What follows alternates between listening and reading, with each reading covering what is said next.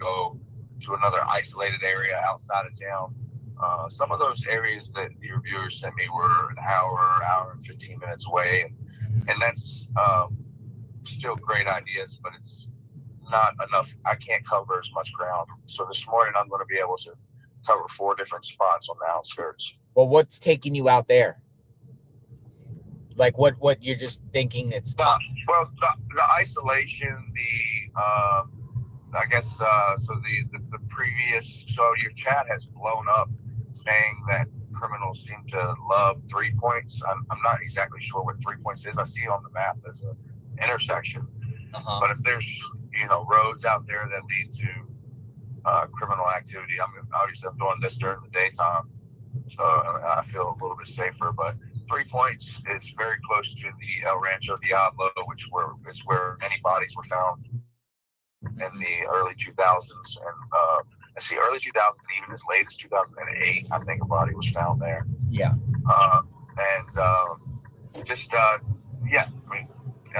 Just looking for these. I mean, it's very isolated. Once you get out, and you know this because you've been up to Gates Pass, but once you get on the other side of I-10, then it becomes very isolated. So I'm just interested in the isolations with the other previous criminal connections. Yeah.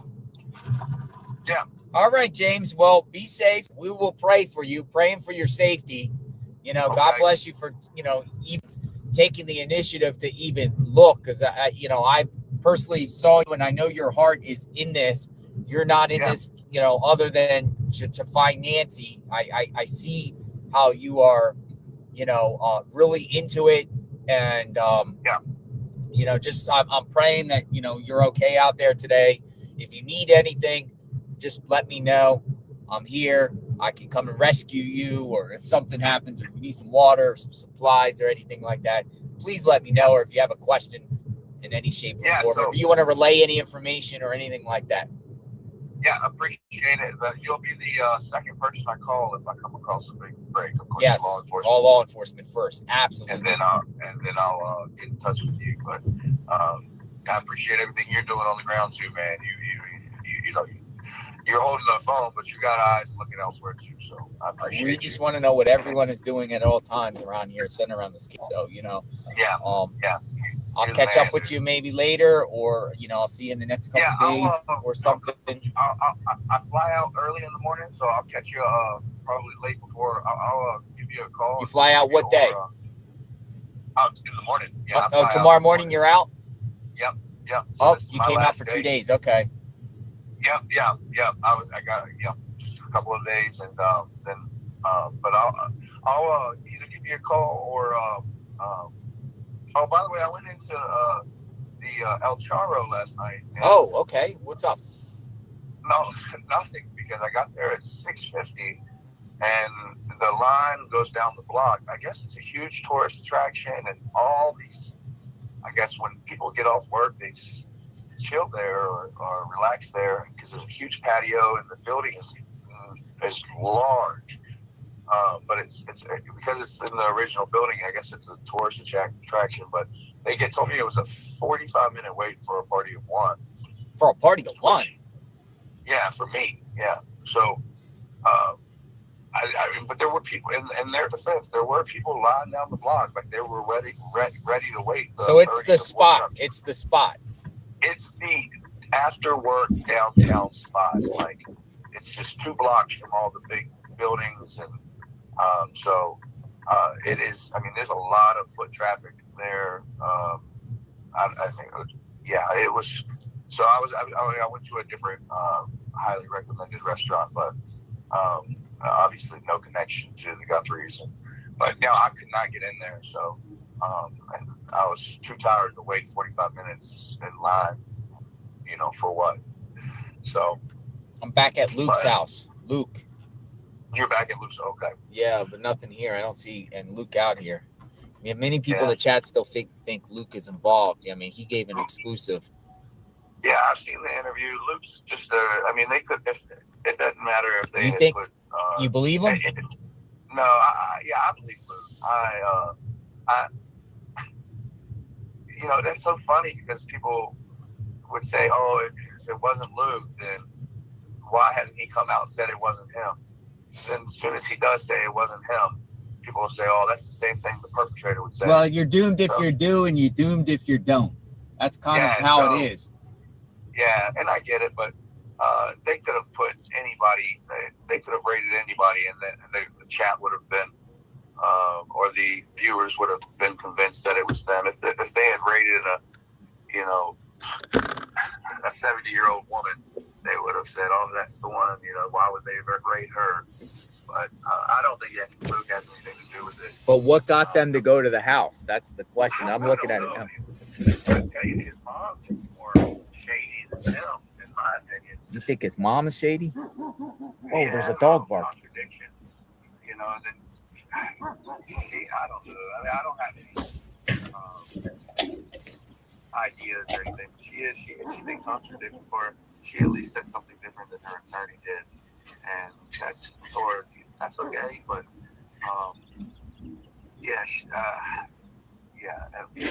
I don't know. The mom seemed a little more shady. Luke is the one with the record. All right, brother. You be safe. We'll talk soon. All right. You take care. Thanks for stopping by. Bye-bye. Yeah. Bye-bye. We're praying for James' safety today. Everyone say a prayer for James because he's out there searching in the elements. Anyone that a volunteer search or anything like that, man, they're putting their lives on the line to look for somebody. They could be succumb or get hurt from the elements out there, the wildlife, snakes, poison ivy, cactus, prickers, whatever like that, twisted ankle, broken bones, searching and everything like that. Everyone that goes and searches for anyone that goes missing, whether it's law enforcement, they're putting their lives on the line to go out there and do that. They're spending their time and their resources themselves. They don't have to do it. I mean, law enforcement does it because that's their job, but I'm talking about like just regular searchers. They just do it because they, some might want to do it because of the reward, right? The reward is an incentive, and I don't think that's anything wrong with searching for someone strictly because of a reward, because they're trying to collect money. But a lot of people do it also for it's in their heart. It's in their heart. Their heart says, "Hey, I want to." Hello. I notice everyone around here waves. They just wave. Everyone's friendly in Tucson, man. I'd say 99.9%. I like Tucson. I like the Tucson people, especially up here. They're very nice. The Tucson people are nice.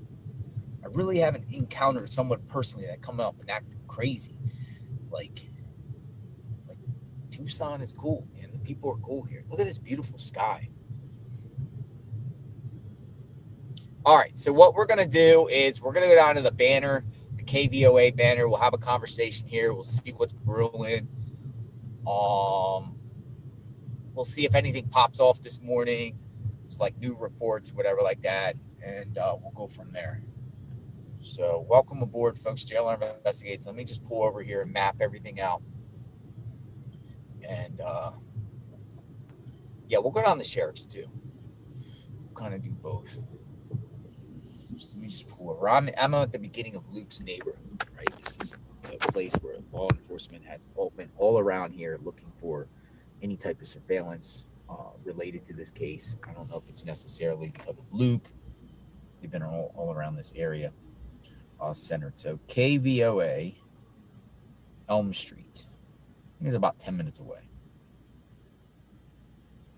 KVLA, Elm Street. All right. Yes. All right, we'll just go down and we'll go. Arrive. All right.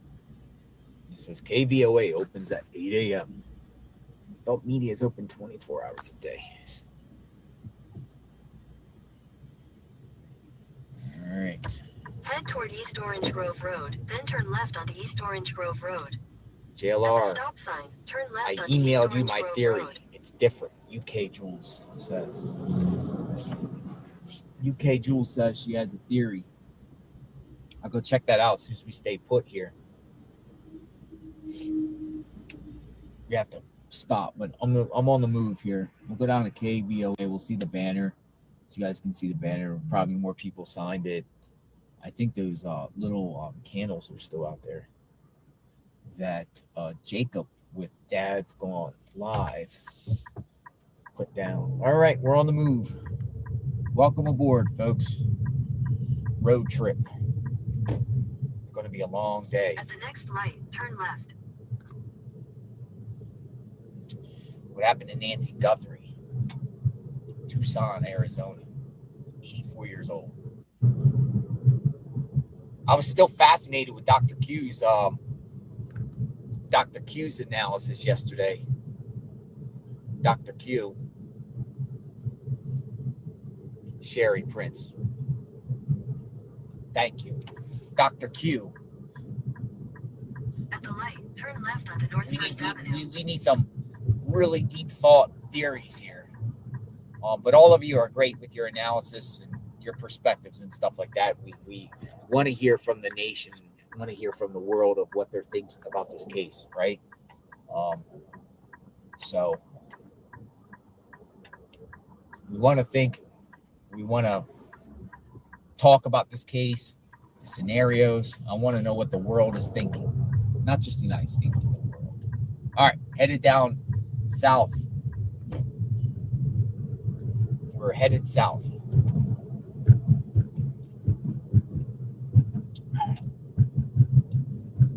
Yes, we're doing more calls. Absolutely doing more calls.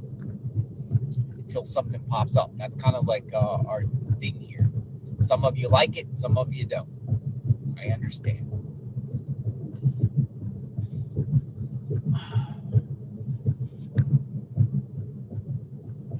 Who is Dr. Q? Dr. Q. He was all last night. We want former law enforcement. We want a forensic perspective. We want a behavioral analysis person.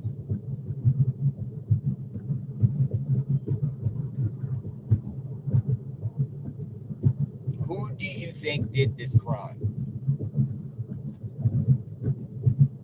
Who do you think did this crime?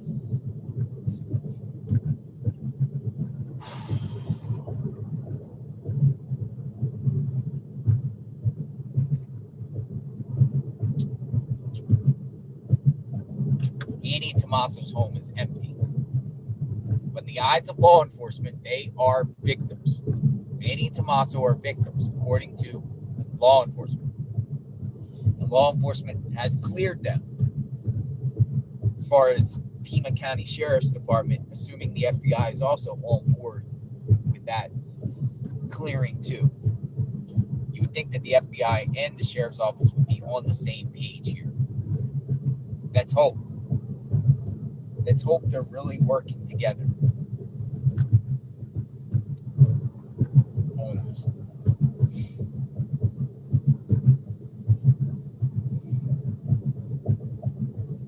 57 degrees. You know, one thing about Tucson is it gets in the 50s and it shoots up into the 80s in the day.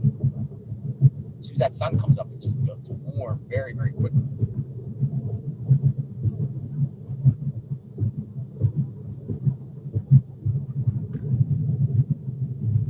I do think there's going to be a break in this case soon, if not today. And I really do. I really do think that there will be a break in this case.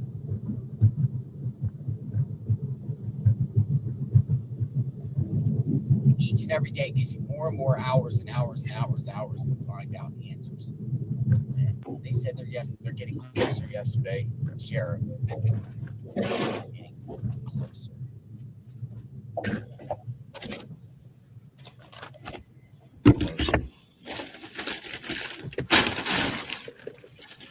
Closer.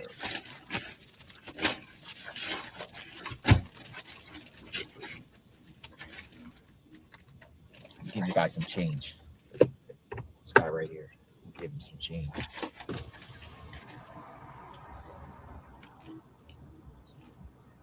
I don't have any dollars on me, but here's some change, brother. Be safe out there.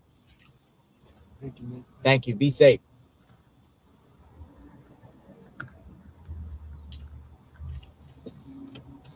I don't carry cash on me like that. I gave him some change.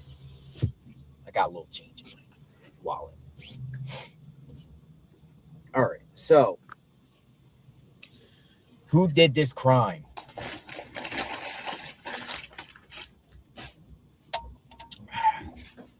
Who did this crime?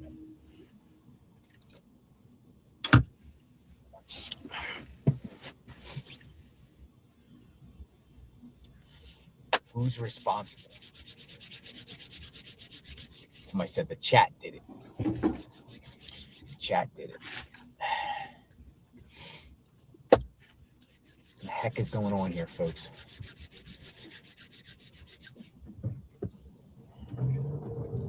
Gas stations, they were asking for survey. All right, so now we're in Tucson. So as soon as we always cross this road, we get into Tucson's jurisdiction, and that's where we're at. We are 10 minutes out.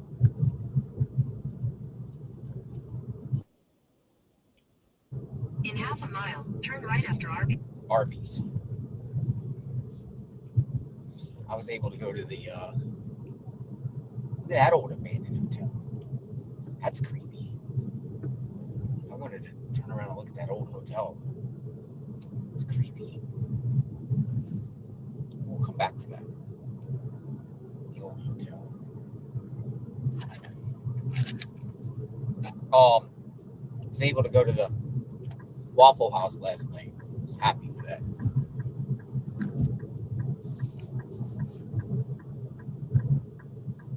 Waffle.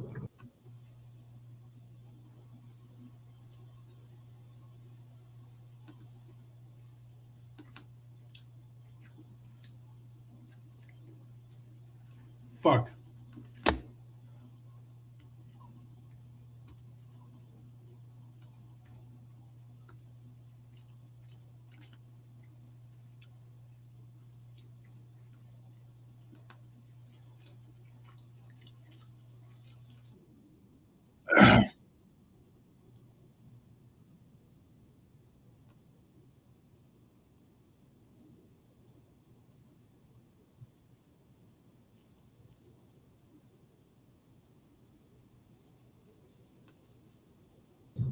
Different tires out of Nancy Guthrie's driveway.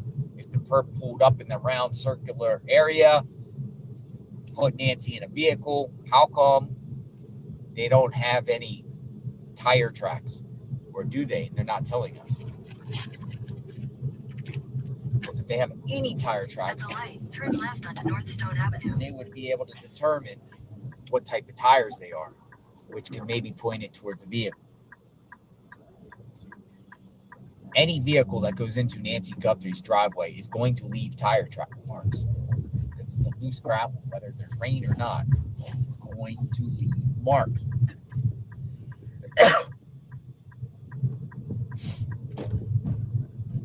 Motherfucker. All right, 3 miles, we make a right on Elm Street.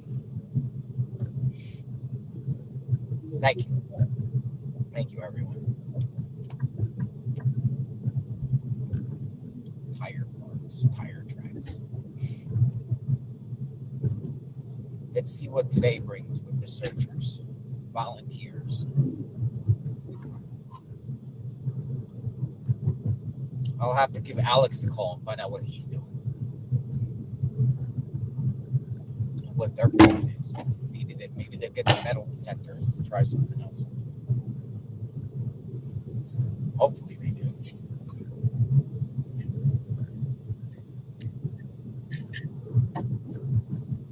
We should go down to Nicolas. Maybe. I don't know.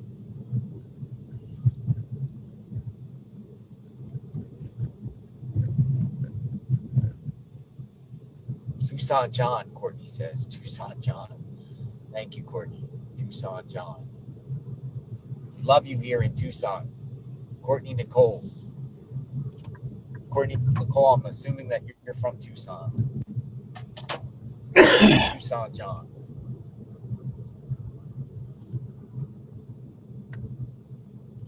Tucson John. Tucson John. All right, so we're going to go down to the KVOA. We're going to kind of talk a little bit try to evaluate the situation. I like to start the stream as we do each and every morning to see what transpires during the day, because you never know what's going to pop up. And we kind of have a staging ground, kind of pivoted away from the Guthrie home because there's not really much activity there, though we can go back at any given time. Something pops off, someone shows up, whatever like that. We're within 20 minutes of getting there. Maybe we arrive there and see it. Maybe we'll miss it. I don't know, but we'll go. This will be solved. Absolutely. I go to Walter Nash's office. Walter Nash is getting all raked across the coals on the internet. Walter Nash is probably getting a bunch of calls from people saying, yo, some drunk dude name dropped you outside the Guthrie home. He's like, what? Matter of fact, we should call him, Walter Nash, and see. I don't know. I'm just talking. I don't know. Walter Nash.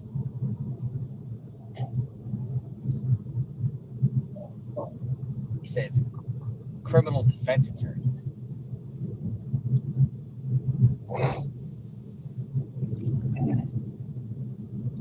Brian Guthrie, he said.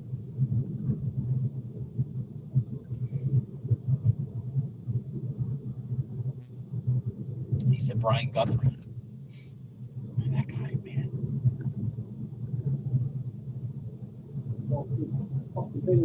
And please excuse his potty mouth, because he was cussing a lot. We try to keep it PG friendly on the channel. Sometimes in these fluid situations, we can't control other people's what they say. We don't have a beep button. Beep. They start cussing. We don't have it available during live. That's why some of the news people are like, oh, I want to remind the viewers we are live. Please, viewer discretion is advised. Beep.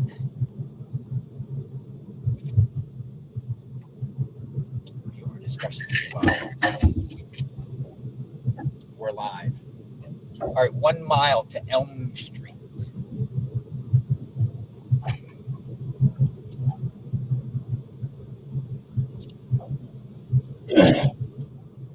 Oh, there's the lumberjack guy. Remember the big lumberjack guy? There he is. Remember him? The gatekeeper.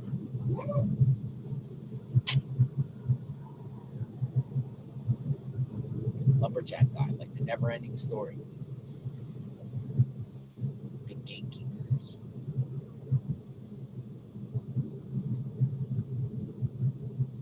A lot of these signs here, I see this guy named Rafi, R-A-F-I, right here. Accident attorney. His face is everywhere in Tucson, this guy. Fuck. I don't know who he is, some attorney, but he's definitely doing a lot of advertising.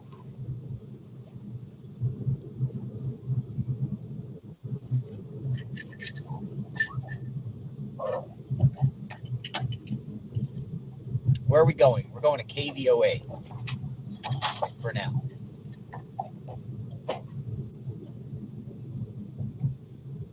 We should drive past El Charro at one point.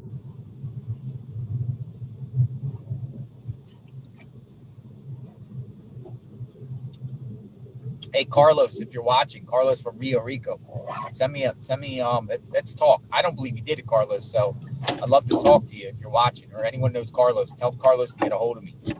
Come on, fucker. How do you fucking get more views? Turn right onto West Elm Street. JLRinvestigates@gmail.com. If Carlos is somebody affiliated with Carlos is watching, I want to talk to you. I do not think you're involved whatsoever. I just want to hear your story and what exactly happened.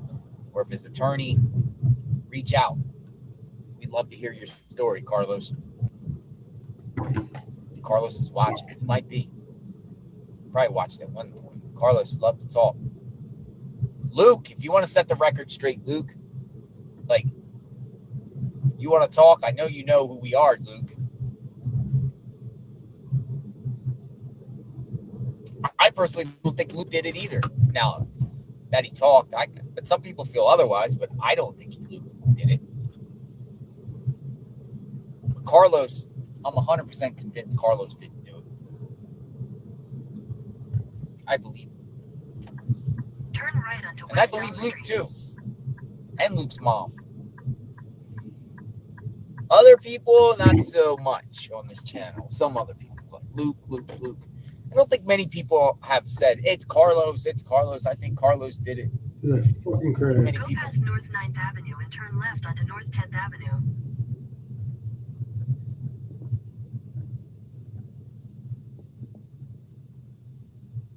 But I would love to hear the story. Sorry, somehow I completely Actually got crashed and then I ran out of room in you my know, in the library, law so I just turned it radar. on again and restreaming You JLR. I'm gotta so have probable sorry. calls from this man. Turn left onto North 10th Avenue, then immediately turn right. All right, we're at the Savannah Banner. Oh, I'm sorry, Nancy's at Savannah's job. I don't know why I said Savannah Banner. Nancy Turn Banner right, at then Savannah's immediately job. turn left into the parking lot. We'll go over here and reverse it. Take your next right onto North 11th Avenue. All right, got there. Doo-doo. Doo-doo. Doo-doo.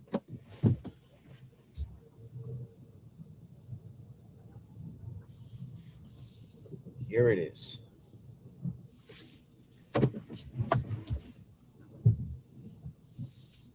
Tucson. Let's bring her home. All right. Public awareness. Nancy. All right. Good morning, everyone. Good morning. Let's see what's brewing. Oh, let me call Alex real quick and just find out. Alex says, call me so we can talk, brother. It's Alex, your security. I got lots of good info. All right, Alex, bringing you in. It's probably coming Right, tomorrow, right? Alex. So if I stay there Morning, until Alex. tonight, I'm probably cool to do that. Hello, sir. Summer, brother. Good morning. Good morning. How you doing? So I don't have to Doing race. great. You're on. So I don't have to race home tonight. So anyway, we didn't leave Nancy's until this morning. What? Yeah, me and Mark. Mark's sleeping in the truck downstairs. Dude, he has, man, someone needs to tell him, man, to swallow his pride, because I love that dude. He's a good-ass dude. But I have an extra air mattress right here on the couch, and he's still in the truck. Anyway, let's get to the case. And Well, hold on. You're at your house and he's sleeping in his truck? Yeah, downstairs. You know? Wow. When we got back, I go, come on, just come, because his knee hurts. Dude, I know all the things he's going through. Like, come elevate your leg and he lay down. Like, he goes, nah, like, I think it would just rejuvenate him, man. So anyway, maybe you guys can push it. But anyway, I got a lot of stuff to tell you, man. Go for it. So to start, I want to say there's one of Luke's childhood friends. Mm-hmm. I've been talking to him probably since the case started, right? He kind of reached out, and I've been talking to him. And at first he was skeptical. He didn't know if he was involved or not. But yesterday he hit me up and he said that he's not the suspect. So, I know I put his name out there a lot. I'm not apologizing. To me, he's still probably my number one. But with him saying that, I'm not going to say his name, but I don't know. I hold this guy in high regard where, like, I don't know. He knows him pretty good up to his maybe till when he was 13. So anyway. He's saying that Luke did not do it. Correct. And so, I mean, that goes away with me. And I heard you guys talking already. What if Carlos and Luke knew each other because of the geofencing? Anyway, I'm just throwing that out there. Okay, so listen. So, the neighbor, I met a new neighbor last night. I was searching the washes. Uh-huh. And so like 2:30 to 4 in the morning, not one car went by Nancy's house. Which car? Say it again? Who? Nancy's house. Which car?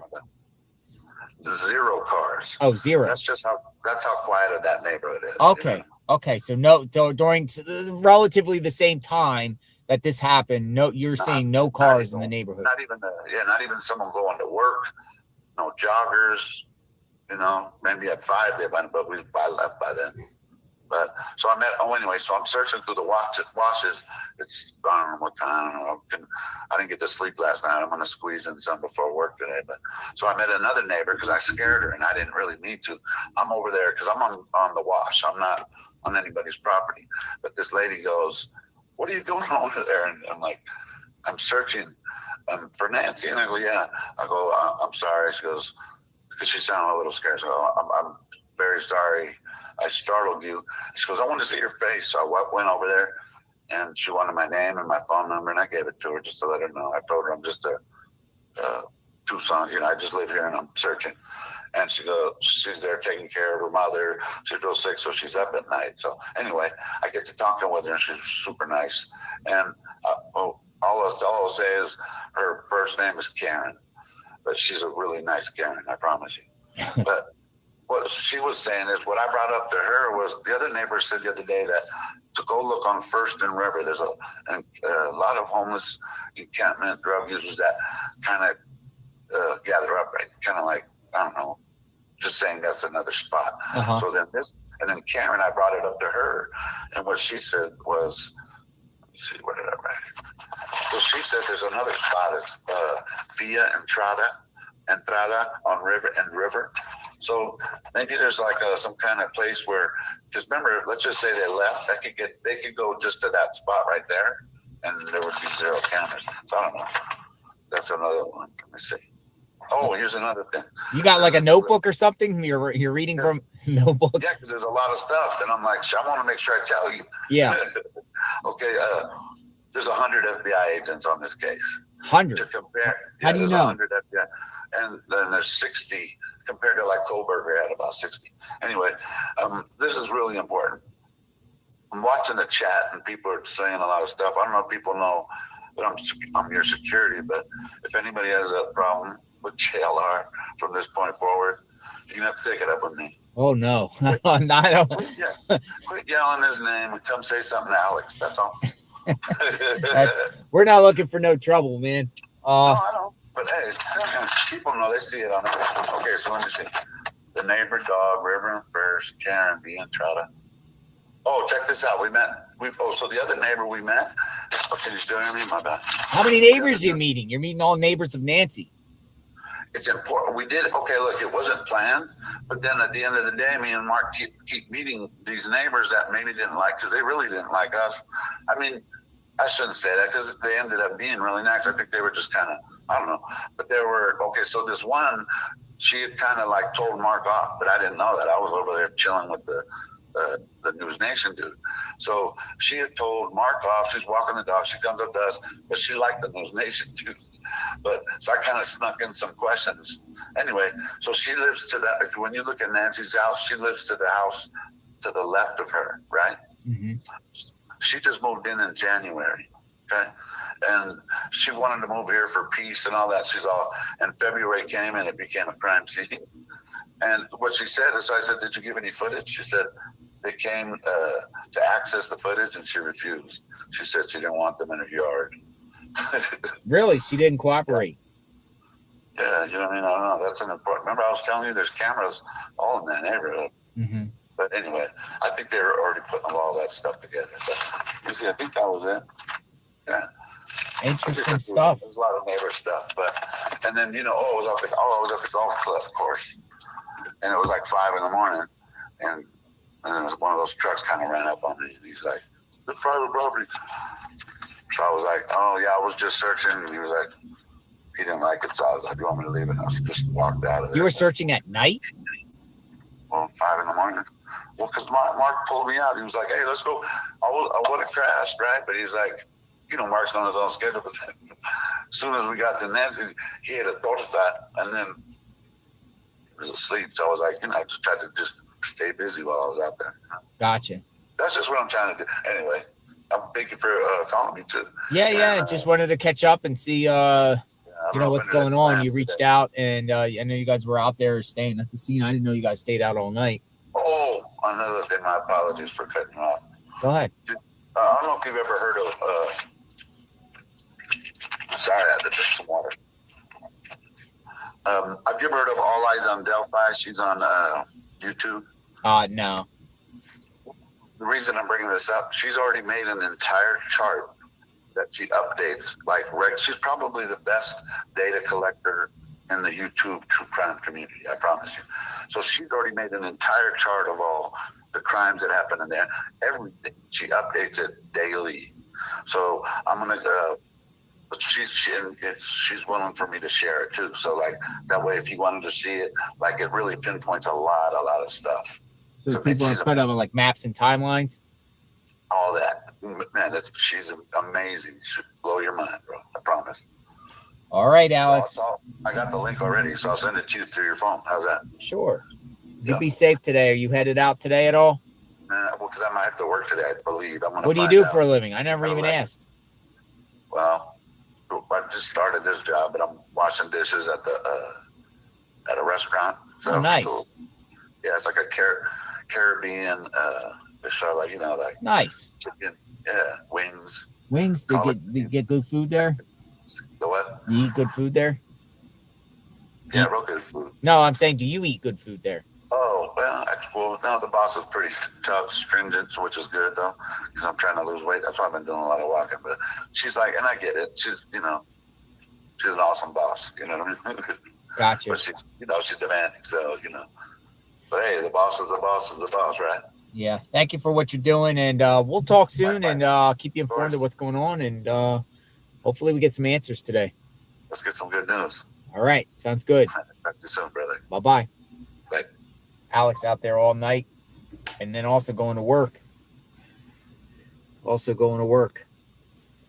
right, I'm going to put my email in the chat. If anyone wants to chat as we, yeah, I put overnight. Let me see. Dude, there was a missing, this is crazy case, man. There was actually a missing 77-year-old that vanished right near Nancy's home in 2024. I can't find a picture of him, though. And his name is Thomas Reuter, Reuter. And I put this out there, and there was an article. So this happened, skeletal remains located on Tucson's north side, identified as a 77-year-old man. And there was this man named Thomas Reuter who was found dead in October of 2025 in the desert area near Nancy's home. It was only a few miles away, but he was missing for a year prior. And as of that news report, the case is still under investigation. You don't even know what happened. They don't know what happened. Now, is there some sort of somebody out there maybe praying? Any of these connected anywhere? We talk about somebody maybe that might be targeting elderly people. There was another one in 2023. Another 70-something-year-old man was found up in that area. Let me find that name. Let me see. It's crazy. 77-year-old missing, dead, found, Pima County. There was another one I saw, another one. Let's see. Where's the other one? He actually has an image, but the other one doesn't have an image. I'll have to look, but I saw two other elderly people that were found near Nancy Guthrie's home. Two elderly people. Like the badge? Nice. All right. So, that being said, we're going to put email. We're going to email, we're going to talk, or have a conversation. Email.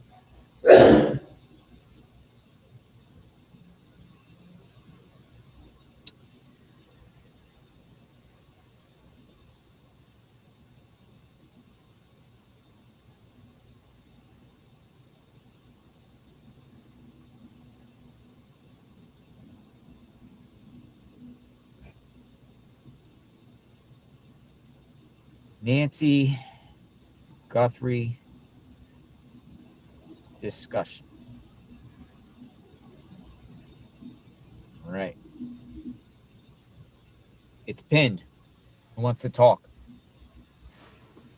Did I put the right address? Yes.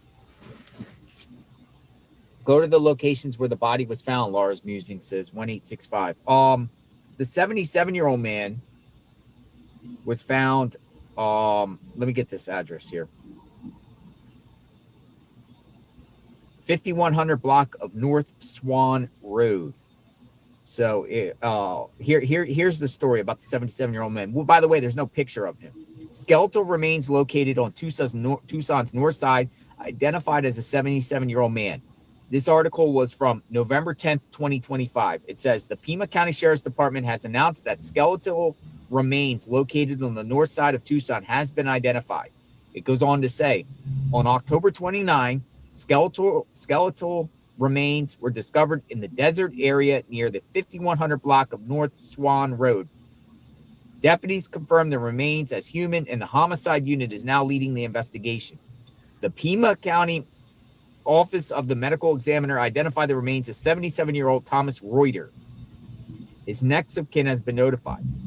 The circumstances surrounding Reuter's death are still under investigation. The Pima County Sheriff's Office has not released further details. Anyone with information could aid this investigation is urged to contact Pima County Sheriff's Department or submit a tip through 88 Crime Stoppers. So the way they're saying it is as if this is some sort of homicide. Excuse me. Homicide investigation. Now, I put that address in. I'm going to show you how far it is from Nancy's home. They say the 5100 block of North Swan Road. I'm going to put that in. And then I'm going to put Nancy Guthrie's address and just show you. It's not that far, but it's, you know, it's up there. But do we have a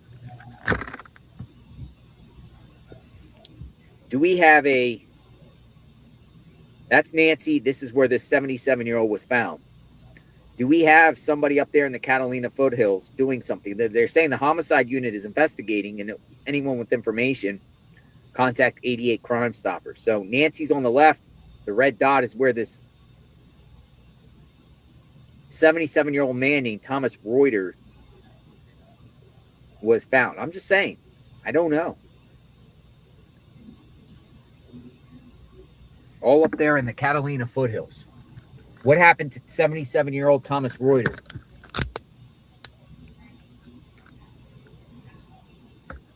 The 5100 block would be an entire block, so I wouldn't even know the actual location. Not far at all from Nancy, but up in the Catalina foothills. Now, there was another 77-year-old, I believe. I think it was 2023. But let me look. There was another man.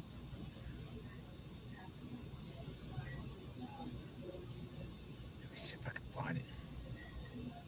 This might be it.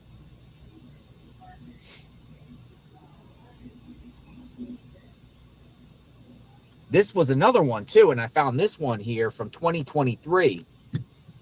This guy right here. And here's another 77-year-old man from the area.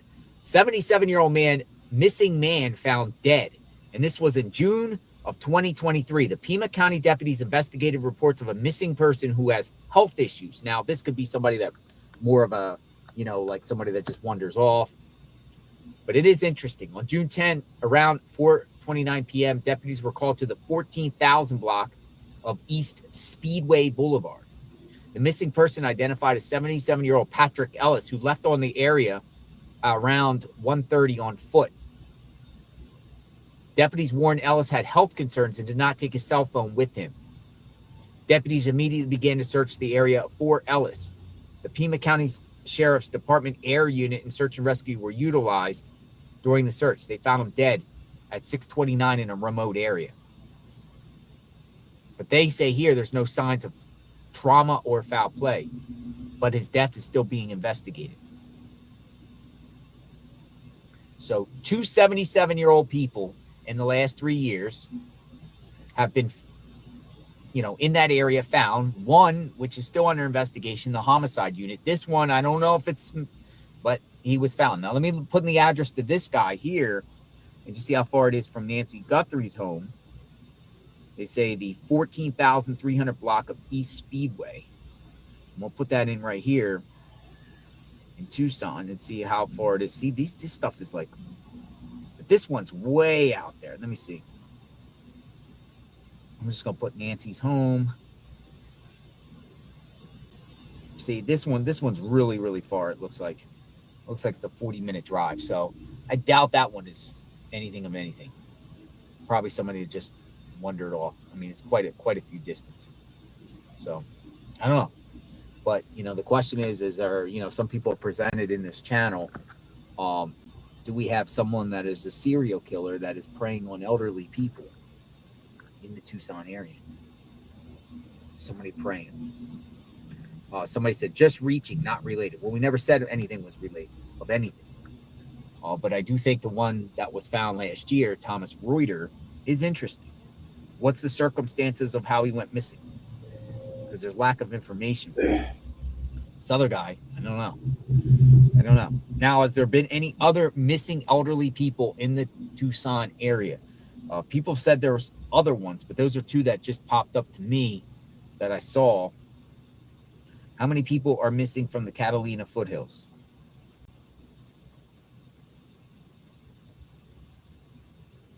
All right, so let's look. Let's take some calls here and see if anyone has anything to say. I want to talk. Just say I want to talk.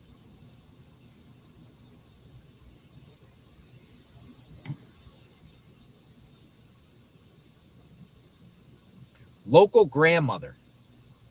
Roma is a local grandmother. Says she wants to talk. A local grandmother.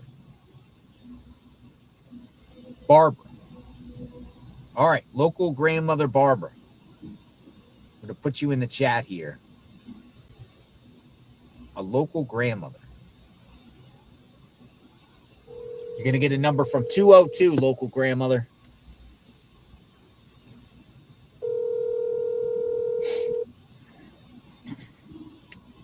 Hello.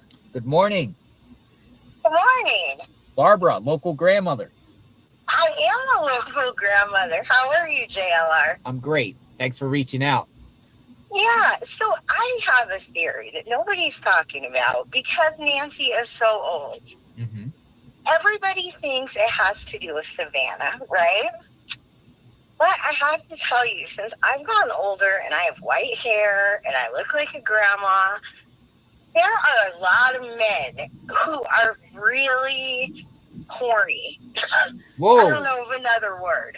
But I'm just saying, I think people need to look at sex offenders who like older ladies. I mean, you know, there is a lot of registered SOs in those Catalina foothills we've discussed. There's quite a few that actually live near Nancy. I mean, are there any that specifically have gone after, like, older women? I mean, anything's on the table. I get what you're saying. I mean, they're everywhere. And like, young guys. And I'll tell them, no, leave me alone. I'm a grandma, you know? And they're just really interested. I don't know why. And people think, oh, nobody would want to do that with an old lady. But they would. And you're dead serious when you say this, correct? You're not playing, right? Like, no, you're not... I'm absolutely serious. And I mean, I'm not as old as Nancy, but I can tell you, since my hair's gone white and since I've become a grandmother and I'm getting older, the men are... People don't think that men would be attracted to, like, an old woman, but they are. And it's always creepy ones, like weird sick ones, you know, because that's unnatural. And it's just gross. And then I also wanted to talk to you about the tunnels. Okay.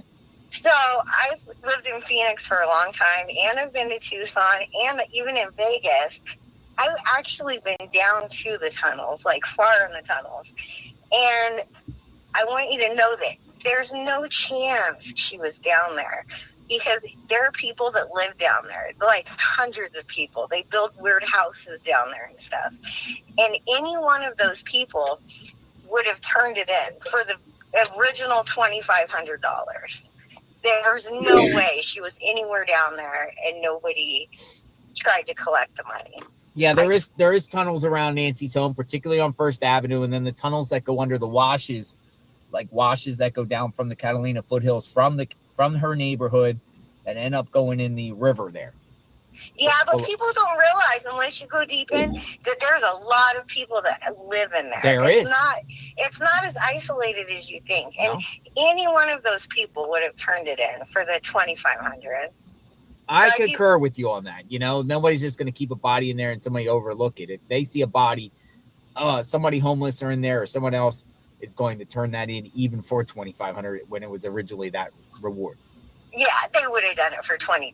So unless she was channeled through, you know, people speculate, oh, well, Nancy was taken out of the house. Some people say by, you know, a roll cart. Some people say golf cart. Maybe it's by somebody trekking and taking her down through the washes, down, you know, and then end up down by the river. But, you know, we still don't know about vehicle. It's most likely she was taken in a vehicle that we don't know about at this time.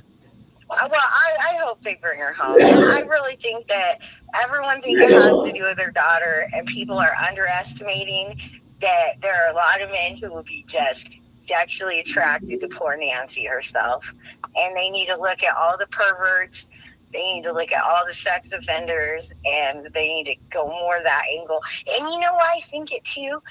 Because if it was like a criminal, he would have told people what he did, right? People tell people. But if it's someone who raped an old lady, no one's going to tell anyone they did that. They would be ashamed. There's a reason no one's talking about what they did. And I just feel like this is sexual nature, and it has nothing to do with Savannah. I think it's about poor Nancy. Well, I appreciate your comments and your speculation. Thanks for calling, Barbara, and you be safe out there. Thanks, Joe. Thank you. You tell those Karens out there, be nice to her. I'll come get them myself. All right. Thank you. You take care. All right. Bye-bye.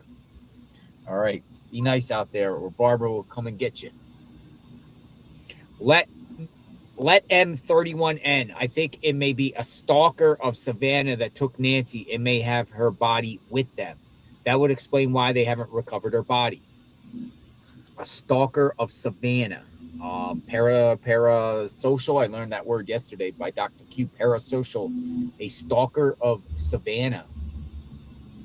But yeah, here are some of the people's theories and speculations. Quite a few. Few. All right, Chrissy. Chris, this is from yesterday, right? Chrissy says, I would like to talk about Derek and why I think Tommaso isn't really cleared. It's a theory no one really talked about.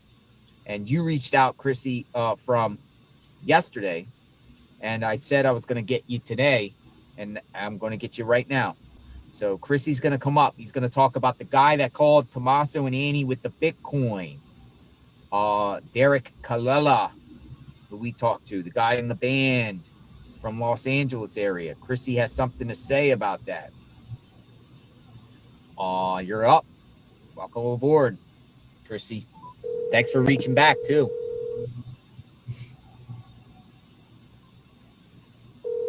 (202) Hello, sir. Hello, Chrissy. Good morning. I'm doing well. How are you doing today? I'm doing well. And you reached out yesterday. Remember, I couldn't find your email, and I said, hey, shoot me back, and I'll get you. Yeah, that was my fault because I was sending it just to JLR. I didn't realize that it had the tips.jlr in the email, so that was my fault. No, I was sending it to the wrong one. Thanks for reaching out. So you got something to say about Derek and Tommaso, and in theory, why Tommaso's not really cleared? So here's my theory, okay? Can I restream? So for one, before I get to Derek, I do want to say I'm not in law enforcement, but I do have a few friends that are. Mm-hmm. And a lot of the times they will clear someone even if they are not cleared. I have a friend of mine who's a detective who actually told me the other day, he was like, look, I had to shake a dad's hand that we knew was abusing his daughter and apologize to him for blaming him because we didn't have the evidence that nailed in the coffin to, send him to jail. But once they did, they was able to go back to get him and send him. Sometimes they just need people to feel comfortable. But the thing about the Derek situation, the thing that bothers me about that is, why is it that, okay, so he sent the Bitcoin request or whatever, the ransom request.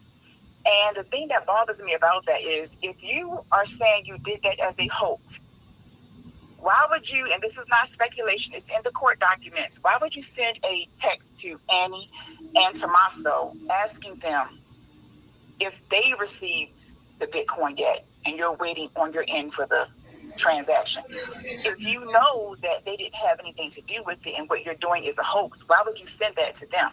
You're kind of right there. I get what you're saying. I mean, and I think some people in the chat are too. I get what you're saying here. Like, he wanted his cut. I don't know, but it's just odd to me, because if it was me that is sending something that, you know, if I didn't have anything to do with it and I'm sending out a hoax email trying to benefit off of the tragedy, I wouldn't send it to the family when they're the ones that's supposed to be sending the Bitcoin, asking them did they get it yet, and then I'm waiting for the transaction. Some about that is just not sitting right with me. Another thing too, of course, like you said earlier, he was in a band too. There's plenty of him and Tommaso could have crossed paths. Another thing that doesn't sit right with me is I feel like the timeline maybe is not right. Okay. And it takes me back to that 911 call. I didn't hear the actual call, but I have full trust in Nancy Grace. And Nancy Grace, she put the dispatcher call up on her channel. And at 2:01 a.m., a lady called in about a woman screaming, hands out the windows, and the car had no license plate. And that kind of sits with me too, because at 2 o'clock is when her pacemaker actually did the spike. What if her pacemaker was spiking then because trying to reach out for help? You see what I'm saying? Well, let me just butt in on that for a second. Okay.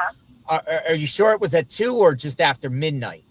And are we talking about the blue Malibu with the woman screaming and the person with black going up Oracle? Is that what you're talking about? That guy?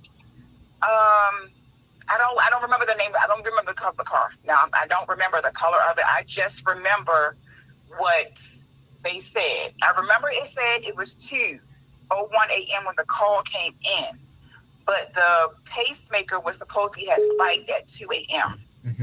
Because there was an incident earlier that evening with an incident down on Oracle with a blue Malibu, but the sheriff has came out last week, I believe, last Wednesday, and said it's not related.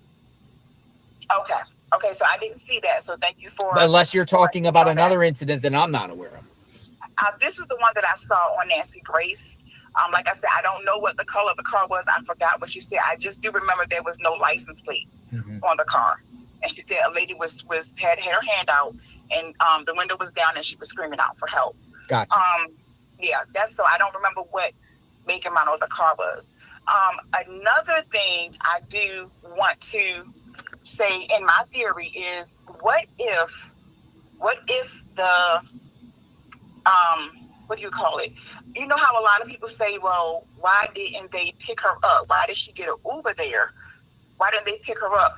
And part of me was wondering is, what if that was like a plausible deniability? Like, what if that is to be able to say, and I'm not really saying Annie, I don't really think Annie planned anything. I really do feel like Tommaso has something to do with it. But I feel like Annie maybe knows something because she's his wife and you just have them gut feelings.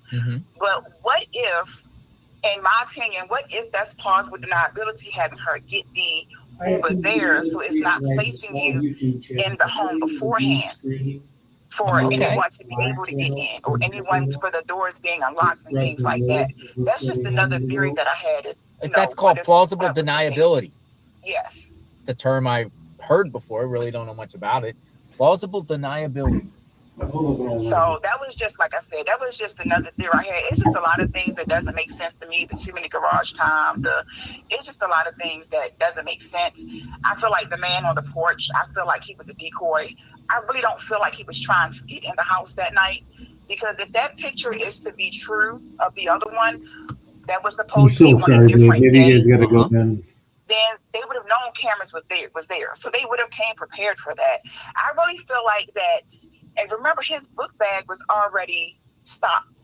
What if he had already gotten the other cameras? Yeah, it was up till 6 a.m. I just blanked out and woke up. Him waving that stuff in the camera was actually just for the benefit of the motion sensors, to maybe put a time there when something had already happened, in my opinion. I really don't think that they was trying to get in the house at that time. Well, here's the thing. I have the book bag right here, the same exact book. I'm so sorry. I can't and it's in my vehicle here. Now, I have it full with some stuff, some book, you know, and some papers and some gadgets or whatnot, but it's almost full here. You can't really put much in this book bag at all.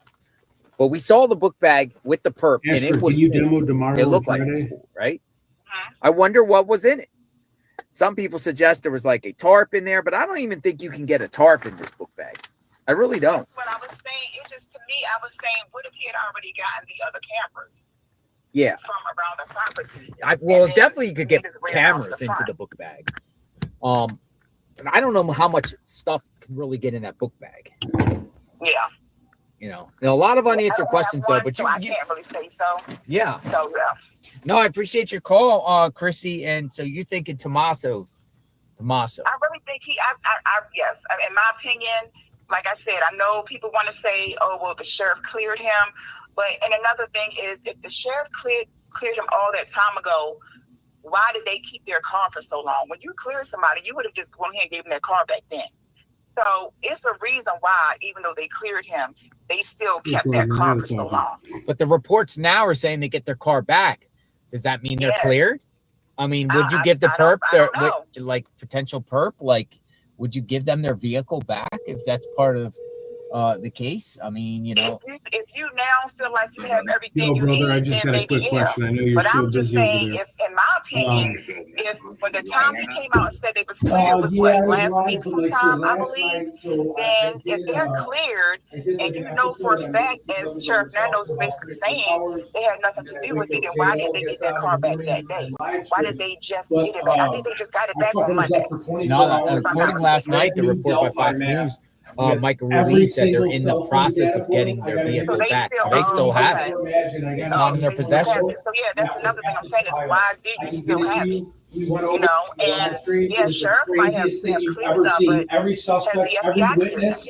But do you take someone's vehicle for over a month? And latitude of where they were on the bridge, where they traveled. That's what I mean. Like, just somebody that's not a suspect. Do they have the right to? Do you just volunteer say you can have my car for a month? But people need their vehicles. People need the vehicles to go around.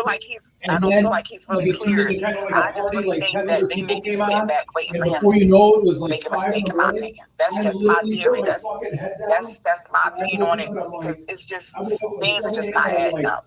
Sorry, that's just not. Nothing adds up on this, and I 100% agree with you on that aspect. And I think a lot of people will concur on that, but it's wild. Appreciate your insight, Chrissy. You be safe there. Thanks for reaching out. No problem. And thanks for watching. I know you have something, man. Oh man, it's gotta be. All right. What do you think? Why has no one mentioned what is that? A tomato emoji touching Savannah inappropriately in front of the house? Oh, that's awesome. For the house fire at First and River Road. House fire at First and River Road? What's going on with the house fire? Lipstick smear says 2187. I didn't know about the house fire. Second grade because I'm hyper, First and River Road. Does anyone know anything about the house fire? I took 2 of them. Never in my life have I taken Adderall. Oh, a psychic said, "Come pick me up, JLR. Are you in the area?"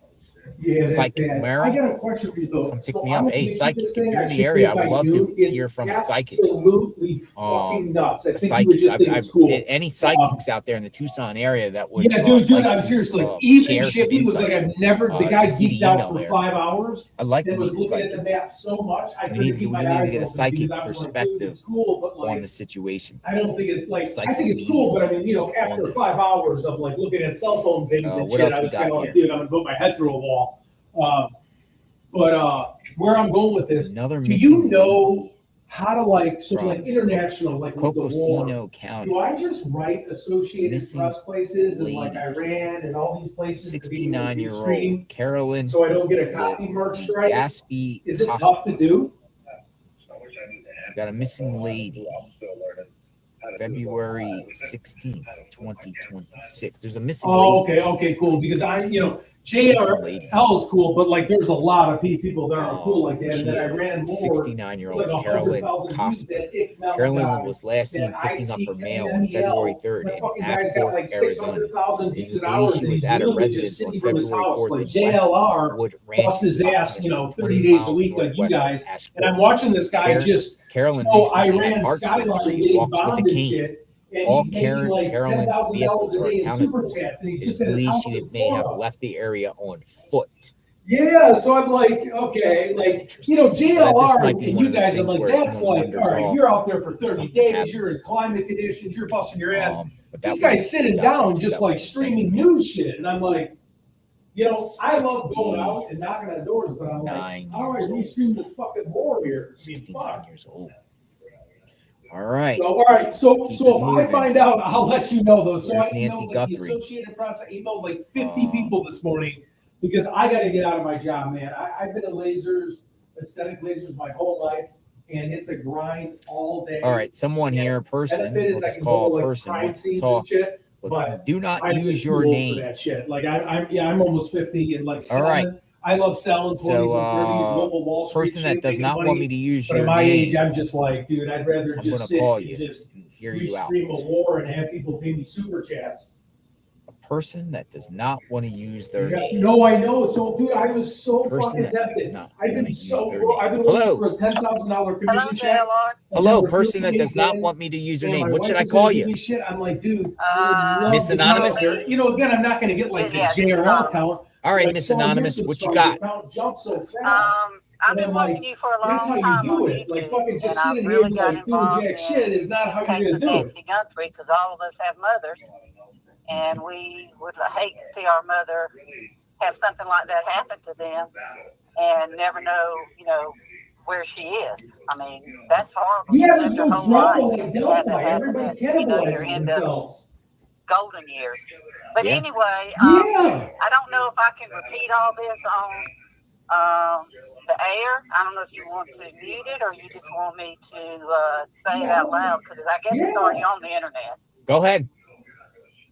There's a No, guy right, called right. Sleuth. Dude, I even want to tell them this because it's no big deal. Somebody I don't know if gave you've me seen him. $10. They thought I was JRL, I have not, some no. fucking moron. Oh It's my gonna God, 10 investigates. YouTuber. I gave The second thing I gave is, he did JRL a the $10 super chat. He YouTube didn't even video know. I last was like, I'm night. not taking the guy's And fucking I $10 just like for stayed some up all moron night long because I to sent me. this to you like You know? 5 in the morning. And my channel only has 50 people So anyway, anyways, he's but done a like lot I'm of cool like that. Like investigating. I'm not So I'm some gonna like put some shady information out real asshole that's quick, copy marking Okay. and people. You know what I'm everybody can saying? look it up.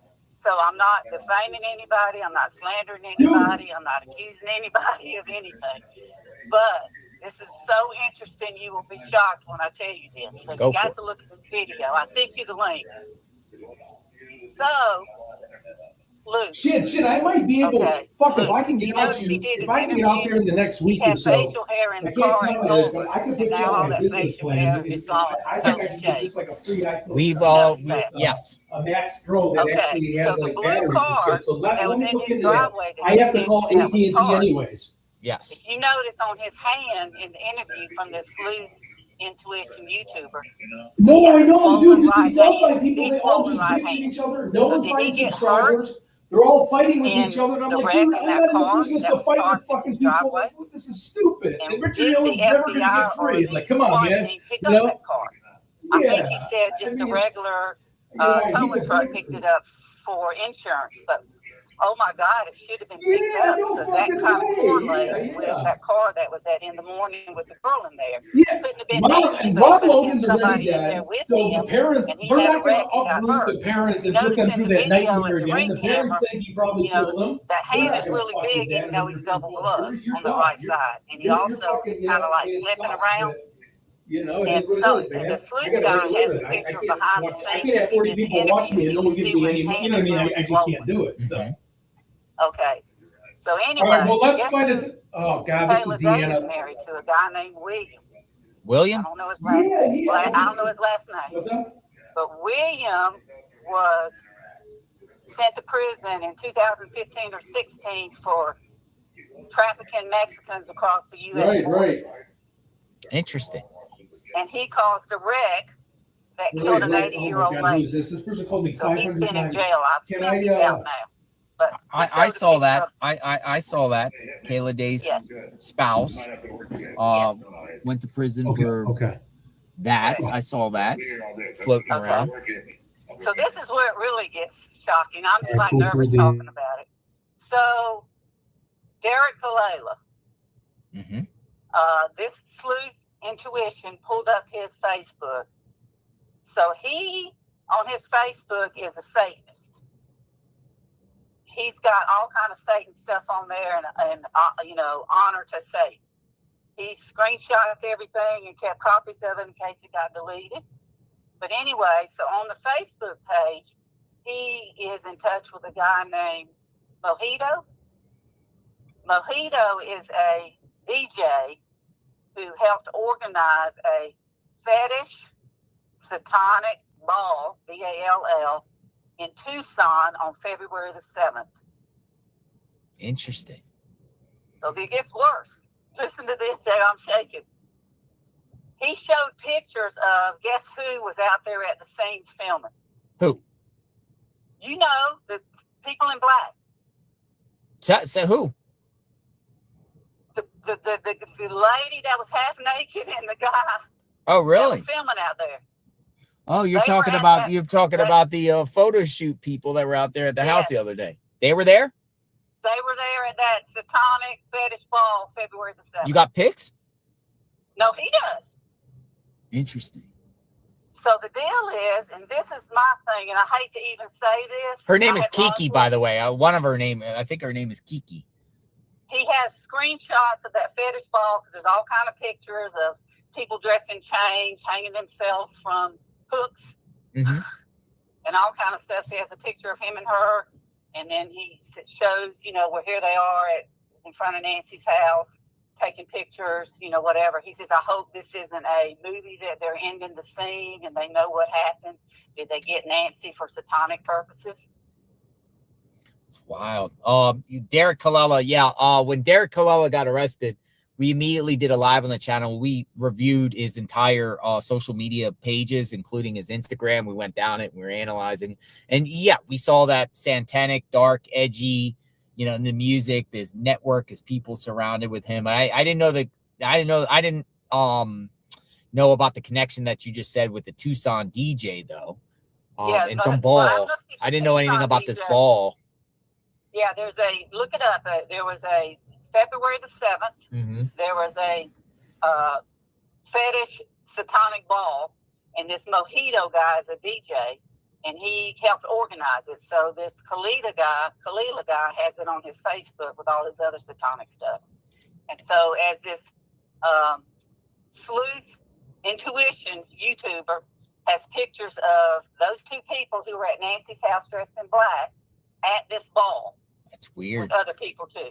Isn't that maybe weird? it's just coincidence. I don't know, but it is weird if that's true. I don't think so. So two things I just want to leave you with. Number one is I can't believe having law enforcement in my family and just having critical thinking skills. I happen to be a nurse too. Critical thinking skills. Why was that whole area not locked down? First thing. We've all said that. Great question. Second thing is, okay, think about it. You take your trash to the road. Do you ever go out back to your trash can to see what's in there before they gets picked up? Nope.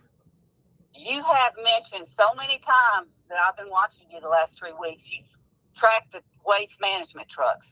Okay. So if they did something to her, was she in big black trash bags? I hate to say it. Was she put in a trash can? Is it at a landfill?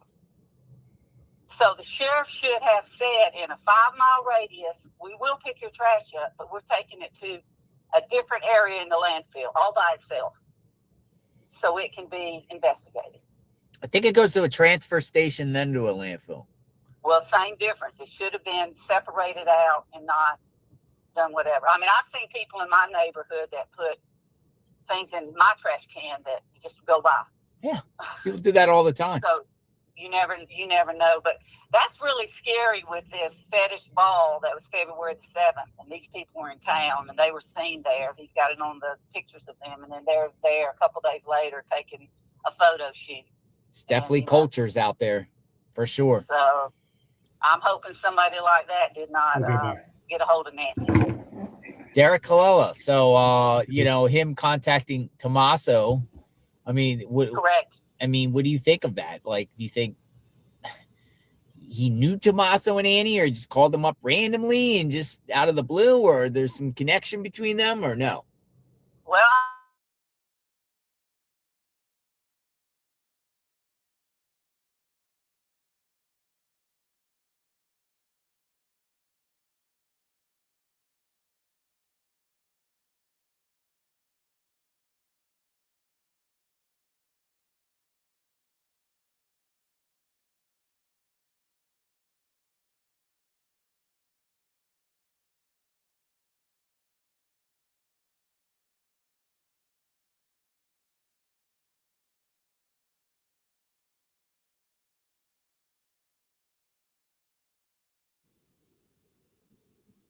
Yeah, I'm sorry. So long story short, a couple days ago, someone thought I was JRL. Everyone got mad at me. Somebody, when I was driving, gave me a super chat at $10, thought I was JRL. I then gave JRL the super chat back to him. And then I was just complaining about how with the Iran war, all these Associated Press channels won't let you restream the war. So sorry about that. I was losing my mind. I didn't get any sleep last night. So sorry about that. His house.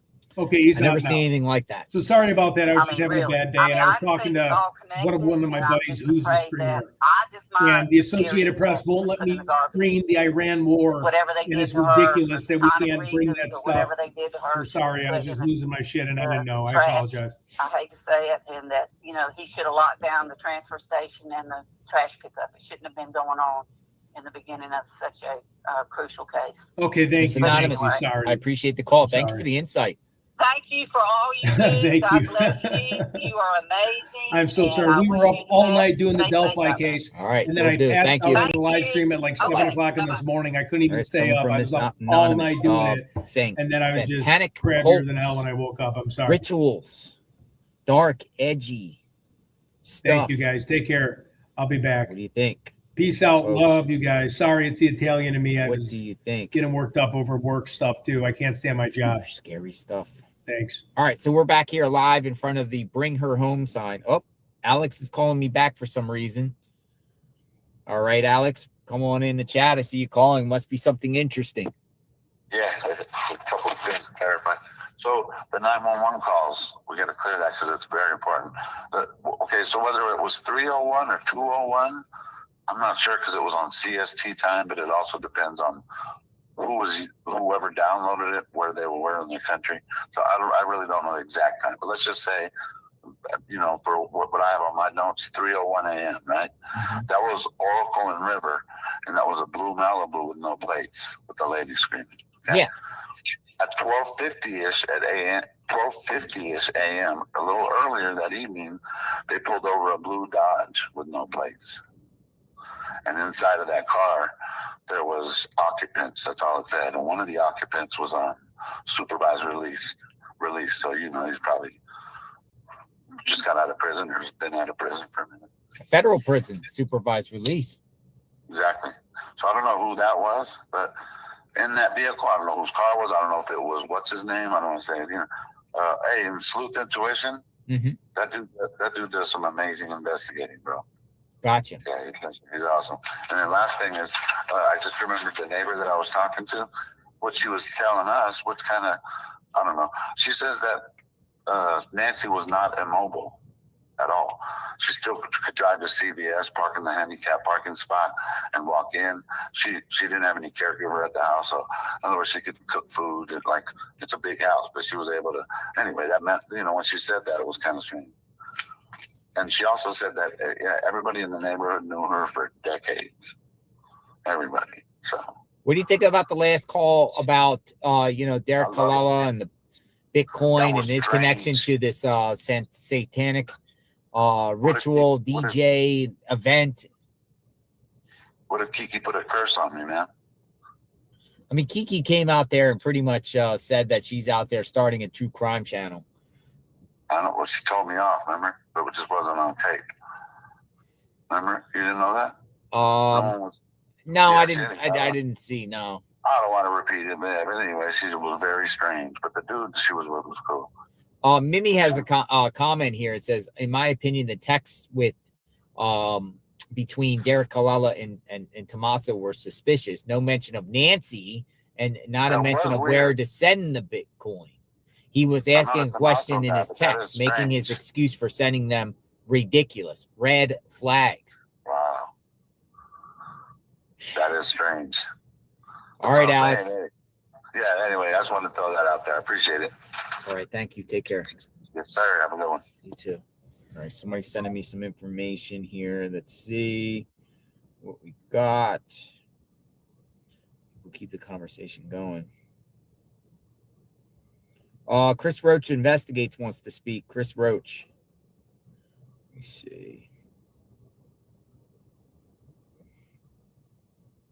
All right, Chris Roach investigates. We'll get you up in the pipeline. Chris Roach investigates.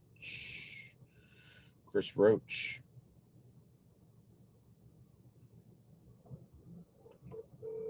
If you're watching Chris Roach investigates, welcome back. Good morning. Hey, Hi, Chris Roach investigates. how we doing out there today, JLR? A little bit cooler today. We're just kind of out here in front of KVOA, as you see, with the banner in the backdrop, having just discussions and just waiting for the next move. Nice. So just wanted to kind of give my intake here. Heard some of the callers this morning, and I'm going to just kind of run you through some things where I think me as an investigator, where I'm heading. So first off, let's go through. I did learn yesterday that the Pima County Sheriff's Department, this is pretty wild, and this is probably a lot of the reasons why everybody feels like they're going in circles, right? Mm-hmm. I have 169 officers on the Pima County Sheriff's Department. 101 of those officers have less than 10 months of on-the-job experience. That means they just came out of the academy, fresh, brand new, really don't know much about it. Probably a lot of them probably weren't even, really going to college or anything like that. So, that's first off. The sheriff,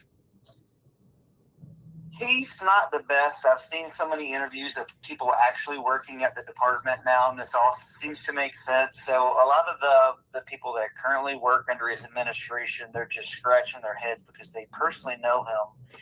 And they're saying this sheriff, he shouldn't have been out in front of the cameras because he's just not a PR person. Mm-hmm. That department actually has people employed, and why he came out and said the stupidest things that he did, like why he said they were there the night before and then he backtracked. It's because he's just not a PR person. He's just not the guy for the job, right?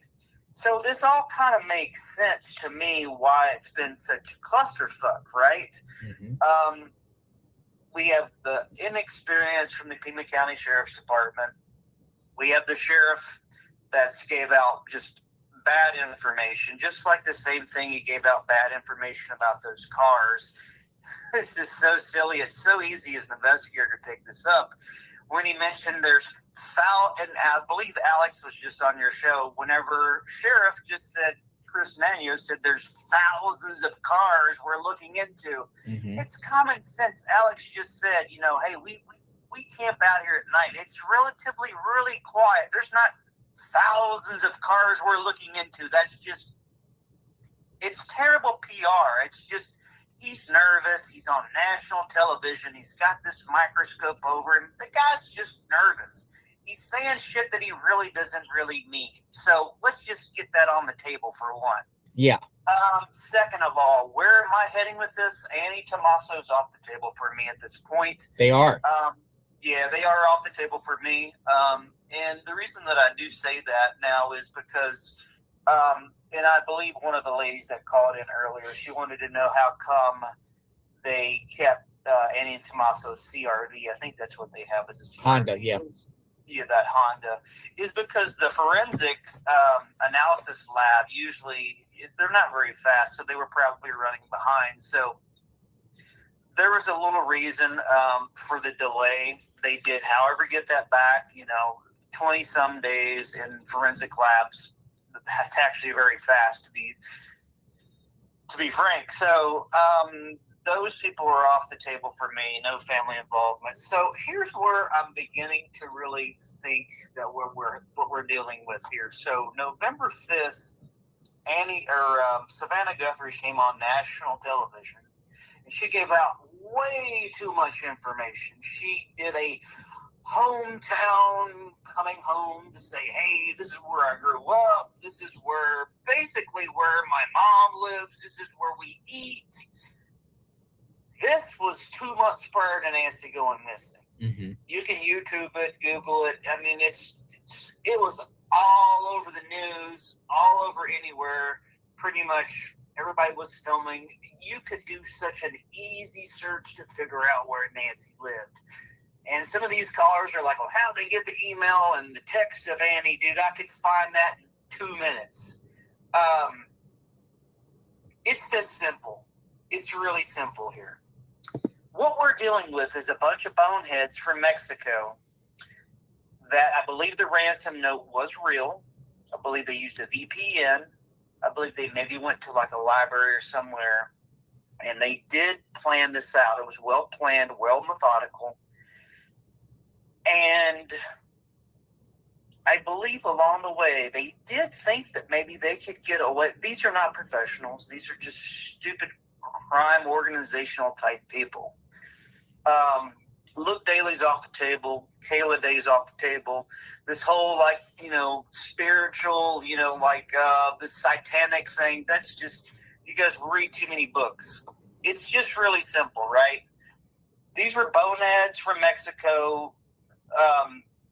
They got that idea that they could get some money, that they could, and then they started surveilling. They had someone local that started surveillancing the area for a good month, right? That's the guy you see in the photo.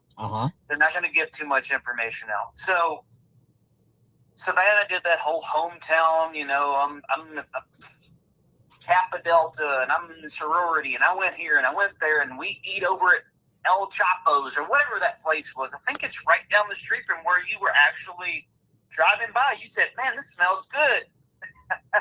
These are all simple things people can figure out. I don't even live there, never been to Tucson, and I can tell you everything I need to know just by Googling, right? So what we're dealing with is some boneheads. I think this case will be solved. I think they're a matter of tracking. What they're doing now is they're going through a lot of video surveillance, and they're trying to find the getaway car. It may take us 3 months to get these people, but we will get them. There's a matter of fact. This is not a cold case. We will get these people. It's just a matter of time. And it comes back to the inexperience. Like I said, a lot of the officers, 101 of the officers have less than 10 months experience. Straight out the gate, these guys blotched it up from the first couple of days. So these guys were methodical. You said boneheads from Mexico. Boneheads from Mexico, crime organization, saw an opportunity to get some cash. They looked up Savannah Guthrie. She's worth $40 million. They saw the mom's house was worth $1 million.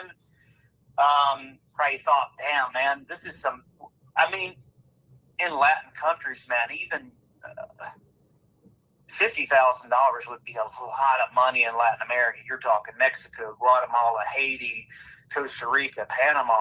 I've lived in Latin America for 6 years. I know how this works, man. 50K would be like, you would be rich. So those ransom demands, the first one was $6 million for Bitcoin. I think that was real. I think a day or two went by and she died. And so their whole plan just backfired. And I think they literally, at this point, they're just trying to track a car. They probably, I'm trying to not be graphic here, but I think they probably ended up cutting the pacemaker out of Nancy, destroyed it, no trackable trace, probably put it in the desert somewhere. Somebody may find bones 10 years from now, but that's where my theory, that's where I'm going now. I actually am going to have Lois Gibson on my, I'm going to do a video with Lois Gibson. I reached out to her. She's the famous artist that does the sketches. She has over 1,350 convicted people that she's worked with FBI. So I'm going to have her on tomorrow at 2. If you wanted to join us, feel free. I would love to have you as well. You could maybe pick her braid if you wanted to. Who's she? This courtroom sketch artist? Yeah, it's Lois Gibson. She's that. She's the famous sketch artist that's captured all these big cases around the U.S. So I spoke with her personally on what's today's? On Monday. I spoke with her for about 30 minutes, and we both basically had the same theory. And it was weird. I was kind of picking her brain. I'm like, she's like, well, Chris, what's your theory? And I gave it. She's like, oh my God. She's like, that's what I think too. And I'm like, that's so random. So if you wanted to join us, you can come on and you can listen to her as well. So just throwing it out there. You may be busy, but that's my 2 cents for right now. Yeah, we just got a comment by the Ashbright saying there's Michael Ruiz posted new activity at Nancy's. However, I'm looking at Michael Ruiz's Twitter account, and there's nothing going on at Nancy's. No, but I appreciate that, Chris. We'll see if it ends up being boneheads from Mexico. I mean, I really do. I think that's what it comes down to. I mean, everybody's got all these crazy theories, that there's some sex predator wanting to have sex with Nancy, in the neighborhood. And just we had an individual last night, Dr. Q, and I'm liking his theory here. Parasocial psychopath type person that's just fixated on Savannah and just did the research on Savannah and gets every single clip of Savannah and becomes eerily obsessed with Savannah and then just takes it out on the mom. Reason being, at first definitely open-minded to everything and everything like that, with all these characters and players in this mix, from Tommaso to Annie to Luke to Carlos and all these people. But, I'm not even leaning towards Tommaso anymore at all personally. But I don't know, Chris. I don't know. But I'm open-minded to everything until we get some sort of direction here. Yeah, I mean, that's definitely a plausible theory there. I think that's would probably move up to my second theory, would be that as well with Dr. Q's theory. I don't think it's really as complicated as we really think it is. I know we like to think that way, but well, see, here's the reason why I say, and I go back to Moscow, Idaho with the Idaho 4. Like, no one had Brian Kohlberger on the bingo card. Just this dude, this criminology stranger dude that just did this and, tried to commit the perfect crime. And he almost did if it wasn't with the knife sheath left behind. I think it would have been a harder thing to do. But though he wasn't necessarily that smart because of the white Honda Elantra zigzagging through the neighborhoods and everything, even though he turned his phone off. But, many people at the time throwing out names, Greek fraternity people and friends and the inner circle and roommates, and it ended up being just a complete psycho that had really no connection to any of them whatsoever and just was doing it more or less probably out of the thrill. So it makes me think, like, could we got a situation like similar to that, just some sort of person here that really like is not on anyone's bingo card. We just don't know. Yeah, I mean, I think from everyone I've spoke to, from my sources, from what I've watched, Fred Rogers, former FBI retired agent, everyone seems to think there's at least 3 people involved. I mean, that's coming across. I think the guy from the active SWAT team was on Surviving the Survivor last night. They had some really good guests, and then they have the other guy. I think he's been retired for 30 days from Pima County. And it seems like there's a real problem with Sheriff Nanos. It really does. It seems like, man, he's in some hot water over this. And I would anticipate something coming down the line with him, because his department fumbled this from day one. So, but I think, realistically, when this comes down to it, said and done, when it's solved, it's gonna be either one of two things. It's gonna be just some boneheads decided they wanted to target this because of the Savannah angle. The Savannah angle, they looked into, she was famous, a lot of money at stake, and they just backfired. She died on him right away, within maybe, within a day, probably. And then it could be also that angle, similar to like the Brian Kohlberger case, where, someone's just so fixated. But, that would just, that theory. But I can't see that getting 3 people together, fixated together. That I can't see. No, that would mean it would be like a sole participant, Right. But again, most of the chat, including myself, believe them more than one person is involved. Most. Absolutely. Yeah, I mean, but that's across the board. we haven't seen Every evidence. We haven't seen evidence of more than one person involved. Yeah, I mean, that's pretty much it. If you watch any video and you listen to any type of former FBI agent or anyone active, everyone's got the same theory. They say this is multiple people. This is just not one. So that almost throws that theory of the Dr. G kind of, a single person, Brian Kohlberger, just gone ape shit crazy.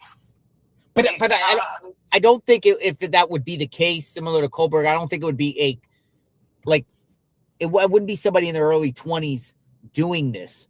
Perp could be maybe in his 40s, or you know, it's a little bit older than a college student. Plus, the perp does look older than 30, I believe, in the that person in the video there. I'm leaning towards upper 30s, 40-ish in that perp. I agree. I think the guy on the front doorbell camera, I think he's at least 40, just based upon the body language when he steps off that porch. I think you had another caller. She was talking about. Some people say it's a girl, by the way. Some people, you believe that person's a girl in that photo? You know what's weird? So I asked my cousin this question. Of course, you know him, and he's like, "It looked like a girl," and I was just like, "Yeah." I mean, I think the reason why people think it's a female is because if you really look at the video camera and you look at those eyebrows, and I know you guys are going to think that I'm weird, but I actually get this done myself. It's called threading. It's an Asian way where they take this. It's called like dental floss, and they floss like I have my eyelashes. I get that done even though I had I was in Costa Rica and got it's like tattooed on my eyebrows, so they have them fixed. I know I sound girly, right? But me and my wife, we got that done when we were in Costa Rica. We got the eyebrows done, but he's got perfect eyelashes, right? So I don't think the door guy, I don't think he ever went inside. And I think that other caller, she mentioned that. She says, yeah, he's just, I mean, I think he was the lookout guy. He was the guy that had a tarp in that backpack. I don't think he had any type of business inside that home. I need to get a tarp and see if it fits in this backpack. Yeah, you should do that. You should go to Walmart or something and get one of those. It's just a regular like blue tarp, I would imagine. Somebody suggested it was cameras. I got the backpack. I got the same similar backpack. You can't really get much in this backpack. I'm telling you, you can't really get much. Smaller items, but I don't know if a tarp's going to fit because it has 2 slots in there. But maybe if someone got a tarp, I will see if you could stuff a tarp in there. Yeah, you could try on the black or blue tarp. Because the question is, what was in the backpack? I mean, it could be 2 things. It could be a tarp, or it could be actually tools. I mean, I think it's more the backpack or the tarp because there's no you don't see any hard edges on the backpack to be like, you know, tools and duct tape and, you know, I mean. It looks like it's compact, like a parachute, you know, like a parachute kind of all compacted in like some. Yeah, it does look like. That's why I was leaning toward the tarp. And I think that even Jennifer Coffin Daffer, she said that they did the fireman's crawl. I think they put her on a tarp. I think they wrapped her up in a tarp and carried her out. And carried her out. But see, then that goes back into the whole like the blood droplets on the front porch. What about duct tape? What about duct tape? Carried her out alive in a tarp duct with their mouth covered because obviously somebody's gonna scream. Yeah, and so a lot of theories were like, you know, that I saw some forensic people, you know, talking about that perhaps was a cough. This whole case, man, is so weird. Nothing adds up. Nothing makes sense. So it's so strange. All right, Chris. Really very nice talking to you today. Keep me informed, and I'll do the same with you. Thanks for reaching out. I will, man. Stay safe, and hopefully we get some answers soon. We'll see what happens. Thanks. All right, man. Bye-bye. Bye. All right, Chris Roach investigates. Go check him out on X. He thinks it's just some boneheads from Mexico that did this. I'm looking around. I don't see any activity. I don't know where somebody said that there was activity at Nancy Guthrie's home. I have not seen that whatsoever. No activity. So we're out here in front of the house here. Not the house, but the banner. We started out at the house of Nancy Guthrie. Anybody else want to talk?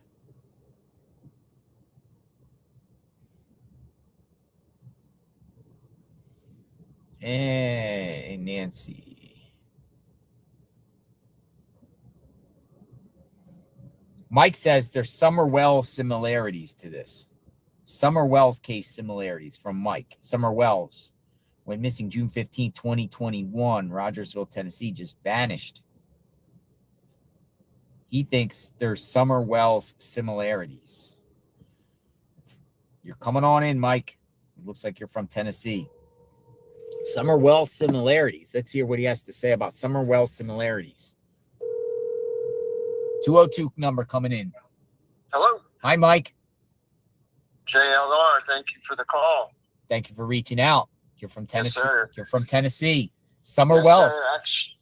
Actually, we were the persons. I'm the only person now that sent you way back the East Tennessee Watch Party. We had a group over, so we've been following the case very intimately. And yes, I'm very familiar with the Summer Wells case, and it piqued my interest, the similarities. And I wanted to kind of throw it out there. I know some people that was involved with that investigation. Summer Wells.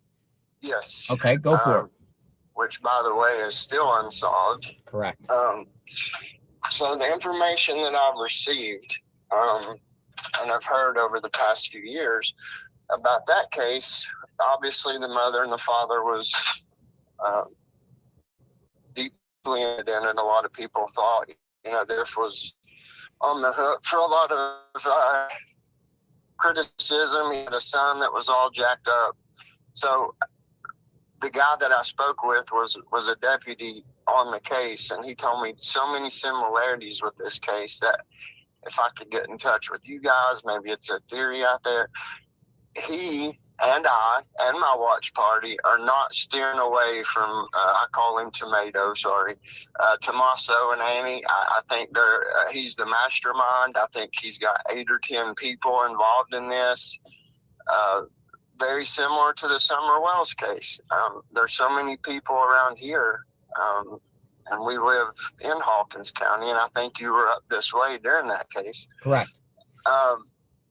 That believe there's multiple people involved. It could have been drug related. It could have been sex trafficking. I don't even like going there in my head. I think it's sick. But we're talking about an 84-year-old lady. All the most common things have been mentioned with, who would take an 84-year-old lady, this, that, and the other.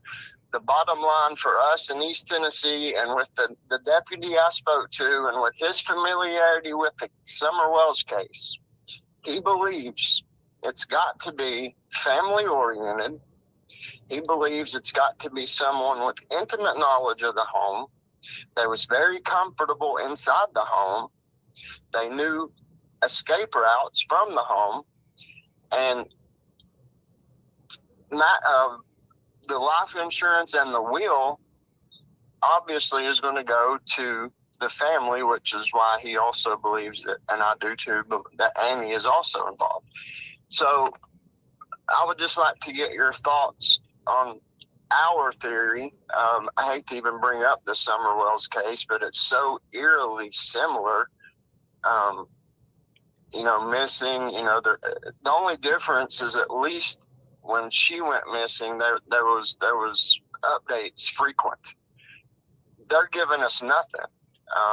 So we're kind of just all throwing out theories and guessing. I know you have mentioned that you're leaning away from Tommaso. I would like to get your thought on why you are leaning against him if you have time.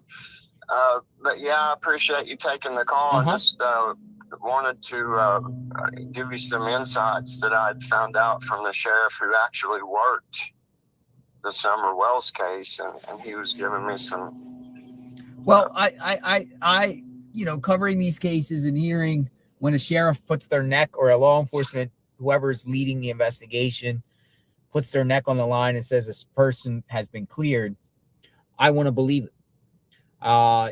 And usually the cases, doing this for me, I've been doing this for 10 years.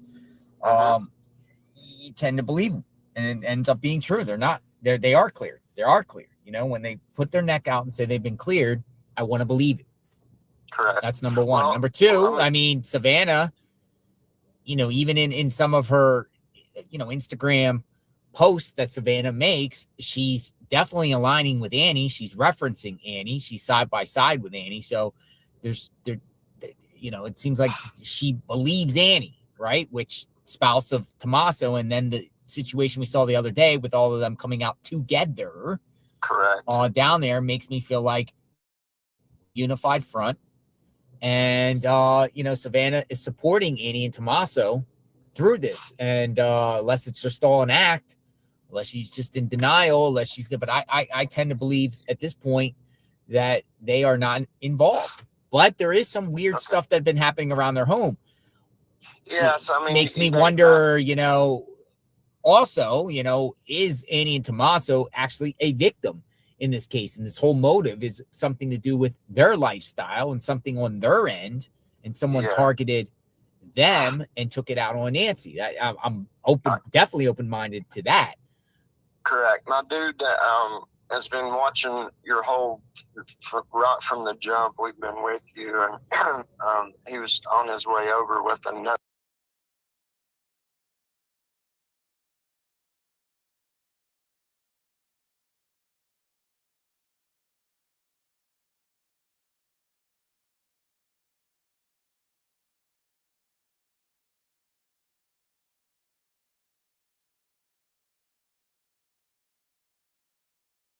Evening, and then one day they searched the whole neighborhood, asking neighbors about cars, this, that, and the other.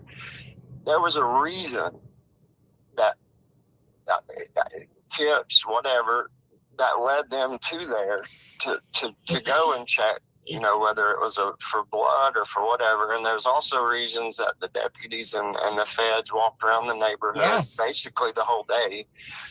And when the sheriff says cleared, we've learned in East Tennessee that does not mean anything. Like, and I've heard you talk about Lawson, Ronnie Lawson, yes, correct.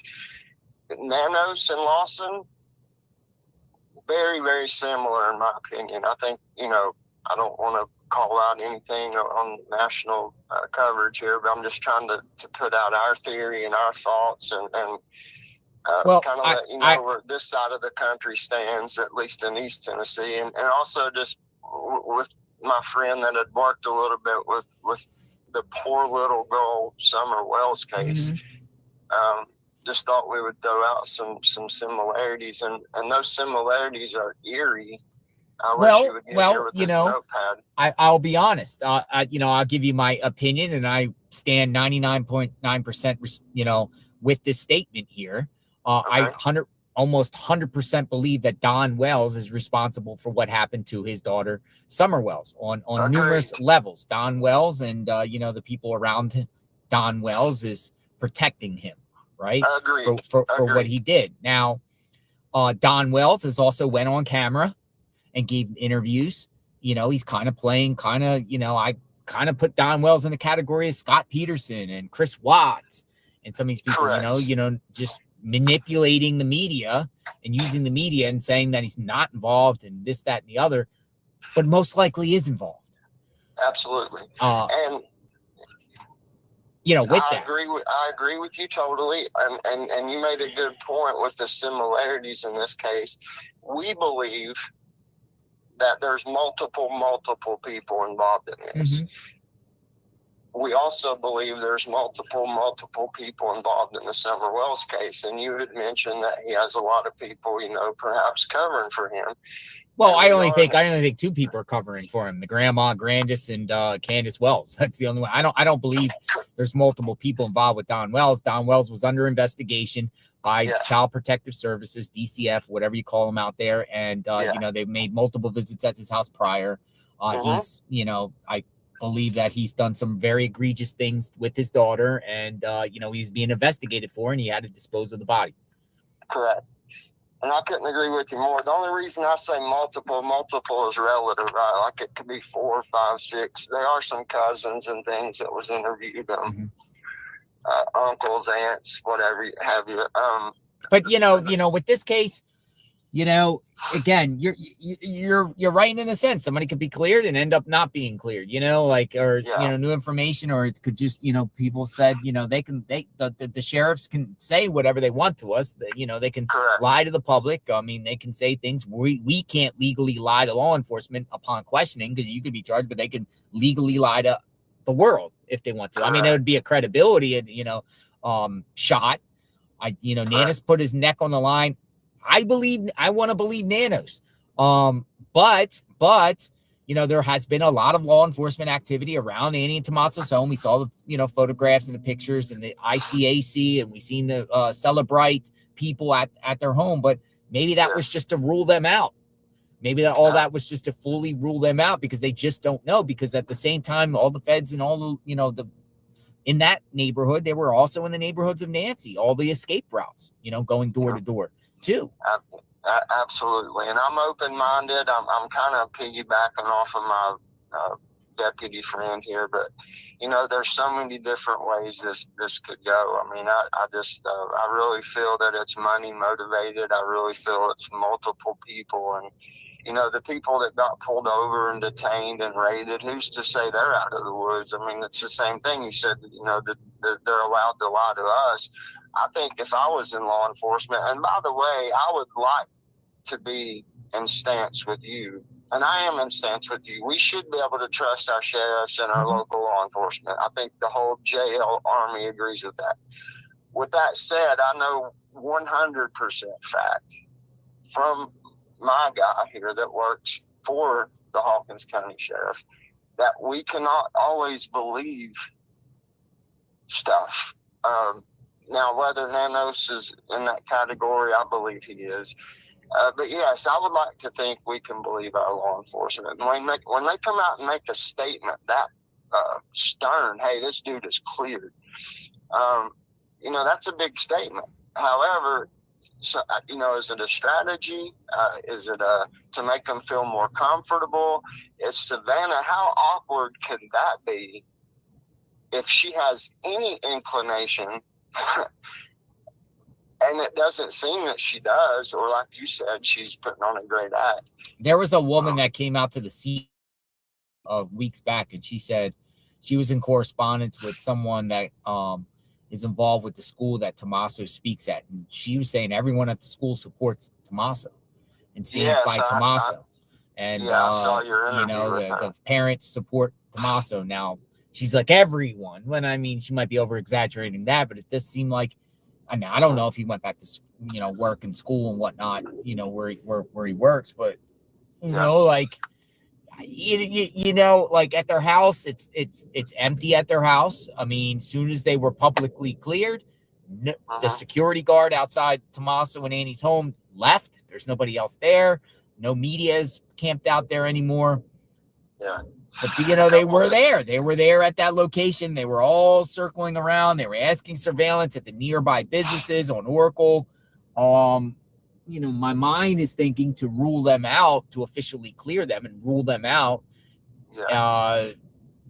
Possibly because the sheriff just does not know who did this. Yeah, and I'm also, you're very obviously much more trained and much more knowledgeable than me. I'm just a guy with a phone, just seeing what's going on, man. I don't have no degree in any of this type of work here. I'm just a guy with a phone, observing what I see with my own eyes and coming up with my own thoughts and theories and speculation along with factual stuff in front of us. Great insights, and your admiration is second to none, and all the haters on the chat just needs to go and find somewhere else to do all that, because you've put way too much time and effort. And but I also, the feds, you know, they've kind of just, you know, I would really like to see a little more action with them, even if it's coming out saying, hey guys, we're still working on a few things, just bear with us. You know, it's like in the Summer Wells case, and you mentioned Scott Peterson, you mentioned Chris Watts, Chris Watts, people that talk on camera. Jake Carroll's another one too. So correct. So, and we don't want to get to Drew Peterson. He took Drew Peterson.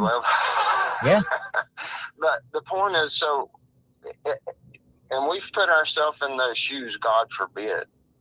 But I think all of your Army would mostly agree that we would be out front and center daily as much as possible in front of a camera doing something. And if Savannah don't want to get swarmed by cameras, at least send someone, a family spokesperson. I mean, it's like this thing is just, it's not going to go away.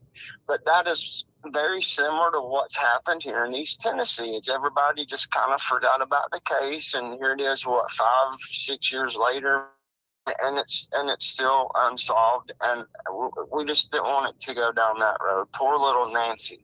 And it's in East Tennessee, we got a saying, 6 one way, half a dozen the other. If we ask 12 people, there might be 6 think tomatoes involved and 6 that don't. And I like hearing everybody's opinions. Here's the thing with this case: if it remains unsolved for a year or two, there will always be people that believe that Tommaso, Annie, other names, all of Luke, Carlos, Derek Kalala, bandmates. There will always be people until this case is solved that believe that they're involved. Until it gets solved, no matter what. And I hate it for them. And I feel bad for all of them because they all could be 100% innocent. Correct. And I want to think they're all innocent, but they will always have some people that will be prying around, digging in on them, posting things. Even though this case remains, if it remains unsolved, there will always be people posting on the internet that feel like. I did hear something from my only other person I watch who is second behind you. We definitely watch you first, and that's not just a gimmick. I mean, you're true boots on the ground. I mean, you go from running off a cliff in Rio Rico almost to picking up a hitchhiker who we thought he was a little crazy for that, but hey, you got the cojones, right? And your boots on the ground. But Brian Enton does a little decent job, and he believes that the case is not going to go cold. I don't know why he said it. I don't think so either. I don't think so. I wanted to get your thoughts on it. So I think it's full blast. I think the perp's going to get caught very, very soon at any minute. That's my thinking here. There's too much pressure. They can't allow this to continue. They just can't, not on this magnitude. Now, there's cases like Summer Wells that have been going on a long time and stuff like that, but Summer Wells has gotten not nearly the attention of this. This has been probably the biggest true crime case in the last 20 years. Literally, I think this is not. There's too much. There's too much. There's too much forces involved, and they have too many resources. They can figure this out, and money talks. Absolutely. And they can figure this out. I think it's at any time. I don't think this case is going. That's why I'm here. That's literally like, if I felt like this is going nowhere and it's going to drag out for years, I would have been gone. I really do think something's about to happen, and it could happen as right any second. That's my mindset here. Okay, and that reassures me that when I sit around and watch it with my dudes and with my mother and aunt, we're sitting here and we're actually getting somewhere, because that reassures us that, because you would tell everyone, hey, I'm going back home. If anything pops, I'll head back out west, because, but with you and the number 2, Enton, saying it, that's very promising. And yeah, you're correct. It's very sad that Summer Wells, and look, there's like probably 1 million cases across the country that don't get nowhere near this much attention. So I'll tell you a crazy Summer Wells story. Did you ever see the video where that neighbor took me through the woods with his gun? Absolutely. Oh my goodness. I was kind of scared, that guy, just some stranger down there that lives in the back of a holler, that he's shirtless and he has a gun on him. And he's like, yeah, I'll take you back there. And, he had I didn't know if he was going to pull the gun on me or what, man. I was pretty scary, just trusting somebody going into the holler with somebody. So that I remember that experience. And I watched it vividly, but I watched it after the fact. A little bit about that. I used to not be a YouTube follower up until a couple years ago. So I wasn't there with you intimately from the jump like we have been here. But after the fact, I go back and watch it, and all your coverage was second to none. And I do remember exactly. And you got to be careful down in Hawkins County. We're about 30 minutes. So you probably heard Kingsport, the Tri-Cities. Yeah. So we're a little more city, not as much country, but all my family lives there, and you can get moonshine, you can get shot. You don't know what you're going to get when you go people, back there's in the very holler. territorial over their properties, and, Absolutely. People got guns. I will say with this particular case, there, again, the two ladies that came up to me and said they knew who did Nancy. They wanted me to come in their van with them. And guess what? I declined. And there's no disrespect if they're watching, but I was kind of scared to get in with these two individuals, just get in, into a van and go, wherever they wanted to share some stuff with me and take me. I just didn't feel comfortable doing that. And usually I just go and do things. But these two individuals came and said they know who did this. She was distraught. She was crying. I encouraged them to go to the sheriff's office. I didn't go in the car. And they wanted me to go. They wanted me to come in and take me. Yeah, and you seem to have a real good judge of character. You kind of know, you got a good feel, I guess is a good way to put it. But all right, I gotta let you go though. Yes, sir. Thanks for taking the time to talk. I just thought I'd bring up the Summer Wells case also, just to kind of maybe reignite that a little too. Summer Wells. As we're working on Nancy, because the little girl here. I mean, it's just so sad. And then we got an elder lady out west. It's so sad. It's just why can't we get all this fixed? But Summer Wells, yes. And everyone Google Don Wells. And be prepared. But you keep doing the great work, all right, JLR. Mike. We're going to get you some more money sent to you. I appreciate No, I don't need anything. I'm good. I know that, but look, you give money to homeless people. You give gift cards to the homeless. I mean, you don't get as much as you deserve. But thank you for taking the call, and hope this gets solved soon. And thanks for staying on the case. Be safe in Tennessee, Mike. Thank you. Yes, sir. Bye. All right, Summer Wells. Yeah, Summer Wells. Sad case. Don and Candace Wells.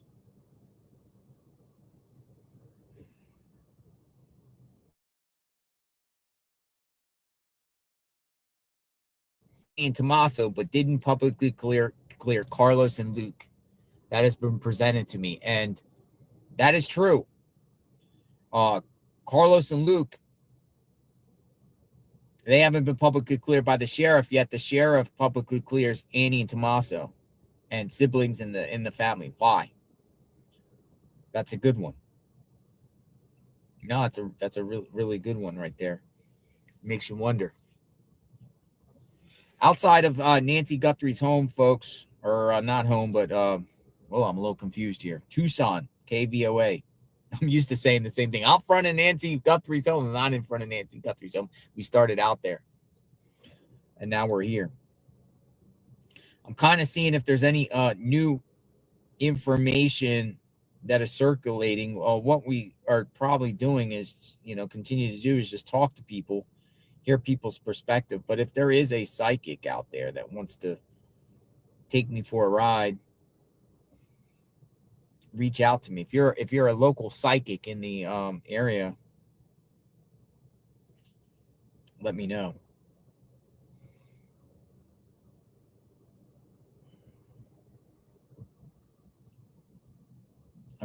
I think I'm gonna get a McGriddle. I'm kind of hungry here.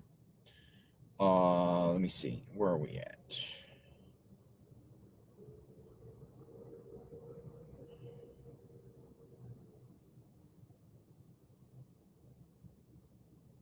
Yeah, I'm gonna shoot over here and get something real quick, because I have to put something in me because I only ate one time yesterday, and I want to grab something real quick. Yeah, breakfast is almost closed. It's 9:30. It's only 9:30 here, so I don't want a thing. I want a McGriddle and a coffee. We need more energy. I don't know, unless there's something else. What's better? People are like, McGriddles are bad. Why did Brett Elizabeth Crawford, Annie's old hairdresser, say that she was loopy, seemed to be on prescription drugs, and stole from her? Starlight 17 dropping some.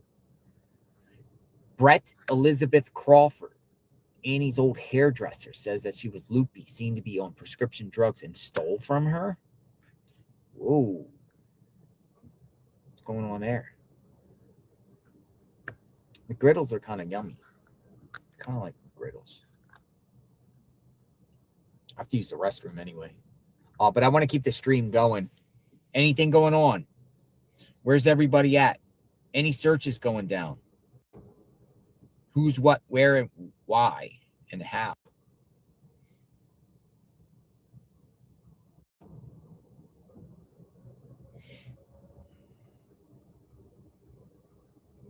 Juan texted me back. Remember Juan from yesterday? I think Juan had a very good conversation. He texted me back and he's like, please give my number to the FBI and authorities. Juan. Like, please give my number to the FBI and authorities. He's the engineer. Email is in the top chat. Now we're going to grab something real quick over here and we'll come back. We'll come back to the location here. Need something in the stomach. So we're good for the day. All right. Come on in. McGriddle time. At the stop sign, turn right onto Elm Street. Where is Nancy? Tucson, Arizona. Seems like everyone's just going about their life in Tucson, right?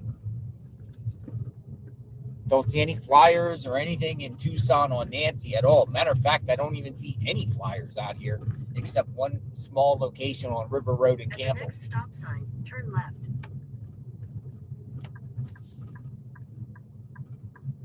A McGriddle. I want a McGriddle.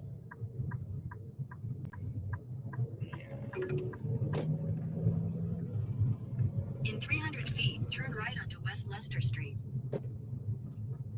Turn right onto West Leicester Street. Then at the next stop sign, you'll turn left. Dude, he's driving around on a bike without a license plate. I don't know. Is that a...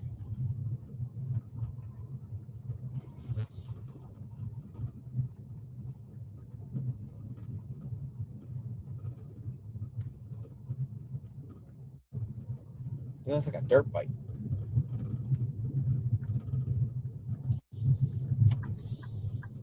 At the stop sign, turn left onto North Stone Avenue. Stone Avenue. All right. Let's move. Bust the move. Oh, I can't go yet. Bust the move.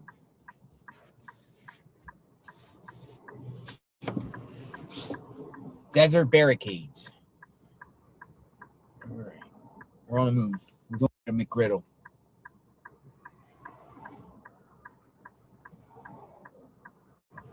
We can't turn yet. There he goes. He's going. I can't turn yet. Too many cars. We'll do it like this. I got another idea. Another idea here.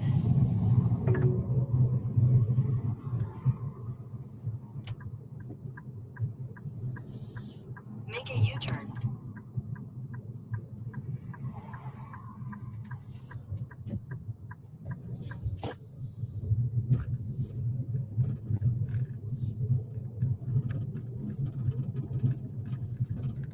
At the next stop sign, turn left. Turn left.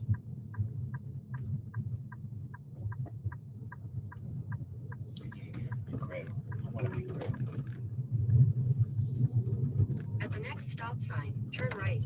Another theory. Stop sign, turn right onto East Leicester What if Street. Luke's mom At was the next obsessed stop with sign, Savannah turn left. and Nancy snubbed her and wouldn't be friends? Luke and his mom kidnapped Nancy. FBI looking for Nancy's DNA in their house during the raid. Domsey 303. Domsey, nice to see you as always. And you ask a lot of questions about Luke, I've noticed. You're open-minded to Luke and Luke's mom.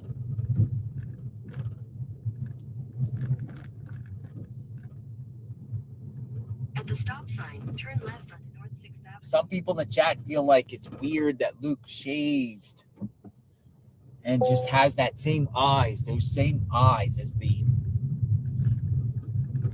perp. Same eyes as the perp.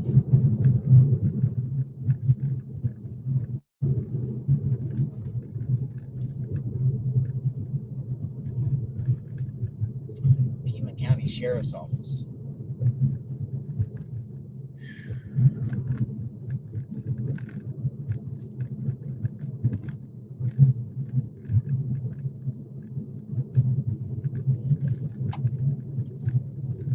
Ba-da-ba-ba-ba-ba. What happened to Nancy?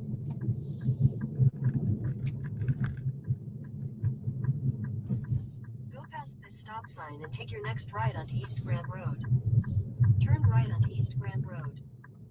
Ba-ba-ba-ba-ba.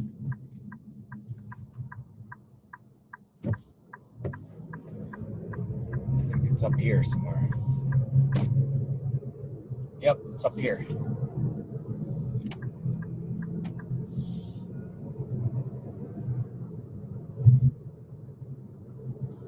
Ba-da-ba-ba-ba. Where's the Golden Arches? Hello, Golden Arches. Where are you? All right, it's at the other intersection. There it is. I see it. Golden Arches.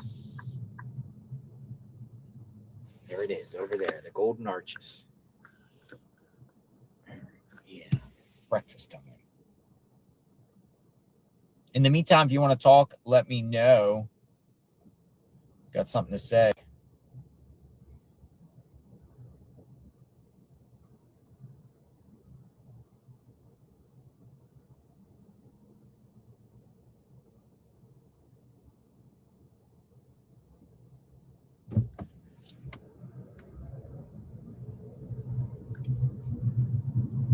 Gigi wants to speak again. Gigi Escobar.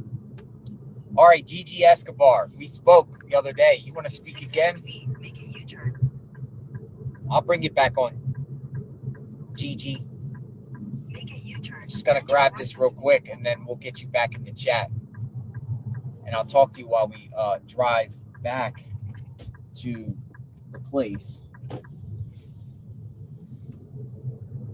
Ba-da-ba-ba-ba. All right, Gigi. Gigi. I said Gigi. Gigi. After Black Rock Coffee Bar, turn right into the parking lot. Black Rock Coffee Bar. Wasn't that interesting? Black Rock Coffee Bar. Ah.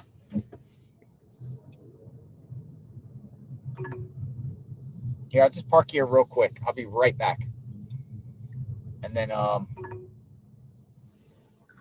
that Black Rock Coffee Bar. Never heard that. Is that like Black Rock? Black Rifle Coffee? Black Rock? All right, folks. Taylor investigates. Few-minute break. I'll be back, and we'll take some callers. Ba-ba-ba-ba-ba.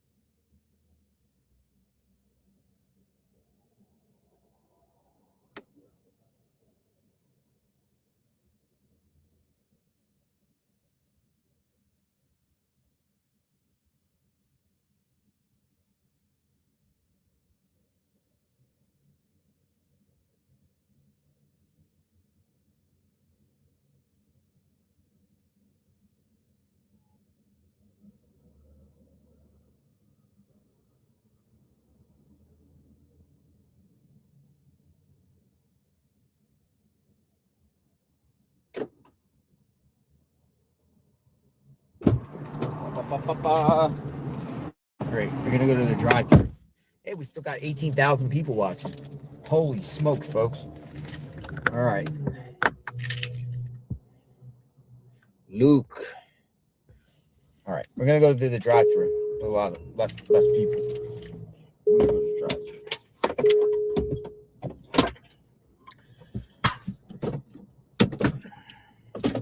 Da-da-da-da-da.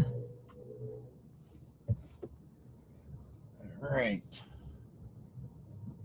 Go in here.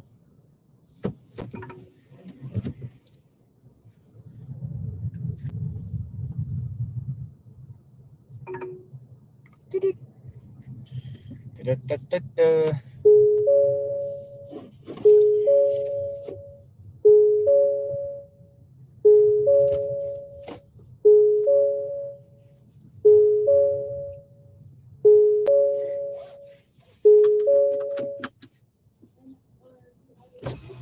Hi, thank you for choosing McDonald's. If you had a mobile code, please state it now. I don't have a mobile. Hello. Good morning. Can I get a number 6, please, meal? What would you like to drink? I would like a coffee, please. And a cream and sugar? Yes, 2 creams, 2 sugars, please. Anything else? No, ma'am. All right, that's order for you. It's going to come out 2:10:86. Would you like to round up the change for the trading house? Sure. Thank you so much. You can 11 for the window. All right. $11. $11.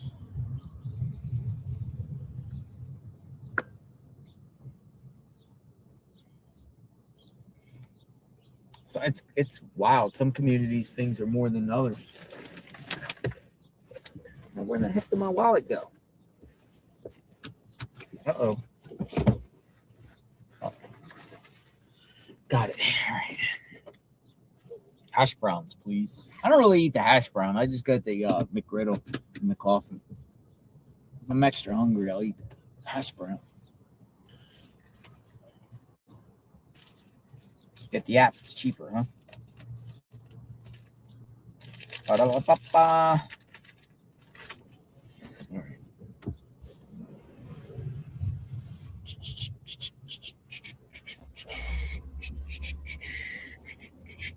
$11. Ba-ba-ba-ba-ba. All right, we're gonna go back to KVOA. We'll take some calls. No, I'm good. Thank you. Have a blessed day. Thank you. That was easy, quick, convenient. Hey. Quick and convenient. Thank you. Bye-bye.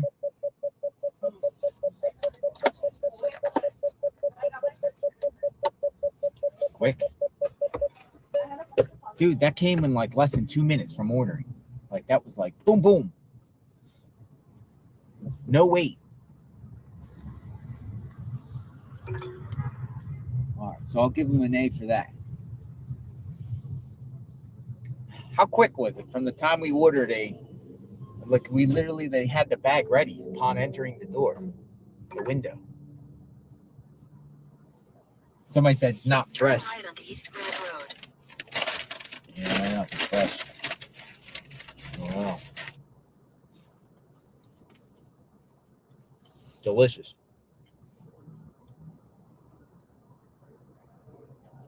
All right, we're going back to KVOA. I'm going to take some calls. We're keeping the feed going. We're talking about Nancy, talking about the latest. That's why we're here. I want to hear from all of you, respectfully. In a quarter mile, take a slight left toward North 6th Avenue.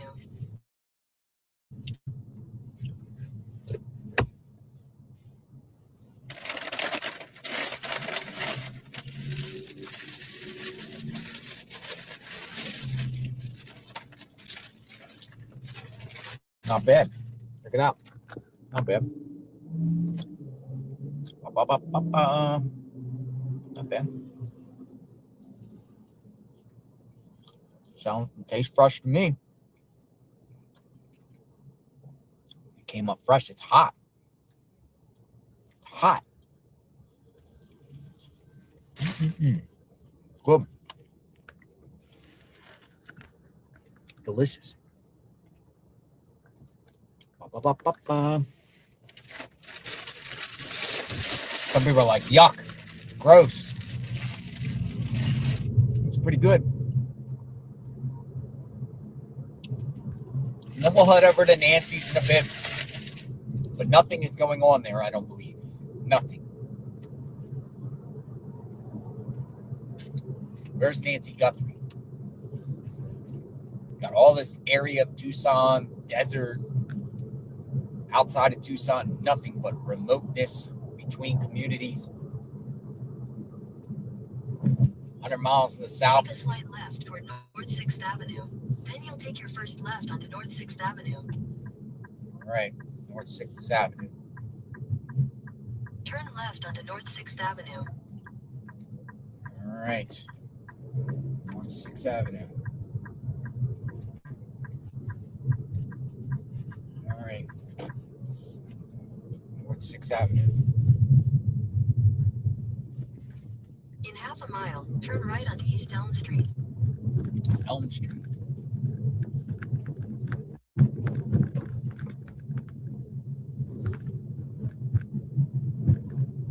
McDonald's wasn't far from the banner.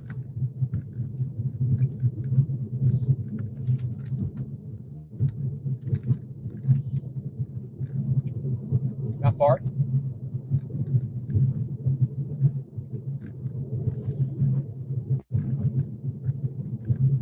Tucson.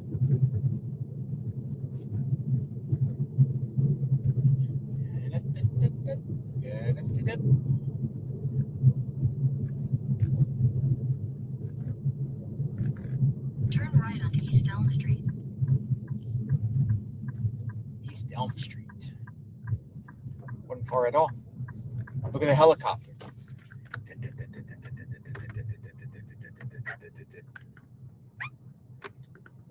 Another thing is there's tons of helicopters that keep coming around, but you don't see them on flight radar. Dude, that's a military one. For sure.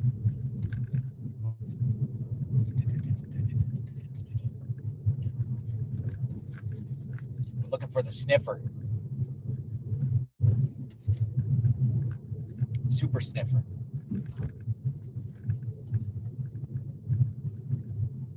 All right, so this is the last difficult road to cross. And it's going to be difficult because there's so many cars coming from all angles.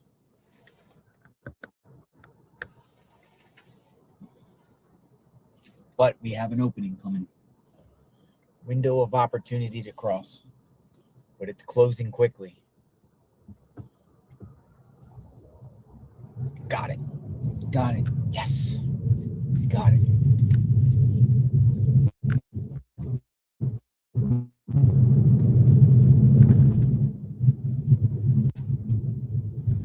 Elm Street. A nightmare on Elm Street.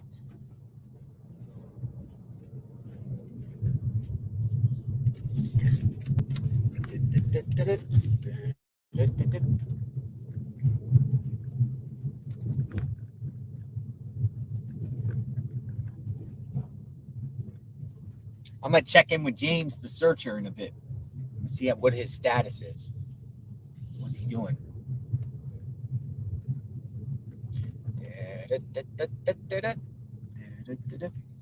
Oh, look at that. Oh, my goodness. There's a doggy walking around by itself.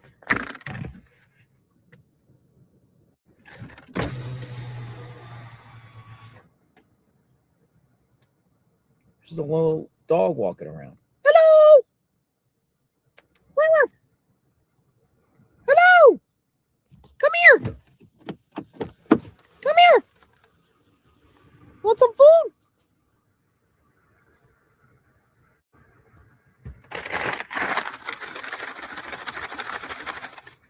Yeah! Come here! Come here, doggy! She's not a stray.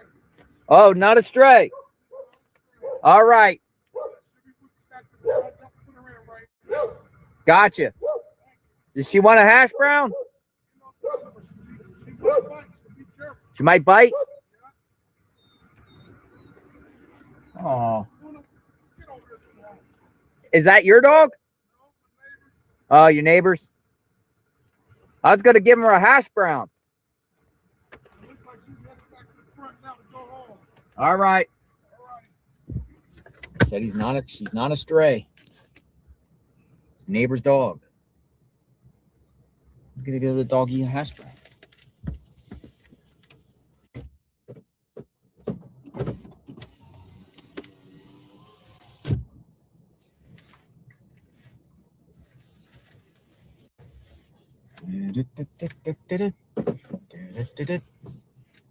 Probably thought I was taking the dog. He's like, that's the neighbor's dog. It's not a stray.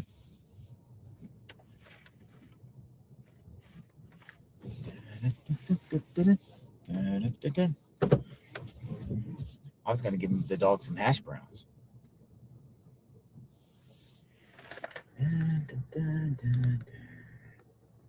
So they might bite. All right. Let's take a caller. We have a caller that we spoke to the other day. Gigi Escobar wants to talk. All right, Gigi. I enjoyed talking to you the other day, Sue. You can come back.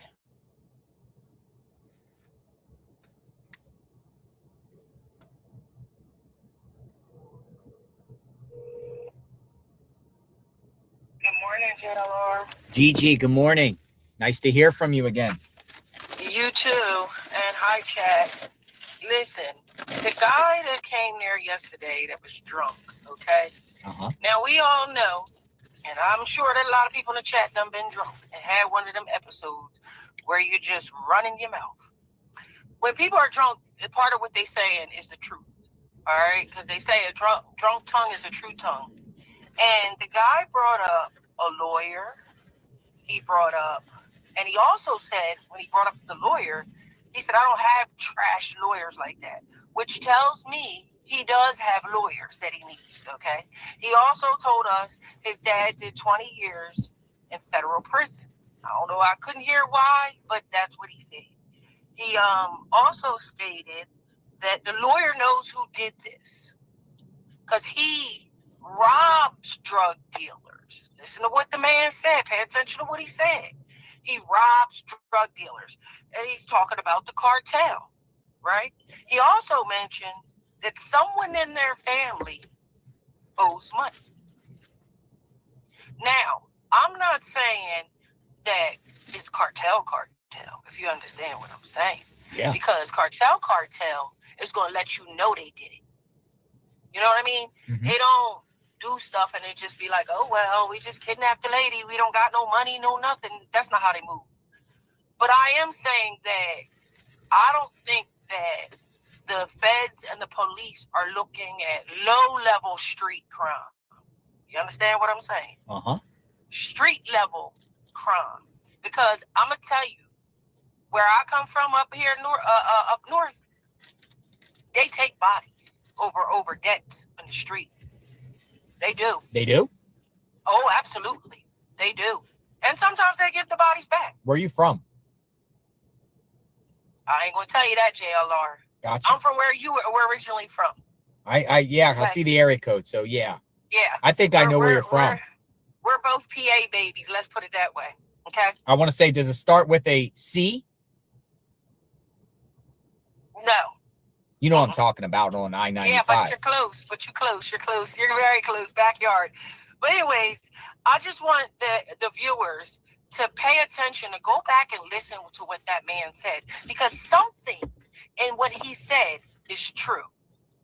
Now, he also stated that he has a vendetta against this man. Okay? Why? We don't know. He don't like the man.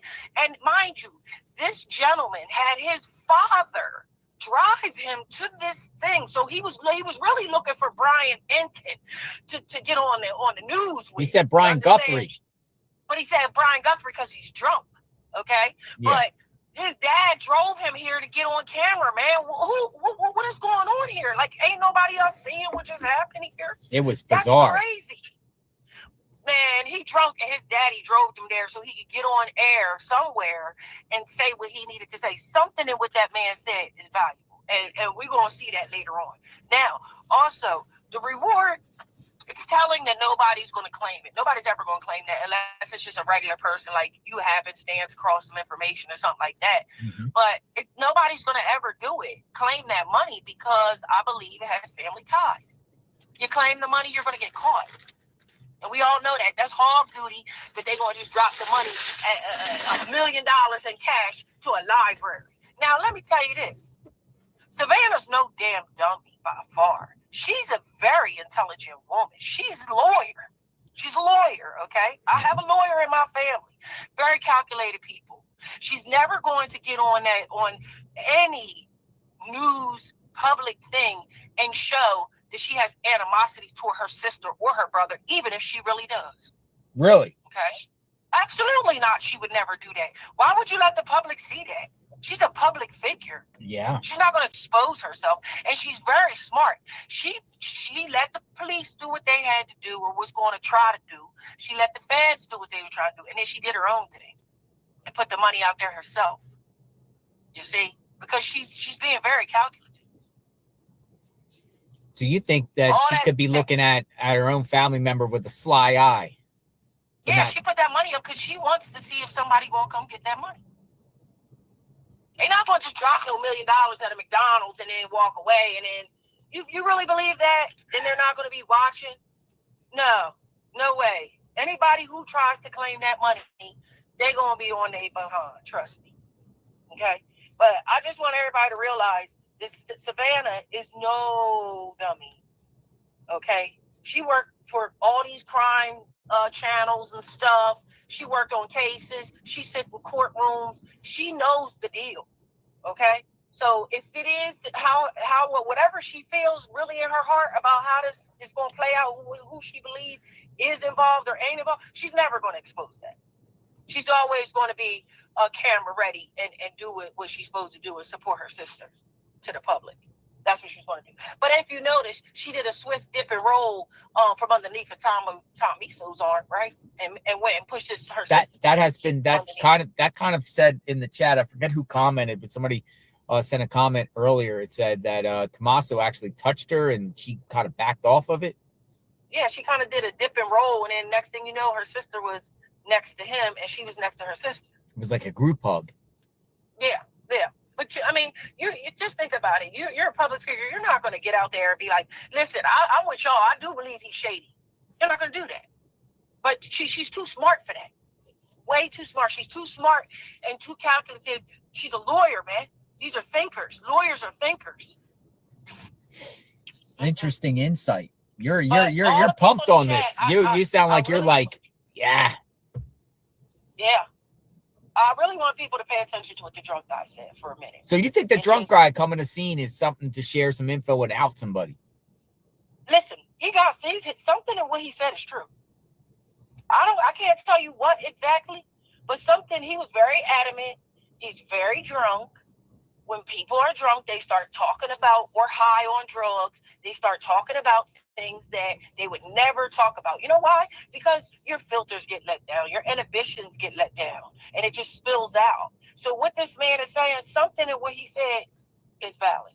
And oh yeah, by the way, I liked how Alex stood up as soon as he saw the smoke coming, and he was like, "Oh no, you ain't. I'm gonna handle this." You like Alex? Right in there. I'm ready to put Alex on the payroll. I like how Alex, if you ever going somewhere that's tumultuous and you need somebody on your hip, Alex is the guy to take. I mean, to be honest with you, because he wasn't letting that man do nothing. None of y'all out there. For real, I saw it. So, but yeah, if Alex wasn't there, this guy could have got very violent towards us. Man, Alex would have had that guy throw right across the street, bro. He'd have picked him up and tossed him right upside down his head. Yeah. Mm-hmm. So this guy, we know the Pima County Sheriff's Department is watching the channel because they came very quickly. Unless they got the call today, you got to go check this guy out. But maybe they put up, well, we're just concerned because he's drunk, but really want to question him. He wasn't driving. You showed that. Yeah, maybe they just really want to question him and like, who is this dude? How do you know this? For 30 days, and people have come up to your camera and said all kinds of stuff on camera. Their theories, the police ain't never came bolting around no corner on nothing, but they did with him. They did with him. You got to pay attention to what's happening in front of you. Pay attention to what people are saying. Pay attention to where they're moving. That drunk man came up there and said what he said, and no sooner than probably about 7 minutes later, Pima County came around and wanted to know what was going on. And best believe they got that car and tagged and questioned that person, or going to. How do you know about this Walter Nash guy? How do you know this kind of deal, right? Yeah, they want to know more. You done said Walter Nash, cartel, family owes money, lawyer knows where, what happened.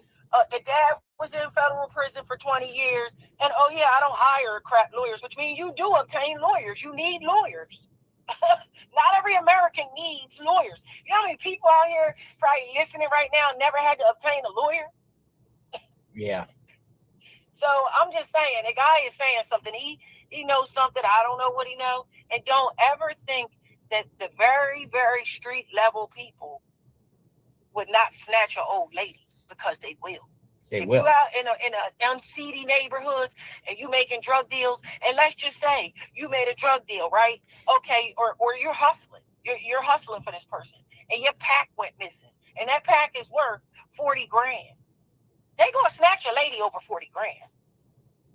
And you keep giving them the run around. Oh no, and they gonna show you before they tell you. And I'm talking. What about in the streets, like what about like a nosy neighbor that's seeing, drug dealing, and she calls it out? Will they take it out on a nosy neighbor too? Possible. And it's very suspicious that Alex said that the neighbor didn't want to cooperate, which I understand kind of. But you're a missing old lady, and you said you ain't gonna help. That's weird. That's weird. That's very weird. Like, I know, okay, this is how it usually go. You give up your footage, and next thing you know, you're subpoenaed to go to court and sit on the stand. I don't want to do that. Most people don't. Happened outside of my house. A guy got murdered out front of my house, and they asked me for my cameras and all that. Although mine weren't working at the time, I still would have said nah, because I'm not going on nobody's stand so that I could expose my face and then they come kill me. No, America ain't stupid. A lot of people feel that way. They're not getting involved. Turn their eyes, a blind eye. Turn their eye. Or just I don't want to be involved in none of this. You know what I mean? Like, this is crazy. A lot of people feel that way. Not everybody feels the way we feel, where we'll jump off the porch for it. Remind me again. What's your theory on what happened to Nancy? Who do you think is involved? Tommaso. I don't know, but he got one of his own not so savory cohorts to do it, and I feel like his wife knows something. I ain't saying she was a part of it, but I'm saying she knows. You don't sleep with somebody. I'm married, been married since I was 23 years old, and I'm in my 50s. You don't sleep with somebody every day and not know what the hell's going on. And if you do, you're blind. You're not paying attention. You're not observing. You're not nosy, because I'm nosy. I could talk to you all day. Huh? I could talk to you all day on the channel. Oh, absolutely. I just love it. I love, watching how people move, and, actions speak louder than words in life, folks. It really does. You know what I mean? You can say whatever you're saying, but your moves will tell on you all the time. Somebody suggested yesterday in the chat, they said Tommaso was wearing Wranglers when he was out there. And Wranglers is a brand that sells at Walmart. So he's a Walmart shopper. That's what somebody said. Oh, yeah. I mean, all that little stuff matters, But like they say, I don't think that person went to no Walmart and bought no school bag. I don't think they did that. Where do you think they got the bag? Listen. Substitute teacher, gloves, lost and found, grab a bag out of the lost and found. Bingo. Whoa! I never heard that theory. I got. Listen, I can cover every angle. Look at that one, lost and found. Where are the backpacks at? Schools, lost and found. Holy smokes! Lost and found bag. Yep. Holy smokes! Where else you can get a bag from out of lost and found? The gym. The gym. the gym. You be like, oh, I left my bag here. Do you have a lost and found? And they ain't gonna think twice about it. They ain't gonna associate this backpack with no murder, this lady or nothing.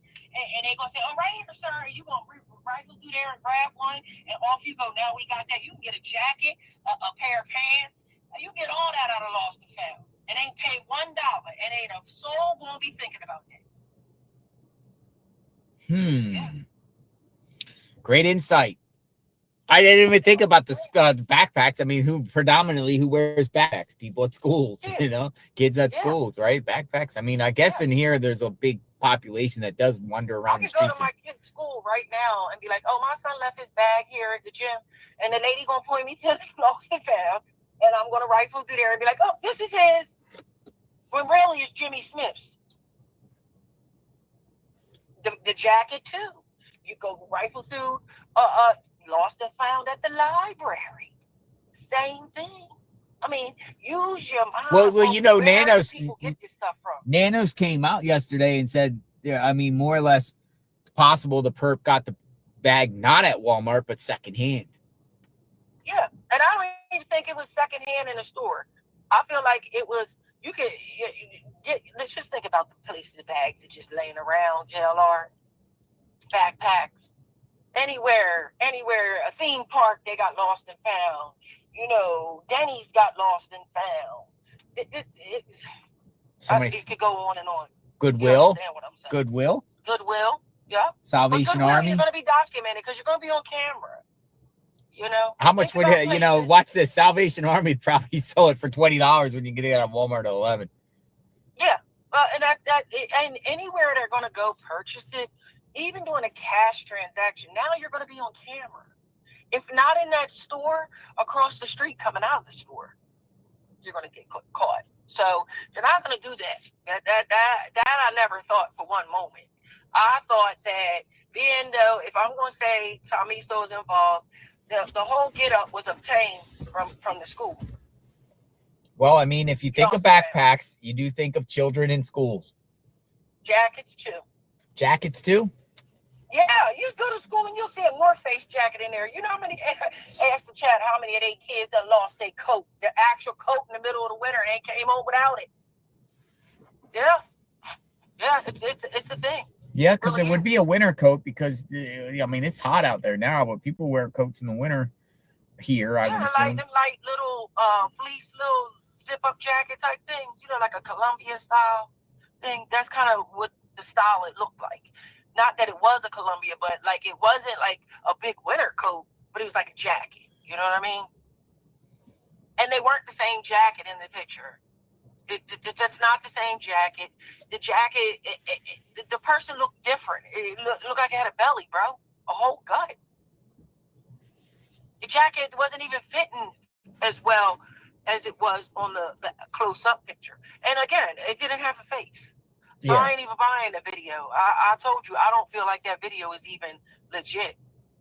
No time stamps, no date stamps. Now you telling us another date. You know, yeah, man, listen. And, you know, when you talk about, people bring up the cartel and then they start bringing up Nanos. That's something to think about, bro. Interesting. Listen, you're a regular on the channel. So whatever happens in the next couple days, and this is still not solved, I'm bringing you back if you're cool with that. Sounds to me. I am. All right. Be safe out there. All right, be careful, Janelle. Yeah, I'll call you my northeast neighbor. That's right. That's right. That's me. Thanks for watching. All right. Take care. GG. Bye-bye. Bye-bye. I like GG. What do you think? Interesting. Backpack. School. Someone perp got it from a school. Maybe.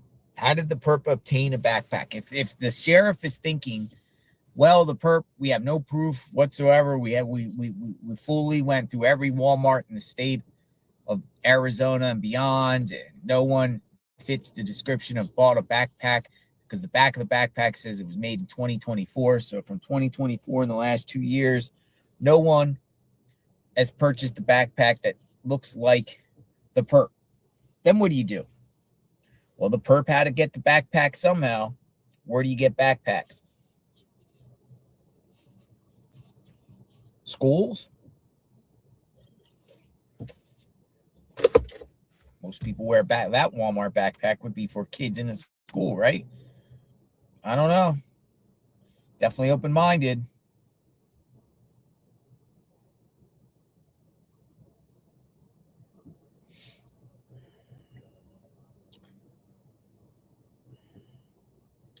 Definitely open-minded. All right. Anyone else in the pipeline that wants to chat?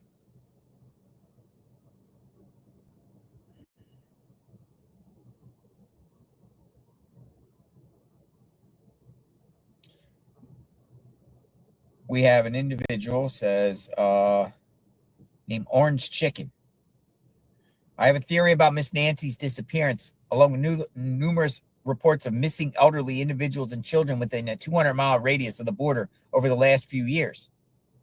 Human organ trafficking is a multi-billion-dollar industry, and I believe this connection warrants further investigation. Oh, we haven't even talked about human organ trafficking. My name is Harper. All right, Harper, I'm going to bring you in. Let's talk about all these missing people along the border in the last years. Human trafficking, organs. Interesting. 202 number coming in, Harper.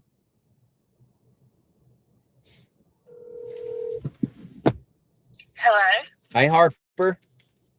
Hello, JR. How are you? I'm doing great. How are you? Thank you for calling. I just wanted to share my thoughts on something Go ahead. that I haven't heard brought up yet. I haven't heard about the human trafficking organing aspect. Yes. So what this is, human organ trafficking is a really big deal. And Mexico is the second most popular destination for medical tourism in the world. It attracts between 1.4 million and 3 million visitors per year. And this info is come from the Patients Beyond Borders. So that's a legit organization that studies medical trends and things like that. So the most common procedures are cosmetic surgery, dental, and organ, dental, organ tissue donations. And it's so popular because there's such a high demand for organs in the U.S., especially kidneys. And that's related to people with comorbidities such as obesity, hypertension, diabetes. Another reason is patients can save anywhere from 40 to 60% traveling to these foreign places. And so it's a really big area for that down there. And if you notice,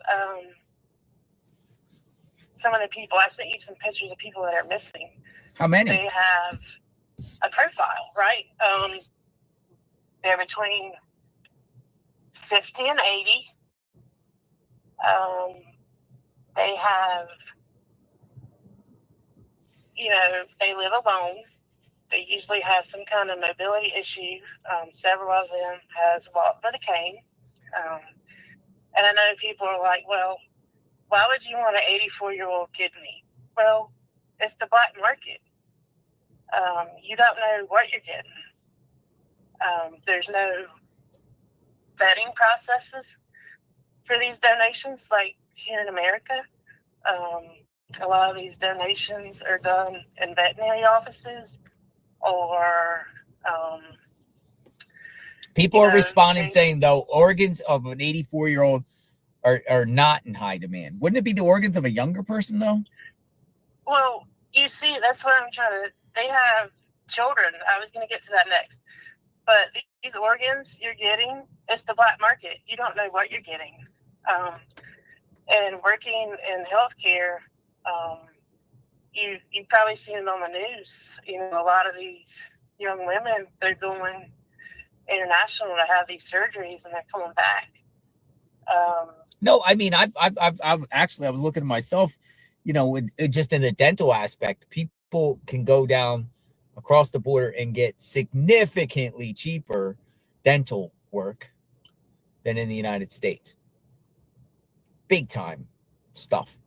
But let's go back to the missing people. Is there people missing from Arizona? Yes, I sent you several people.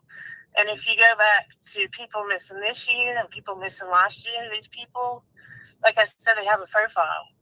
Lived alone, usually some kind of medical, you know, limited mobility.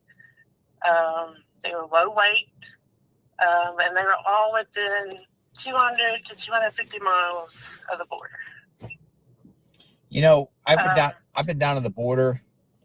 This is the opposite, though. You know, they have all these plasma centers. You ever see them on the U.S. side? Yes, I have. And people actually come in from Mexico to give their plasma, and they get money, and they just specifically come over to give their plasma and walk right back over across. And then these plasma places in the United States, I don't know what they do with the plasma. So you're saying that, you know, possible theory that someone kidnapped Nancy for her organs. Right. And if you look, I don't know if I sent it or not, but there's also an article. They actually, it was, they caught actually a human trafficking smuggler in Aloy, which is like off I-10. That's like 40 miles away from Nancy, several months ago. And they found out that they were related to a part of the cartel where, you know, they send people over here. Most of the time with the children, they send women, you know, to collect children. And they actually found this woman with children. She was making her way back to the border. What town was that? Eloty.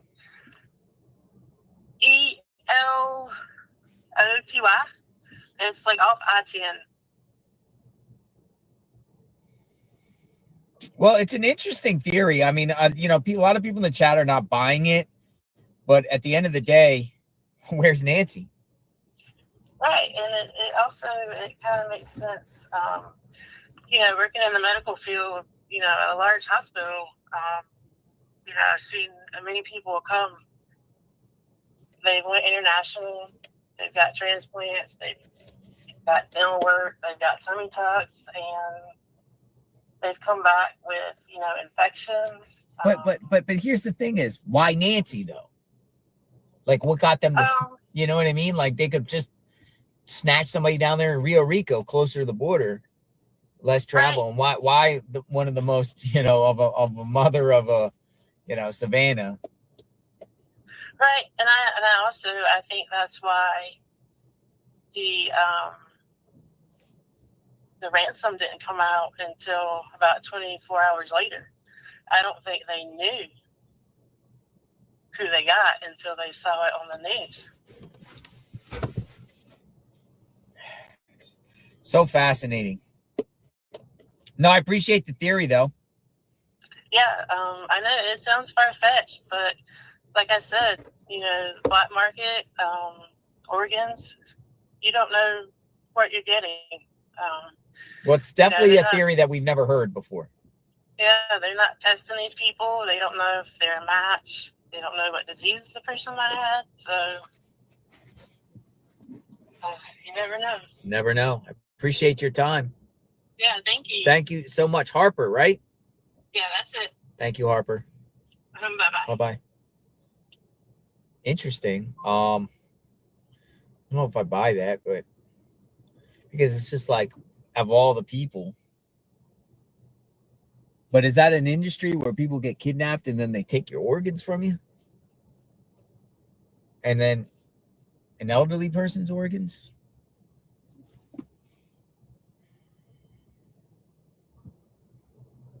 Holly. Holly wants to talk. Holly, you're up in the pipeline, Holly.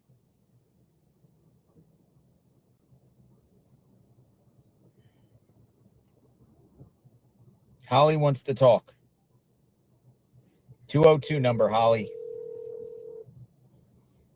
What you got?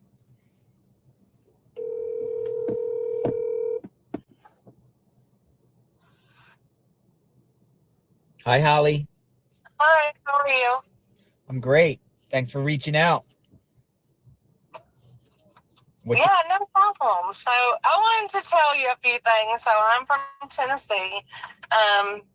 First of all,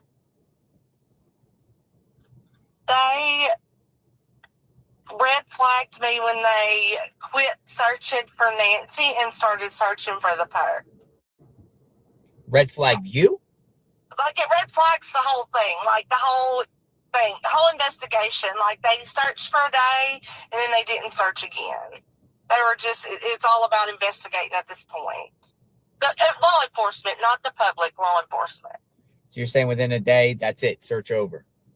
Yeah, like they did a 2-3 mile radius, I think, maybe 5. And then they never done a search, like a grid search by air, blah, blah, blah. Also, the pacemaker. The nurse yesterday made so much sense. So her pacemaker sends a signal once every 24 hours. So their timeline could be way off. So hers was doing it at 2 o'clock in the morning per se. So at 2, when it was time for her 2 o'clock reading, they couldn't get it because she wouldn't buy a device. That doesn't mean that's the time she was missing. She could have went missing from the time the Uber lady dropped her off at Annie's on going forward. Well, some people say that. Yeah, like she never came home, and like the whole crime scene thing is like, to me, I feel like it is staged because, for one, the whole flowers in the camera, that was just ridiculous. But there's not a perfect crime scene, and if they were inside for 40 minutes, there had to have been something there. And I don't think that Tommaso done the act, but I think that he was the mastermind behind it. All right, so you're thinking Tommaso. Right, but I don't think that he did the act himself. I just think that he was the mastermind. Got a comment right here. It says, am I the only one to think that the backpack is not an Ozark? It just does not look the same kind. Yeah, the straps are different on the backpack then, because I have an Ozark right here, and like the reflector backs just look different, like on what the purpose. Here's the back of the Ozark. And stay with me, Holly. Yeah, I'm here. Hold on a second. I just want to show the back of this. We got the comment, and somebody was like, "Oh, it's not the same backpack, but this is the backpack that they identified." But I mean, this is I don't know, man. Because I thought I saw like more of a reflector. Identified as accurate, like, and just like the public is not entitled to all their evidence, so they're not going to tell you everything they have and don't have. So, and they're law enforcement, and that's their prerogative. And so they have more than they're telling clearly. You think so, Holly? Well, like the guy said from East Tennessee, we're both from Tennessee. What about that? But they're allowed to lie to us. We can't lie to them, but they can lie to us. That's what I said. So they don't want to, I feel like they don't want to spook the perp. I think they know who it is. I think they have Nancy. I think the 84-year-old woman that was picked up out of the desert was her, but they were told to hush. What woman picked out of the desert? The 84-year-old that was life-flighted. Oh. By helicopter to the hospital. Just a few days after. Yeah. So, and everybody was hush mouth, and it automatically just went away. I think that when they got her there, she was deceased, and so their investigation just picked up from there. I feel like that's why Savannah's comfortable going back to her other life, because she doesn't have all the answers, but she knows where her mother is. So, a lot of people in the chat are saying, what? What? About the helicopter? Yeah. I mean, it happened. Do you remember? I mean, you know, I went and looked into it, but I didn't see anything about anybody life flight from Rio Rico. Yes, it was the 84-year-old woman. I watched it on your live. You went to the hospital. Yes. Yes, and it was an 84-year-old woman flown from the desert. I also seen on another person's thing where her bed sheets were missing. And so that's what, when you were talking about getting a tarp to fit into that backpack, he didn't need a tarp if you rolled her up in a bed sheet, but because it will fit. Yeah. No, it's interesting, Holly. It's interesting. So, I mean, some people in the chat feel like once she took the Uber over to her location, she never returned home. And that would only make sense. And like the guy on camera, he never made entrance. He never made entry. There's no way. So I think that. Well, I mean, you know, we got one person reporting, I believe Banfield, people are saying that said there was a report that blood was found in the hallway inside the house. Another somewhere. And again, nothing's confirmed by law enforcement. Right, and can they say how old that this blood is? Because she could have fallen or hit her arm on a wall and got a skin tear. I've been in medical field for 15 years. Skin tears are so common in the elderly, and you bleed like a stuffed pig if you get a skin tear. So if they found blood in the hallway, do they know when that blood got there? I mean, it could be something that she just didn't get up when she bled all over the place. Very, very interesting. Anything else you'd like to add, Holly? Nope, that's it. Thank you for your call. We'll see what happens. We'll see if any of what your theories are come true. We'll see. Thank you. Take care. Thank you. Bye-bye. All right, that came from Holly. What do you think?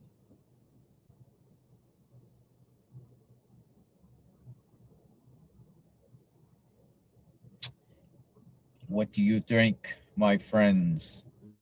What happened to Nancy Guthrie?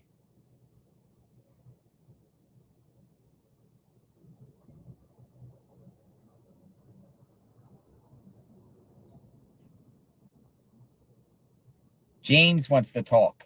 I have a new theory that no one is talking about. James. All right, James. Calling you. You're from my neck of the woods, it looks like, based off area code. Come on in, James. Oh, it looks like you were from my backyard.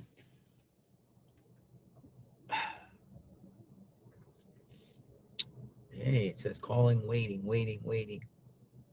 That's weird. Okay, here we go. Come on in, James. It's 202 number. We're sorry. You have reached a number that has disconnected. Up, James. I called that same number. All right, next. Remember the guy yesterday from Florida that was like going crazy and saying all that wild stuff?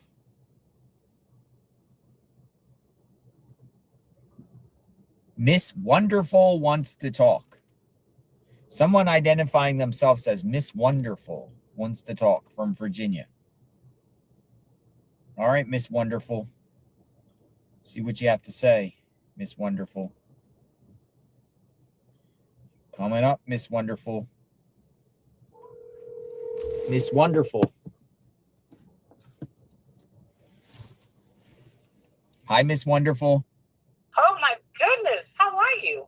I'm great, Miss Wonderful. What caused how'd you get the name Miss Wonderful? Well, you know what? Let me turn my television down, JLR, okay? Because Sure. I was not expecting your call. Miss Wonderful was just a name that I gave myself because most people just say that. I'm Nice. a wonderful person. Wonderful person. Welcome, Miss Wonderful. What you got? Oh my goodness. You know what, JLR, I'm not like a social media person or anything like that, but I'm an avid, like crime show watcher, and you have really reeled me into the Army because I've been with you from day one since you got to Arizona. Yeah. But let's get down to the nitty gritty of some stuff. Let's rock. Let's go. What we got? Yeah, let's roll. So everybody, I've not heard yet. It's Savannah, it's Annie, it's Tommaso of the family. But I've never heard anything about Cameron. So Talk to us. What's up with Cameron? What's up with Cameron? What do you think? Yeah, like I haven't seen him on the scene. He didn't come to the unfortunate memorial location with the family. I haven't heard much in the media as I've been listening on. Have you? Cameron was there. I mean, that first week, we know that he arrived to the house. The pictures taken to him over at Annie and Tommaso's home. He was seen on video. He was on the right side, flanked on the right of Savannah. He also gave an additional video himself, just him, but haven't seen him since then. No, I haven't heard much about Cameron. Now, I don't know if he's just the type of guy that doesn't like all the attention and the media. You know, it could simply just be that, but it's just a little strange with the enormous media presence that this case has that he hasn't, and I haven't heard more about him. That was just the one take. So most people know he lives somewhere in the Northeast. He's from the Northeast. I know the location, but most people know he's from the Northeast, probably traveled out. Maybe he just came out, temporarily and has, went back to his family and had to go home. East Coast. Okay. Yeah, that was just, something on my mind. I actually have labeled this case as the sit and spin case. Some cases go when they sit and spin because it's just around and around and around and around and around. You were kind of singing there. Yeah, I had to put a little song to that because that's what it feels like. And I know like everybody's on edge, including me, including you. I mean, my heart goes out to you because you're on it. Like when I say you're on it, you're on it. But a couple of things that I think right now, my observation of all of the footage, the media, the this, the that, nanu, I call him nanu. Yes. I think they know who it is. You do? I think they know who it is. They're just stitching up the turkey at this point. Stitching up the turkey? Yeah, they're lacing the turkey at this point. I think they know who it is. I guess we kind of got to respect the fact that, some stuff has to stay close to the vest for the fact that, they can't leak too much. But at the same time, I feel that with you guys being boots on the ground, media presence, keeping this thing alive, making them, live up to this and making them stay at it. I think that they could at least throw you some red meat and say, hey guys, this isn't like, they don't have to tell you everything, but I would like for them to tell you at least something. Like if we have someone in mind or whatever it is. Yeah. But, I just think, keep your boot on their neck is what I'm saying. Keep your cameras on their necks. Don't let them push you away. Don't let them knock you out your square. Do what you do until we get an answer. Because we all want to know where Nancy is. I'm pretty sure now they kind of played down the feds a little bit because the feds are kind of like in the background. They're quiet, but those jokers are working. Those jokers are working. I guarantee you, biometrics, facial recognition with that hoodie or balaclava or whatever it is he has on, they've already measured how much his nose is from his chin. His ears are square, and if you look at that balaclava, he has a full neck. So he has like a chin under that neck. You think so? Double chin. Absolutely. Look, if you look closely, there are a couple of still shots that they have. He has a full face. But what I would have liked to have seen, and unfortunately, Luke, I'm sorry. You're still on my pin board. You're still on my pin board. Oh, you got a pin board? I still got him pinned on the board, JLR. Luke. Here's why. If you look at this guy, he's full in the face. Yes, we all know he's shaved. Okay, cool. You shaved. Not a good time to shave, but that may have been recommended by his attorney to keep the focus off of that. But what I would like to see them have done, won't you put him in that outfit? Put him in that ski mask. Put him in that jacket. You all know what he had on. Can police make these perps dress the role? Let's dress the perp. And take a picture. Let's see what he looks like. Interesting. I never heard that one before, Miss Wonderful. Make the people wear the outfit and see if they match. Yeah, put it on them, and let's take a picture in a similar circumstance from a distance like that Nest camera had, and let's see what we get. The other thing too, JLR, you had some footage, and I don't think nobody's really playing up on this too much, but I've heard media, Ashley Banfield, a couple of them talking about what's in your pocket. So in the pocket there is an antenna. You see an antenna? I do. Absolutely. I absolutely see an antenna. But there was a young lady or lady that spoke with you some days ago. Yeah, someone found the transponder. Yeah, she found a transponder, yellow Sony, black and yellow. I remember the color. Yep. But nobody's ever come back to that. And I'm wondering if FBI, because they have lots of technology, if they're able to geo-track that transponder to see if anything comes back on that. Because I definitely believe, even though people have said, oh, this guy is the brightest, he's not the sharpest knife in the drawer, he's this, he's that. But guess what? He's evaded us for over 30 days. 32 days. Yeah. So that's a problem. Raldo, that's a problem. Raldo, that's the problem. Who's Raldo? Geraldo. Geraldo. You're name dropping Geraldo. Geraldo. Remember Geraldo? Yeah. That's a problem, Raldo, because he's been able to evade us for over 30-something days. So he ain't all that dumb. Yep. Here's my other take.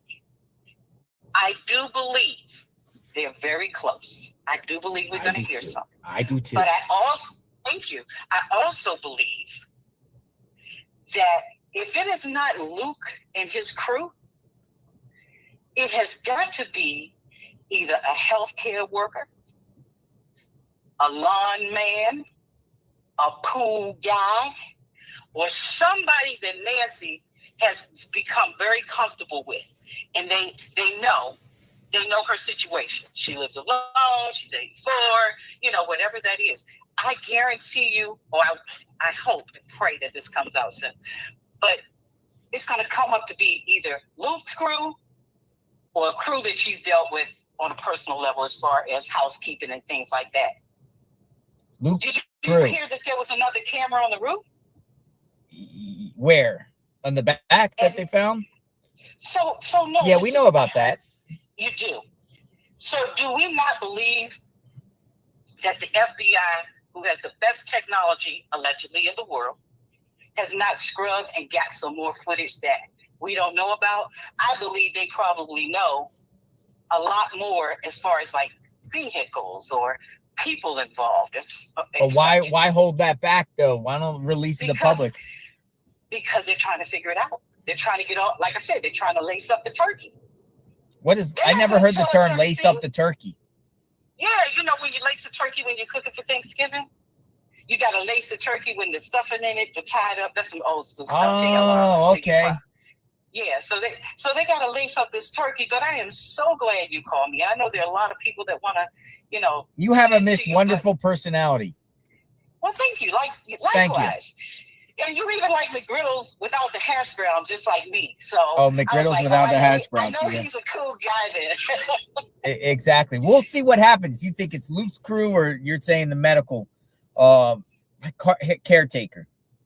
Medical, pool guy, lawn guy. Because remember when you all were out there, and absolutely, I 1,000,000,000% agree that they released the scene too quickly. They should have never, ever, ever done that. But remember when you guys, you camp out at Nancy's, and they were business as normal. The pool guy would come by once a week, trash removal, the whole nine, the landscape people, So there's a lot of foot traffic. There's a lot of foot traffic at Nancy's. I don't think the cartel has anything to do with this. No personally, cartel. for me, No. And honestly, I'm not really feeling the Tommaso, Annie's theme. I'm not feeling that either. I think it's either Luke's crew or he has something to do with the crew, and or someone that has worked on her premises before. Well, interesting. Thanks for the insight, Miss Wonderful. Yeah, keep my number handy, JLR, just in case we find this turkey. We're gonna tie him up. We're gonna tie this turkey up. Tie the turkey up. That's right. We're gonna lace up the turkey, JLR. The turkey's gonna be cooked. Hey, listen, did it Mark? I haven't. No. Why? What's up with Mark? Oh my goodness, you haven't seen it? Okay, so it was about like 5 a.m. this morning, because I be tuning in. I'm like loyal. Click Mark. Mark does the night scene. Mark the Shark. Yeah, Mark the Shark. And I turned it on. It was just like a tree in the screen, and all I heard was this. He went to sleep on camera for like a couple of, it had to be at least an hour or so. he fell asleep on his live stream. He did, so you need to check on him for me. Apparently he's sleeping up in his truck, according to Alex. Yes, he fell asleep, so definitely check on him and make sure he's good. You heard him snoring. I did. It's funny. It is funny. All right, so Miss you got to Wonderful. play it back. You be safe out there. Thanks. Hey, thank you for the conversation. Enjoy You're talking very to you. welcome. Have a great day and stay on them, JLR. Stay Thank on you. them. Will do. Okay. Bye-bye. Boots on the ground. Boots on the ground. Miss Wonderful. Thank you, Miss Wonderful. Oh, I clicked. I think she was saying something. Sorry, Miss Wonderful. Miss Wonderful. Oh, we have another one. Jackie wants to talk about Luke. Luke seems like he's what's up, folks? Is it Luke or not? Or what, man? Because a lot of people have been going on Luke. Luke, we got another one that wants to talk about Luke. Luke. Think it's Luke? People are like, it's Luke. Luke went on national TV and put his neck out there. All right, Jackie. I'm bringing you up, Jackie. Jackie wants to talk about Luke. Luke. All right. Let's see. We're here for the people. I'm looking through all the other comments to see other perspectives. All right, Jackie, you're coming up. 202 number. Check your phone. Hello. Hi, Jackie. Hi. Thanks for calling. Welcome aboard. Thank you. How are you? I'm good. I've been watching you ever since day one. I think you're wonderful. The biggest thing with your channel is you don't try to push a narrative. Oh yeah, you don't try to push, meals or hair products or anything. You're just strictly all about like Nancy, and I love that. I really, really do. So let's talk about Luke. Go for it. Let's go back to the Morphew. Do you remember the Morphew over there in Colorado? Barry Morphew. I know that quite well. Absolutely. I was actually, I'll just touch on that. They didn't like me live streaming his court hearing, and they banned cameras, and they blamed me. Yeah, they're gonna blame anybody. They blamed me in the court filings. Let's go back to his interview on camera. He was talking, but his head was shaking. No at the same time, like your body is saying you can't lie, or whatever's coming out of your mouth, your body's going to tell your truth. So let's look at Luke's interview. Okay. Same thing. Oh. His face, his head is just no the whole time. Nothing but red flags came up. He shaved. I mean, look at his face. You can tell. Look at his mouth, where if you go back to the original picture of when he came to the porch, he had a little like cleft lip or something going on to where his hair didn't grow right above his lip. Same thing with the interview. I'm just blown away that no one else has come up with body language. I'm close to the airport. For fun, I like to go sit and just watch people. Yeah. Just watch people. You're a people watcher. Are just interesting. They're interesting. their body, how their face, how they talk. They're just interesting. So I've been paying attention to Luke. So I think Luke has really something to do about it. I mean, they went to his house for a reason. We still don't know, right? You're going to get kicked down somebody's door with SWAT, take people out. I mean, you just don't do that for your health. Exactly. That's all I wanted to say, though. So you're saying similarities between Luke's interview and Barry Morphew's interview. Yeah. All right, go check that out, folks. Barry Morphew. The head is just shaking no, like, no, I'm not telling the truth. No, it's amazing. You know, your body, like I said, your body tells more than your face and your mouth. It's your body actions. So you guys need to check that out. Yeah, appreciate it, Jackie. Thank you very much. Thanks. Keep up the good work. Thank you. Bye-bye. Bye. All right, Barry Morphew. Suzanne Morphew ends up being charged, but he was given interviews before. He actually was charged before, dropped the case, brought it back to life. Luke. There's another one, Luke. Interesting.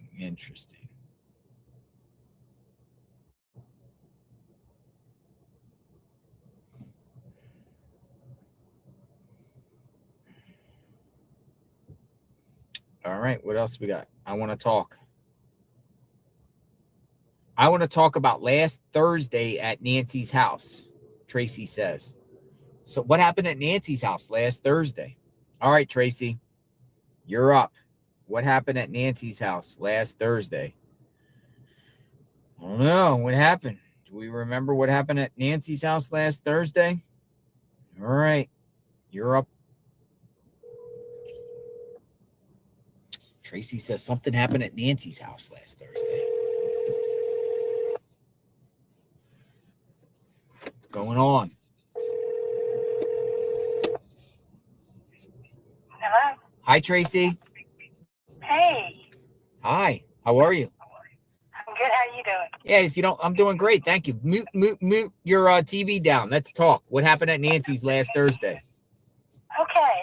No one has even. I agree with one of the last ladies who just talked to you. Now, I've got a sister who's been missing for 26 years. You do? Yes, I do. Oh, I'm sorry. What's your name? Lisa Hall. Lisa Hall. She's missing? Huh? And she's missing. She's missing. Like she walked out her back door one Friday morning and fell in a black hole. Just like gone. Didn't take a vehicle, didn't take clothes, nothing. Whoa. So working with detectives, I kind of got, my gut feelings are usually pretty accurate. Working with them, seeing how they work. Me and my sister were about the only two in the family who even tried to find her. They interviewed the husband. He failed a polygraph. Detectives did nothing. Everybody that we were able to talk to now has either moved away where we can't find them, or the husband just died a couple of months ago. The only people that could even give us any idea of what's happening are gone. The detective the husband told the detective that my sister told him that she was tired of being a wife and a mother. So with that information, and so the detective could retire with no open cases, he had her listed as a adult runaway and closed the case. Mm-hmm. And because of that, nobody else will take the case. We've even tried cold cases or everything. Oh, that's hard. I really feel for the Guthrie family, because unless you are actually going through it, it consumes you. Yeah. It really, really does. But something that I noticed last Thursday, and like I said, my gut instincts are usually pretty accurate. But all those cars rolled up.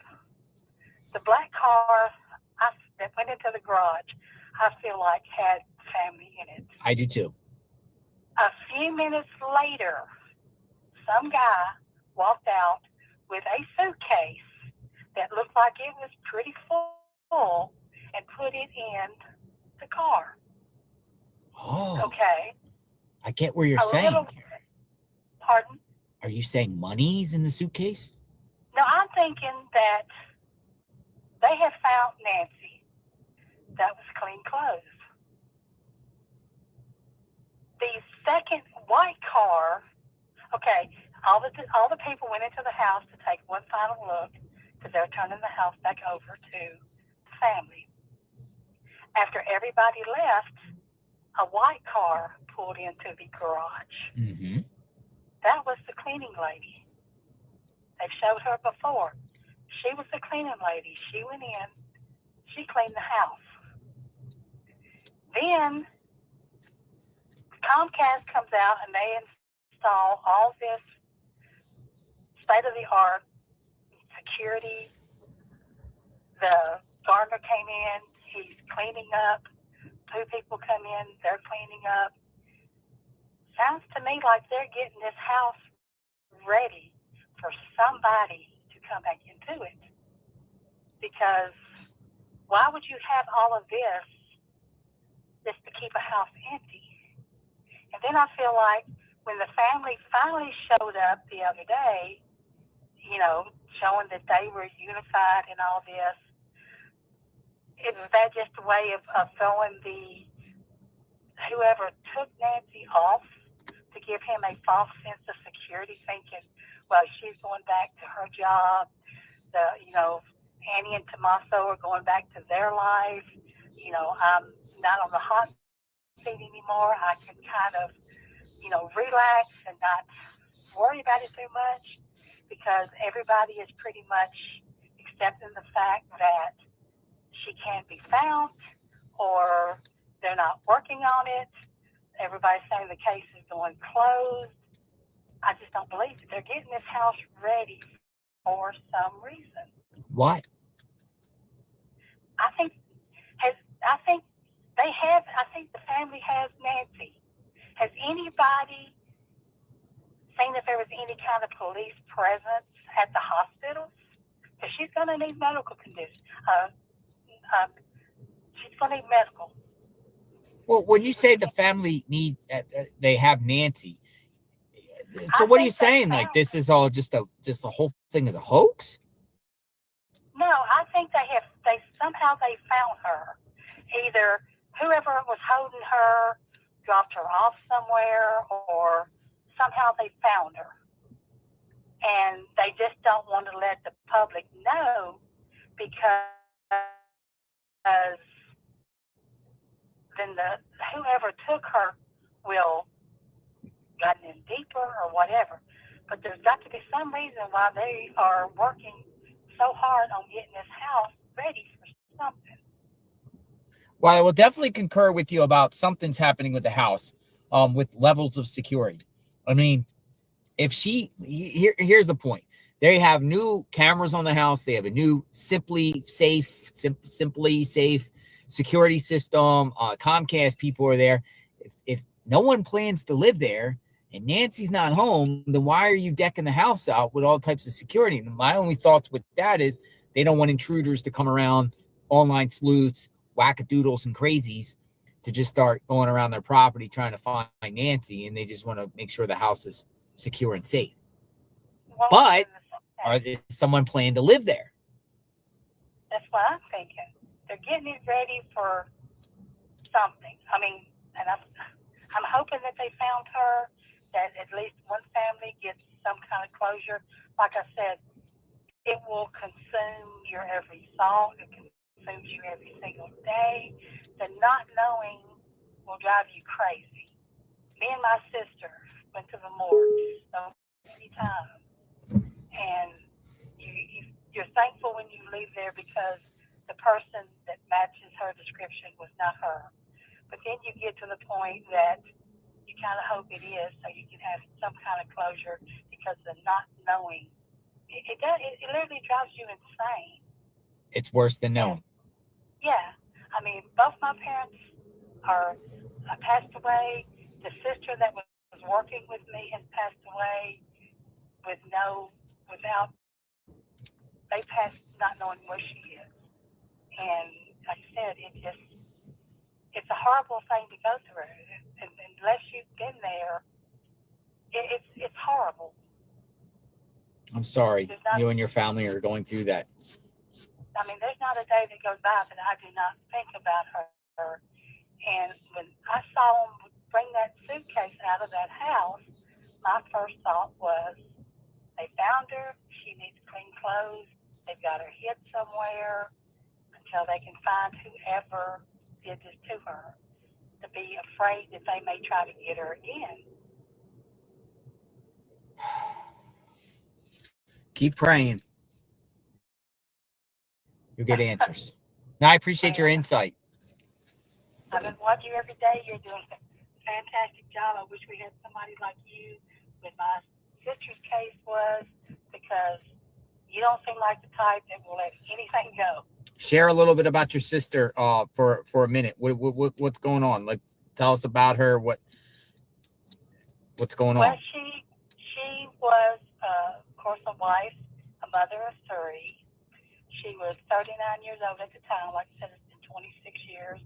It'll be 27 years, the 25th of June. We even had people come to us telling us that, we saw her, but we were scared to approach her because we didn't know what her situation was. I mean, even to all of us growing up, swears up and down that he saw her in Florida. Scared to walk up. He finally, where she was sitting, so she was with two guys, and said one of them was very attentive to her, like she was with him. And he's like, I've got to get a better look. So she was facing this fireplace that had knickknacks on it for sale. It was just like a little tourist restaurant. And he walked over, he turned around and made eye contact with this woman. He said she physically turned white, hung her head, and got instantly sick, to the point that they took her outside so she could get some air. And as they were walking her out, our friend asked the lady, "Can I help you?" And she just kind of shook her head no real fast and never would look up at him. So he goes back to his table and he's thinking, I've got to find out. I've got to give his family some closure. But when he got outside, they were gone. So we don't know. And like I said, it's been almost 27 years with nothing, no idea, no nothing. Share her name in the chat again. Lisa Hall, Hall. She was born Lisa Carol Bruce, and then she married a gentleman named Billy Hall. And he was apparently the last person to see her. He was, oddly enough, he worked at Comcast here in Nashville, Tennessee. And she said that she woke him up one Friday morning and said that she was going shopping.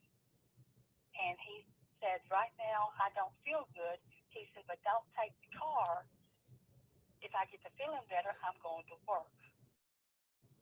They only had one vehicle. I mean, how did she leave?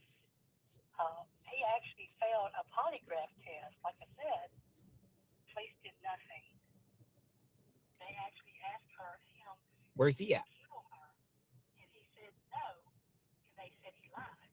But they did nothing about it. Where's he at? He just recently passed away about 3 months ago. He was living in someplace up in Tennessee, and he just recently passed away. So probably the only person with any information is gone.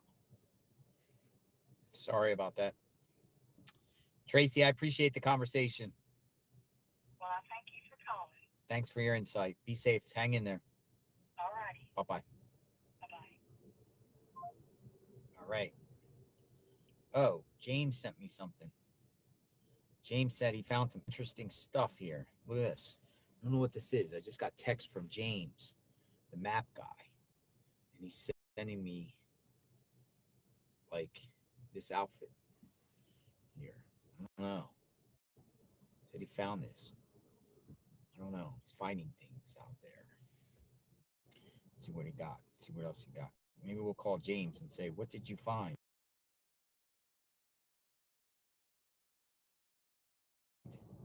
He's finding rope and all types of things out there. It looks like rope, some sort of cord.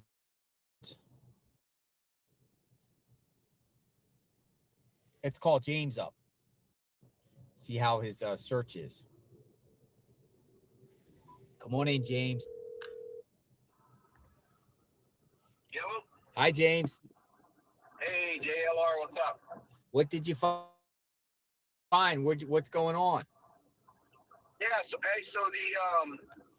the Rancho Diablo is probably owned, and every access to it by vehicle is gated off, and or there's one access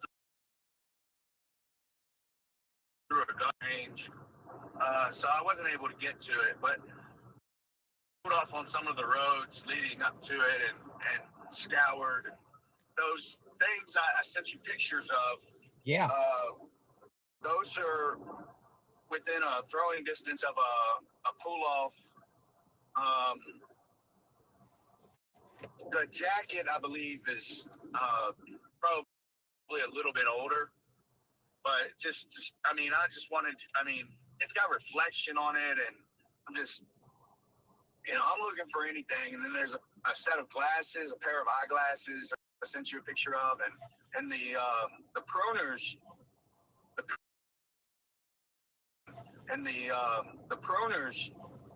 the pruners got me because those don't fly off a truck. They got some weight to them. Uh-huh. Did you get the picture of the pruners? The pruners. Let me see. I got some, are they the blue things? I don't know what color. I'd have to look, but they're like some people call them tin snips or something. Or, yeah, I think that's what this is. Right. So those are in a hot place. They were all getting off of that pull off.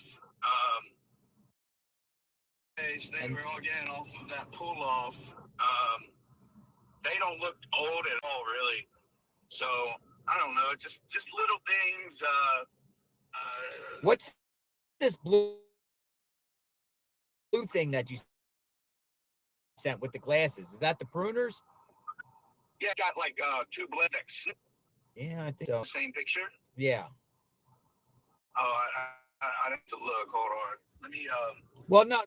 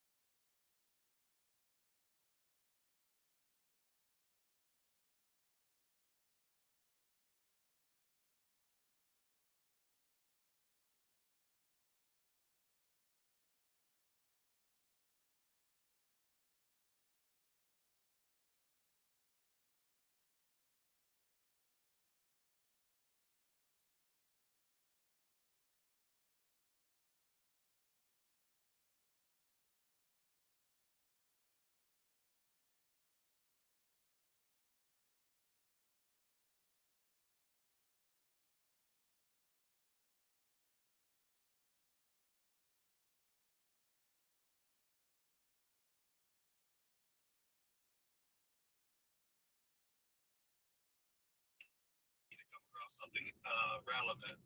So are you headed back into Tucson? I'm going to stop here at 3 Points, and just because I've heard that it's affiliated with crime, whether it be, I don't know, a drug deal or trafficking of some sort, or but I just want to scope out right here, and then probably being back in town around 12:30. And again, I stopped and I saw a guy who was filming. I talked to him. He's just a guy with a hobby. But yeah, I told him what I was doing, and he knew exactly. He was up to date with the case. Everyone knows. So, and I begin to wonder if the people that are, I'm coming across a checkpoint here. Border Patrol. Very well may be. It's a Border Patrol checkpoint. Okay. Well, I'll let you get off the phone so I can, in case they need to talk. But yeah, I'll keep you updated if I find anything. What does this say? It might not be a stop. It might. I'm not sure. This is. Well, you be safe out there, and we'll catch up. All right. Thank you for everything you're doing. Yeah, for sure. I'll keep you updated. All right. Bye-bye. Bye. All right, folks. Should we take a drive to Nancy, see what's going on? Yes or no? What should we do? Where should we go? Where should we go? Should we take a drive back up to Nancy, see if anything's popping off up there? See if anyone's out there? People are like, yeah, all right, road trip. I feel like going on a road trip. All right, some people are like, yeah, all right. We'll go up to Nancy's. Let me put our address in. We'll see what's happening there. If anything at all, at least do a drive-by. It's not that far. It's only 15 minutes or so. So we're going to go up and do a drive-by. All right. All right. Buckle up, folks. It's the law. And buckle up because someone is getting caught soon. Sooner rather than later. It could be at any time. Head toward West Elm Street. Then On turn the right road onto again. West Elm Street. We're back on the road again. At the stop sign, turn right onto West Elm Street. Elm Street. You know what was crazy? The day of the raid, we were down here, Elm Street. It was Friday the 13th.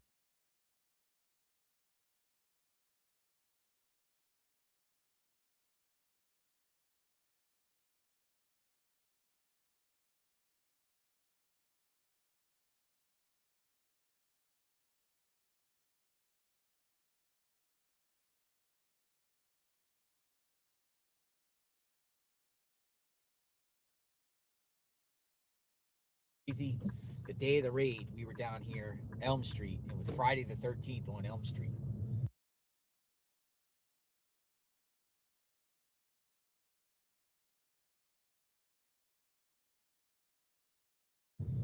Friday the 13th on Elm Street.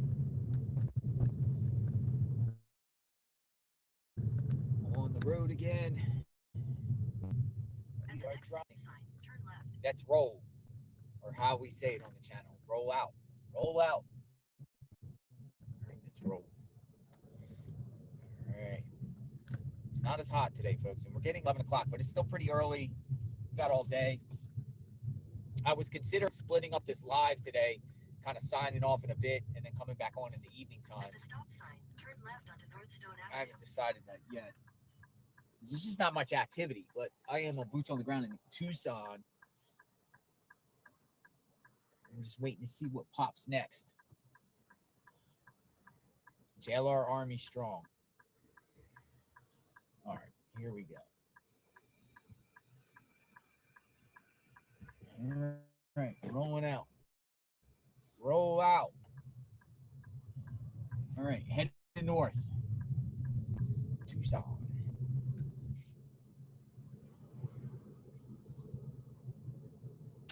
Back on the road again.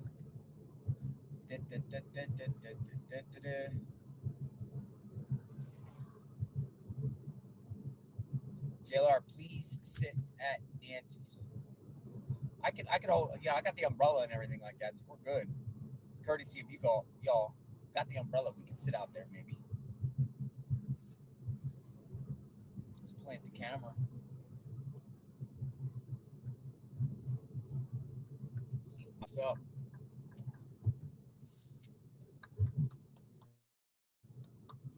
On the road again.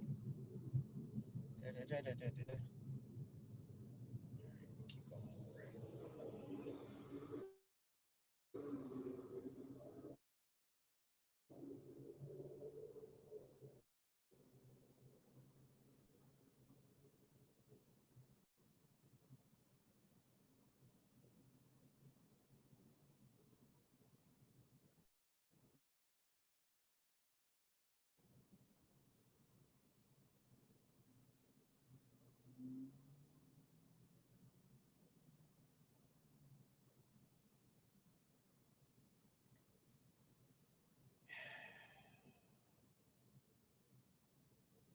Hello, everyone.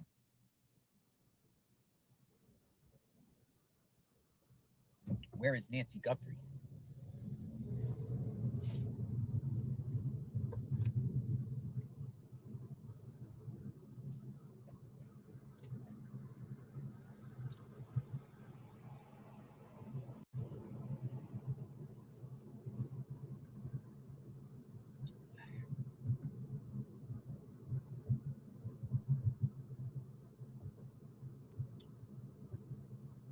Tucson.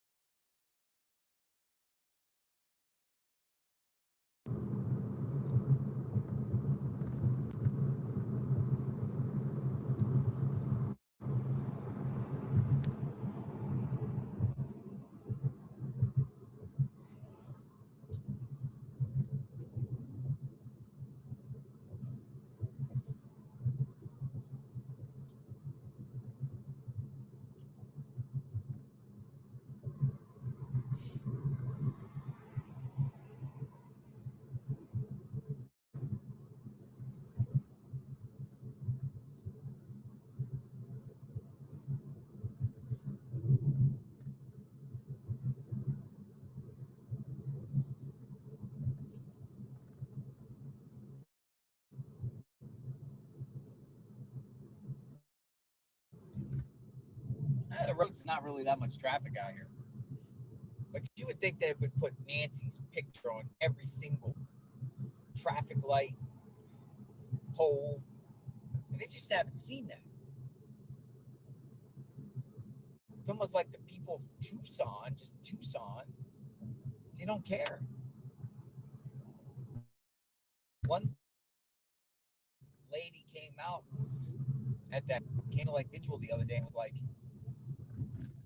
Pima County officials, Tucson elected officials, they're not doing anything for Nancy. Nothing. Not doing anything.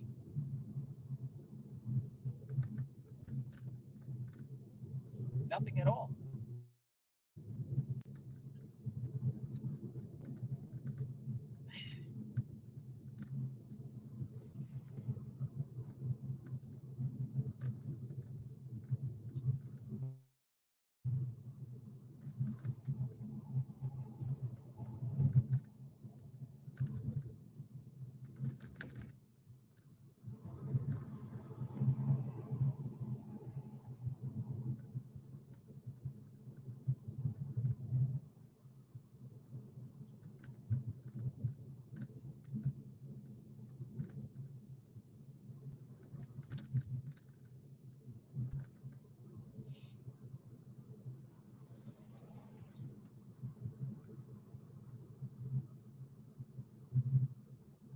shall see.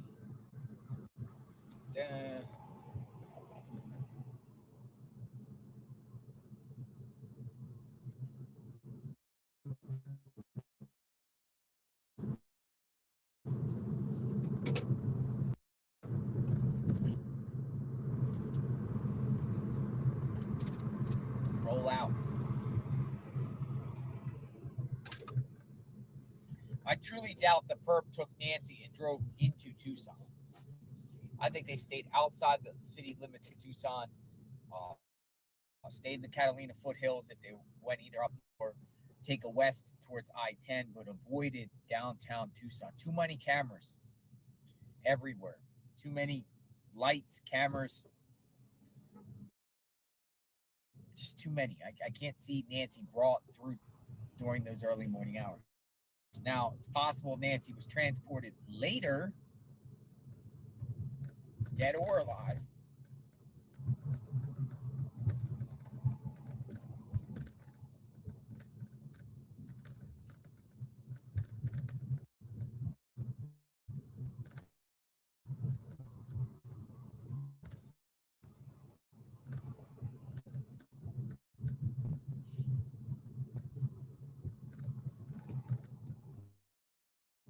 Roll out.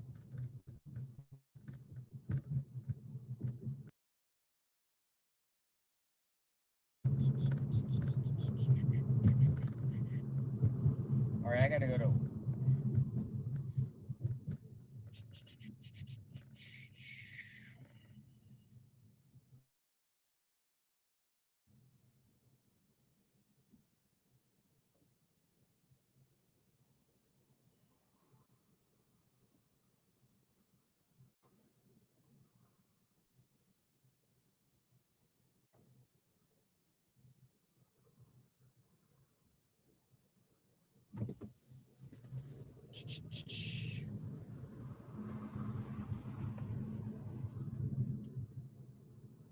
At the next light, turn right. The next light, turn right. See, a lot of people still care, though. We got 19,000 in the chat. Amazing. Amazing that y'all are here. I'm like, holy smokes. Everybody still wants to know what happened to Nancy and see what's going on. Turn right on East Wedmore Road. And see, what's happening out here. And I'll admit, there's not much happening. But I do think things are happening on the surface. I do think maybe things are happening behind the scenes. And of those things. At the next light, use the left 2 lanes to turn left.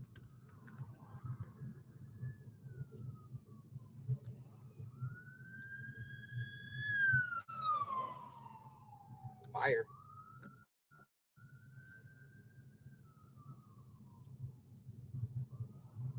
I do think things are happening behind the scenes.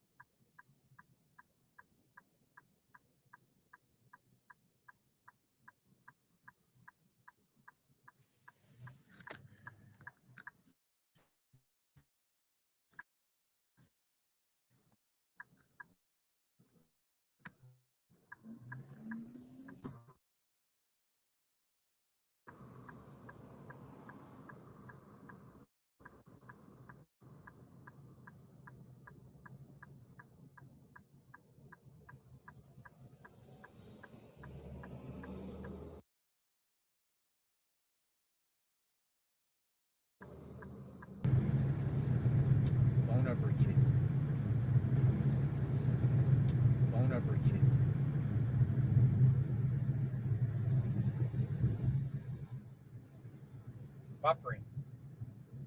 Phone overheated. It's weird because it's not that hot out here. The phone overheated. It's in the window. Culvers. Luke and the Culvers.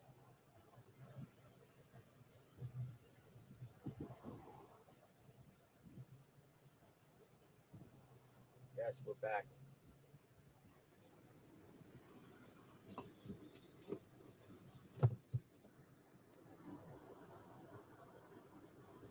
Yeah, we overheated for a second.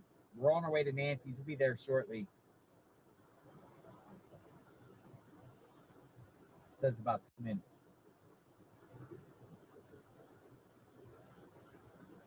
Everybody keeps talking about Luke's interview.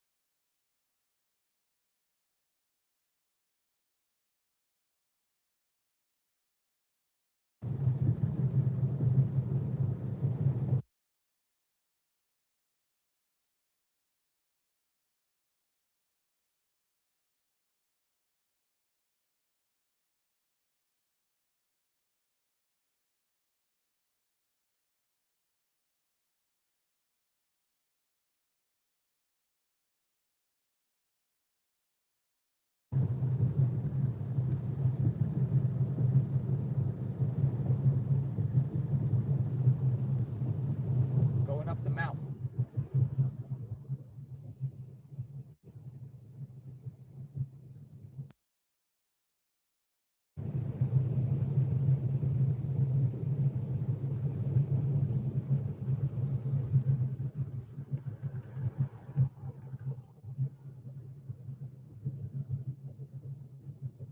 Right there is where FBI was searching all along this road.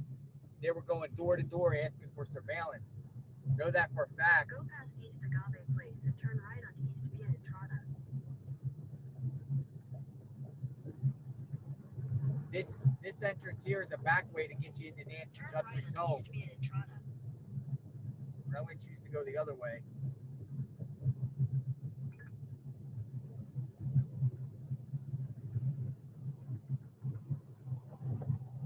Make a U-turn at North Camino Arturo, then turn left onto East Via Entrada. Continue for 1 mile.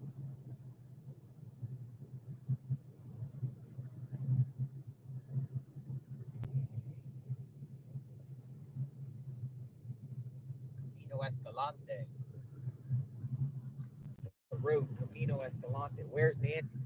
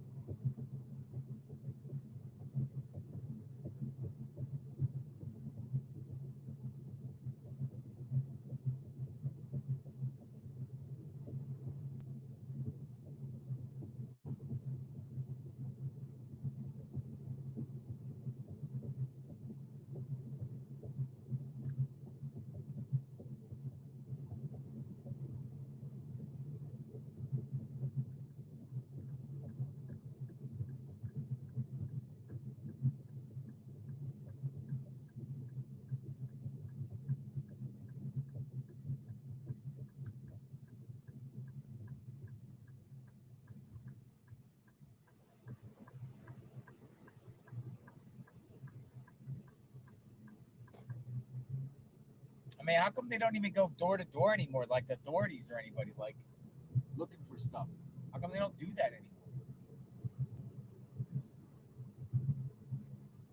You should move to Tucson now that you created a morning call-in show.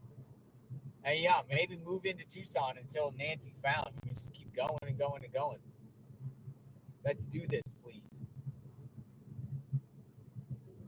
Morning calling show outside the sheriff's office each and every day. We'll probably end up going back there in a bit.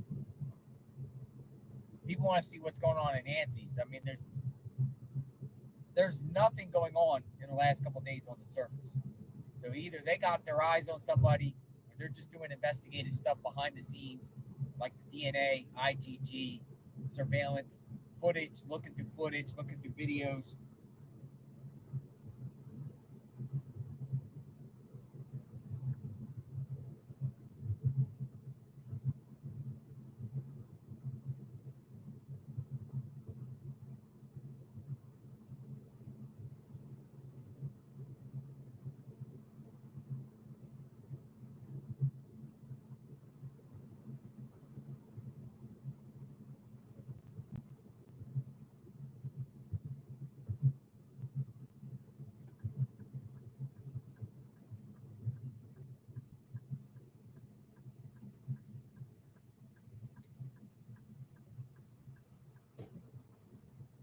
Back in the neighborhood again. Might as well move to Tucson.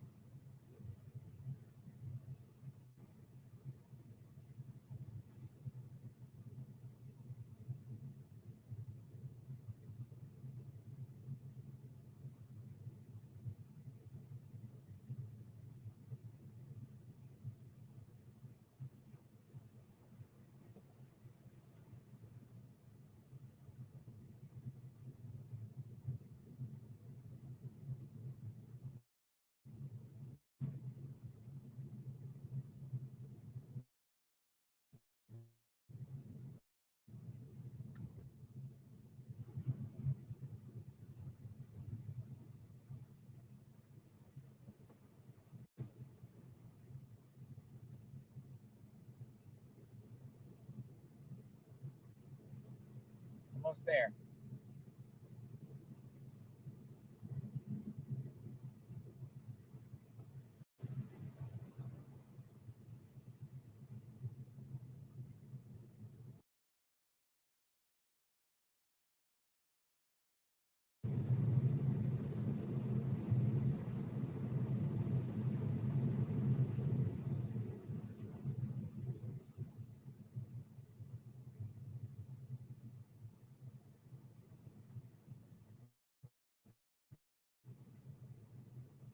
They're trash.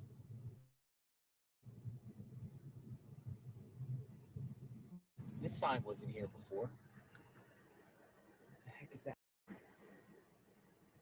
Let me take a picture. That sign was not there before. Let me see what that is. Hold on. I took a picture.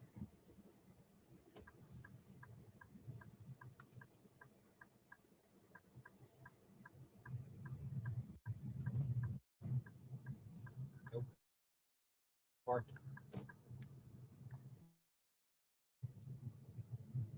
Had a big bus behind me.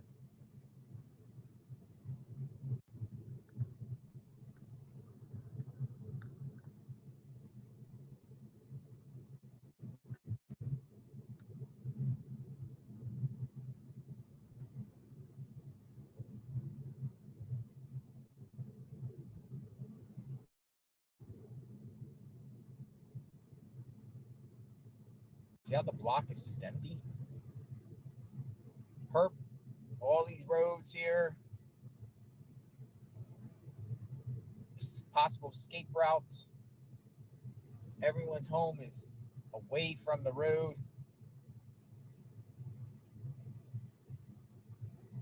The perp could very well came down this road. Well, it looks like more people are out here. More tents.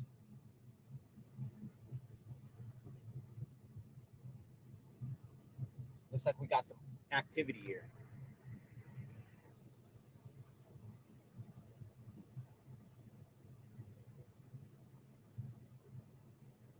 look like a paparazzi tent.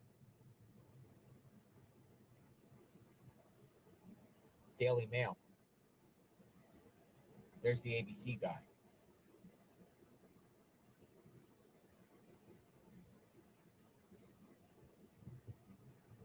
There it is.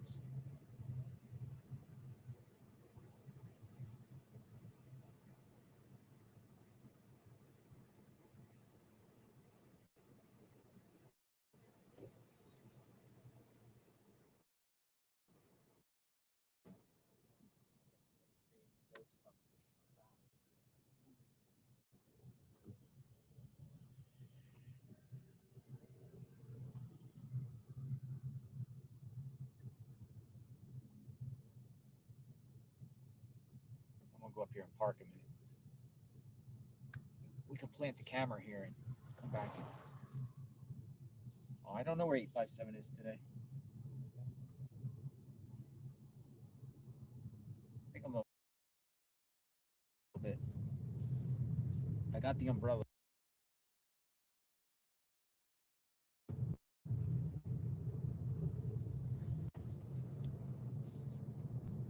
Maybe our luck, somebody will come.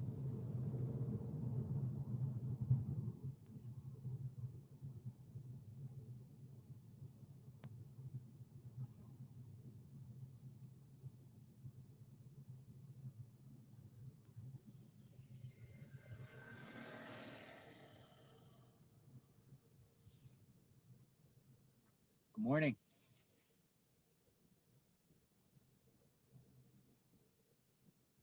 Good morning, sir. How are you? Any action today? Nothing when he came by? Sitting out here all day? Nah.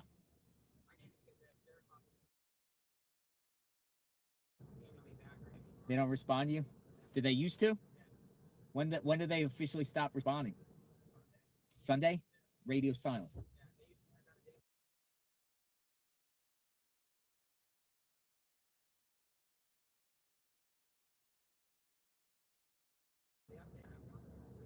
Nothing. Maybe that's a good sign that they're moving in. He said they're getting closer. We need to wrap this up. That's interesting. All right, let me do some parking. See ya. See ya. Morning. I got the tent. Nice. Nice. I'm gonna talk for a bit. So I'm gonna plant the camera here and then go park, and then we'll come back down. Set everything up. Oh, these McDonald's cups in my car.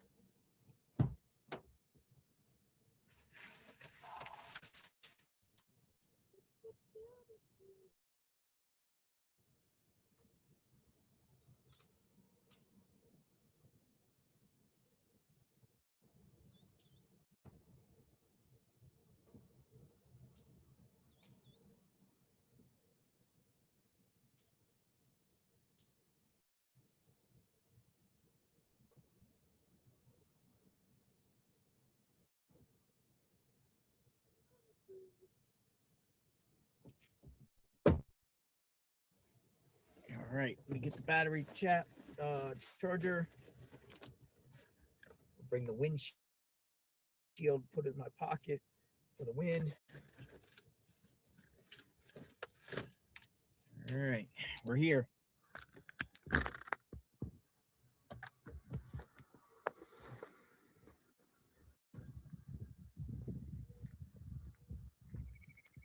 Hey. Morning.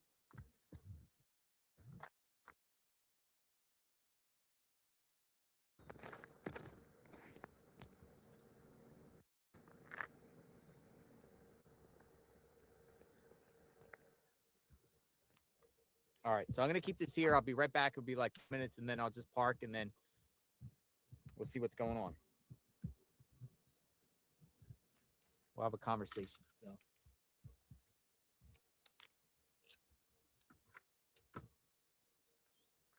Let me know if somebody comes.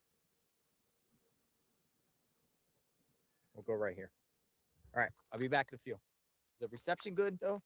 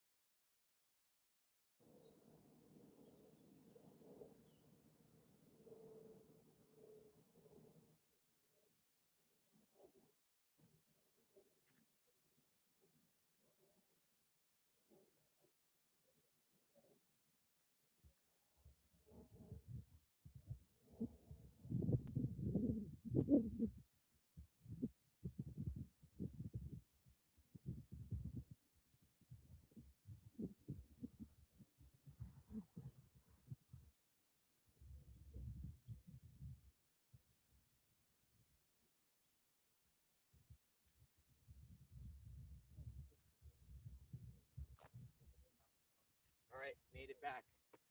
Do a little walking. We smokes. We still got a lot of people in the chat. Not much activity out here. So that's a group of individuals here laying down flowers. Stopping by.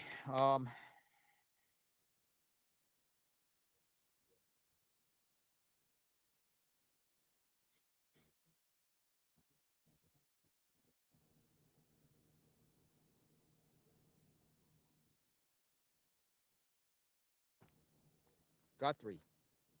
Nancy Guthrie.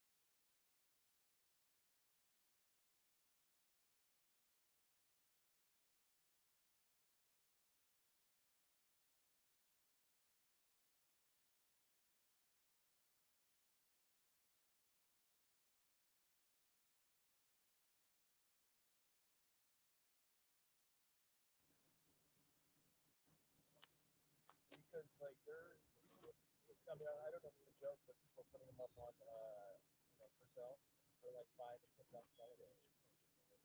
857 Tucson said he is coming on his way. Yeah. It is more up. Julian's like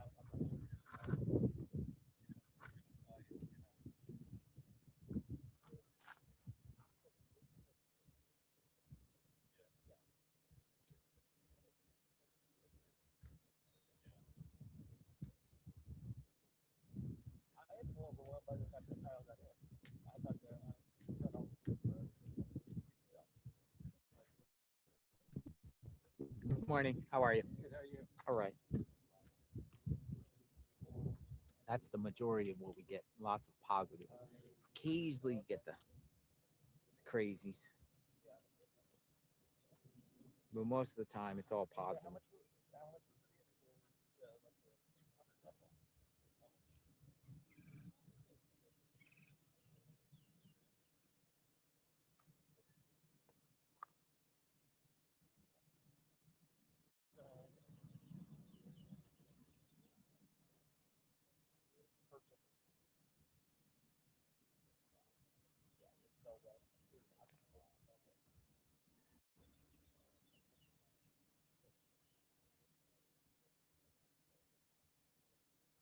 It is because somebody was doing a scroll and took a master finger, and I was looking at the prices.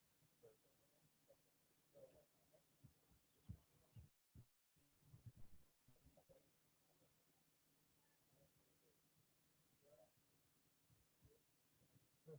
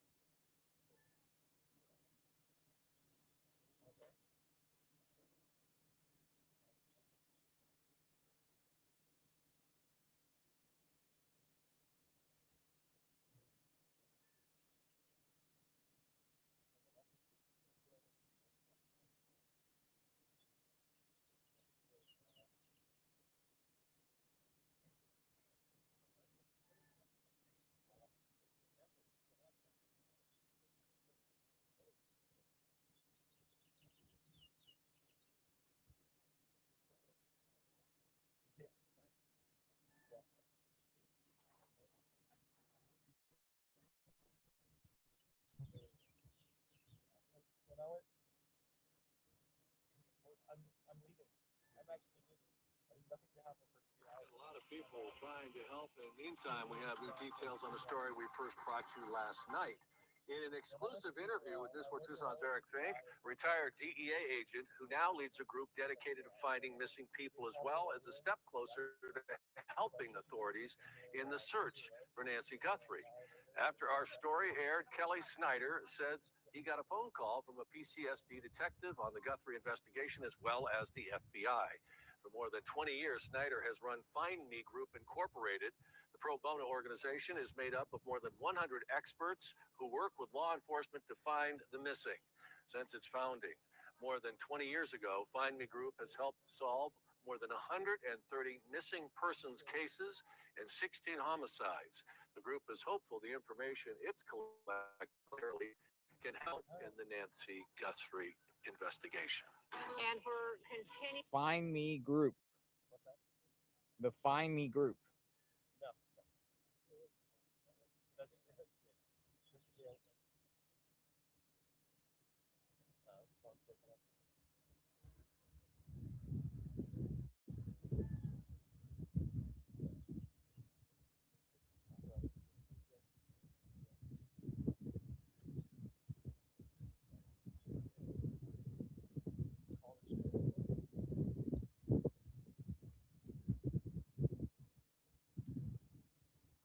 The Find Me Group, a new group.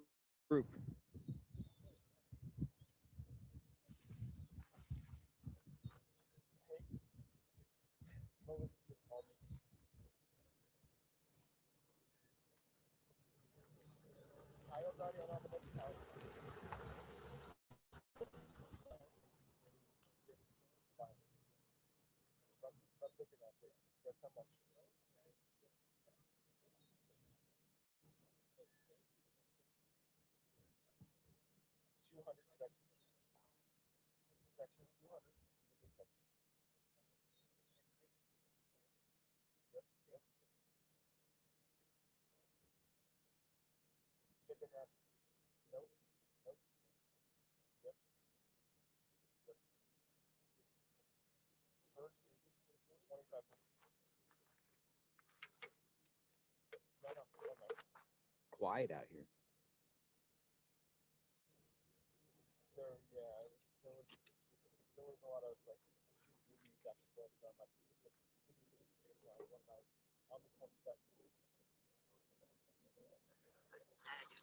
I'm sorry?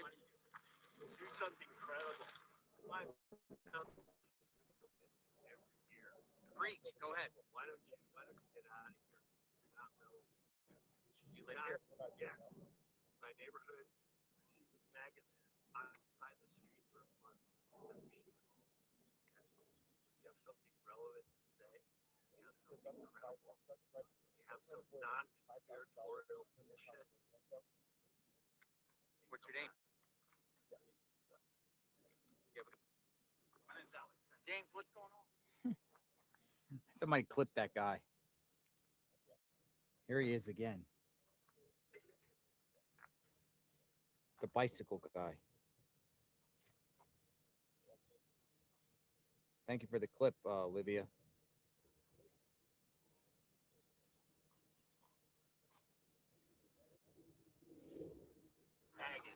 I'm sorry? Do something incredible. 5,000 every year. Preach. Go ahead. Why don't you get out of here? You're not relevant here. You live here? Yes. My neighborhood. I see you maggots occupy the street for a month. I wish you would all be okay. You have something relevant to say. You have something credible. You have some non-conspiratorial bullshit. What's your name? You have a Here, see the biker? Another wackadoodle? He claims he lived around here. There's been, a couple on the bikes that fired up. Fired up, right? Hey, He called everyone maggots. On that other side, because I pulled up, but not enough, so I can't really keep. Oh, go in and just face me. So go in the other way and just face me. Yeah. As long as you're in there, you know what I'm saying? Yeah. So then when I get out, you can go right out.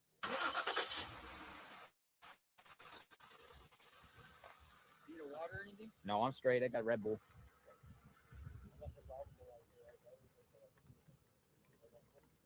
Maggots.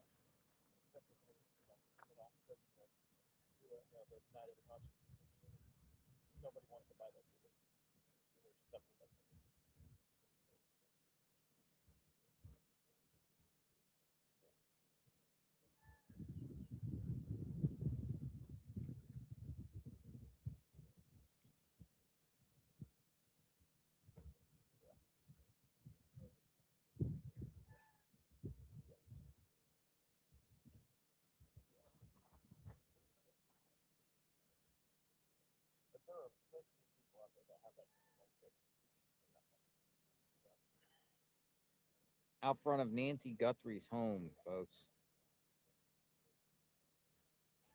We are here.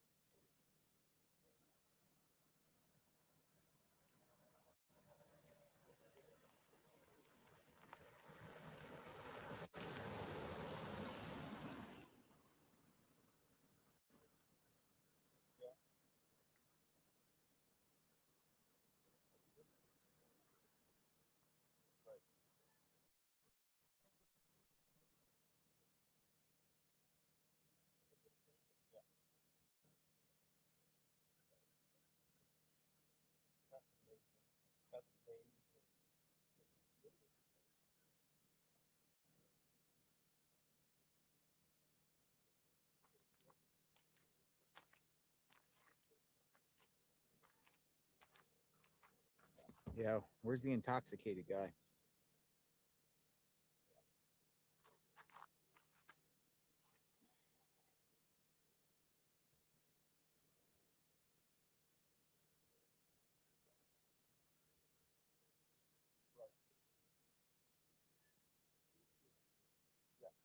That's what I was going to I was just going to say that. I'm like, there's plenty of people out there that have kids. Like, avoid these tickets.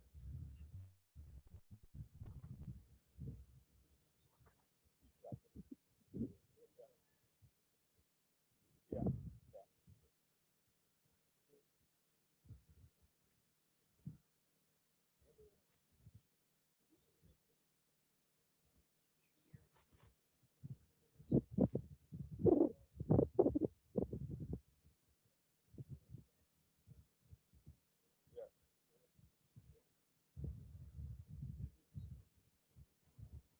Yeah, and the caller today suggested that the perp got a backpack from a school.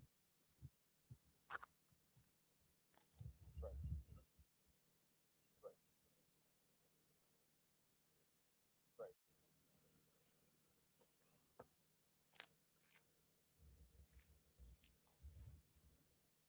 1-800-CALL-FBI.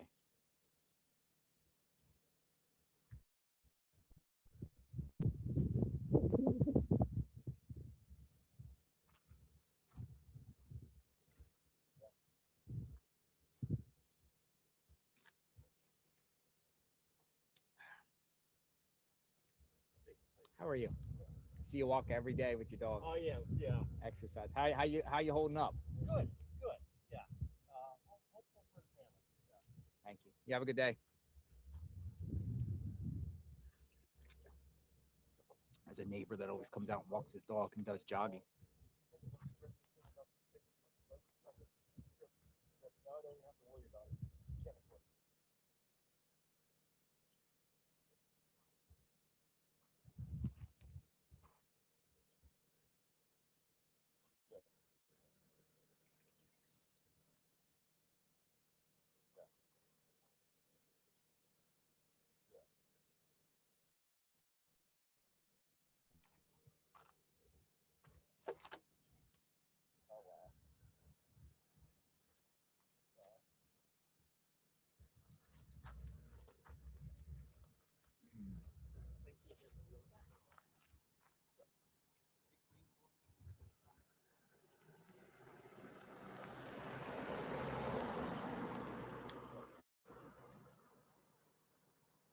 Thank you, Jay Rain.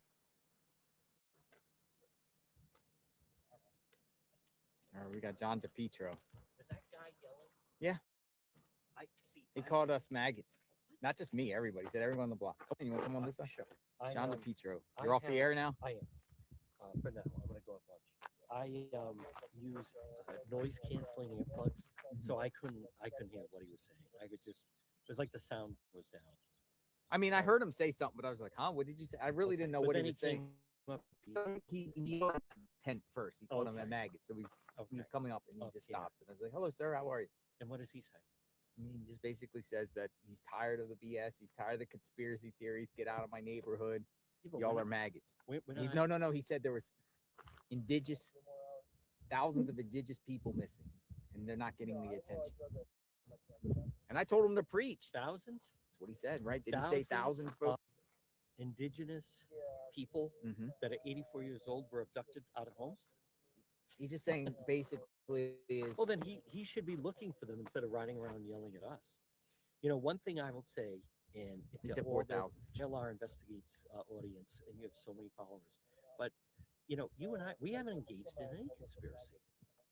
I mean, there's theories and everything. Well, there's theories, but no, like I had someone in one of my chats the other day saying that there's a tunnel under the house. Have you heard that one? There's a tunnel under the house. We heard that with but there's no. What people need to understand that these homes don't even have basements. No, only 2% in Arizona have basements. Someone else was saying she's hiding in the basement. It's not that. You know, you've heard some of the stuff. This is a distraction. Well, if this was supposed to be a distraction, then Iran totally blew this out of the water, right? I mean, Iran is now dominating all the coverage. Look at this. There's a Porsche. Hold on, we got a Porsche. Well, there's a lot of luxury vehicles. A lot of luxury vehicles. Here, that's a good picture. Man with a Porsche. I mean, arrives to the scene. For people that are wondering, this local area. Man with a Porsche. Who's Porsche? Is that Luke Daly? I think that's Luke Daly. No, I don't think that's Luke Daly. Dude, it's a Porsche. Yep. They're pretty pricey there. That's $100K, right? I believe so. It's $100K right there. New. New. Used. I thought the Luke Daly interview was interesting. So Yeah. all right. Funny. So the mother said, well, we were hearing from our relatives in Rhode Island. Yeah, that's where you're from. Yes, that's where you're from. I'm trying to track down the family because he does look like if this was like, I don't know, like a board game, he would look like he was the one wearing the mask. And when he went into that interview, basically almost like a turtleneck covering up the shave. Yeah. Make sure you're cleanly shaved, no facial hair whatsoever. But does he have like a very distinct tat, like right down here on the neck? Where my thought is, if there was someone in this home and then didn't have a mask on, and then Nancy saw them, I had a police officer tell me, I don't know if I told you this, that he believes that they're looking at people that died August, September. So, you know, you're back in action, B&E crews, but they know they have a mugshot of him. So if a homeowner said that's the man that was in my living room, I always wait to see if they live that. Yeah, did he? He did live that. That again, we don't know motive, but that might explain someone like, oh my God, they saw me, because then even if they ran out, now it becomes, here's some mug shots, and it's like, oh, that's the guy. He had a star tattoo right here on his neck, something like that. But Luke Daly and the mother, that was really interesting. Evil. I don't, it's so, he says he's riding along, he sees two Pima County sheriffs behind him.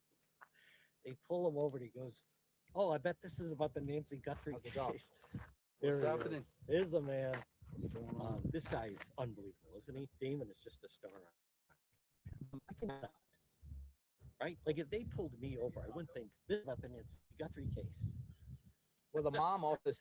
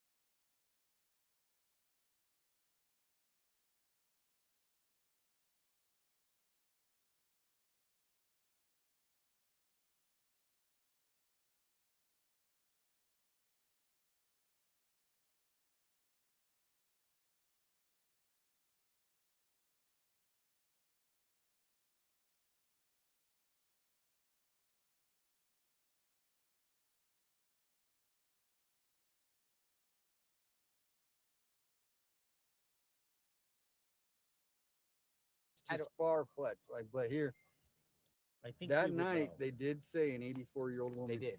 And so that's why everyone was down there. That's why the media people were across at the hospital. But wouldn't that be awesome? I'm just throwing because we're speculating. I would love that. And then what if they're just now focusing on who did it and they have her? That'd be it very. could be. It's probably They would not. not do that. They- That they- would be no, a they wouldn't do disservice that. And they'd be to humanity if they misleading. had her. Yeah, I mean, the backlash they would have if she's alive and they had her Yeah, ever since that's that why incident that would be night- career-ending for Yeah. everyone. And why would some, no, we wouldn't. Well, and that's why that night they pretty much put that to bed. They did. You know. Like, I'm gonna like go look get at the lunch. viewers. Like there's Yeah. there's Everybody's thousands still of people hanging still tight. here. Yes. They're here because everyone wants to see the latest developments. Yes. They're just like us, right? Yep. I mean, you can easily move on and say, "Oh, I'll just wait for the next update." No. But no, something's I'm going right to happen here. soon. Yes. I do believe something's going to I'll happen. be back. I'm gonna go get lunch. All right. What are you getting for lunch? I told him I turkey, cheese, banana. That's it. That's it. Eating healthy. And then I'm back. Dude, I had a McGriddle. Oh my goodness. It was good though. Waffle House. Waffle House? You don't like Waffle House? No, I like it, but The Waffle House, it works wonders. You I can do literally I get saw- your meal and eat it in I'll be 15 back. minutes out of I'll the be Waffle back. House. Your meal is coming in 5 minutes. You Oh, yeah. order it. Hey, what would you like? Hey, I like one of those hash brown sausage egg thing mixed in a bowl. They're out there at the griddle.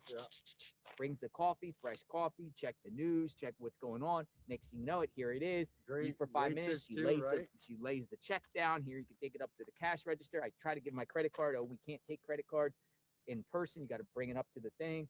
They don't even They want to want touch you your out of credit there. card. Gone. We love the Waffle House, and it's good. It's cooked. It's good. It's fresh. It's delicious. You can't beat the Waffle House Price if you is want a good, good too. meal quickly. Little bit up than just traditional fast food, but not Yeah. a little bit lower than a traditional restaurant. They're always open. I had a Hurricanes. breakfast smack today from Jack in the Box. Jack in the Box. Hurricanes, Waffle House will never close most of the time.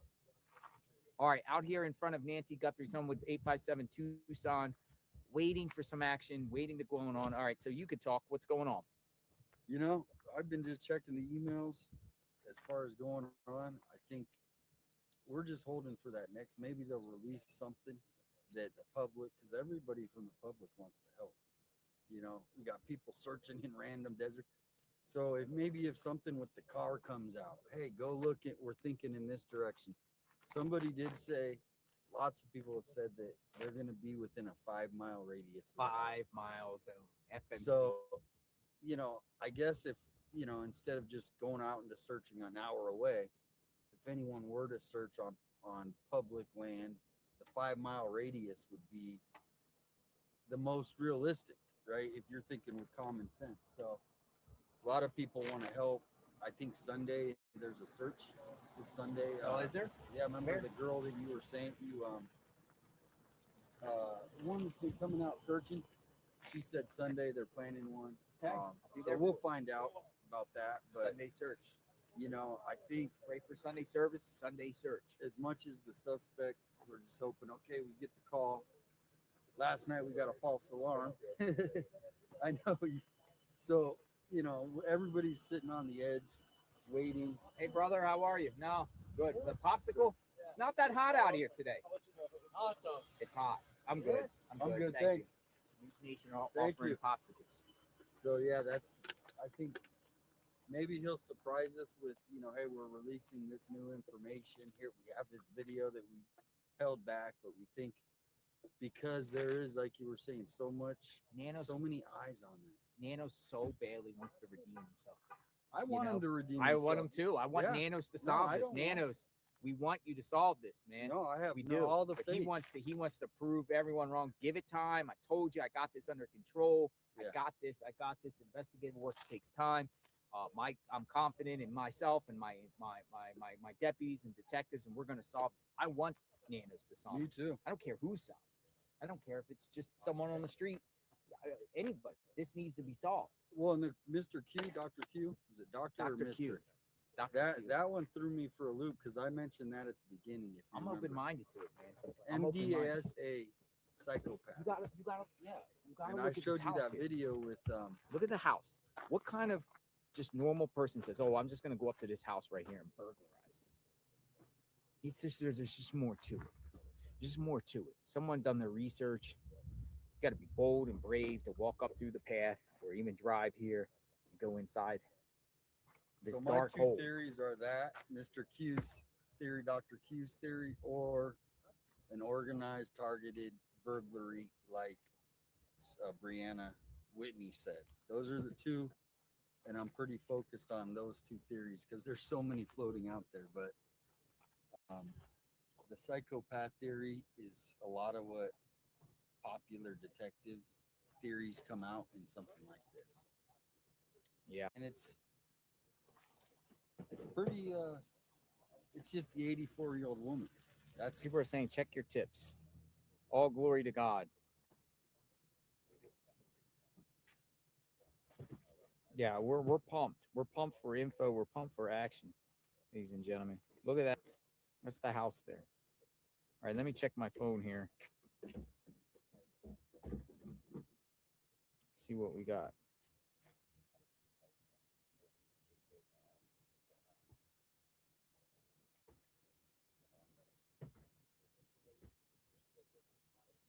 Dude, I got an email that was titled Kiki, Kiki. I thought it was actually Kiki.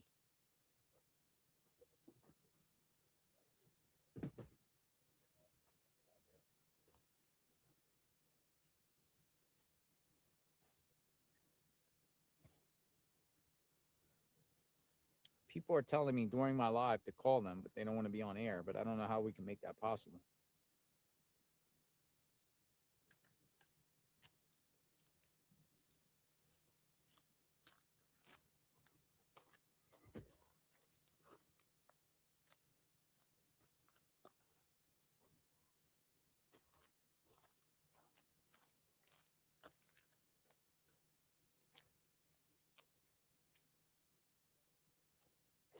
Mendel's.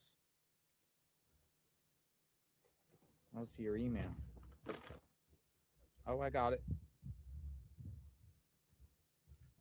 All right, I'm going to mute this. I'm going to call you for just 1 second. All glory to God. I'm going to mute. He doesn't want to be on camera, though. I'm going to call this. So stand by.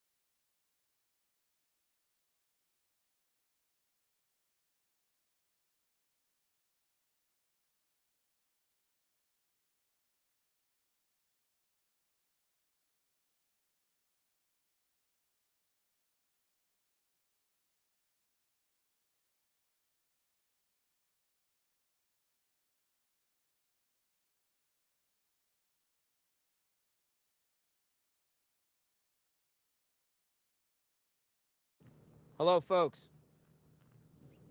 All right, so I just got a call from Jason.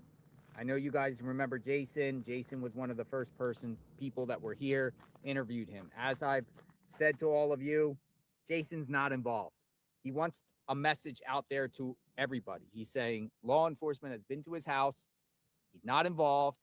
He came out here just to share some insight, and people have been putting him all over the internet. He's not mad at me. He's like, he just wants me to relay this to all of you that Jason is not involved whatsoever. He's upset because people have clipped him and put him out there on 3 million views. He said that's all over the place. He's not involved. I believe him. We've said that over and over. We've said that over and over, but he's very upset. Just that people making accusations against him. So he wanted to ask as a favor, come on, talk and say that he's not involved. He's not involved. I don't think he's involved, you know, so I think everyone should be focusing away from Jason and not on Jason. So he's upset. Jason, hang in there. We support you. I support you, and appreciate you reaching out. And I'm sorry you're going through this. You wanted to talk privately. Again, he's very, very upset, you know, because his image is out there of people. So Jason's not involved. He's cleared. He spoke to authorities. Because there's lots of sleuths that we're doing whole videos about their whole hour night that they do. So maybe they can make a video and clear him, because he doesn't deserve Hang in there, Jason. He is a nice guy too. Yeah, absolutely. Super nice guy. I mean, I was shocked that people were like, think this guy's involved. But that's the thing is, anytime somebody comes to the scene, you interview them, he's involved. He's the perp. Yeah, he's the perp. and then it becomes a joke, and some people take it serious too. And then they report it. No, it's not fair.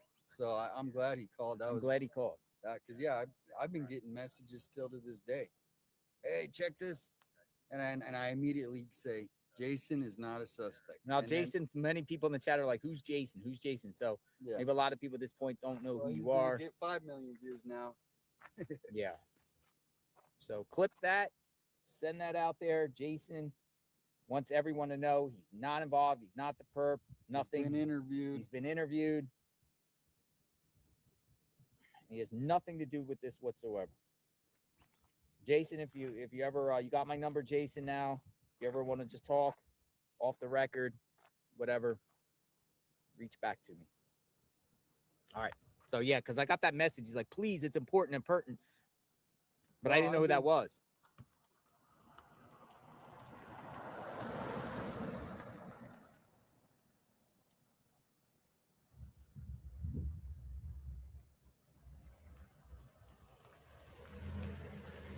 Hello. There was a stabbing today.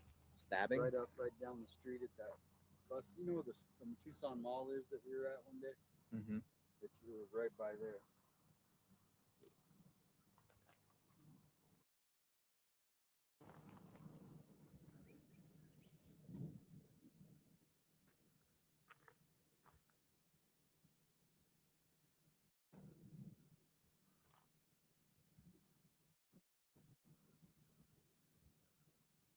Dude, the weather here is not that as bad. No, as long as you got the cloud coverage. Where is James the map guy?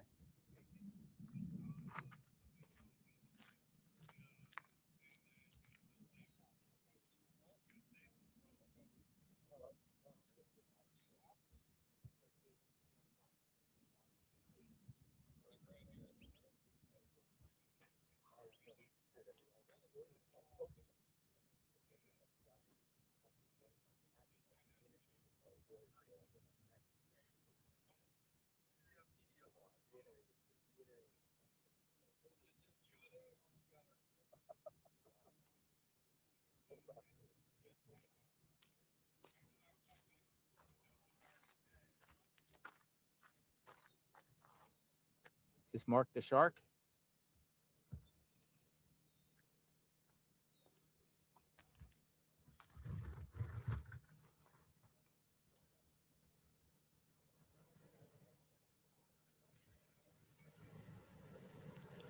Service, repairs, and pool service. Probably go over down to the sheriff's office in a bit. This is a lot. Man, it actually feels really good out here. It's not too hot.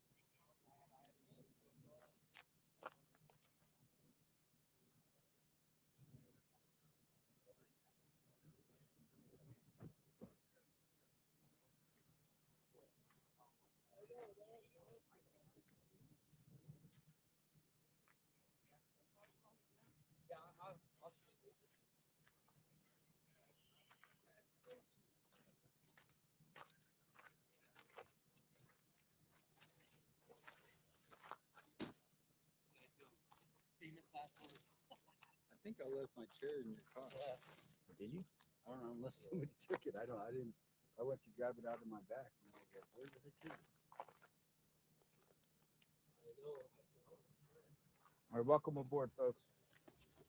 Outside of Nancy Guthrie's home.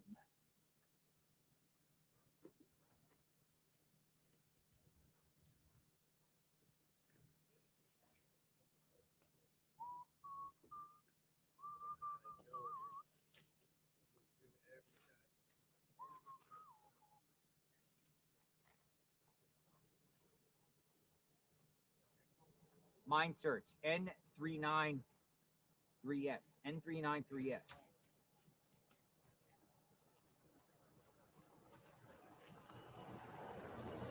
Another popsicle? Can you get a bill? Oh no, I'm good. Thank Another you. popsicle? Can you get a bill? I'm good. I'll take another one. Yeah, thank you.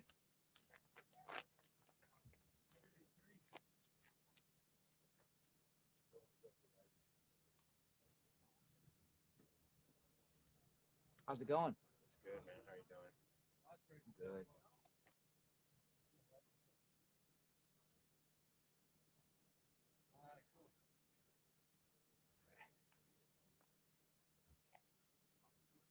Yeah, I'm looking at flight radar 24. I don't see. I didn't see anything. Well, people are saying there was flights up there by Mesa. You guys don't want one of these?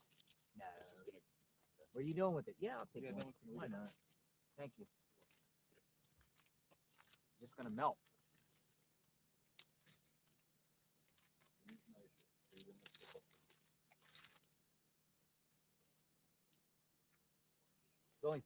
There's only three networks left out here. Well, ABC, News Nation, Fox.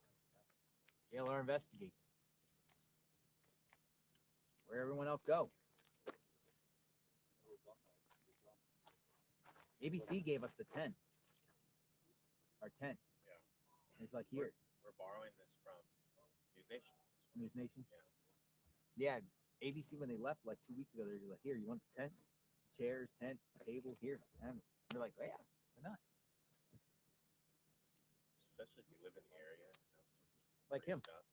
Yeah, I got him. He's local, and you can utilize that the next crime scene. Can't take all that on a plane. I mean, I guess you could. You could. It just be If it expensive. costs more to take it, right? Yeah.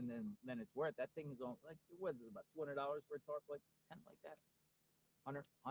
Probably Maybe more. for the one, yeah. But, Mark has it now. Enough table and everything.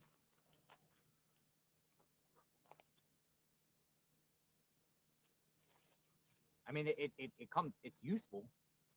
And that hot. It's definitely useful.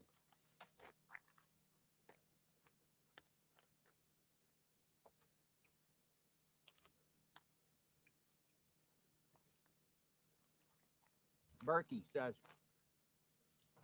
probably have an eye strain from looking around in sun in the heat so much. Try to wear some shades. And then Murky says, it can't be Jason. He has no tat on his wrist. There you go. Murky says, there's a tat on the right wrist of the perp.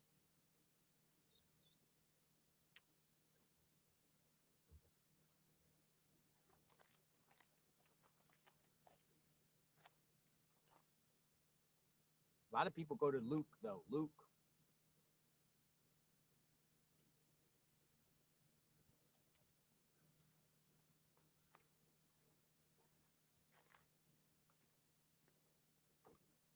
Anybody want to talk?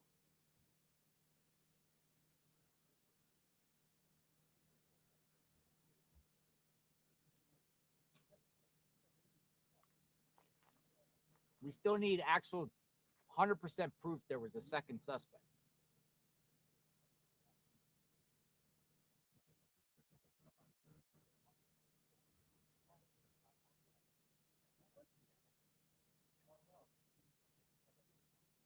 What about Luke saying that he hasn't been in trouble in a couple of years and then he still has an open case from last year? Well, and then he said that he's like, Kayla wasn't his girlfriend, that he just got arrested with her. Does he have an open case, though? Well, yeah, those cases, once you're on probation and you got to do your classes. Yeah, and it's I still mean, time. you're talking, It's still, you haven't completed your. no, you're on that stuff for 5 to 7 years if it's a major case. Horrible.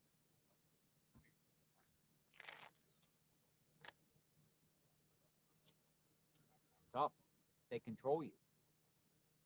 Yeah, I mean, if it's something where he has the ankle bracelet, did they say that? Did he have an ankle? If he had an ankle bracelet, that's your alibi, right? There you go. So he probably didn't have that.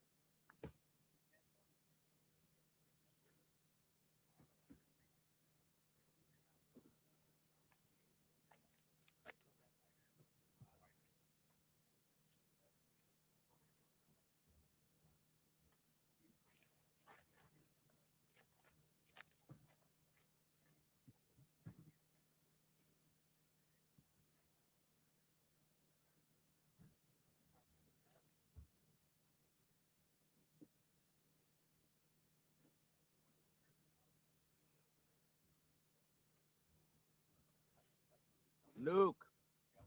Dude, I would love to interview Luke. Luke, if you're out there watching or if you know Luke, tell him to get a hold of me. Dude, I will be 100% fair with him. Dude, I'm not grilling Luke, or I don't believe Luke's involved. He's got a lawyer now, so he wouldn't. But if Luke's lawyer, I would love to interview. I don't believe he's involved at all. I don't.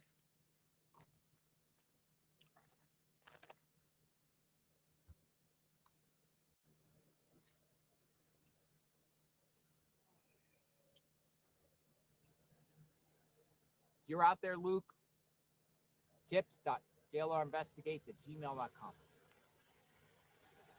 Did you get the link? Dolly, Hey, Dolly, how are you? Anything exciting? What's going on? Is it gone? You're back. You know you're gonna be What's the plan, Dolly? How are you going to be here? It might be in his I'm car. gonna be here for a couple days. I've been out droning. I went by Annie, droned over there. I went to droned over the golf course. I went by Luke's. All right, so we really never really talked that much before. Your assessment, you went home, right? You're back. Yeah. Who do you think's involved? I don't know, man. After watching that interview with Luke, I thought he looked like somebody had kidnapped him. He looked so nervous. Luke. Yeah.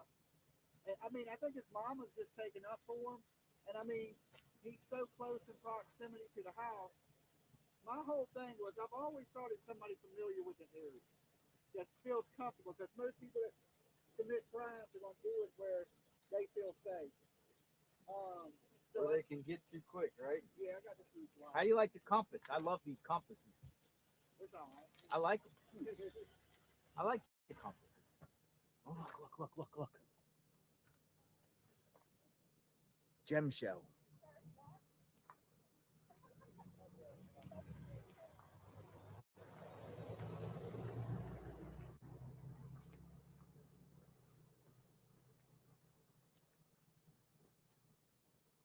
I never really talked to Dolly before in person, but I know here when we were here, and I reached out and said if Dolly was still around, he would more than welcome come to dinner. Yeah, he already bailed.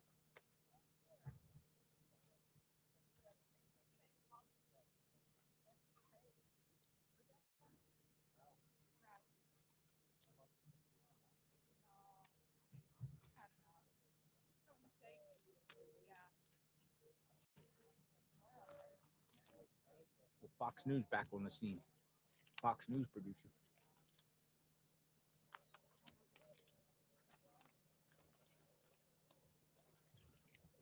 Fox News back on the scene.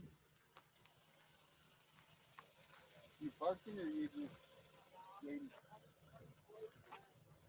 It's gonna be cooler though. We're getting cooler weather. Cooler weather. Days. Yeah. Well, if you go down Campbell, right, that's the closest way to the ghetto. You know what I mean? So if someone's going in, it's that winding road right when you take it right down here, it takes you down into the city.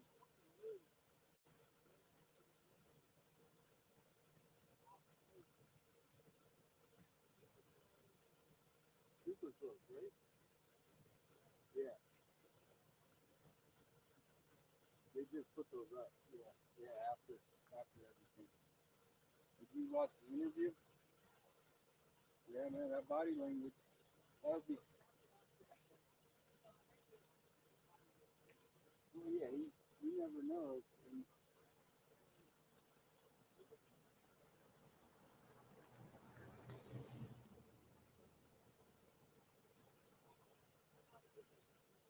yeah, to me it didn't, but there's part of me that was like, there is resemblance, but he might have been skinnier than me, but you can, right? You can.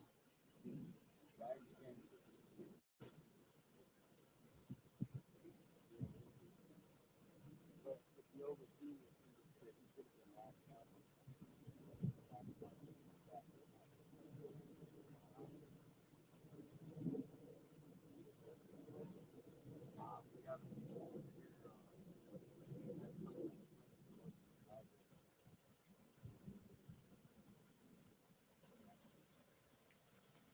All right, man.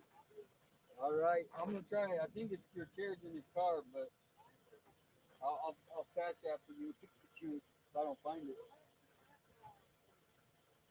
He's checking in. He was out. Yeah, he's kind of on his own mission. Yeah. So he's a nice guy, though. See ya.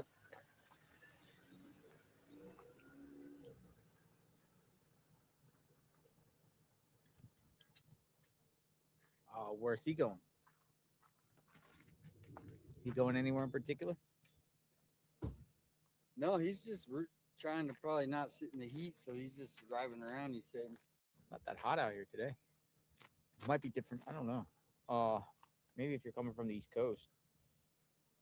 Tampa, Florida weather. Warmer in Florida than it is here.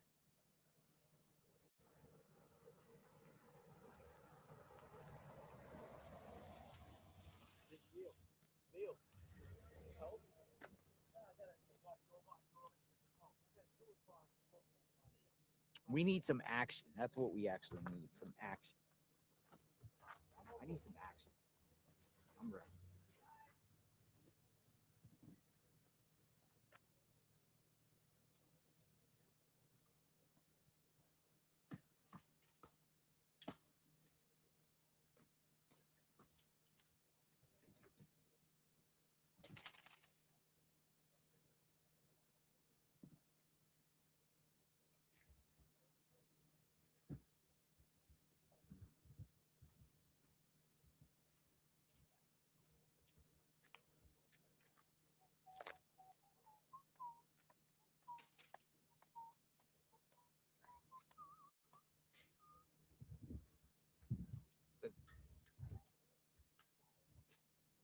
I need some proof that there's a second perp. We need proof.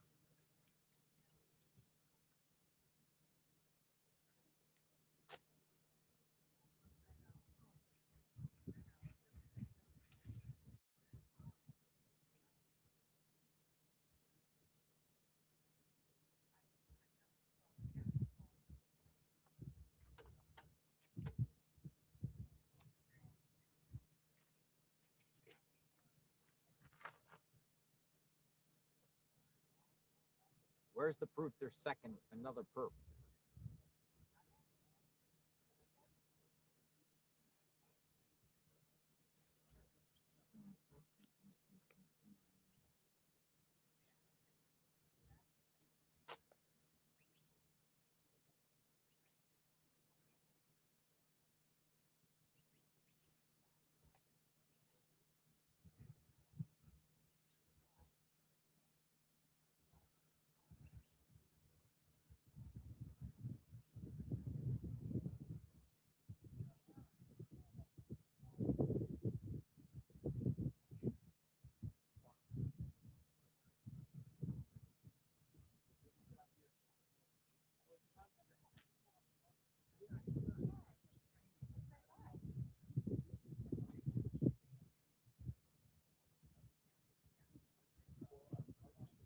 Little lizard in front of you. I don't know lizard.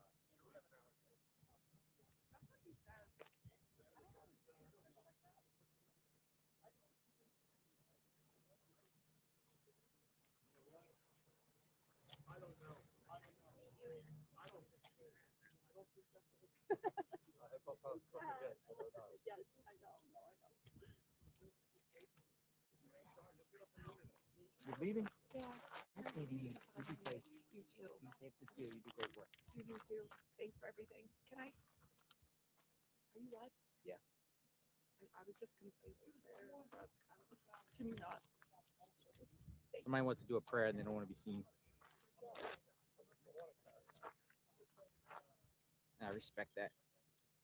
Somebody out here that's been out here.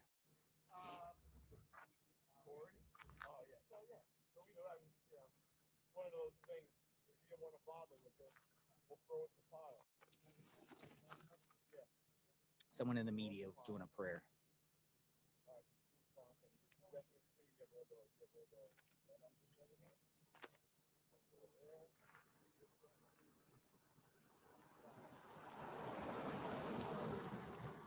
See, some of the people actually care. They care.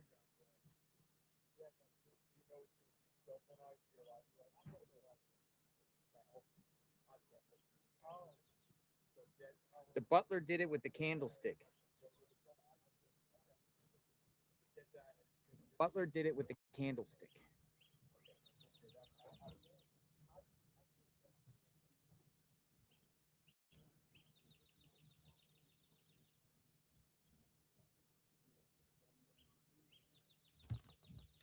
The butler did it with the candlestick. Still a lot of people. I guess some of the Fox people are leaving. Little activity around.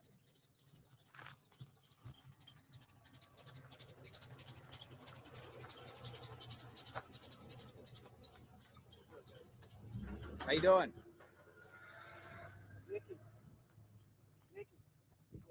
it's 2:00. Rich is saying it's sort of like a contest. It is.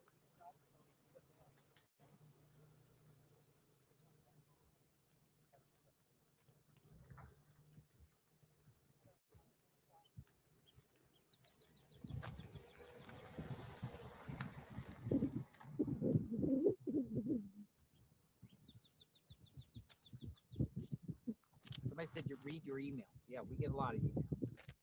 I'm trying to catch up.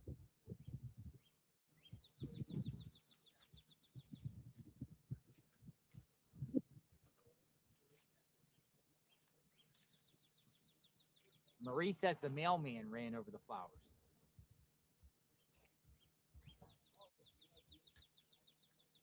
So the mailman ran over the flowers. I think it was javelinas. They love flowers.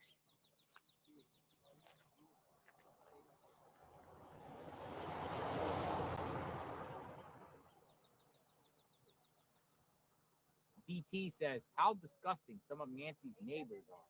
An elderly lady, a neighbor of theirs, is violently taken from her bed in the middle of the night, and the neighbors are angry at the media for being there. Oh my God. Seriously, the media is keeping Nancy relevant because otherwise, when things go quiet, Nancy may not be found. Just plain despicable, selfish, and self-centered they are. Thank you for being there. It's not all the neighbors, but I appreciate that comment, DT. Oh, there's a lot of nice neighbors. I mean, I think 99% of the neighbors are great. Offered, come out, offered parking accommodations, asked if you need anything, parking and all that.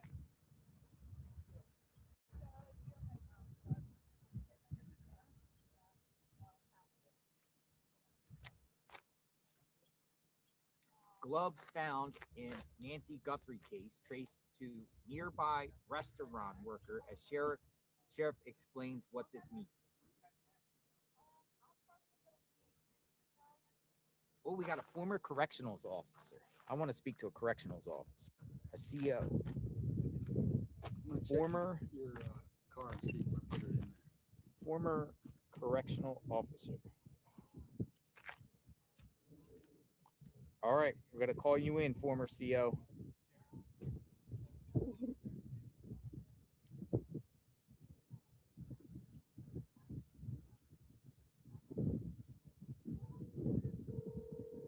A former correctional officer wants to speak. Hello. How are you?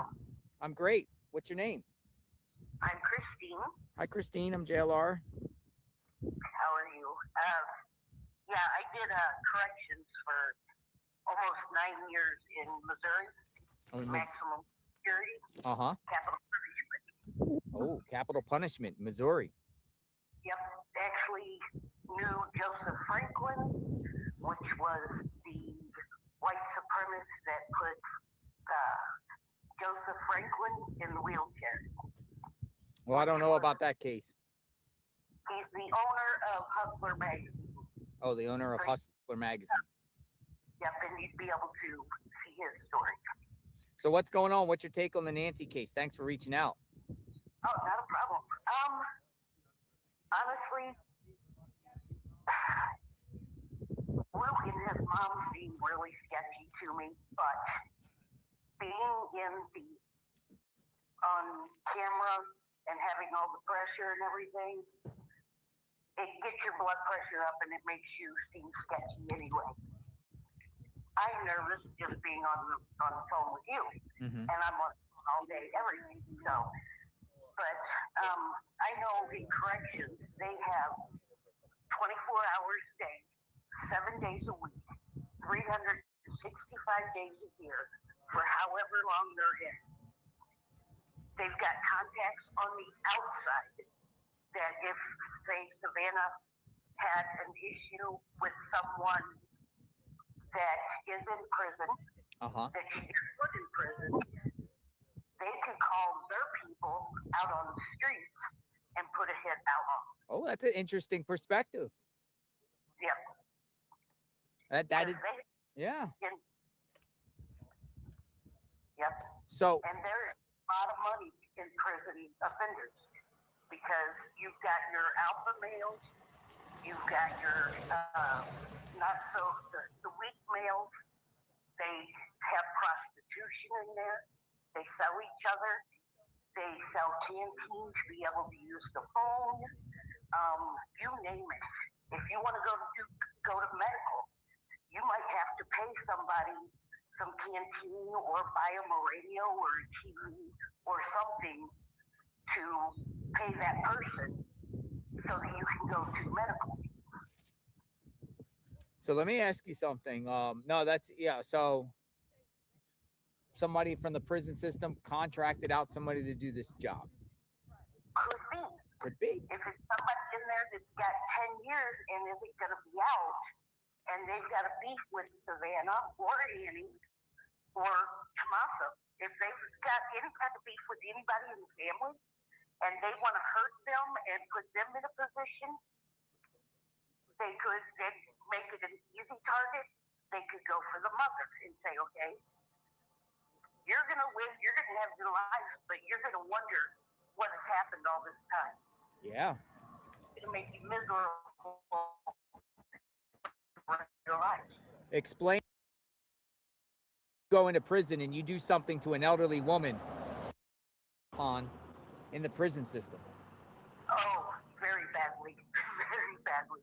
Right? Child molestation and elderly abuse are two of the main reasons why people go into protective custody. We had one wing that was just protective custody, that the offenders feared for their life from other offenders, so they would plead protective custody and go through that housing unit. Yeah, you know, women and children are like off limits, or elderly people. I mean, people do stuff to women, it's bad, right? It's bad, you know, but elderly people and children are like the no. Exactly, yes. Crazy. Well, we'll see what happens here. I appreciate it. Anything else you want to add in the correctional officer perspective? No, just remember that they've got Colts in there also. I mean, They got what? Colts and anything and everything that you can think of. I've done cell searches to where I find one letter to one girl, and the next 3 letters will be the same exact letter with another girl's name on it. Oh, wow. So Copy and paste. Copy pasta. they're trying to get money out of you, and then when they get out, they're out and they're done with you. So it's a vicious circle with some of the women out there on that, and I feel for them, and I hope that they open up their eyes on stuff like that too. Thank you for the perspective. Be safe. Why'd you get out of the corrections? You're done? Because I lost all empathy and sympathy for humanity. I couldn't talk to anybody. I couldn't stand being next close to anybody. I couldn't touch anybody without feeling like it was a use of force. Because if you touched somebody that was an offender, it was a use of force. You had to do paperwork. If they touched you, it was a use of force. You had the right to use force on them, even if it was a shoulder bump. You could use force on them, then it was paperwork. I had no sympathy or empathy for anybody, and whenever I moved from Missouri to Wisconsin, I got out. My husband continued to do it. He was a sergeant for 18 years and a correctional officer for like 5 or 6. Gotcha. So yeah, we've lots of sights, scenes, all that. So Appreciate it. Thanks for your perspective. Take care. Thank you. Christine, a former correctional officer. Now, that guy that just drove by was a neighbor, and he gave all the media guy the finger, but he waved to me. I think because they had their cars, and he gave him all the finger.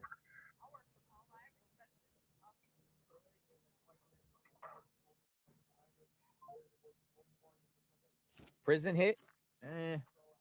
Anything's possible. So we understand more what this was about. A prison hit?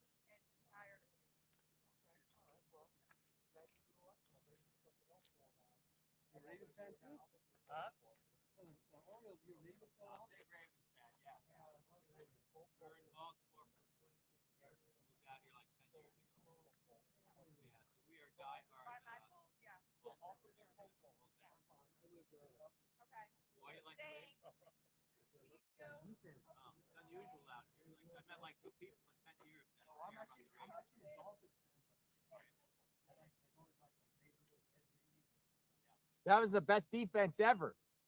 Literally, the 2001 Ravens had the best defense ever. Period.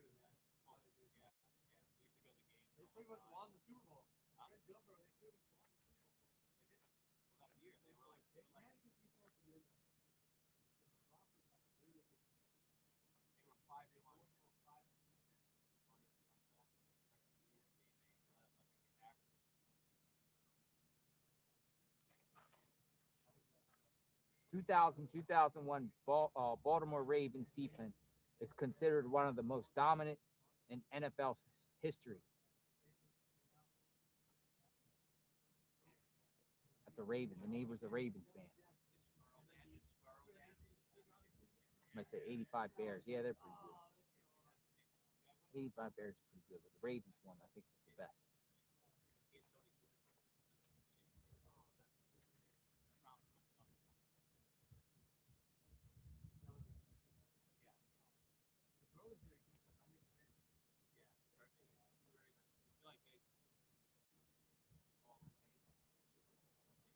Live outside Nancy Guthrie's home.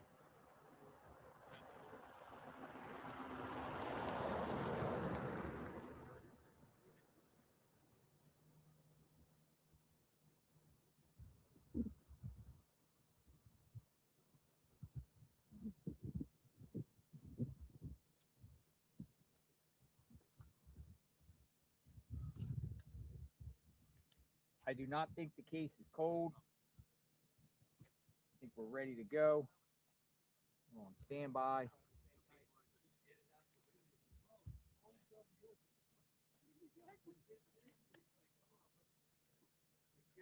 You good? Yep, no luck. No luck? I think Mark the Shark probably picked it up with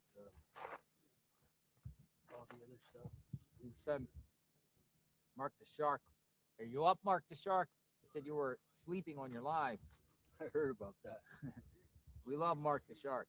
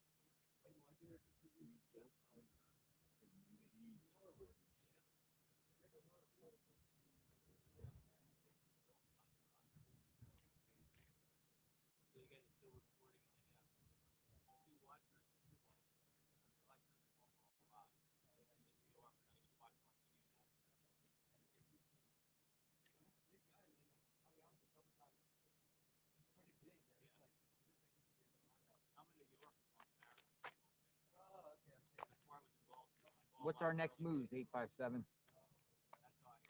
I don't know. We're kind of in a holding pattern. It's like, do we wait here? Do we go to the sheriff's? Do we go to the banner? Do we follow the search people?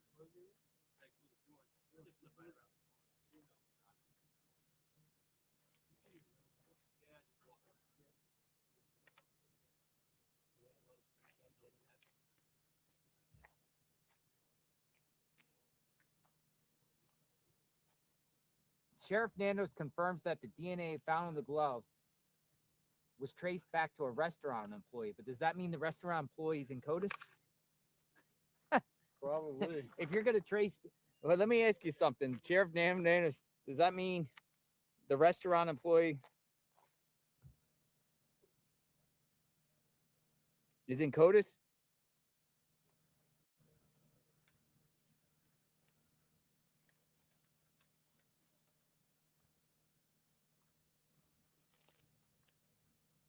Trace back.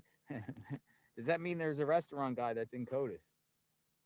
I wonder if they gave him a littering fee too.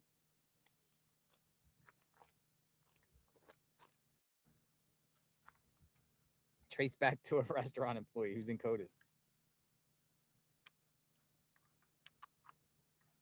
Hey, I mean, people need jobs. You on now? Yeah. What do you need? You need something? No, I was just curious. Nah, we're just on a whole pattern. We're just waiting. See what happens. Yeah. We're on arrest watch, right? Yes, that's much. Brian, How long are you gonna be here for? Nope. I think I'm thinking until Saturday, but we might just be like waiting if something happens. The whole crew or just you? The whole crew. Oh, to Saturday. But no, I mean that's what I think. Yeah. I haven't said. They haven't said yet. Just depends on the news and information.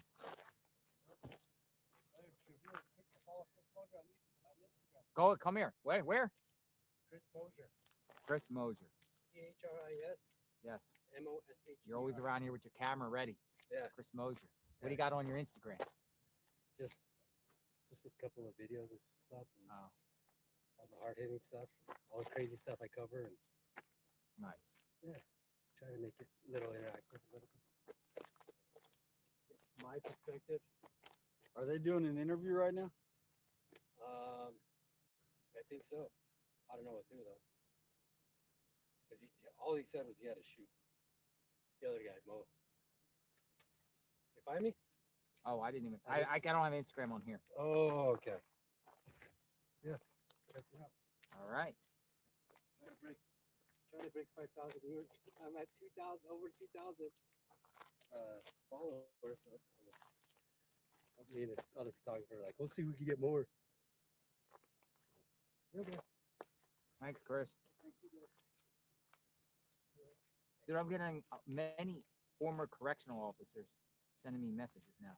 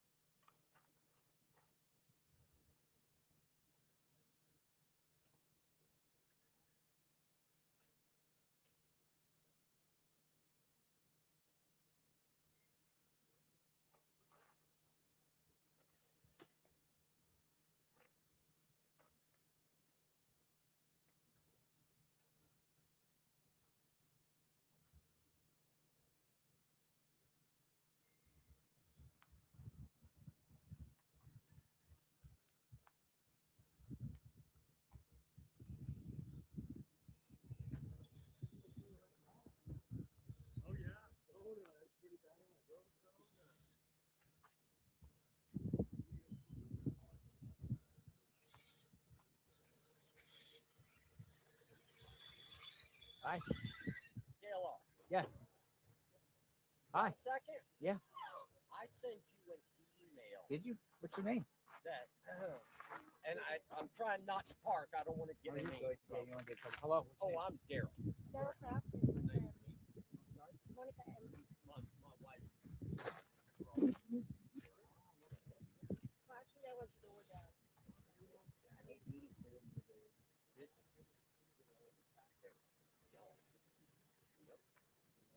I'm a mother, a mother, one thing. But I started something quite a while back, and I would really like to see. You're about to get one. It's been bloated. This would have never been possible. You want to talk on cam and share what you're not right now. However, I would love to give you my phone number because you just moved up here. Daryl? Just call. And then you have my number. Just text your name in it so I remember. Yeah, this So you have some sort of. well, basically. I have this thing with missing. And I've been doing it in the military a little bit, done it forever. And a friend of mine said, all right, man, you gotta get this.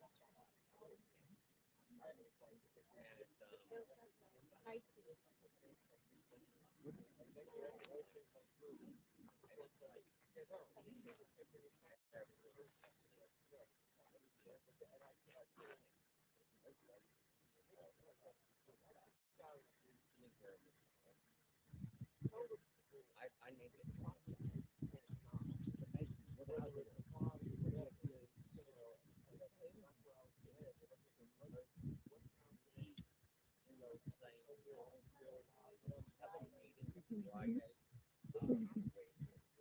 Can I share that there's a system there? There is.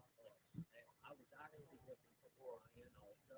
I really wanted to talk to you. I sent you an email and I sent one. It comes from the industry. So what would 19 do? How would would have okay. What was the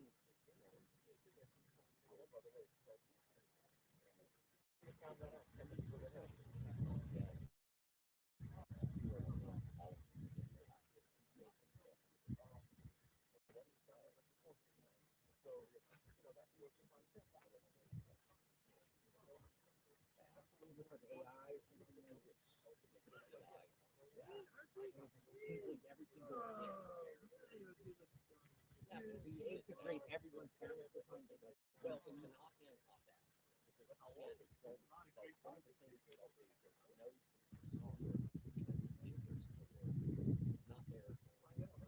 their power, it's their what this does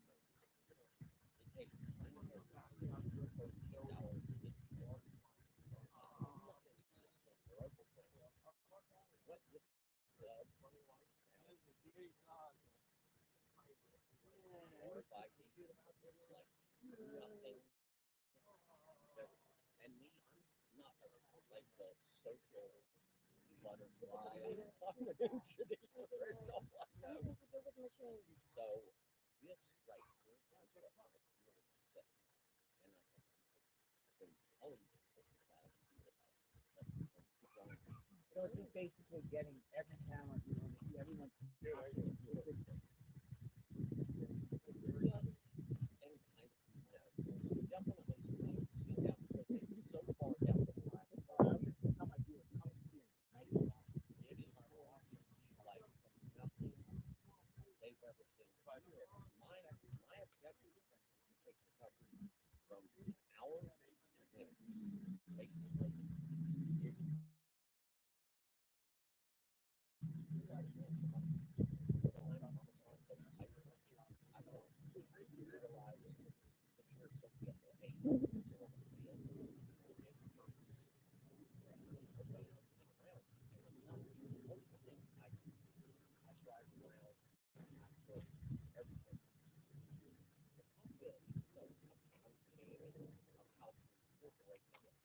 It's like an entire like grid. It does make it so it will be able to pick where be a grid. It's gonna, and it does it in ways that it calculates in a manner that you can't beat. So, well, you got my number. We'll talk. Yes. Are you gonna be here for a few more days? Yes. Okay. So if you want to come out and talk a couple days or even a phone interview, you want to go do like maybe a burger or something? And I can't leave the stream. No, right no, now. not today. Yeah. Another time. Yeah. You got my number. Just so I'll shoot it. I'll send you. Send me like a personal email that I can directly send you kind of a breakdown. But Friday, we're going to be doing. It's going to be a phone with the guys that are putting me into the Angel Network to fund it. I'll send you an invite because the rabbit hole on this is so freaking deep. Right there. And we're going to get it funded. I was wondering, I don't know if you listen to anything. I listen to some of the stuff on everything. But can you write, I've been looking for, I'm trying to get pictures of no one does that here. That's so bad in the body. So that's the husband. That's why I look away right now. I did it with I wanted to see the actual body. Well, here's the thing. Because I'm able to I think he's try to recognize and I don't measure think he had anything to do the with this. legs, Why don't you guys text me and we'll talk. We'll go back to my story. Anyway, God bless, brother. Nice And meeting you. thank you for the work you guys are Yes, doing. no problem. Thank you. Thank you. Take care. All right, gentleman here has an invention. He's putting in a pipeline. It's called Night Feed, he says. And it will be all the cameras, everyone integrated in one giant system. And that would be able to track the perp easier if they would have had that. So he's going to talk later on. He can explain it. I got his contact number.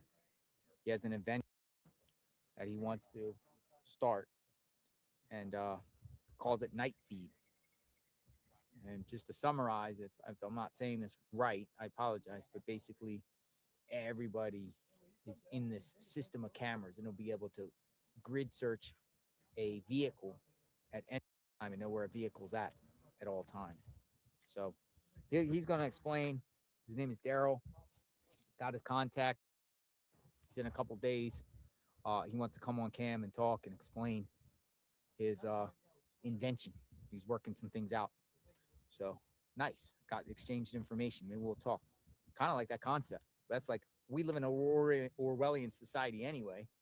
I mean, once you leave your house, you have no expectation of privacy. So that's just how we are in our world. Orwell. Somebody said Orwell. I know. I say Orwellian. Orwellian society.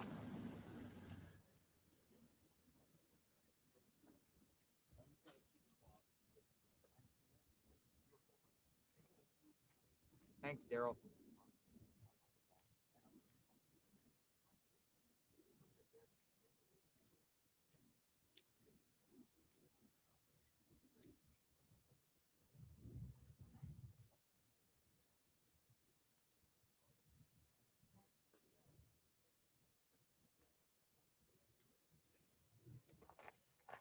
They're searching below Rio Rico on flight radar. I was just told.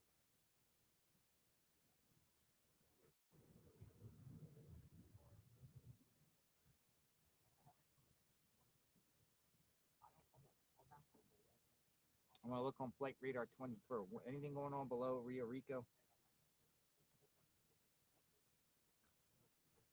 Well, there is a chopper in the Green Valley. But I don't see anything below Rio Rico.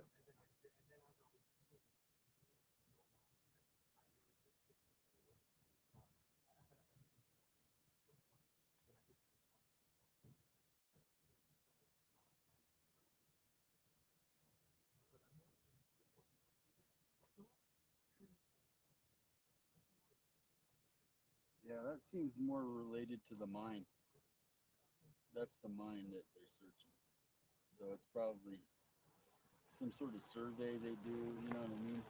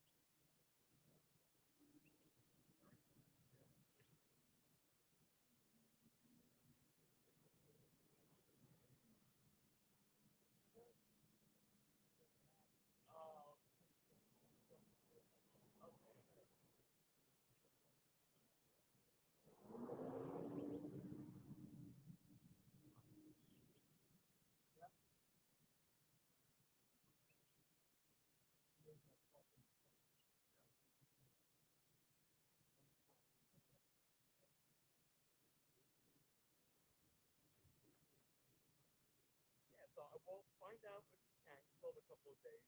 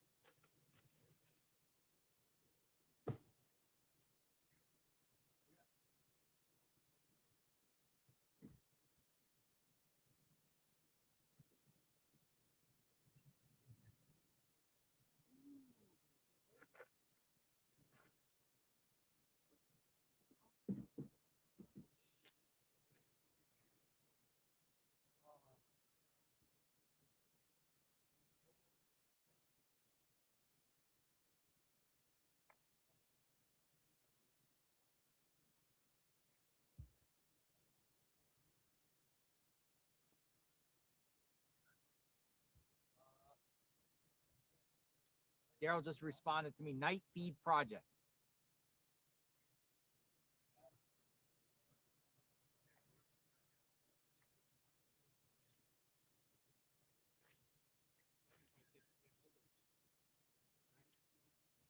You know what I noticed how religious Nancy was, that she had a degree in theology. Like she went to college for theology. That's how she was, real religious.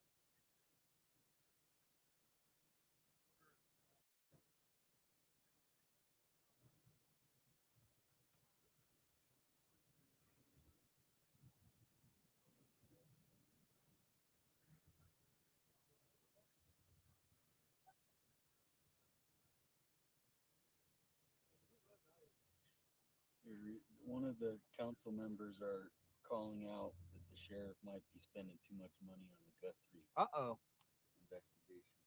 During the monthly financial update, Supervisor Matt Hines raised concerns about the sheriff's budget and the financial impact of the Guthrie investigation. Goes on to say, are we talking at all yet about the sheriff's budget and the massive amount of expenses that's going on in the Guthrie investigation? Because I am sure that it's going to have an impact. It's going to have some sort of impact that's going to probably burn the rest of our contingency fund plus a lot more. I never can say that name right. I butcher it. Contingency fund. So I say a lot of this. So now they're worried about money in the budget. That's why you don't see a lot of officers. Who was that? A Pima County supervisor? Supervisor Matt Hines.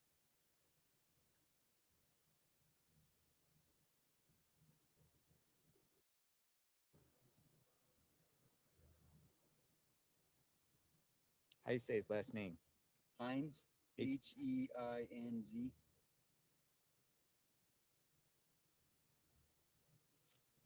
And he's worried about the budget?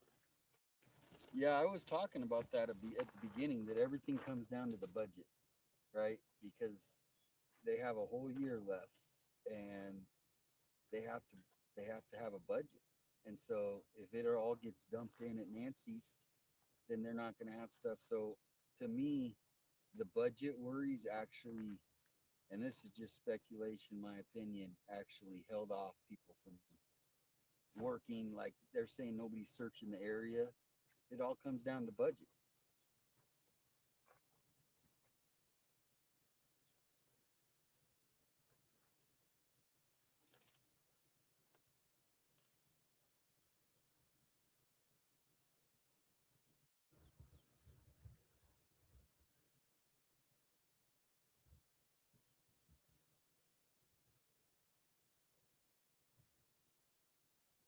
So he thinks he's overspending? Basically, or because this is going on so long, when is it enough? When are they going to just stop spending money over here because they're afraid of that? And it might have already happened. You don't see any sheriff's departments looking for Nancy deputies. It's these investigators. Back. The sun is back too. I feel it. The sun is back.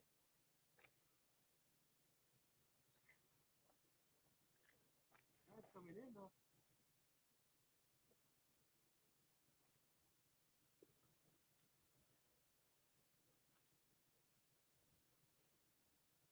The budget. It's all about the Benjamins.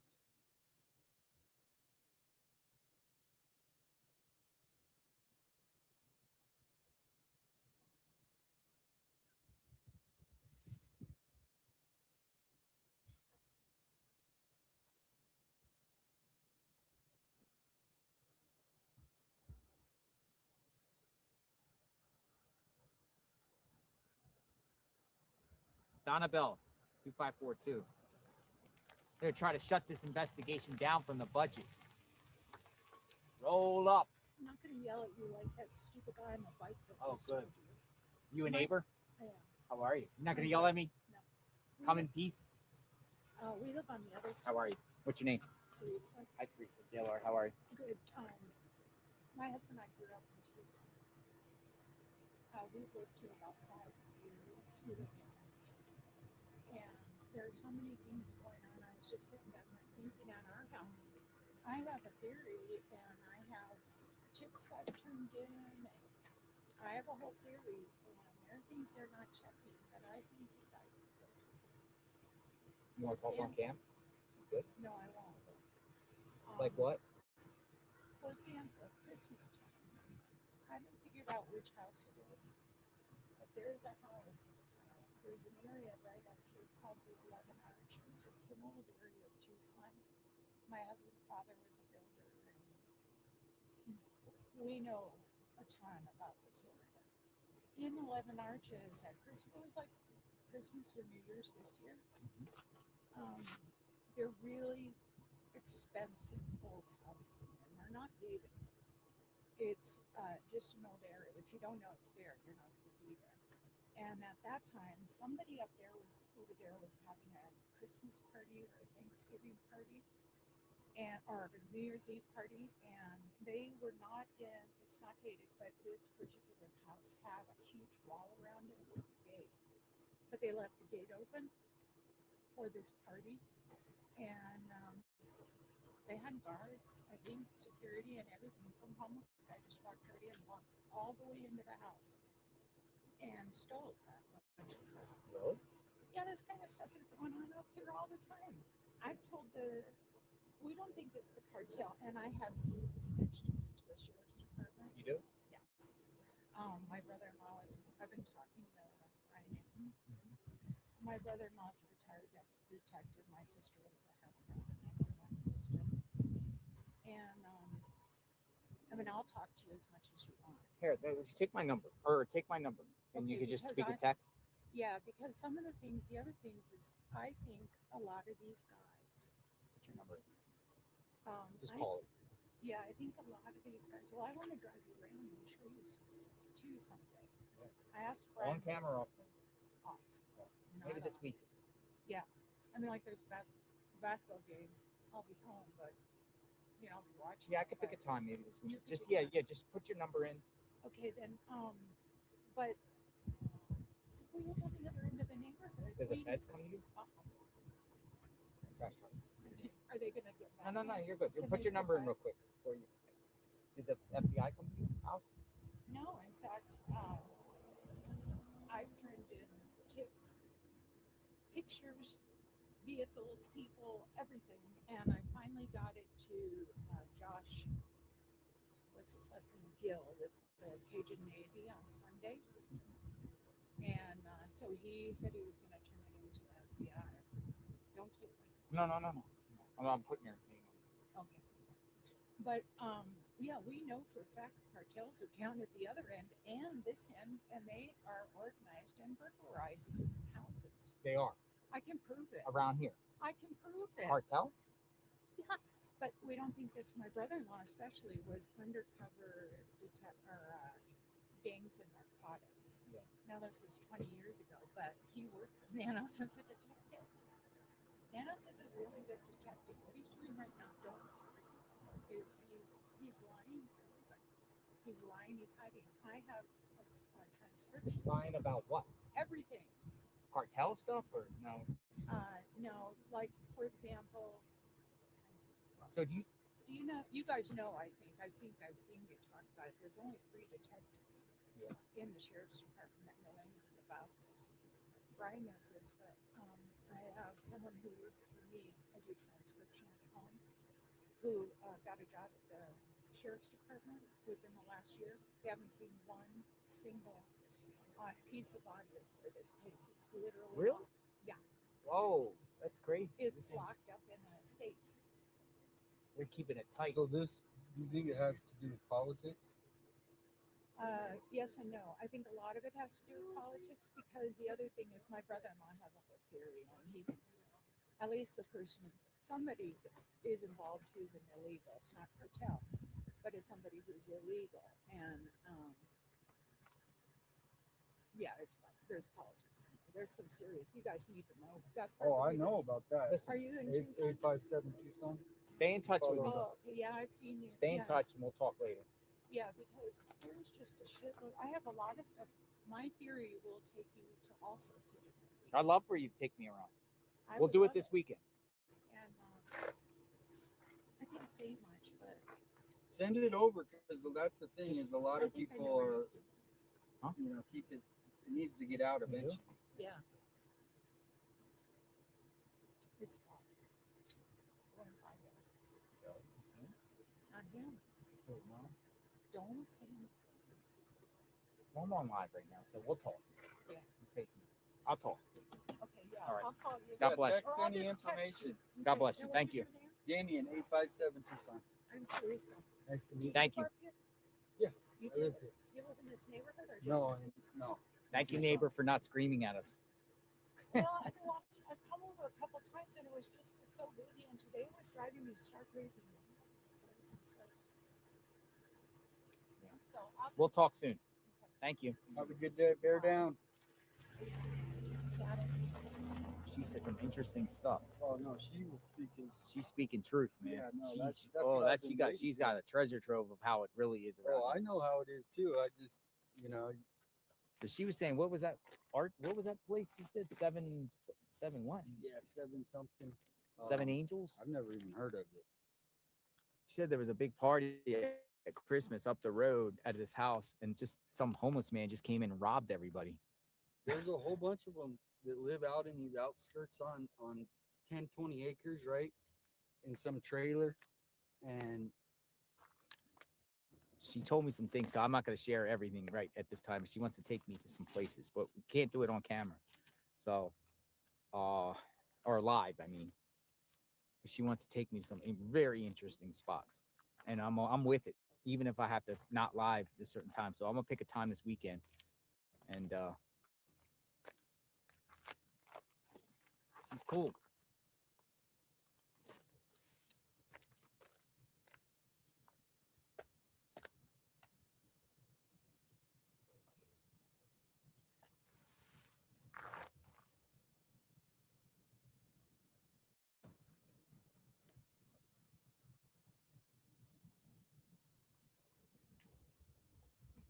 Love the neighbors.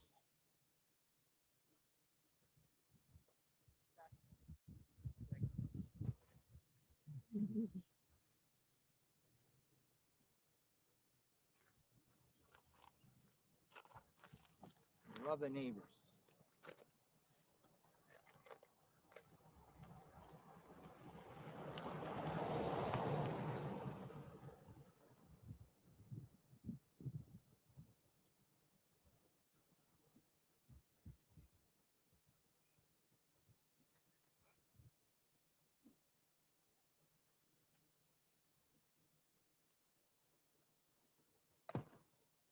I could go on a road trip.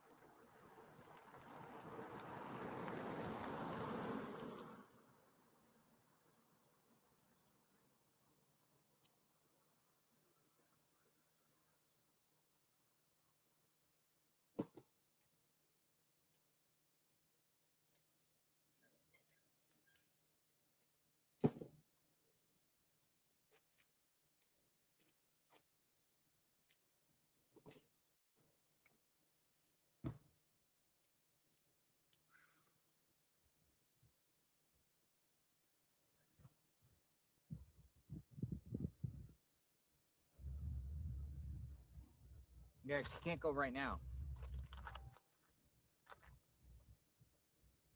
But she knows where someone's at. I'll just leave it at that. She knows where someone's at.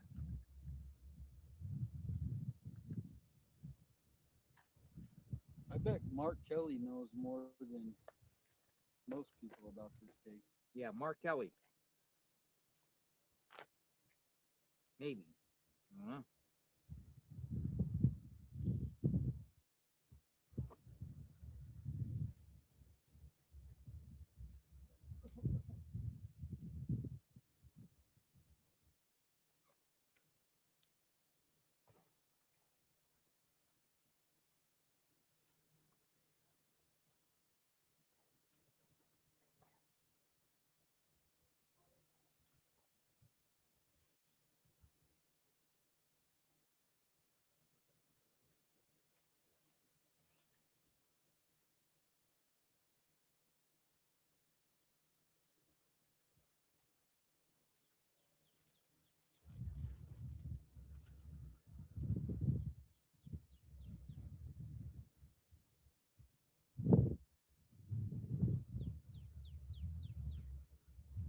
It is 1:35 out here. We're in the head of the heat here for a couple hours. Sitting around, kind of waiting to see what's happening, what's going on.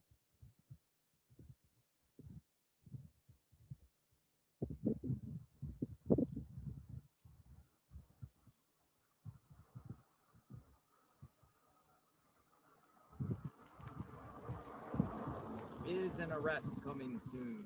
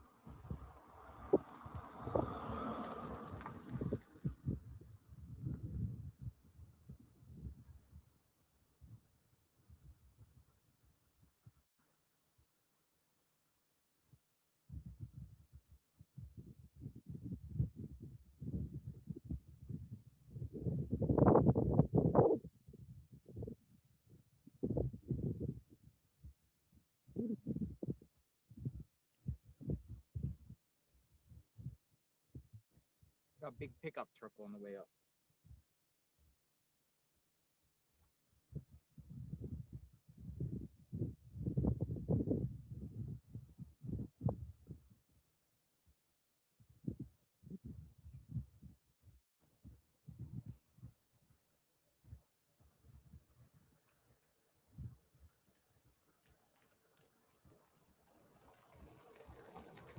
Hey, you again. Go talk to the Western. My Western friend. Hey.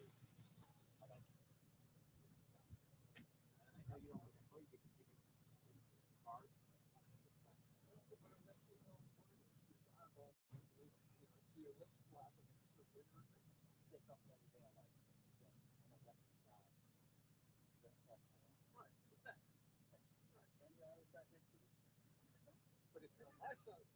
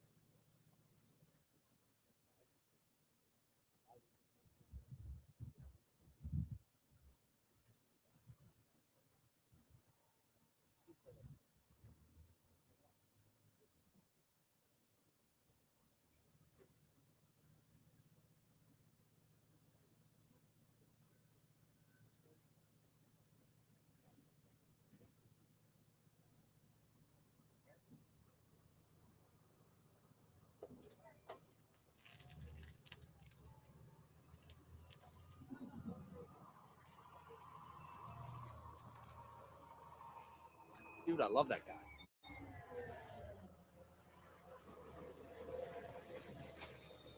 Steve, the neighbor, is pissed right now at a certain person. He's mad right now. He's just mad because I'm not gonna say. He said Steve is mad right now. I said I could quash the situation. Now he's like, nope. He's mad. He's mad that people are parked out here. His only gripe is don't park on the god dang street. He's like, I'm at the end of my wits. He's like, you, I like. He said, I like you too. I said, what's going on, dude? Around different streets, just patrolling. He goes out there every day and picks up the trash. Comes down the street, picks up the trash. But he said he called the police though. I don't know, the sheriff's going on, I guess. That's what he said. Comes down to budget.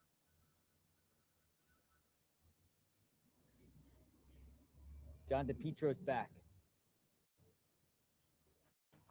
John DePietro is back. No, he said, I don't have no problem with anybody standing on the street. His gripe is trashing cars. That's his gripe. Trashing cars.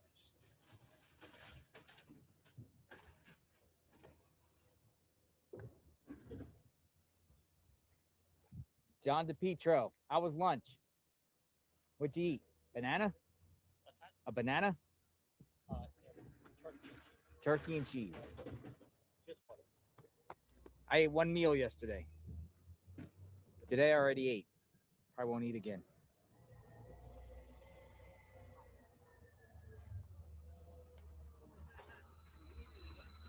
Trash truck. Here they come.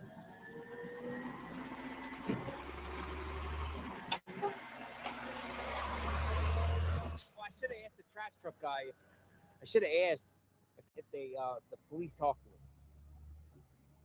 I should have asked. He was waving and everything. I should have asked. Next time, if he comes back this way, I'm gonna trash ask. day is Wednesday, so Yeah, I'm gonna ask. If he comes back around, I'm gonna ask. I'm gonna flag him down. Say, hey, did authorities ask you guys about trash? I'm gonna ask. I think he's gonna come back down. I'm gonna ask about the trash here. We'll do a little sleuthing. He might come back because I remember they come back before. you want to move to the shade at some point. They're kind of like here right now. Where? Up there? Well, that's the only place that's actually got. Oh, you don't have shade. You Decent can go up there. shade. I mean, yeah, let's go. You want to get out of the sun? Well, let's go. It is about. I'm taking 5 News to 10 Nation's degrees chair. I told cooler. him I'd give it back. Oh no, you can use it until they get back. Yeah, no, he said cool. We'll go down here into the shade.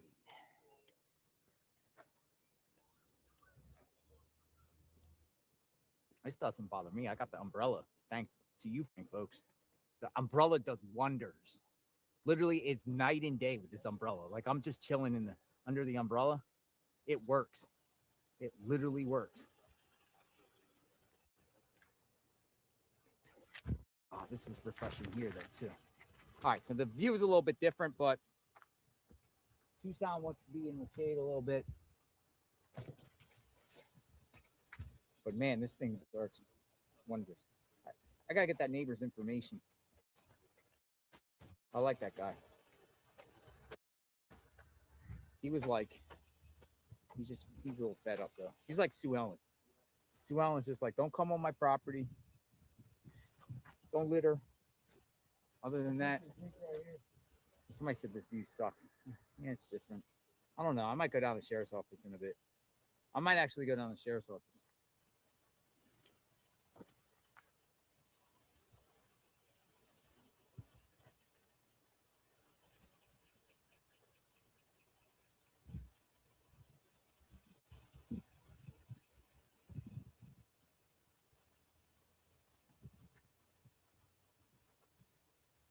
Think anything else is gonna pop up out here? Maybe not. Now people are like, stay here.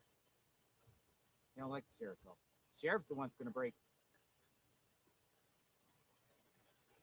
the case, really. You think?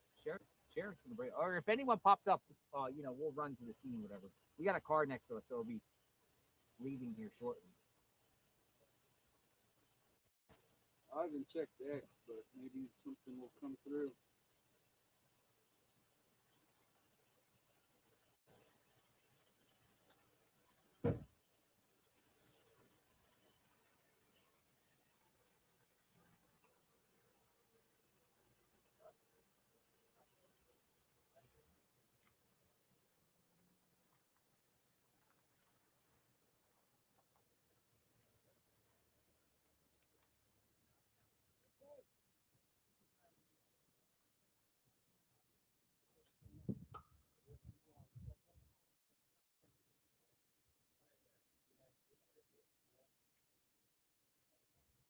It's Michael Ruiz right there.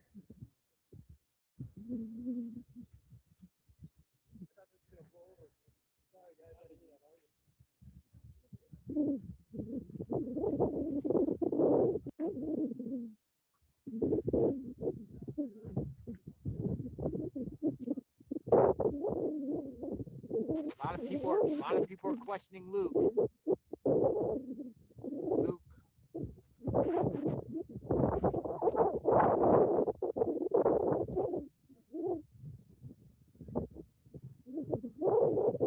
All right, let me put the. Do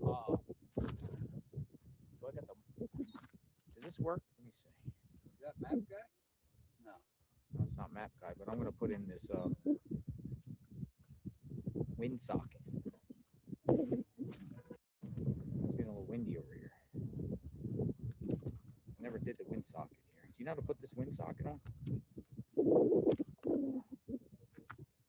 don't know if it fits in this case, but it should. The wind socket. The wind socket has to stretch it. I have to stretch. Maybe this works. There we go. But we have to, we see the wind socket. It's not gonna work. To do it the other way. But then I can't plug this in. We're all right.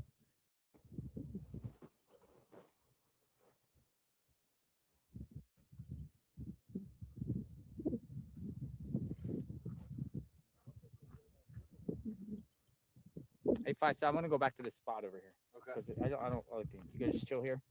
Yeah, I'm gonna get a little bit of shade. Hold on. I'm gonna go over here to the spot. I like this view over here, and it's not as windy.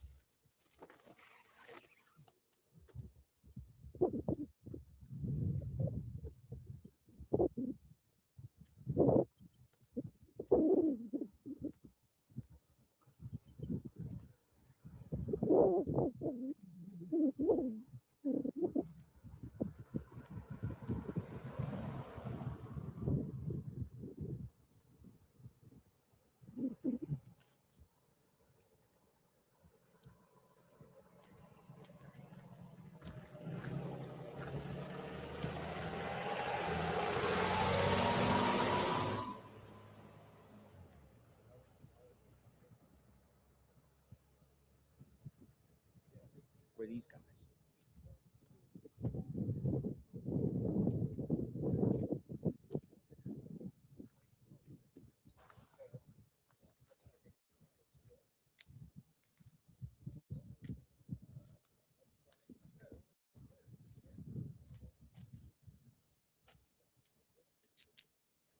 There is no manholes out here that I've seen.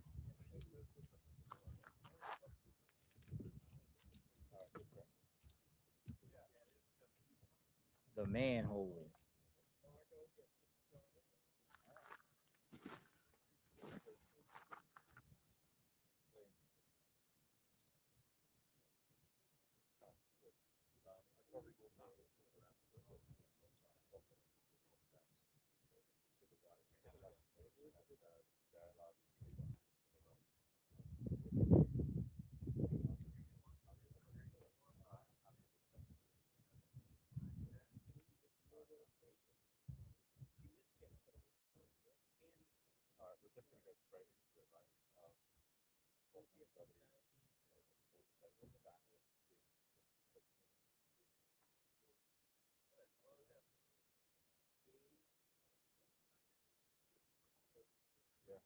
think that's what it is.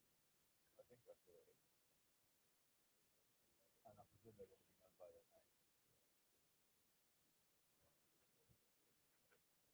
Yeah.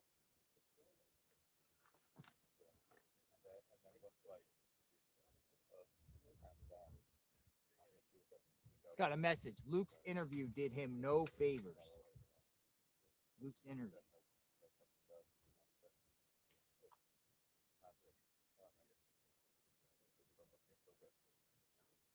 Luke's interview did him no favors.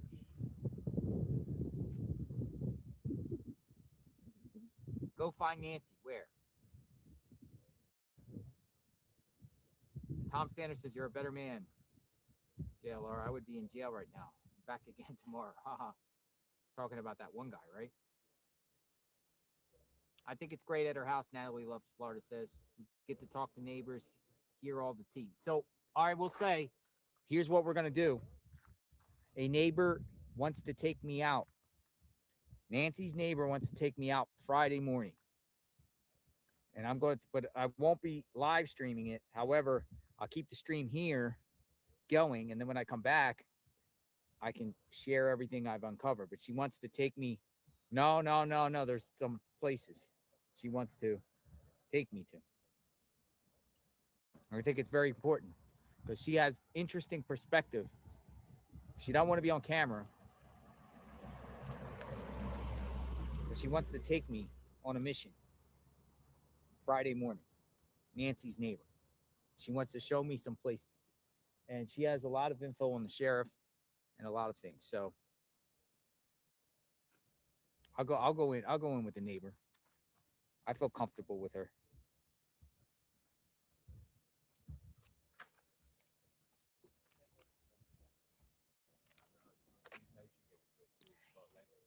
So I feel comfortable getting in a car with her. Yeah.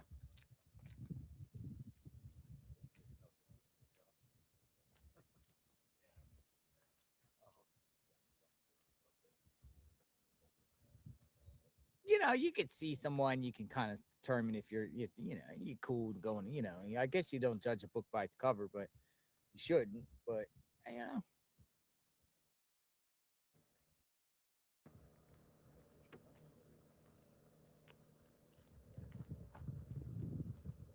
we're going on a mission. I wish you had gone searching with the man you spoke this morning. He's all the way at that area, though. There's no reception out there. It would be much more interesting than complaining neighbors, J-Bug says.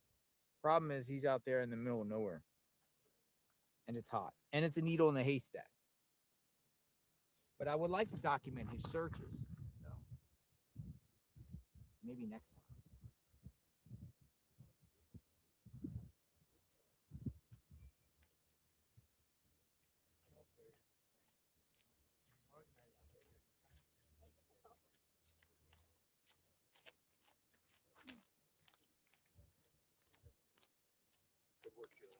Hey, how are you guys? I saw you guys. What's you guys' names? Zach. Hi, Zach. What's your Aaron. name? We're from Montana. Montana. Came out here to see what's going on? Yeah. Just for this? We have a place up in Casa Grande. Okay. Your take. Stop over in Flowers. Well, not Casa Grande, but Gilbert, Arizona. You like the Broncos? Oh, yeah. Well, we're from Montana, so closest football team to us. Everybody in Montana likes the Broncos, right? Or the Seahawks. Seahawks or Chiefs, Broncos. I was just in Montana. Oh, yeah, what part? Anaconda. Oh, okay. You know where that is? Yeah. Yeah, there was a mass shooting there. I was there I was there about a month and a half ago. In Anaconda, Montana. Michael Brown. Oh, really? Yeah. Montana's a big state. Big state, yeah. So, all right. Nancy Guthrie, what do you guys think? I don't know. Sad. Interesting about tomato. I don't know. Oh, you call him Tomato. You guys watch the channel? Oh, No, yeah. obviously you do. Right now. Oh, you got it on right now. All right, so you call him Tomato. Tomato. I don't It's know. easier. Yeah, His last name. we just don't. I don't think we have enough information. Yeah. And I think it makes sense. Lack of information. I guess we're all gonna have egg on our face, right? If Tommaso's not involved, a lot of people could do a lot of apologizing, I guess, right? But weren't they behind on their payments on their house and everything? So is that just rumor? I or really what? don't know the answer to that. Yeah. hear things. Not stressful. Maybe he'll come out and set the record straight. But I just hope. I don't think he did it. I don't personally. I'm not think saying he did it, but maybe he hired somebody. I don't think he's involved in any No? way, Okay. shape. I mean, at first, open-minded, of course, the last person with somebody. Yeah. I don't think he did. What about Luke? What do you think about the interview? A lot of people have a lot to say about Luke. A lot of people have a lot to say about Tommaso, too. So Luke lives like right a couple miles from here, then? Luke lives, lives about 2 miles away. Exactly. I didn't go investigate him. You want me to give you his address? Yeah. All right, hold on. Let me get that. You don't have Luke's address? All right, let me get my Google Maps.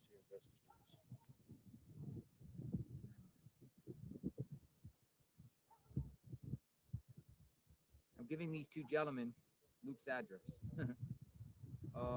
It's called the Shadow Hills, I would say.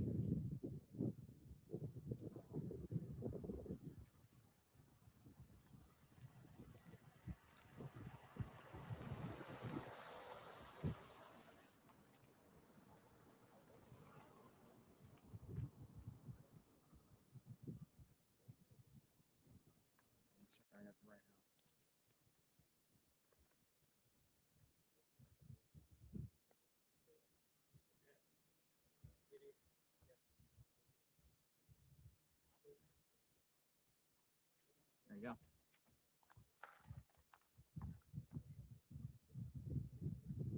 Miles away. You'll see, and if you somehow miss it, you'll see these black no trespassing signs at the front driveway. Yeah.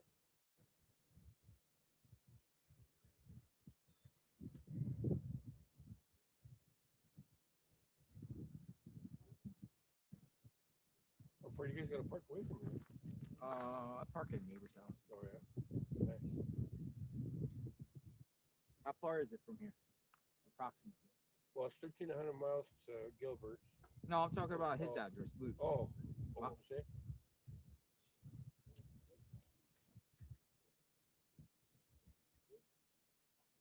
Looks like it's 2.3 miles.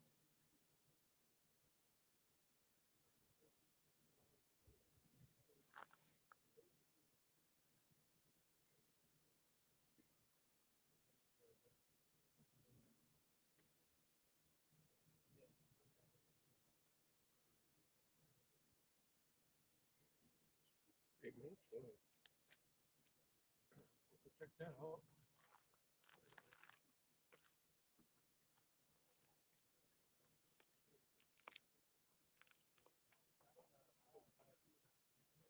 They allow you to fly drones around here? Yeah. Oh, yeah. Why, you guys got a drone? No, but I like to. I'd like to have one.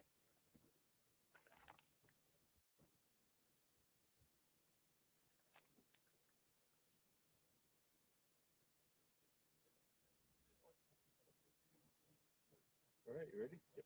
Okay, we'll take care, man. Gentlemen, you be safe. Thank you. Thanks for watching. You too. You be safe. We're going over to Luke's. Check out Luke's.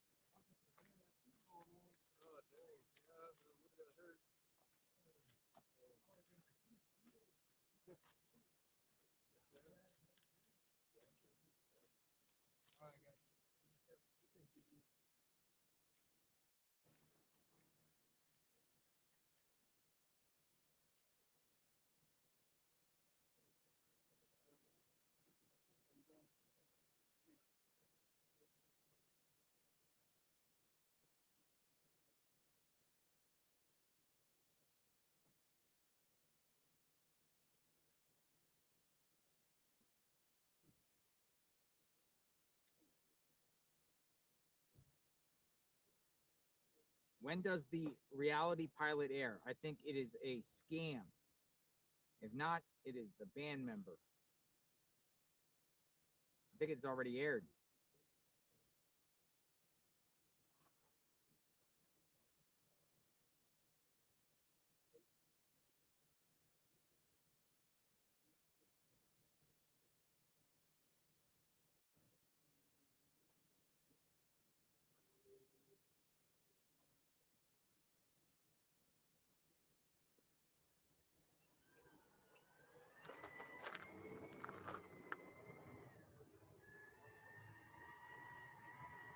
Another trash truck guy.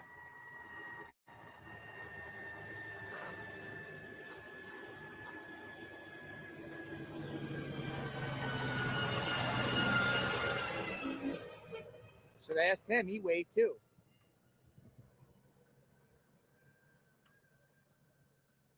Purple tea water. I always say purple tea. Purple tea, purple tea. I made a video for those interested in chair tracks. Purple tea thinks it's chair tracks. Purple tea thinks that the perp had a backpack. I believe Doris Ann chair was in the backpack. 2.5 times 1.7 times 9 when folded. Purple tea thinks it was a chair, a Doris Ann chair in the backpack. Doris Ann chair in the backpack. These guys came from Montana.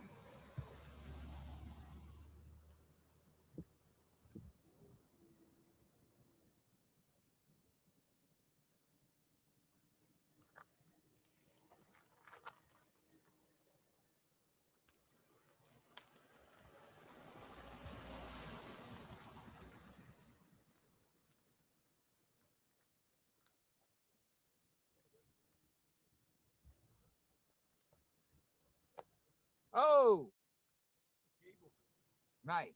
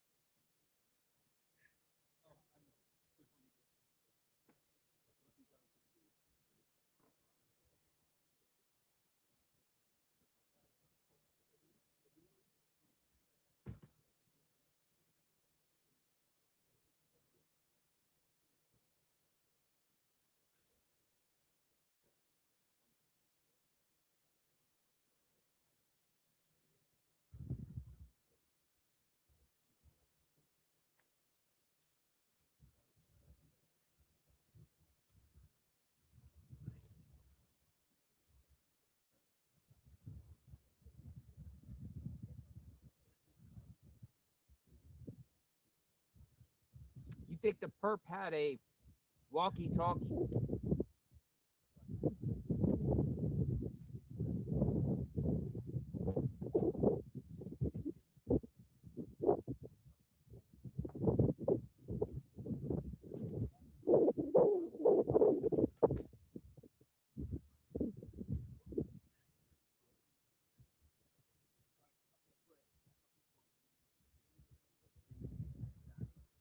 I'll tell you, my eyes are burning.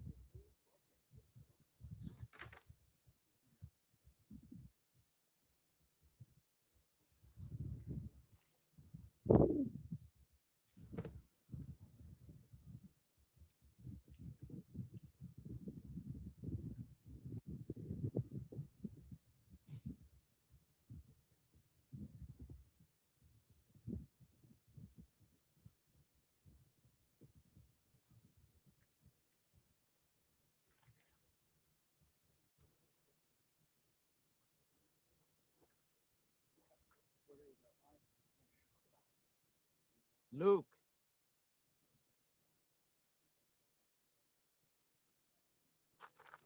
Might just sent me this picture of Luke.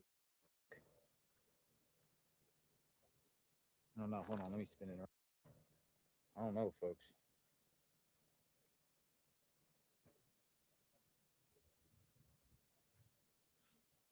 And people, Luke is involved. That's all I get. Messages. Luke. Luke. Luke.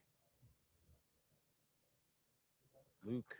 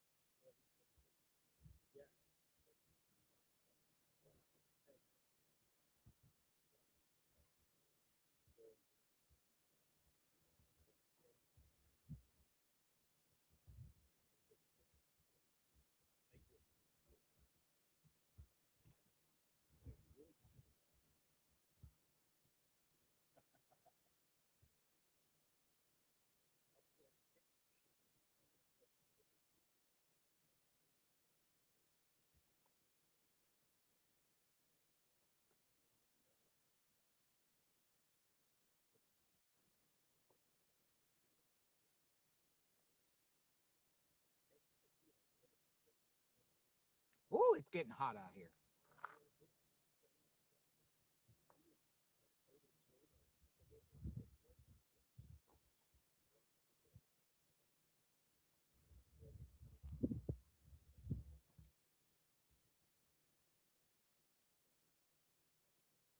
I see if anything else is spinning on the Guthrie case.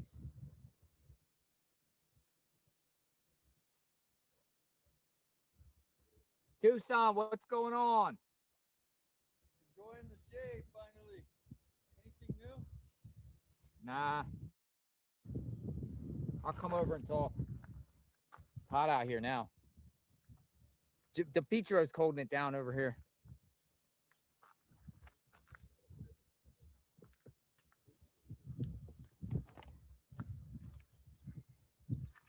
I love this umbrella though. Actually, I want to sit on here.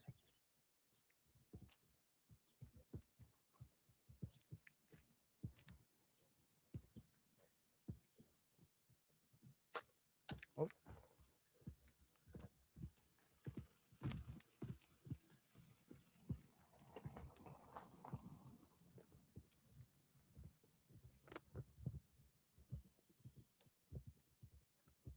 I feel like doing some call-ins, but I can't do it here.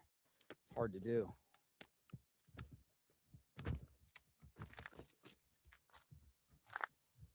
I'll get the afternoon call-ins from the. I like talking to everybody and hearing people's perspective. Yeah, no, everybody's liking it. Some people, Well, some people don't like it more than others. I like it. No, it's a lot of people. I want to hear from the experts because I think at one point, maybe even the killer has called in. Well, we need some people, some whistleblower types, like the lady who just came with the Pima County Sheriff. Yeah, we need some sheriff Whistleblowers. People that, they're scared to talk, but they know something.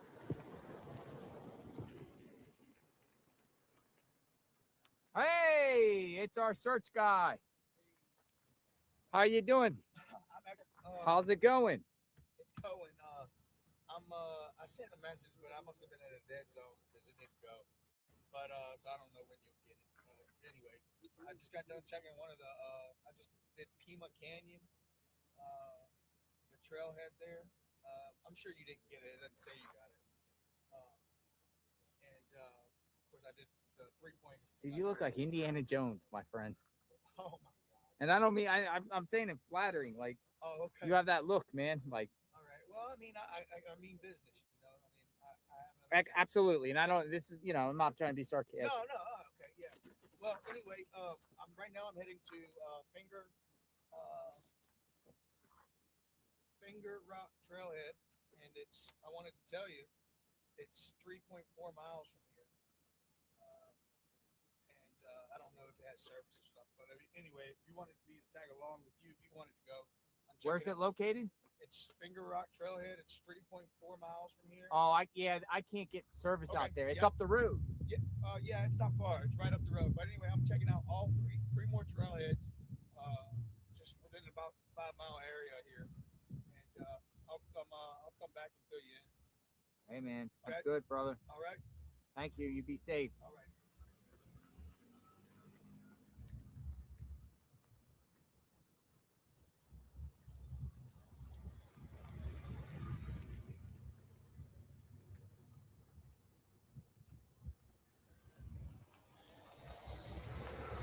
Pretty cool.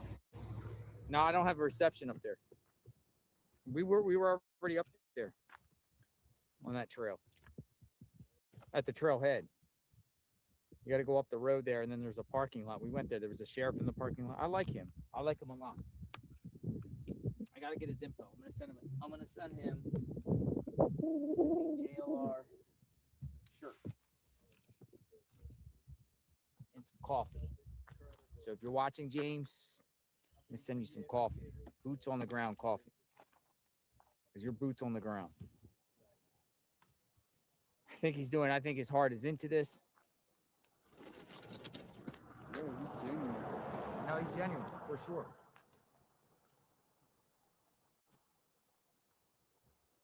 No, he's genuine for sure.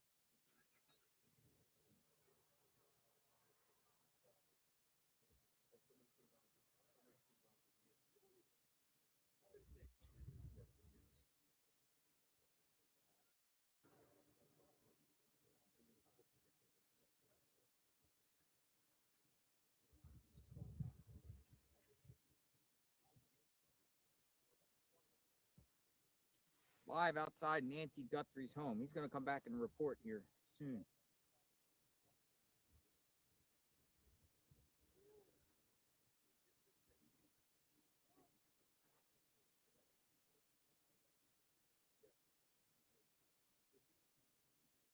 $2:15. What's really going on in Tucson, Arizona?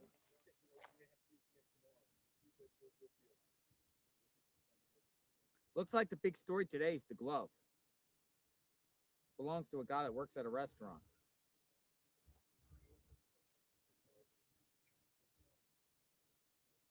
Was that the first pair of gloves that made the big news?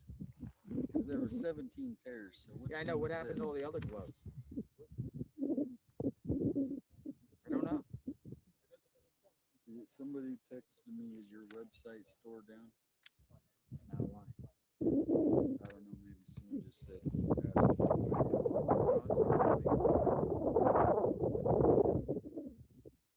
Share it. Cool stuff.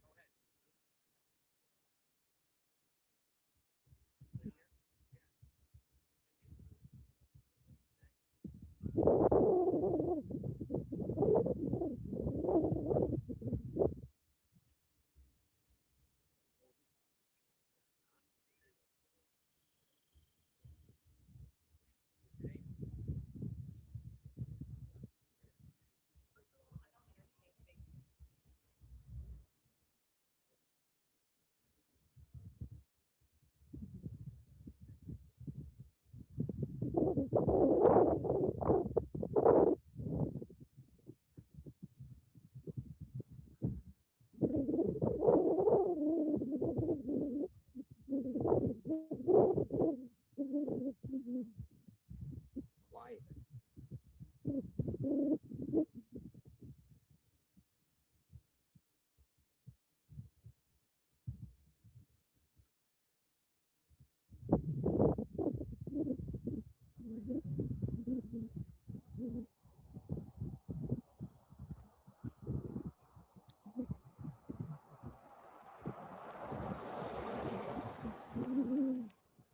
Lee Taylor says, don't forget and pick up 857. Lady was addressed, both of you. Plus, you need to go in a pair. Yeah, let me shoot her a message and see if she's applying that. It's both of us. You want to come? Yeah, when would they? I'm going to see. Hold on.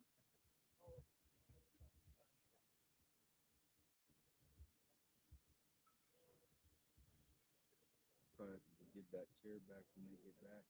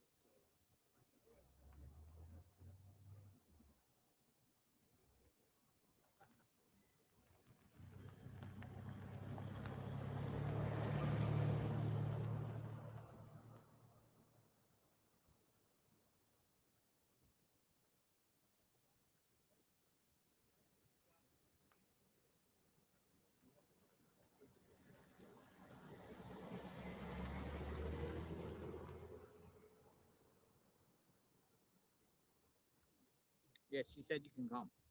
Nice.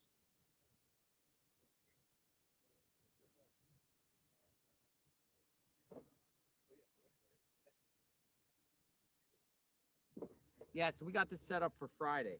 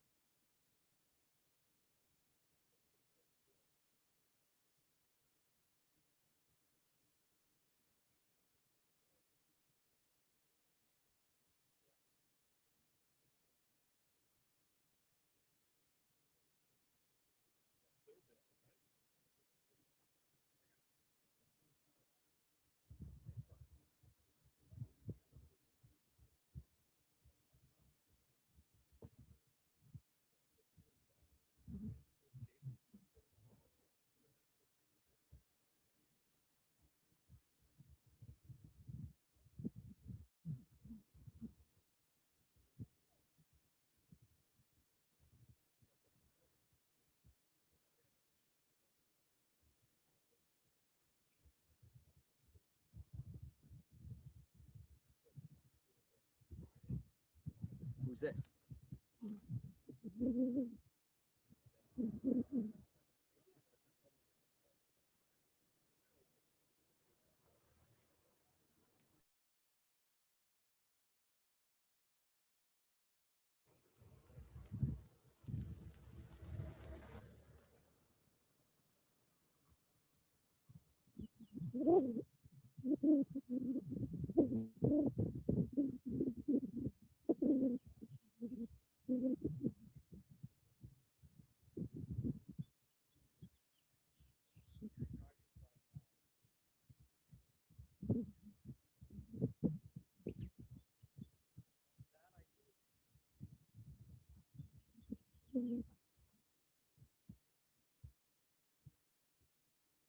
I thought that bicycle guy was even a neighbor. He's probably living the whole subdivision way in the back. Which I didn't see that guy.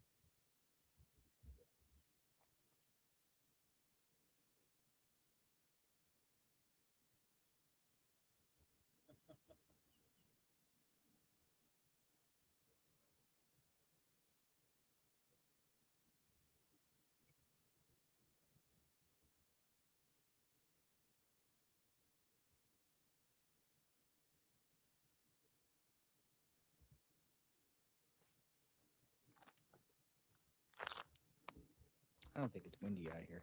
But people are like, windsock. I'll put it on, but I have to take the battery charger out.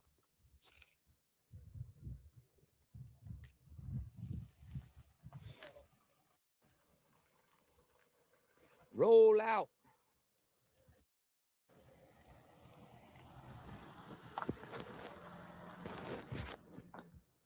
Windsock. Let's see what we got. Windsock. It's hard to.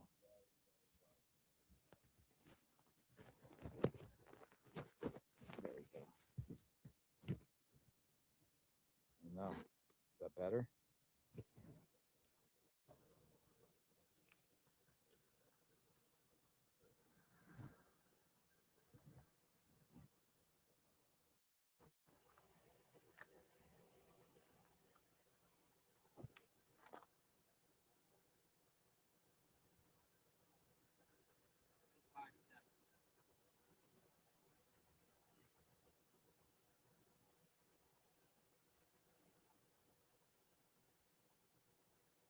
No wind socket. No wind. No wind. No wind.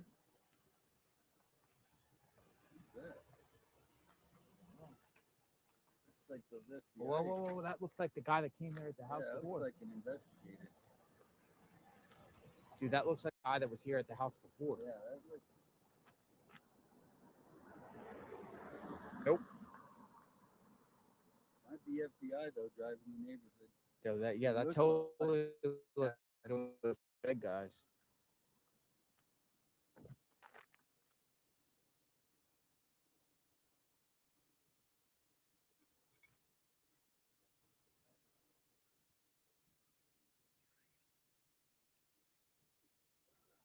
Outside of Nancy Guthrie's home.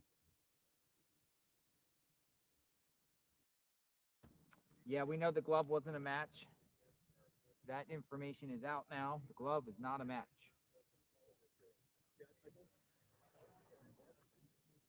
And it's a guy that is a restaurant guy. I borrowed your chair. I heard we got some more. Cappy. Oh, if you got your other got partner coming. I don't even know. Okay. I'll bring it back as soon as he gets back. No worries, I think someone yanked mine the other day.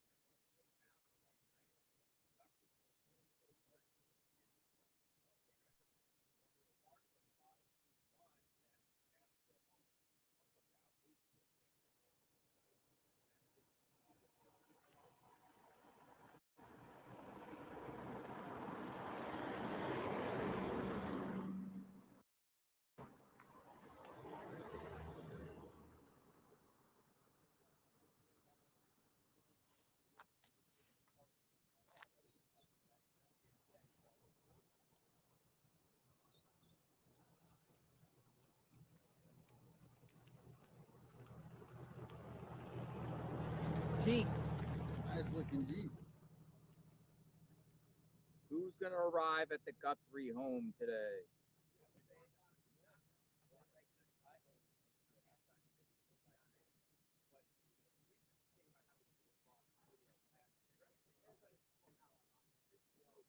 Nah, we're not tired. I'm actually pumped.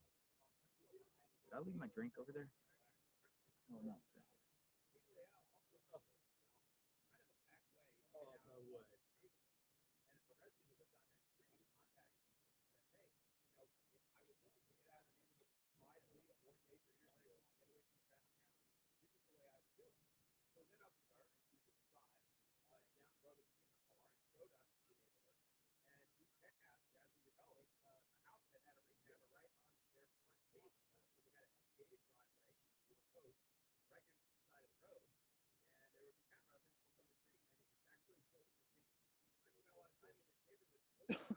there.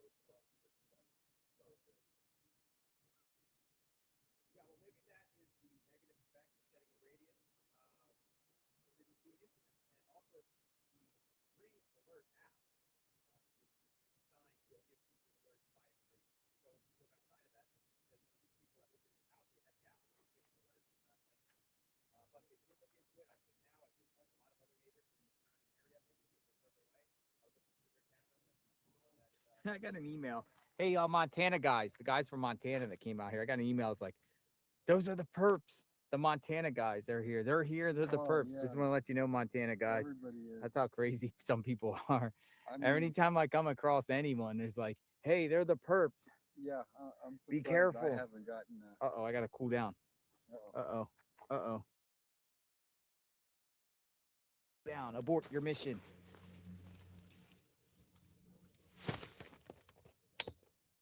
Abort your mission. Say cool down. Got to put the umbrella back up. Yeah, somebody said that the Montana guys were the perps. I just laugh at that stuff. You know, poor Jason, man. Jason came here with good intentions. You all know that. And then Jason gets basically all over TikTok saying, oh, yeah. I think, I mean, I'm throwing this out there. What do you think? I think we should take Jason out there. All right, guess who's back? Everything got away. Got it back? Yeah.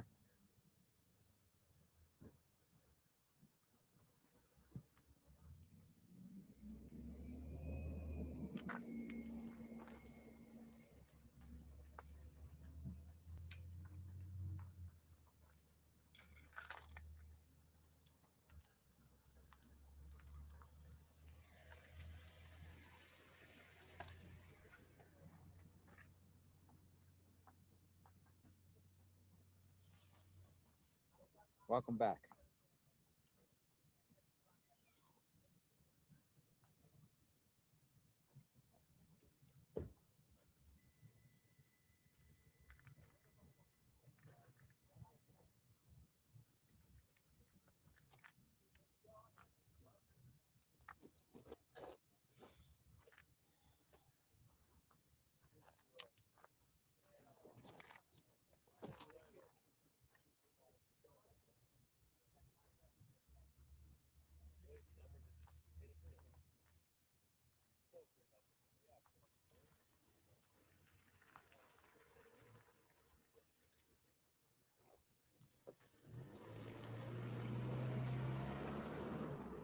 Welcome back, folks. In the chat, still a lot of people. Welcome back. Live outside the house here.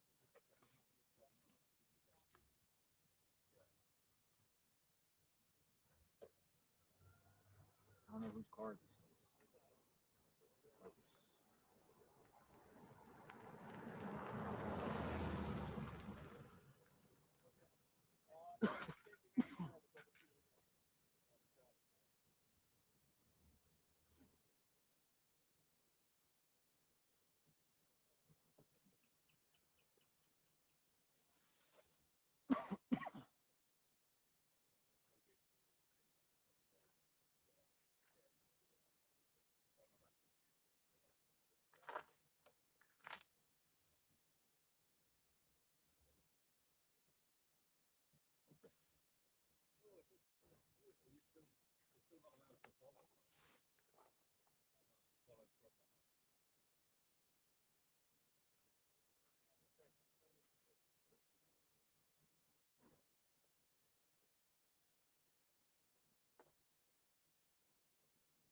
What about the electrician? I was just reading that there's somebody put a yesterday. Oh, really? Search warrant? Yeah, read Yesterday? that. There's the actual form.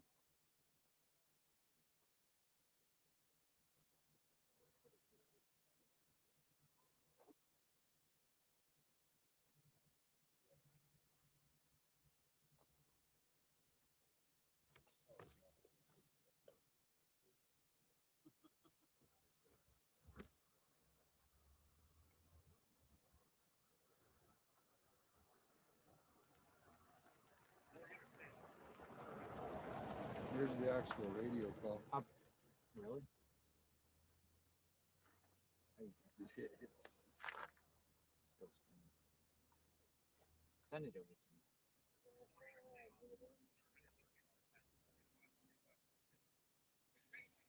They served the electrician search warrant? Or just send it to me. Probably easier. Search warrant at the electrician. That's what people are saying now. They spin around saying the electrician got a search warrant. I remember seeing that guy at the beginning. A couple weeks ago, someone sent me that.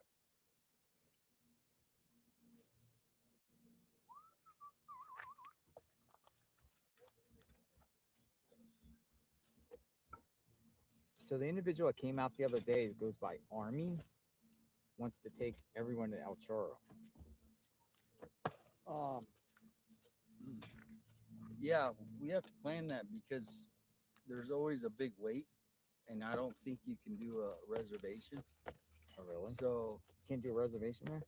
I don't think so, because that one guy said he went last night and there was a big line down the whole street, and that was a Tuesday. So maybe you could text her and see. I don't have her number. That's what they were saying. Yeah, I mean, we'll just have to maybe have someone go a little early to get in line, or we go earlier and not go for dinner and miss the whole dinner crowd. Yeah, which probably would be better if we could do it for like a lunch. Lunchtime? Yeah.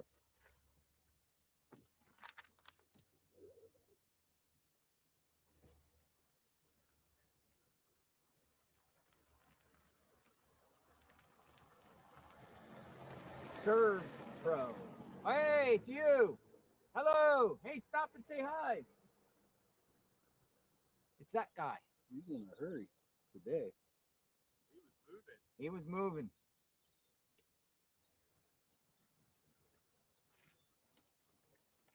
He was moving.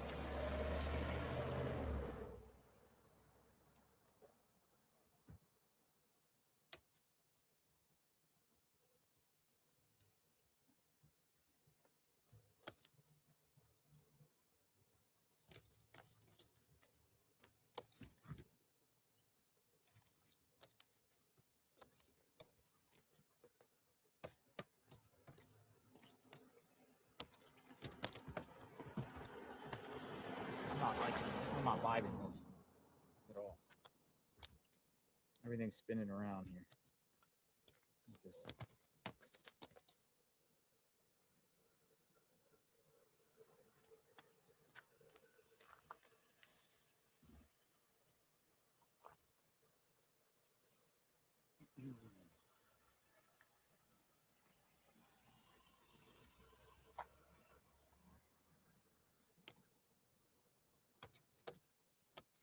keep up the pressure,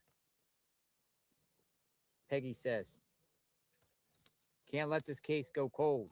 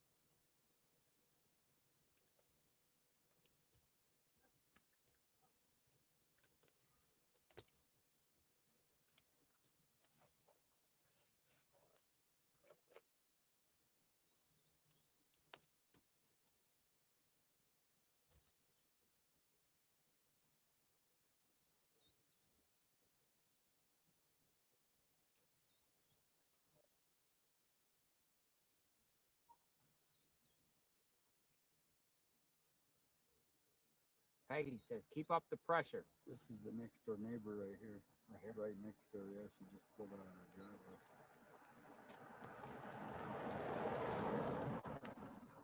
Well, she was ready to run into him. Yeah, she was not happy. She gave a massive dirty look. What's the gems?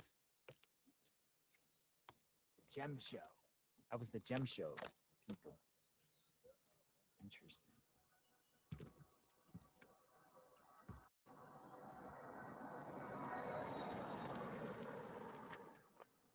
It looked like she was headed right for us. She was probably trying to intimidate us.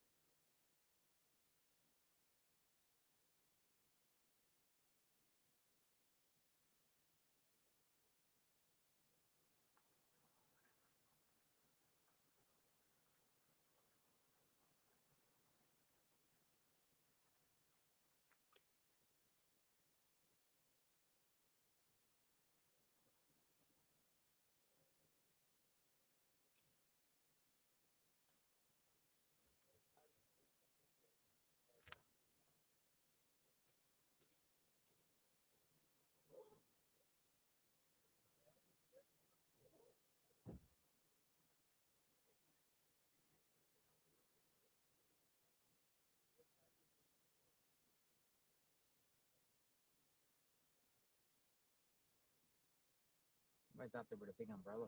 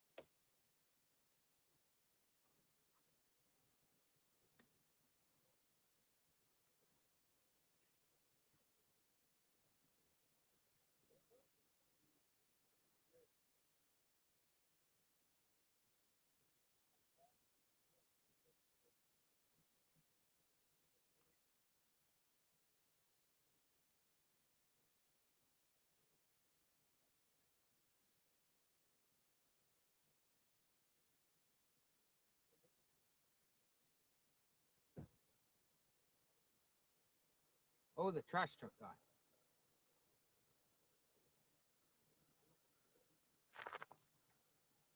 Might ask the trash truck guy if I can flag him down.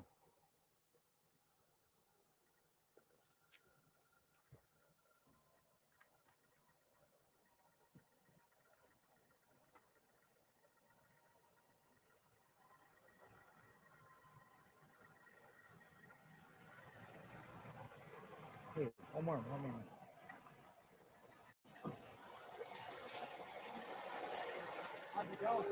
How's it going? Did the police ever ask you guys about trash or anything like that?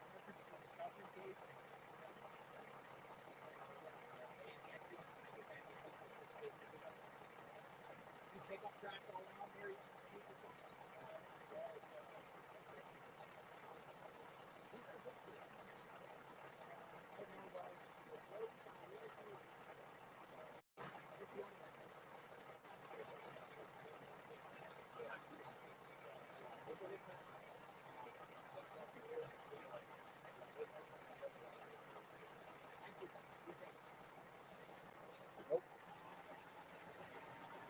They're Waste Connections. They said no. Okay. But they said Waste Management does her. Oh, Waste Management. we're the green ones. They were cool.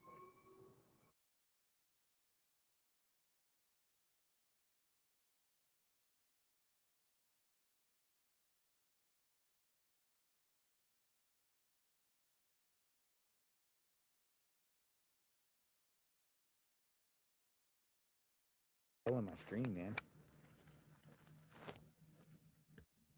I'm here. Guys there?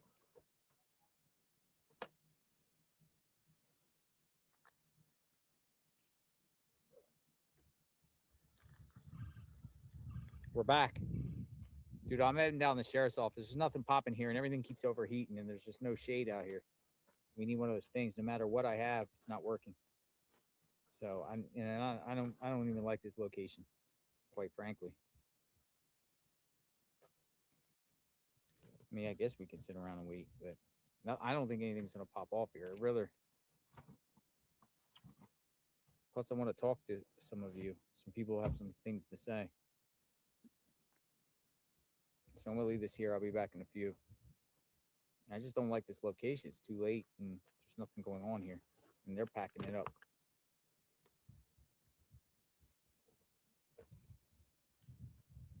I say go home, JLR. Nope. We're on standby. Like, nope, we're back. And people come back quickly. It's just hot. It's just sitting out here in the heat. So I'll be back in a few. I'm going to go get my vehicle, and then we're going to go down to the sheriff's. Stand by.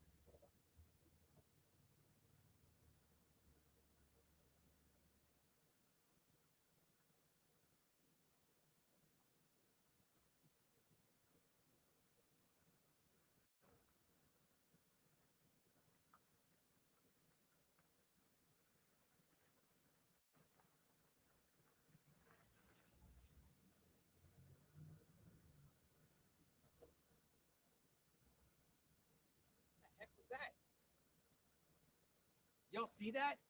Dude, there was literally like a van parked there. Did y'all see that? Look, I took a photo of the van. There was a van parked there. That was weird. I just pulled up and there was a van there and there's a guy that pulled up and then just stared at the door and left out. They might have just, I don't know, man. Weird. I was going to ask, who are you? That was weird, man.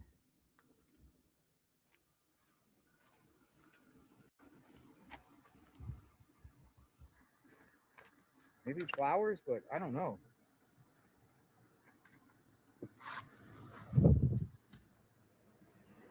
Stared at the door and left. Saw that at the back of my mind again. I was like, what the heck is happening?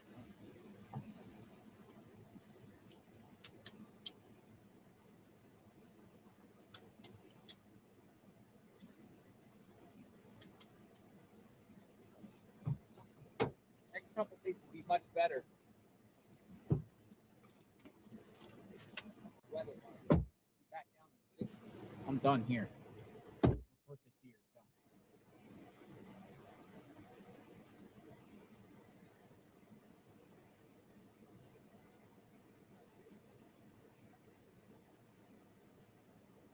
This is weird, man.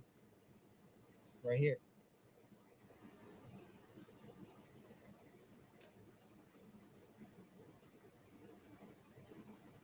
There comes somebody laying flowers.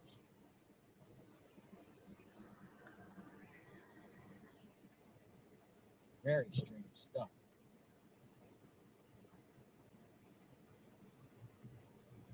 Again, Mr. Clark.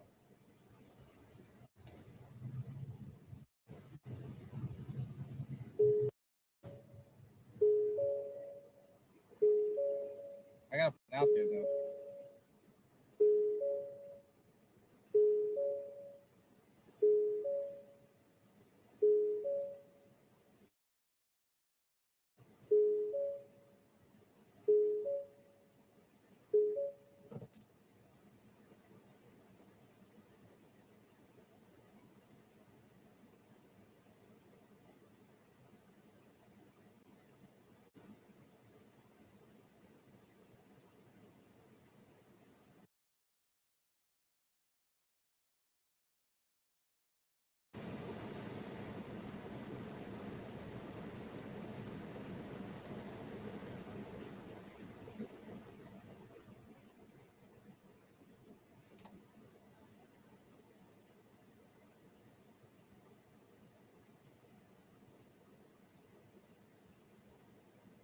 Dude was like taking pics of the doorstep or something. Out of the one window. That was weird. Senior transport. It was like a senior transport van. That was strange. Who would actually send in vans? That was definitely weird. I caught it. I'm like, holy smokes.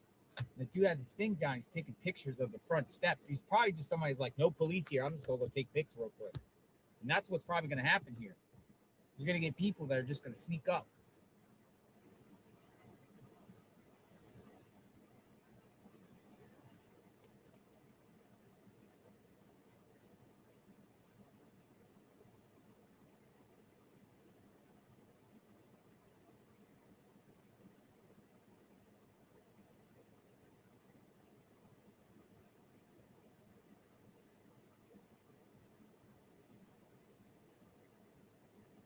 Weird stuff, man.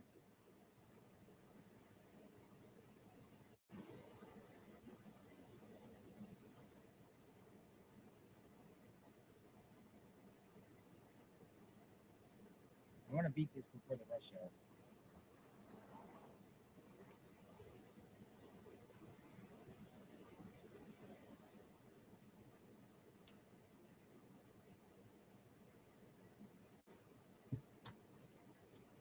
Nah, I think he was. I don't know. Oh wait. We got the trash truck guy. We got the trash truck guy. So I'm gonna wait. He's behind me. The trash truck guy. I'm gonna pull over here. The trash truck guy's behind me. Remember that guy? It's the other one. The other guy's saying they don't do it.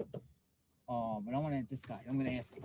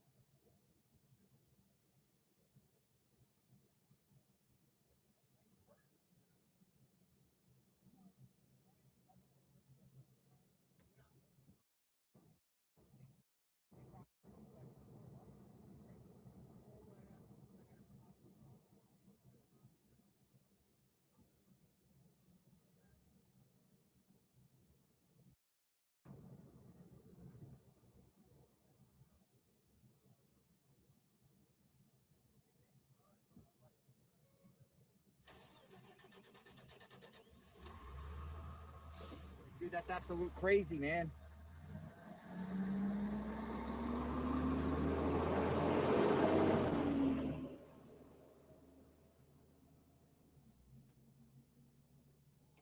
Nope. Never even contact. Did you guys hear him? Did anyone hear him? Did anyone hear him at all? No sheriff's department ever contacted he's the guy that, dude, he picks up her trash. He's like, nope. And he's like, I got cameras on here. He showed me the cameras on in the truck. He's like, he's like, and then I said, he's like, dude, they come to him all the time about drug dealers and about trash and everything. They never went to that guy and asked him anything about the trash, about her trash or anything. That's crazy. I mean, I think that's bad. I mean, you would at least, you see anything suspicious, or can we check the trash or anything like that? Nothing, he said. And he was shocked because he's like, I said that to another media. Some other media asked him too. He didn't tell me which one, but he was like, but that's crazy, man. And the other guy, the other service, so that was Waste Management and Waste Connections. Both of them want to do service, and none of them have spoken to the police. And that this is their route. There he is, right there. That's bad, man.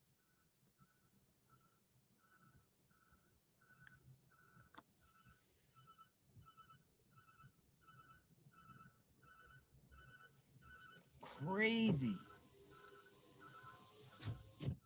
What's he doing?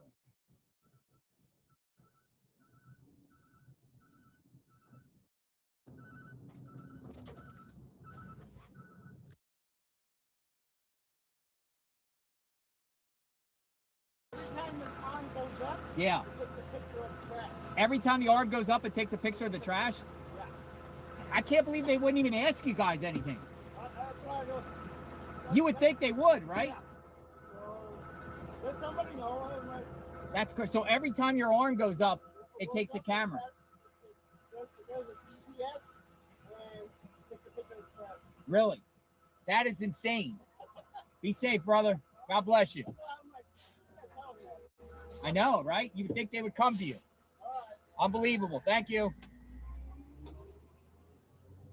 Dude, he came back down to tell me every time they lift up the thing that it records too. Crazy. But that, the perp throwing stuff in the trash, you would think that they would at least go to the trash truck driver that delivers in the neighborhood and ask them if they've seen anything suspicious or anything thrown in the trash. We want to check trash or anything. Unbelievable.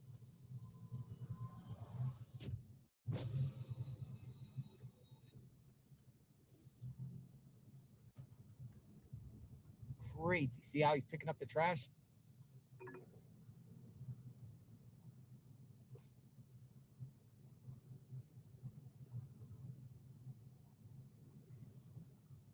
Maybe they already know who did this, and there's no need to put. Take your next left onto North Mina Vista.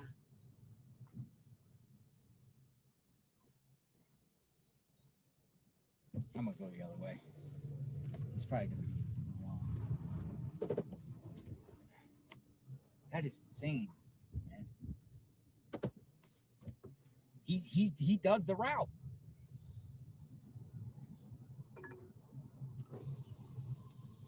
Turn left onto North Camino Escalante. Well, what he was saying is police have come to him before in the past on other type of cases. He said drug dealers asked, drug dealers throwing stuff away. It's like, no one has ever contacted him.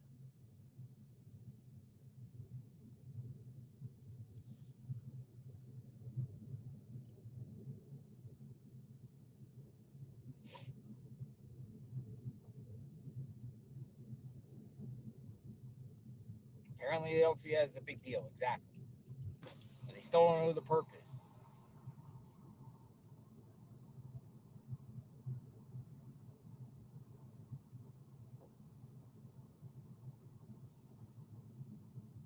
Murky says, yeah, that's BS. Nanos is saying they have spoken and did everything and complaining about money being spent. All we are finding out all the stuff we're finding out is what they haven't done. At the next stop sign, turn right. My goodness, you'd think you would at least just interview the trash person and see if they, not only that, but I'm not saying the guy did it or anything like that, but you at least just ask the trash person. At the stop sign, turn right onto East Camino. See anything? Pick up anything? Notice anything? I don't know, man. Use your imagination, folks.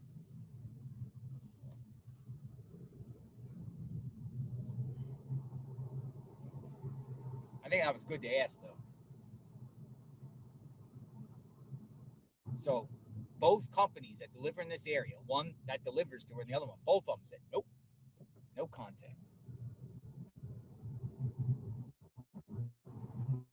And then, we called the landfill.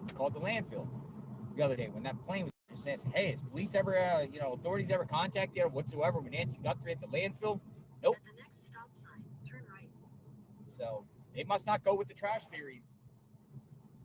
Feel like, nope. No trash. She very well could be in the dumpster, or the perp could have threw something away or something, Nothing.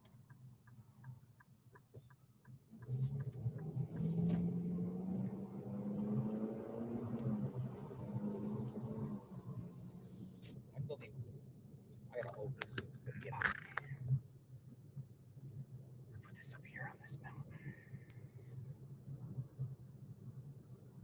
Headed to the sheriff's office, folks.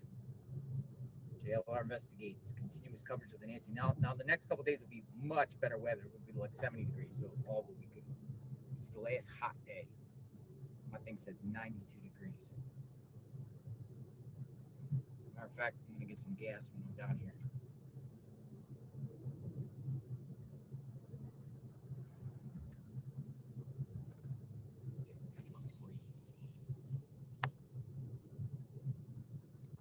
We're learning what they haven't done, Murky. Right, Murky?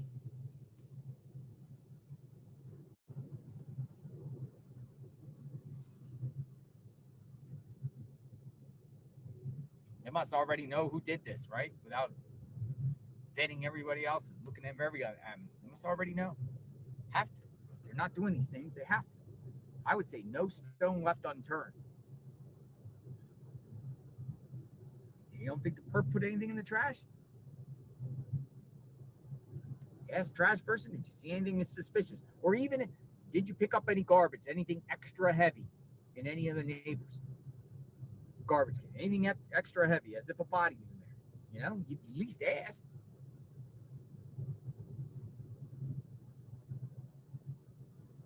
I know it sounds kind of far-fetched, but you'd be surprised. People put things in the dumpster, bags, heavy stuff. Have you noticed any extra heavy things in the neighborhood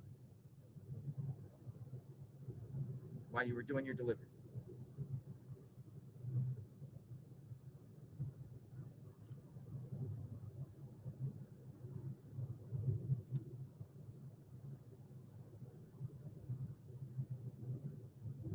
Crazy. Keep the stream going. 3:18.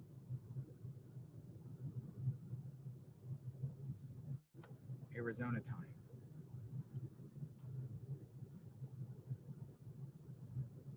That is crazy. Yeah, clip that.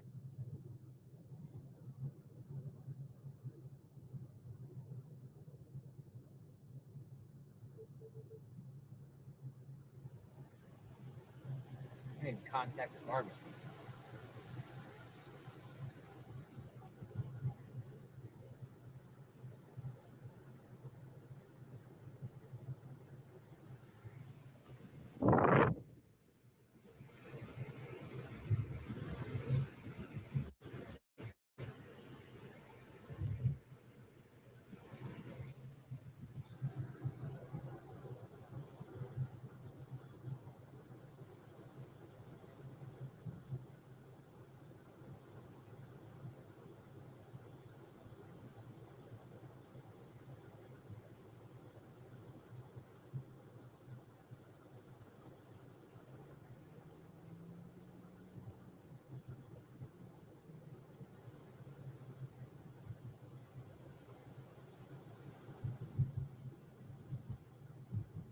All right, made it into Tucson.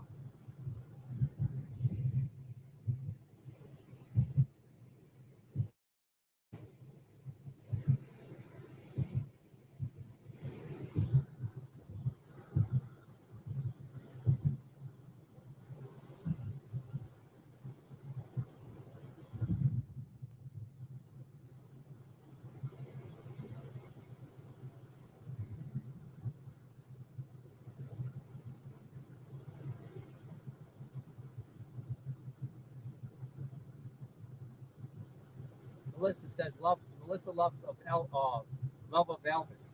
Says love you, but agree with man ad and the Epstein children.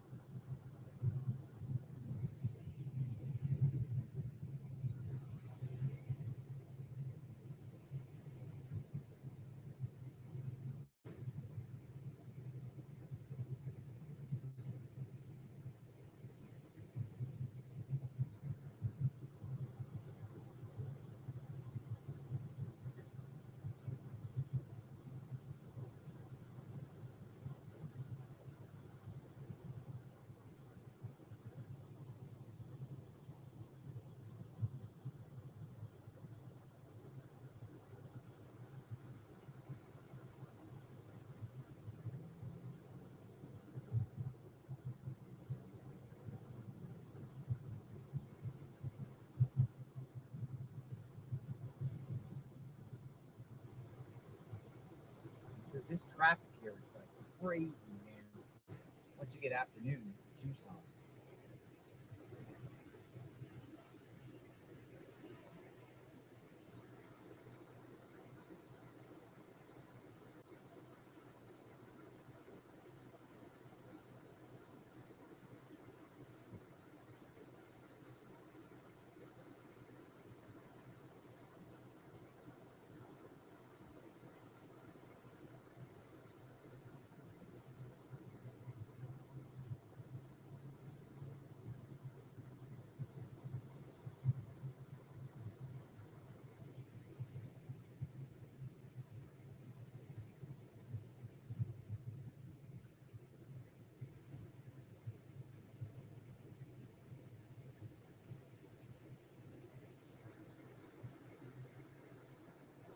Never even contact the trash truck delivery.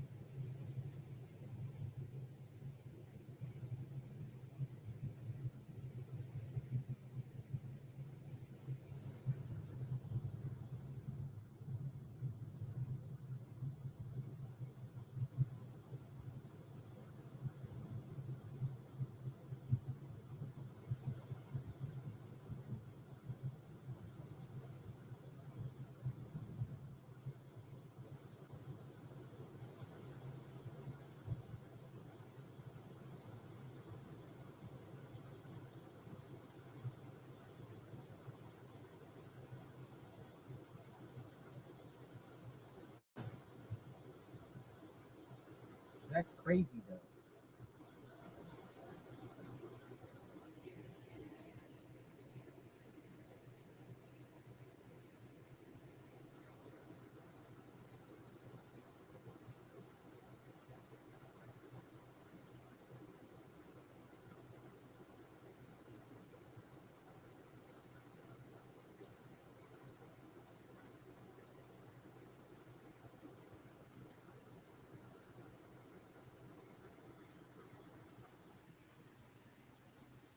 Waiting in Tucson traffic. This place called Salad to Go there. Like Salad to Go. Salad and Go. I'm not vibing Tucson traffic. Two things I don't like about Tucson: traffic and the potholes.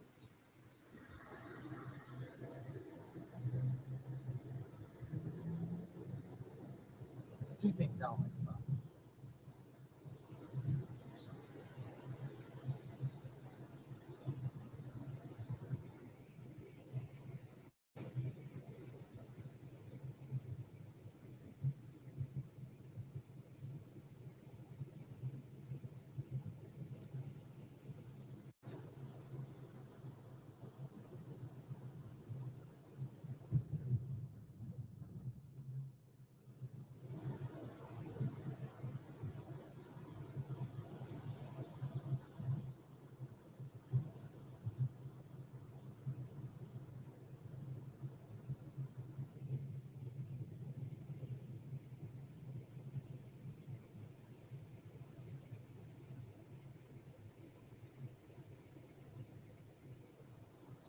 Wait till I get our location.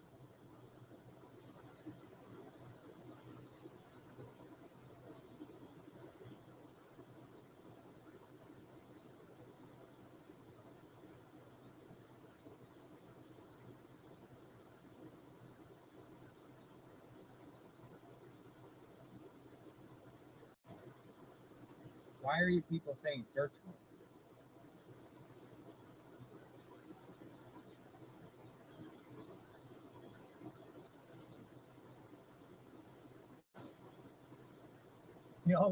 Y'all like literally just one person says something like search warrant being down, and everyone goes search warrant, search warrant. There's no search warrant. There's no search warrant, folks. I don't know where you guys are getting that from.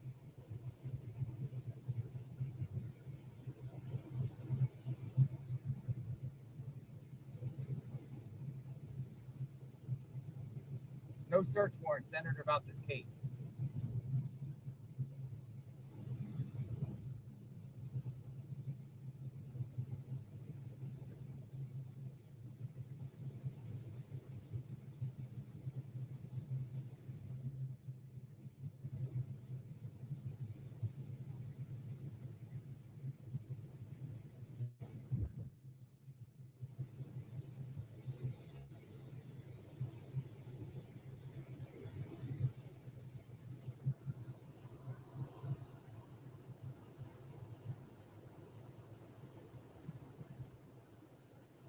And now people are like, SWAT is staging now. That's what people are saying. Search warrant.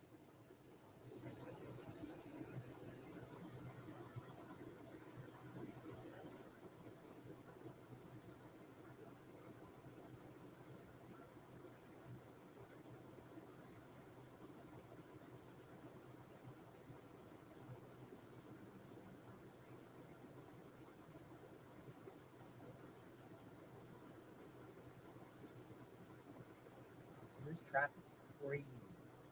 We're still 20 minutes out. It's only 5 miles away.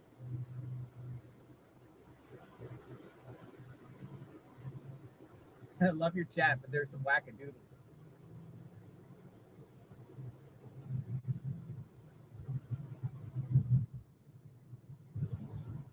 Now, all it takes is one person just to say, hey, search warrant. And then everyone just flies with it like something's being done. Like search warrant. But I look.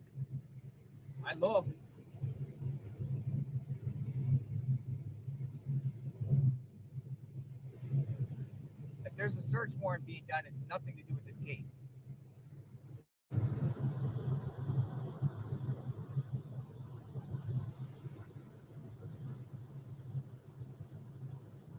Wackadoodle Wednesday.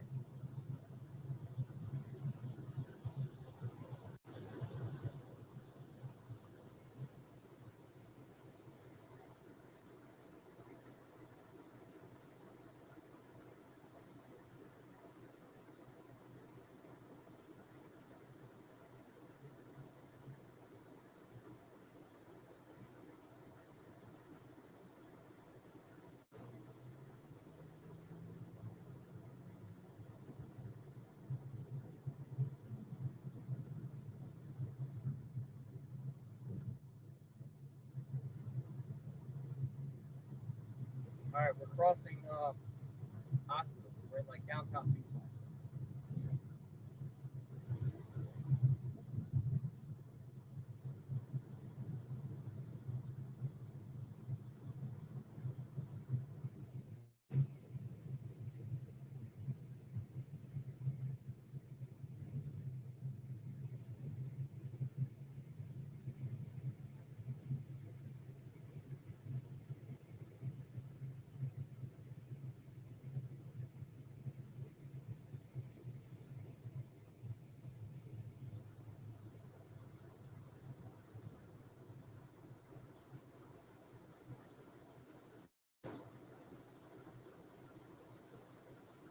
Fifteen minutes out.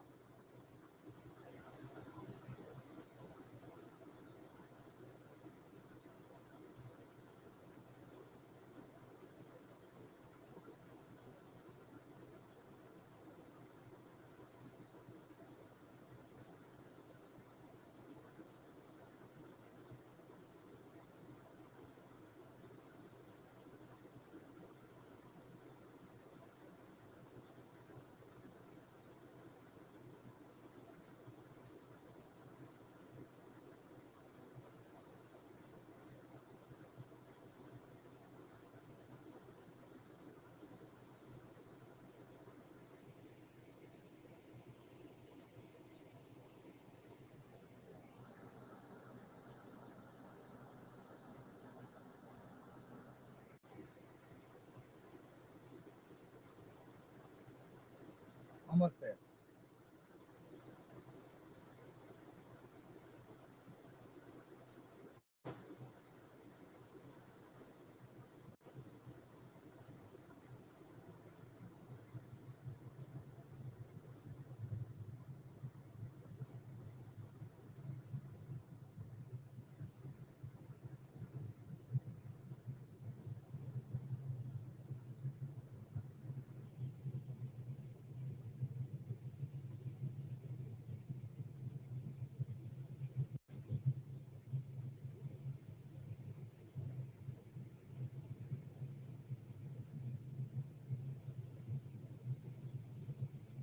There's a 500,000 people in Tucson. They're like very limited highways. So in the daytime, you get into this traffic and it takes forever to get somewhere. It's my only complaint, and the potholes. Other than that, I like Tucson.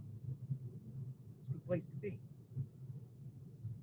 Well, too hot in the summer though. Dry heat. It probably feels hotter in Florida in the summer than Tucson, even though it's hotter in Tucson than it is in Florida. For some reason, my phone is not cooperating with me today when it comes to heat.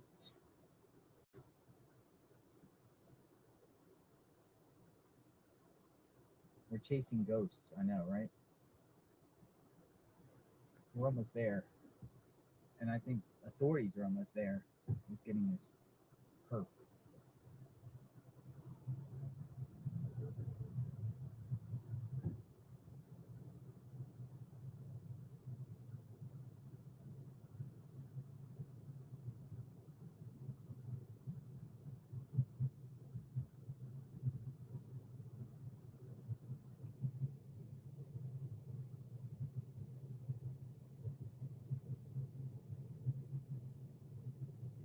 Very close to nailing getting the perp.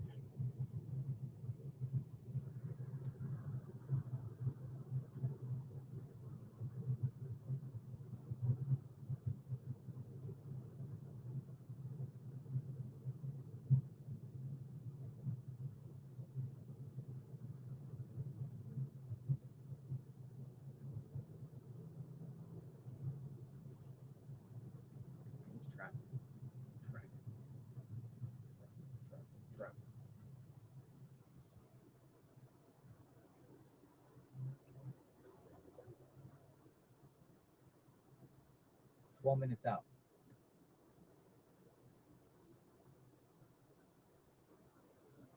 There's another Black Rock.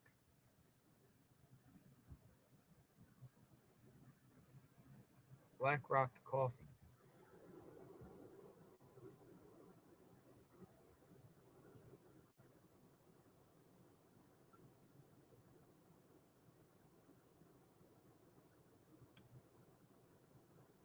I need to get gas.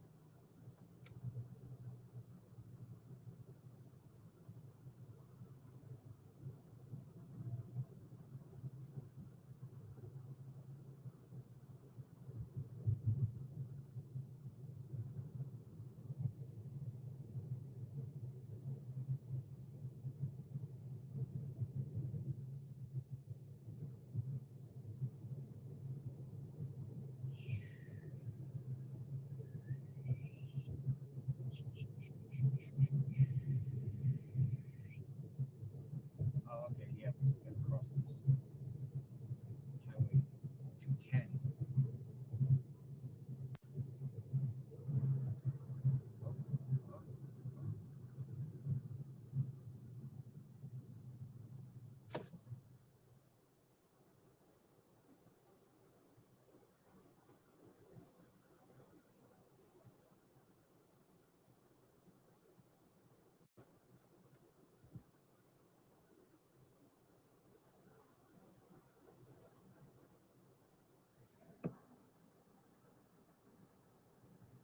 All right, we're on the move. Almost there.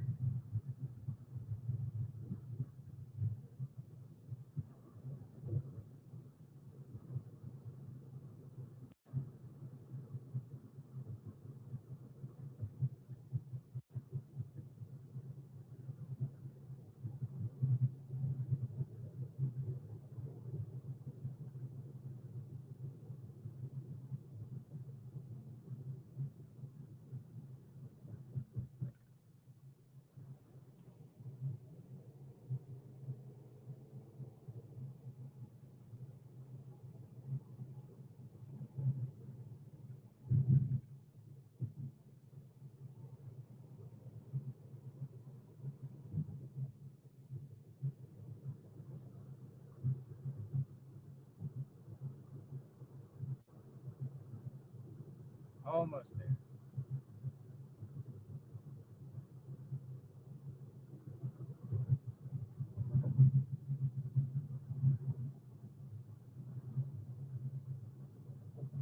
Benson Highway.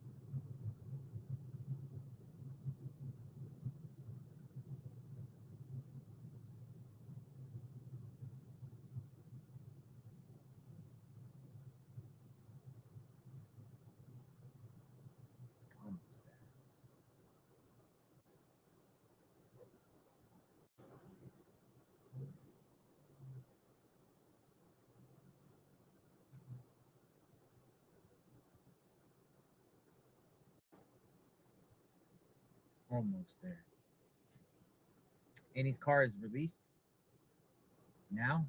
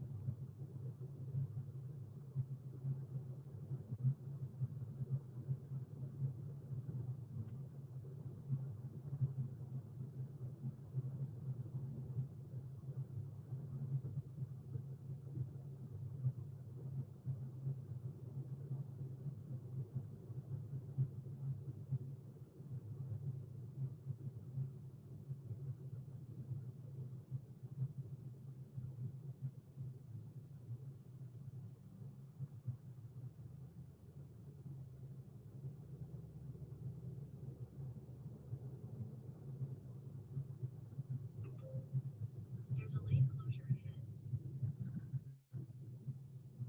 Lane closure.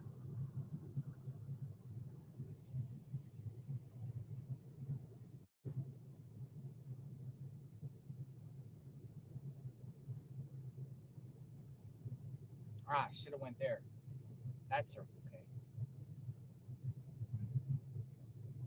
I'm on my way to the sheriff's office. It's like 5 minutes away or something. Go. Yes, go. Yes.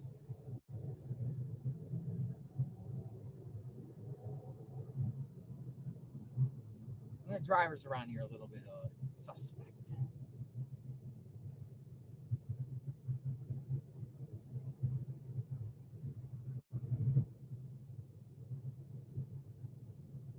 All right, crossing over 10.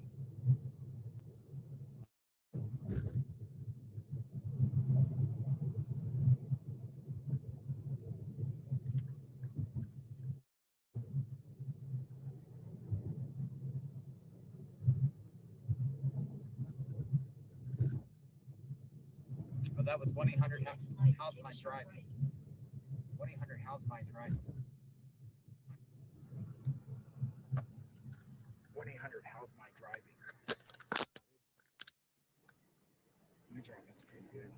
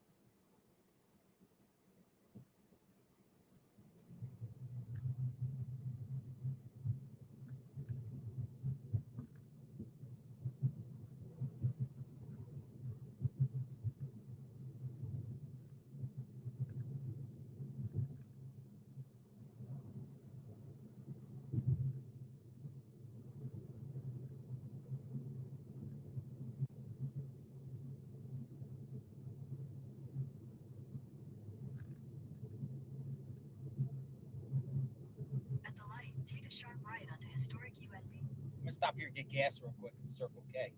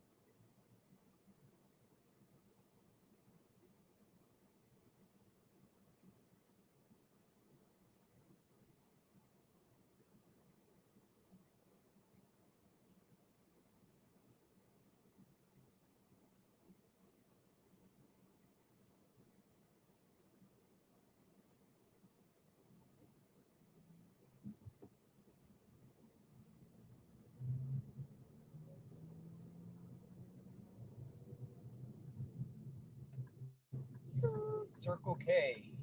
Why do they even call the gas station Circle K? Circle K.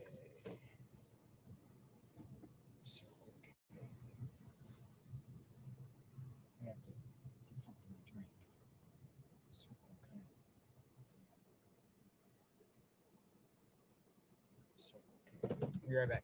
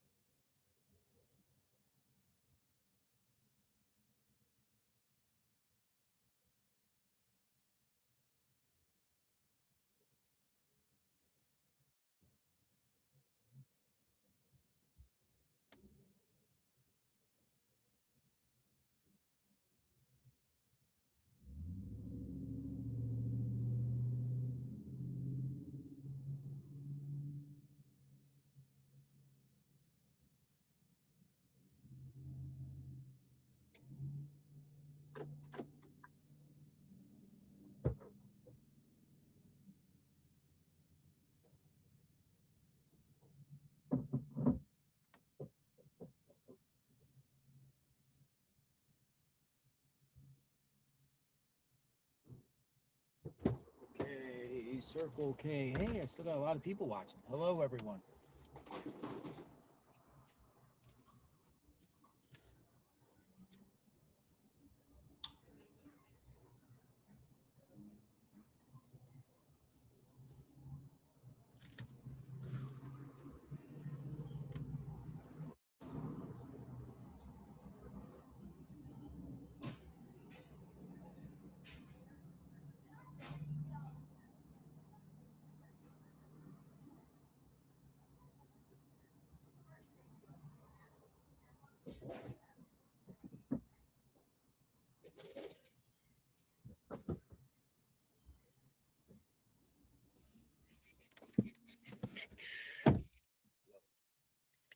Hello, everyone.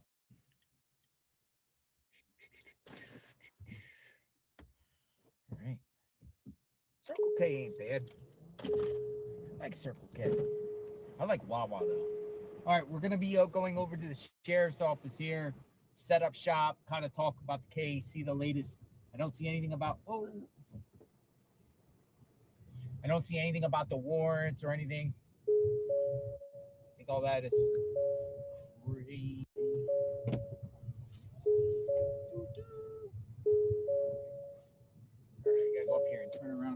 AutoZone. Oh, I got a fresh Gatorade. First cold drink of the day. Stay hydrated, my friends. Stay hydrated.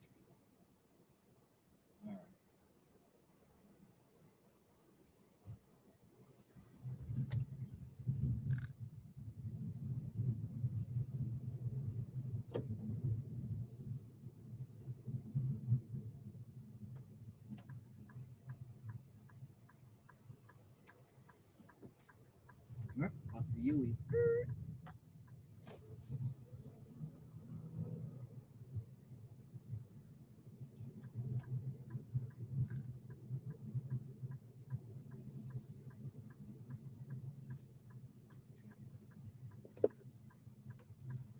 Oh my gosh, there's homeless people here. I don't have any money, but I have some change.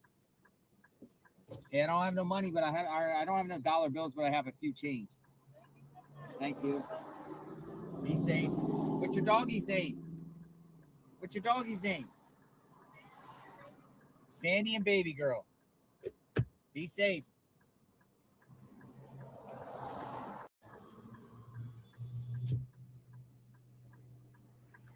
Save somebody some change. I don't have cash on me.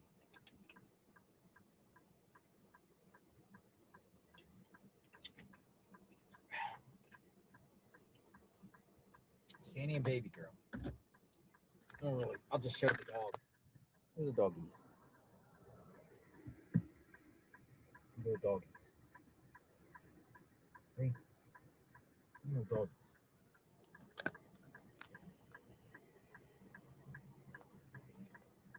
All right, we're on the move. Bye-bye.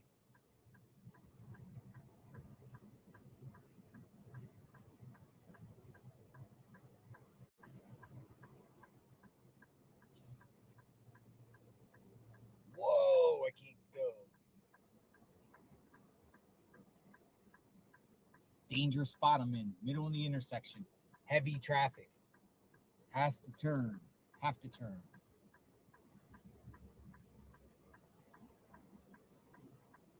I can't see nothing without this car here. All right, that's good at least. All right, it's turning yellow.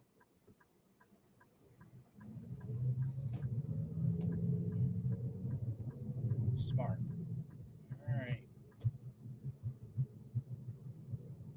All right, we're popping into the sheriff's office.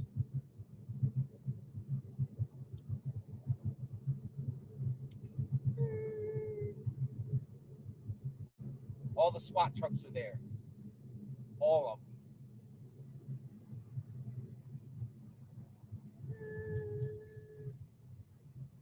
All right, Nanos. We believe in you, Nanos. I do. I believe in you, Mr. Nanos. I believe that we will win. I believe that we will win. Good over evil. I like this spot. You know why I like this spot? It's nice and cool. I'm on standby. I see a lot of people interested. Otherwise, I'd be like on steak out here by myself. So all of you get to keep me company. Hello. I believe in Nanos. I don't know if y'all believe in Nanos, but I 100% believe in Nanos, that he will get this job done and take it to the finish line. I really do think so. Who wants to talk? I'd love to interview Nanos. Nanos, let's talk.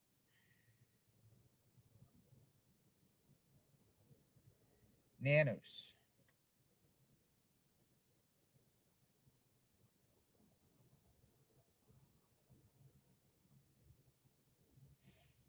All right. So, folks, I see nothing about any search warrants. I know that. I don't see anything about any search warrants being done. So I know people have been saying that in the chat, search warrants. So I'm going to put my email up. Anyone want to talk?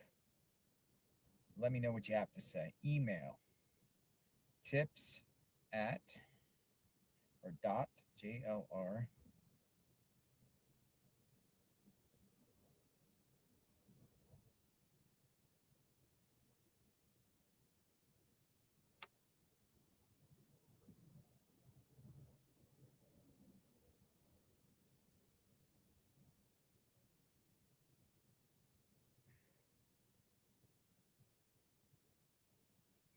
Boom.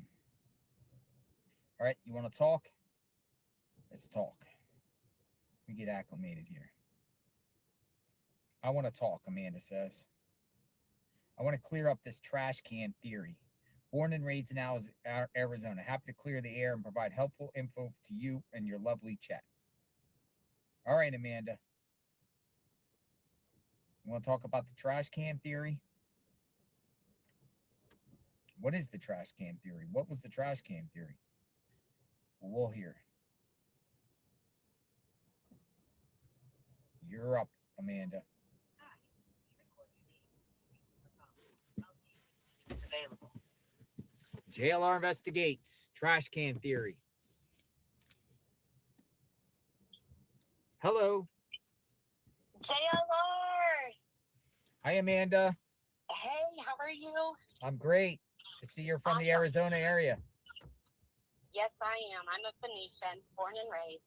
How are you? So I'm doing good. I hope you are enjoying Arizona weather. Yes, it gets hot. Keep the phones cool. The dashboard is no joke. But you're doing great. Thank you. I just wanted to touch base and say some things about the waste management. And the cities vary. But residential cans, they started cracking it down. I want to say maybe 6 years ago, maybe. It was cracking down on what? Years before COVID. But weight limits, because people were dumping cacti, vegetation, just yard stuff in their trash cans. So they started cracking down and put limits.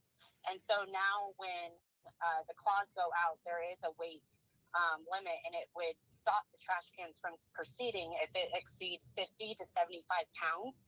Again, every city like Mesa, Chandler, Tucson, Phoenix, Gilbert, all of them, they all have different weight limits, but it only varies from 50 to 75. And so you're saying if it goes like to a certain weight, it won't even pick it up? Yeah, it won't pick it up. And so with Nancy being 150, right? It would go off and trigger, and it would not be picked up. It would alert the garbage man. He would either get out of the vehicle if he needed to. But anyway, so wanted to provide the weight limit, and so I truly believe that there's no residential trash can that is going to be a part of this. Well, I mean, maybe somebody could try at least, though. Sure. Without knowing. Sure. Valid point. And so, with that being said, I don't. If Nanos and FBI and everybody, already knew that there's weight limits in, it would trigger some sort of report and be on there. You right? And then the guy gets out, opens it up. Holy crap! There's a body. Yes. Yep. And then you spoke to the garbage man earlier, and he's absolutely correct. The camera turns on exactly when the claws go out and gets dumped into the in the big bin, right, if you will. So there is monitor on, because again, people were violating, and so there's fees. I mean, you can get fined up to, I think it's like $2,500 if you are caught, putting cacti. Cacti is heavy, believe it or not. So is it? I just wanted to throw that out there with everybody and just put that to rest, I think, because I feel like it would have already triggered by now if there was some sort of red flag from garbage pickup on Wednesdays. Wackadoodle Wednesday, everyone. Wackadoodle Wednesday, exactly. Yeah. But I do think at the end of the day, the perp has discarded something in the trash centered around this case.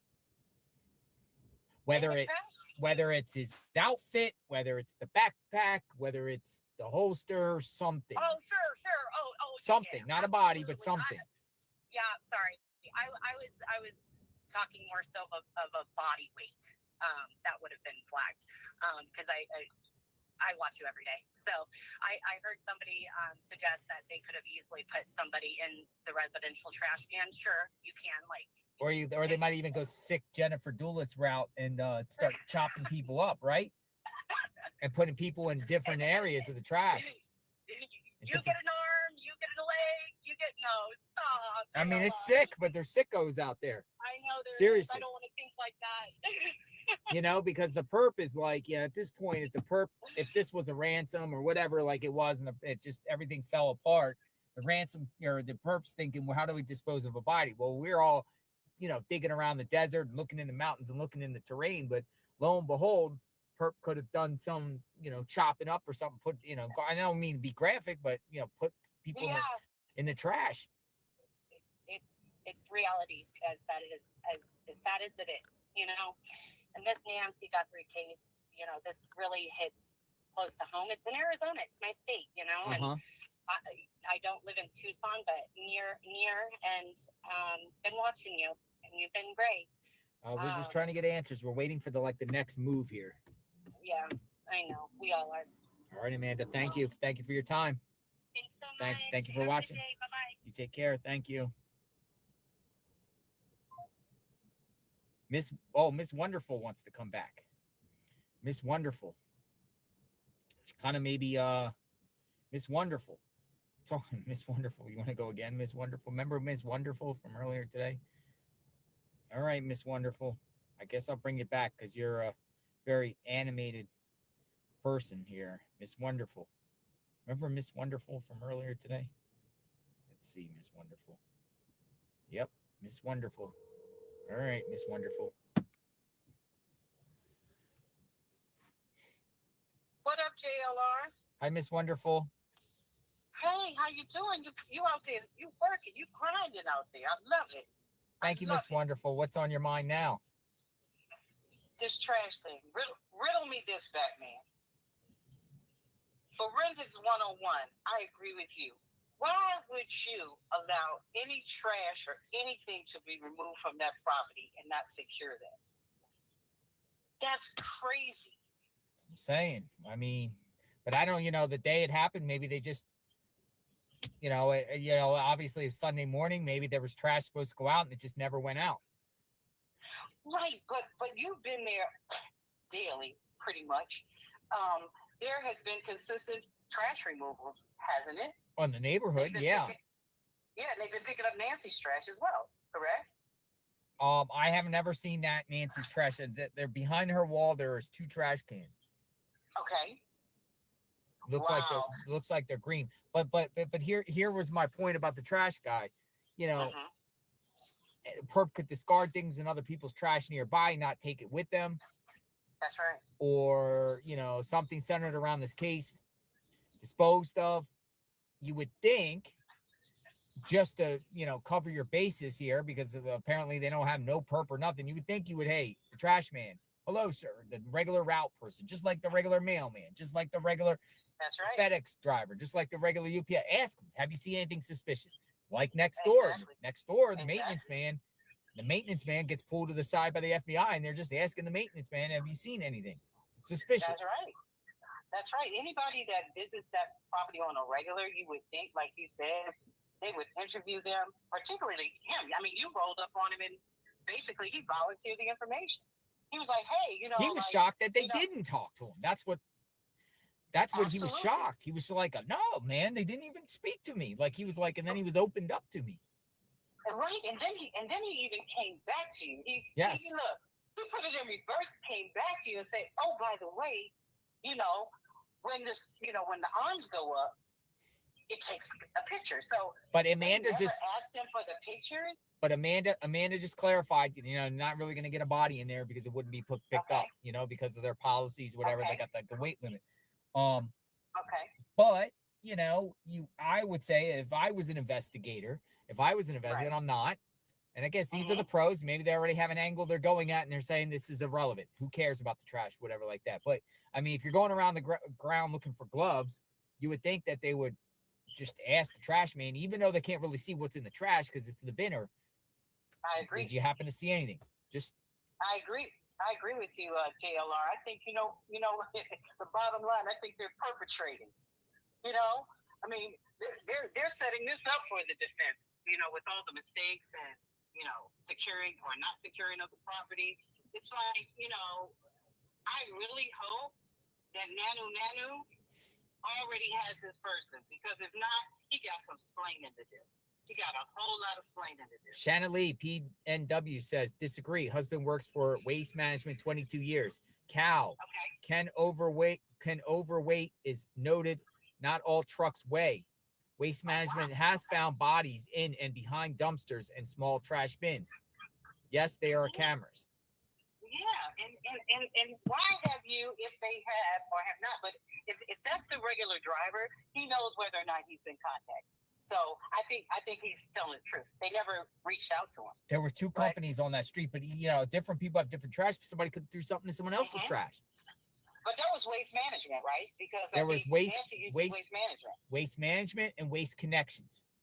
And Waste Connections. Yeah, right, those are the two in the air. I also saw Republic. I swear I saw a blue Republic, but I don't know, like going through the neighborhood, but both of them said nope. And they're the regular delivery people. They're the regular drivers. Regular routine guys. Yeah, you get the routine guys. Easy. Right. And Stern, let me hold on for a second, because when you walked away earlier at Nancy's, a van pulled up. Yes. You made mention of it. I saw it pull up because you had your camera on it. But what was that about? He was taking pictures of the front porch. Really? He pulled down his window. I saw it out of the corner of my eye. He's showing his photo. Like, he literally drove into the circle specifically to take pictures of the front porch and then dip out. Wow. This just gets crazier and crazier by the day. It's probably somebody just using that as an opportunity because no cops are sat. The property's now secure. Oh, just go up to the front step, take some pictures. What's going to happen? I'm out of here. That's right. That's why I'm willing to bet that they probably have, like I said earlier, a whole lot more than they're telling us.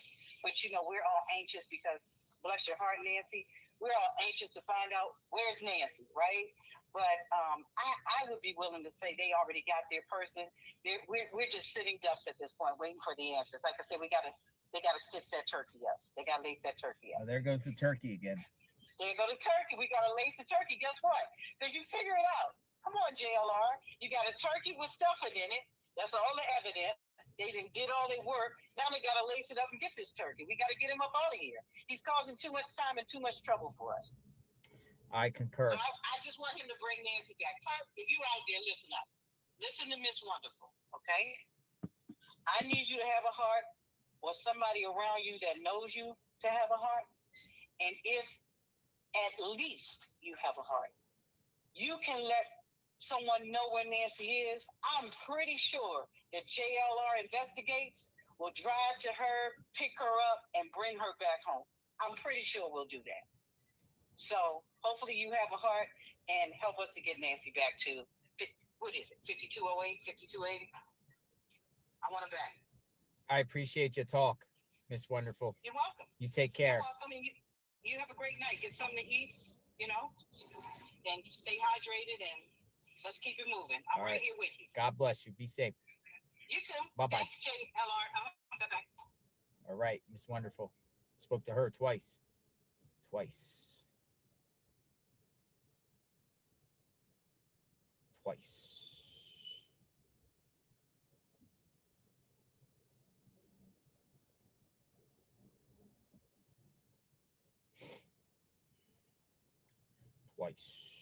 All right. Who's up? Who wants to speak? Outside the Pima County Sheriff's Office. Let's talk, Elaine says.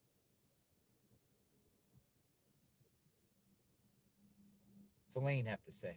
Hold on a second. I work at a landfill. My name is Crochet. You're gonna have to give me the phone number. We have a landfill worker. Just gotta give me your number. All right, Elaine. What do you have to say? Elaine, you want to talk? Elaine wants to talk. All right, coming in. 202. Elaine, you're up.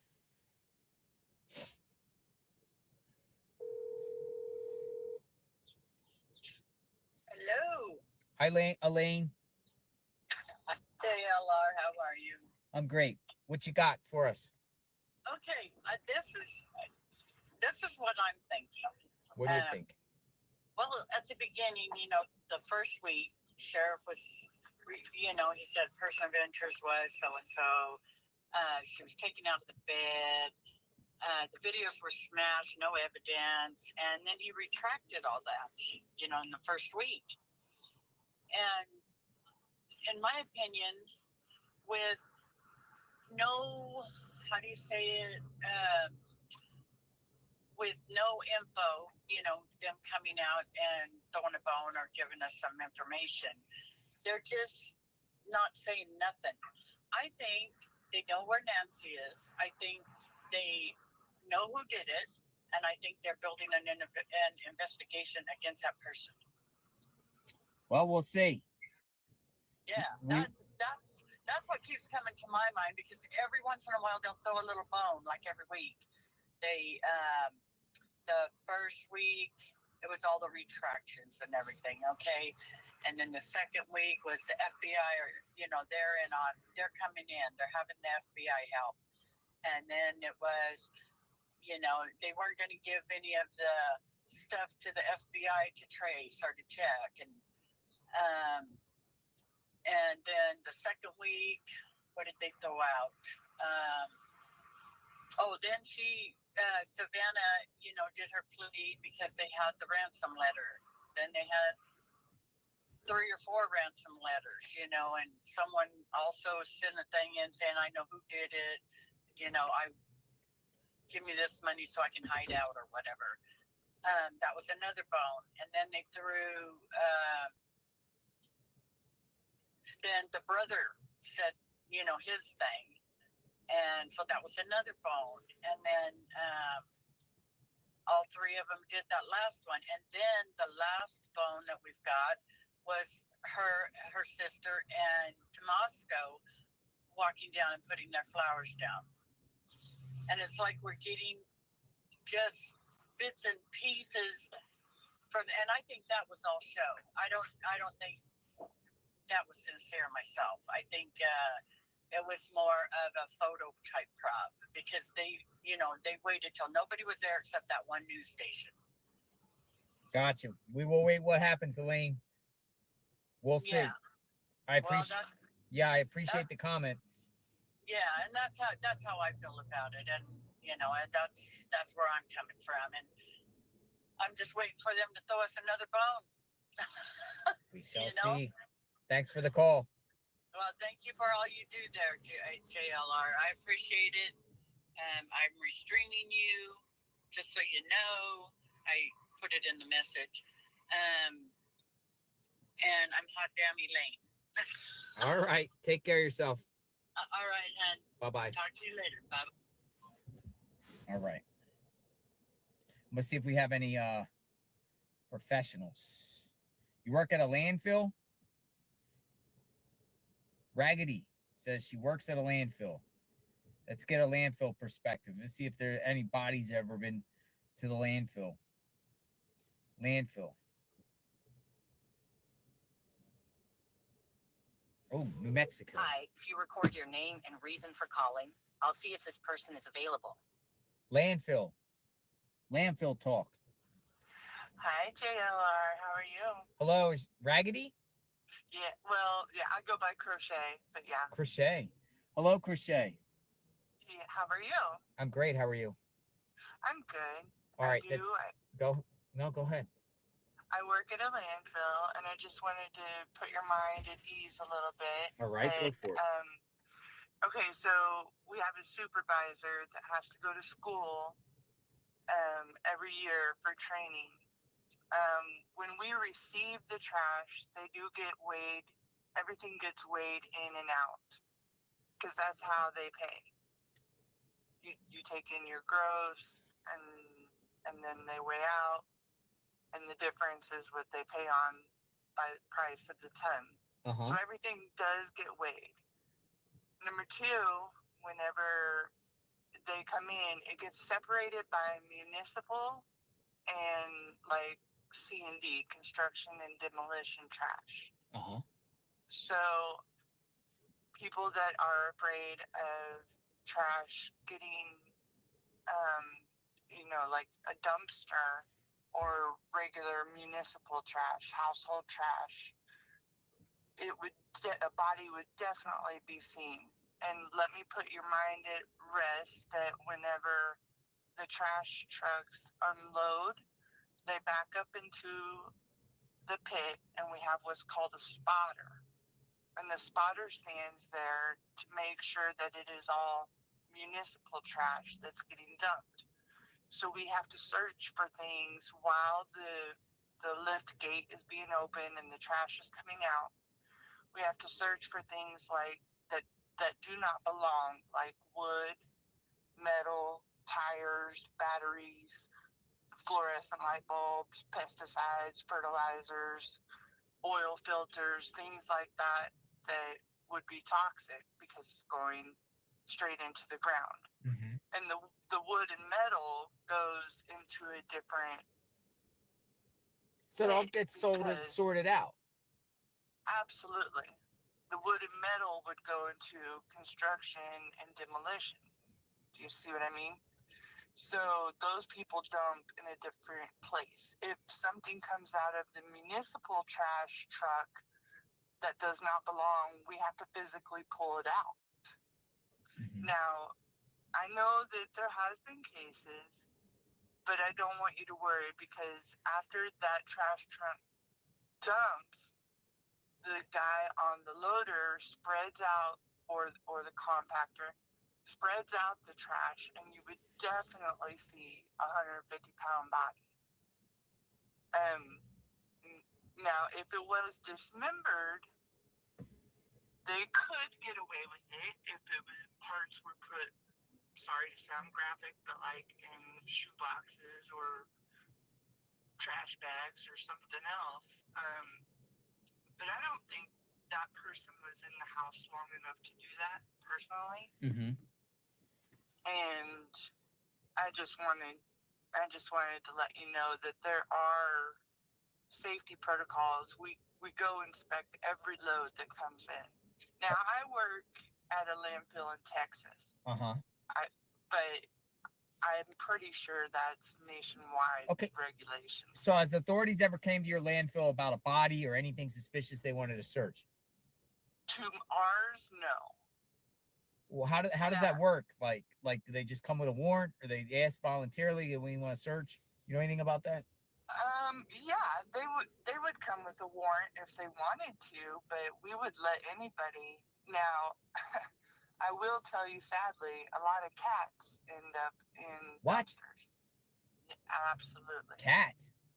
Yes, because people leave the lids open and they go in there searching for food. The lid gets closed, they get put into the trash truck. Oh, I don't want to hear that. Oh. I'm sorry. That's so sad. It is very sad. But that's typically the only bodies we see. And a decomposed body would smell way different than your typical. Whoa. Speaking of that with cats, well, hold on a second. With cats. Dude, I see signs all over neighborhoods all the time. Missing cat. Is there a chance that some of these people's missing cats end up in the garbage and they just get stuck? Absolutely. We find several a day. Yeah, because I see signs in neighborhoods, and I always think, well, why is somebody's cat missing in the neighborhood? You know, nobody's going to steal a cat, but some of these cats just vanish off the face of the earth, and now you're just like, okay, they jump in someone's trash, lid closed, they're done. Exactly, because we have dumpsters here, so the trash truck will pick up a dumpster, and the arm will raise it up and dump all the trash into the trash truck. So if the cat is in there, and the lid gets closed, it's really sad. Well, I appreciate the insight on the trash. I still think centered around this case, it's possible something centered around this case has made it to the landfill. Possibly. Articles of clothing. But I do not think at all there's a body. No body. Not a whole body, because the tractor spreads out the trash into a thin layer and then compacts it.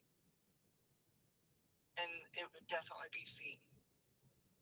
Crochet, I appreciate the time. Anytime. You be safe. All right, you too. Thanks. Thank you. Bye-bye. Bye.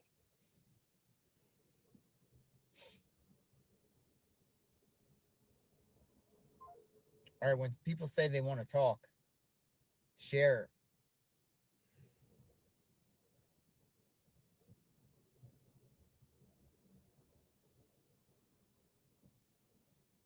I got it figured out. Lakin says, I've been a caregiver for 20 years for the elderly. All right, caregiver. That's here. What you have to say, caregiver?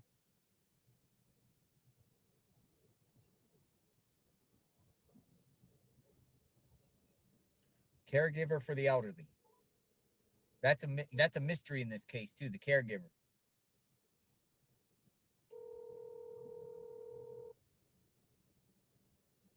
Hey, JR. Hello. Hey. What's going on? Okay, I've got this, I think, figured out. You got it all figured out. I've been a caregiver for 20 years. Mm-hmm. Okay. And I go into homes and I hear all the all the patients and stuff, their family, a lot of them are getting abused and they're scared of them. Mm-hmm. Okay. Yeah. And but when their family comes in, they won't say anything. The card that was on Nancy's door that Monday. Yes. So she had to have called on them, and I think it's the son-in-law. I really do. I think he's the one that took her, and he took her home, and her being on blood thinners, that blood could have been there for 2 or 3 weeks before it got cleaned up or whatever.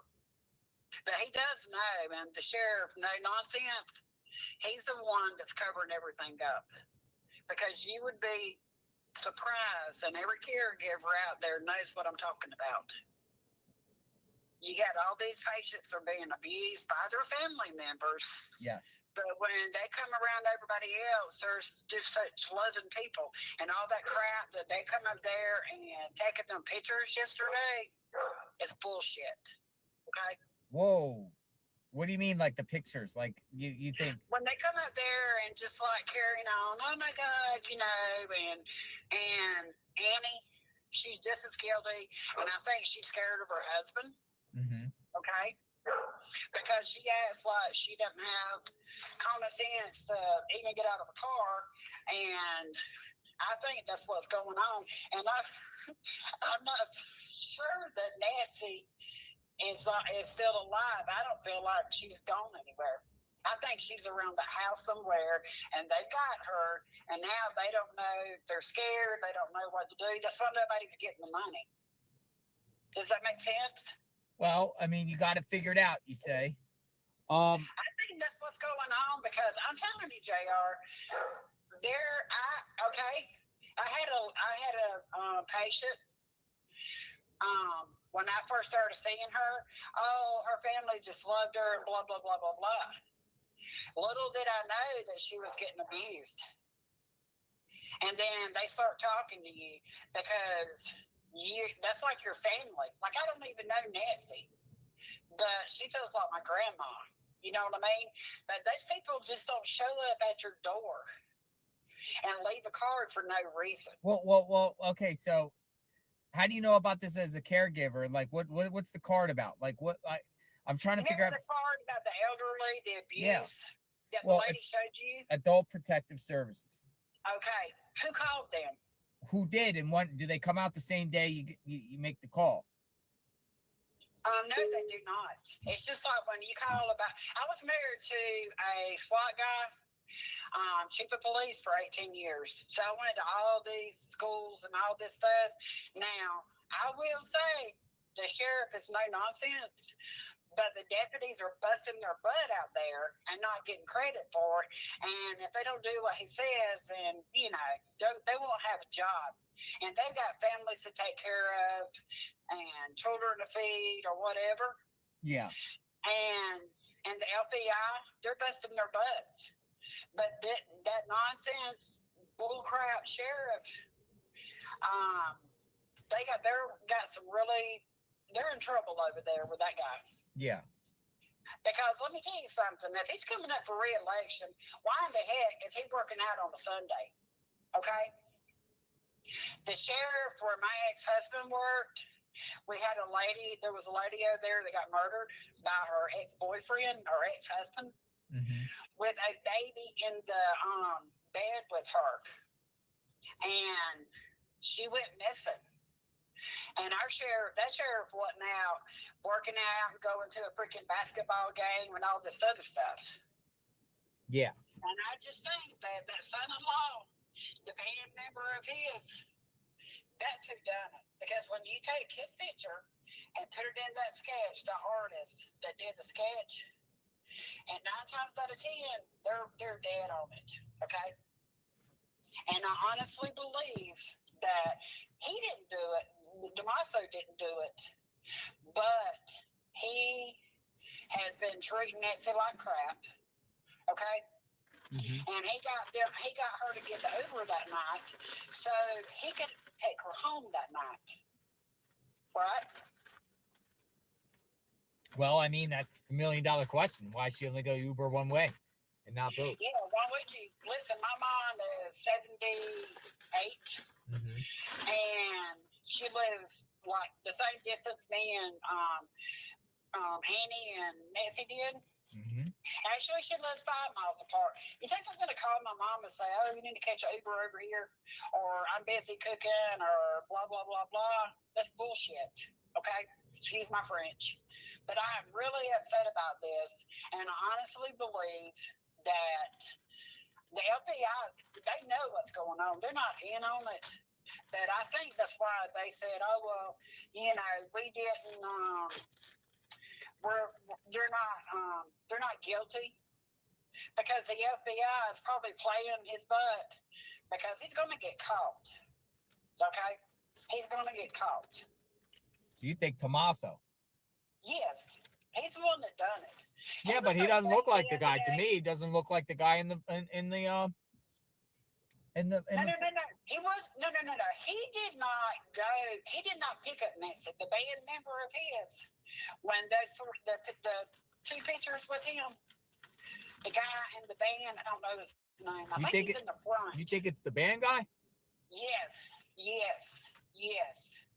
And I think all of that is staged, because listen, if anybody that like the gun, the holster, and that wasn't a real gun. That was a fake gun, okay? I've got 5 grandsons. And that is about as fake as they come, because that was a real gun. He wouldn't have had it in front of his crotch, because I don't think, you know what I'm saying? I don't think it's the band guy. I don't think it's the band guy at all. Band guys also came out and said he's not involved. No. He's involved. He Whoa. is involved. Yes, and I believe Nancy is still alive, because you can take some. Okay, Annie was picking up her medication, right? Okay, you can, as a caregiver, I pick up medicines. Yeah. And I fixed her medicines. Uh-huh. So I know when they're going to run out. Correct? Hold on for 1 second. I got a visitor. Hold on for 1 second. Okay. I remember you. Your name is starts with a P, right? I knew that. Oh, what do you got, Philip? Philip got something here. Oh, Philip. Thank you, sir. Thank you. Hey, yeah. Sorry. Oh man, you're a lifesaver. Thank you. Oh yeah, you're live, huh? Yeah, I'm live right now. Let me hear. Hold on.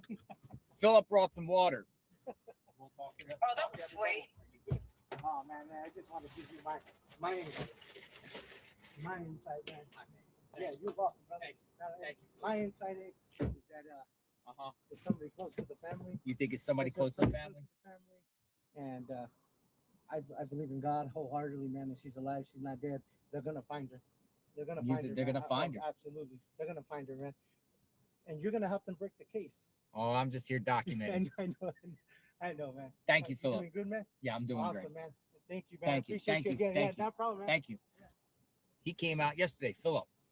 That's Philip. That was very sweet. He brought some water. Thank you, Philip. He's watching. He's a local. He came over last night, talked to him a little bit. Well, you need to stay hydrated. But let me start on another scenario too. Well, not really, but they were talking about the transplant and people selling organs and stuff. Okay, I'm from Georgia, and not too far from where you live. But anyway, my dad had a double lung transplant. Okay.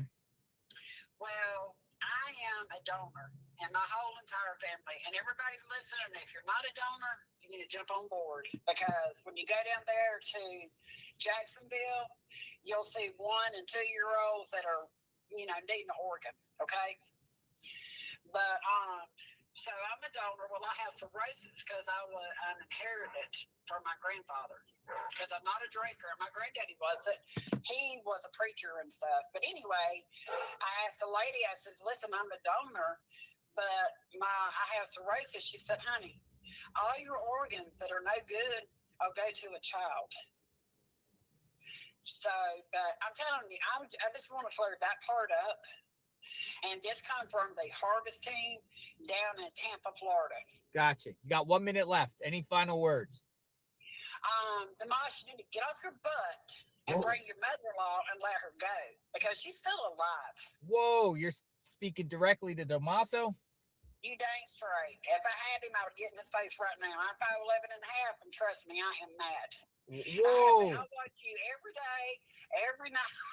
I am at work watching you, okay?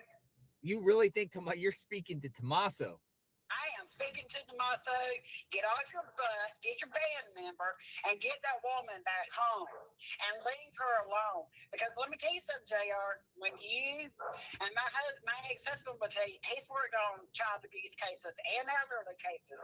When you call DFACS on a thing like that, they got called in Friday. Well, then they showed up Monday. So that would be right, because it could have been after hours, and I believe Nancy's the one that called. Interesting. All right, Miss Caregiver. Needs to listen. You need any more advice, you call me. All right. You be safe out there. I will. All right. I disagree with you on the Tommaso and bandmate guy, though. I just want to put that out on the record. Okay, well, listen, you don't have to agree with that. But I promise you, when it's all said and done, you could be like, dang, Lincoln told me.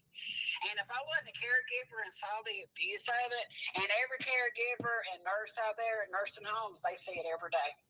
And it's really sad, because you don't know. You think your loved one's at a nursing home or a caregiver, and a caregiver's there for the money. So who would benefit, JR? Who would benefit from her being gone? Well, that's the mystery. That's what everyone's trying to figure out. Who benefits from this? It would be him. It would be him. And my sister is a school teacher, and yes, they have backpacks. I have 5 grandchildren. You know how many times I've lost a jacket at school? How many? Or a backpack? A lot? So I'm telling you, you call me back, because I'm telling you, this is what's going to happen. And all right, Miss Caregiver. You take care of yourself. God bless. Thank you, honey. Bye-bye. And along with you. Bye-bye. All right. She had a direct message to Tommaso. Wow. What do you think? Got somebody watching from New Zealand. Let me see here.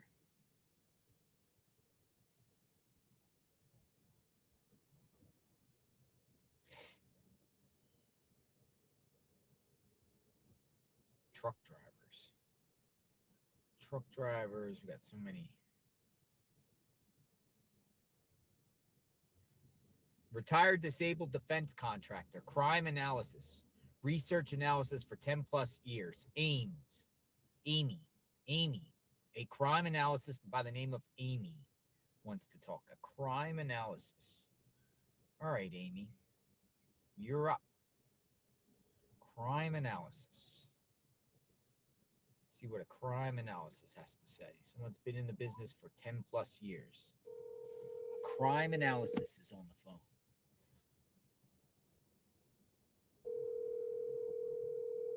$202 coming in. Hello. Hello? Hi, JLR. JLR? Yeah. You're a crime analysis. Hi, is this Amy? I am. I've done it for many years. Yes, this is Amy. Hi, JLR. First of all, thank you Thank you. for all you're doing. Thank you. Really, You're welcome. this is a new medium to us, and my first case with you, watching it 12 hours a day like you're doing is just incredible, especially in those conditions. So I want to thank you for that. You're welcome. It's going to get cooler in the next couple of days, so it'll be much easier. Probably be out there in front of the house more. That's awesome. Yes. So, I mean, we want Nancy found now. Hopefully, it doesn't get there. But talk to us. What's going on, crime analysis? just from speaking of motive, crimes like this on the elderly, are not that common. I've listened to the neighbors that are kind to you and that do say that this is a safe neighborhood. I do believe it's targeted.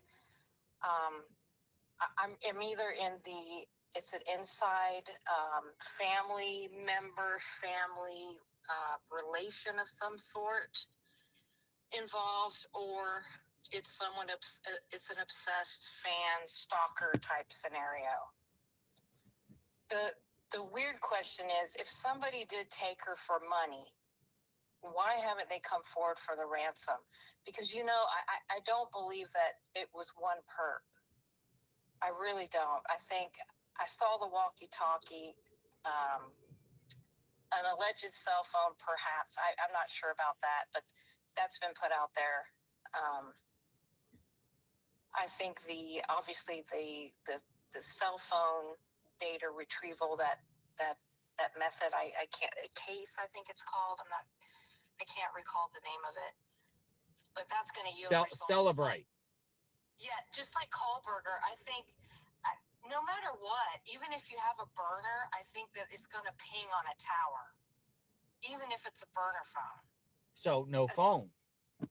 I'm saying if there is a phone, even if it's a burner, a cell phone's a cell phone. A ping is a ping. Yes.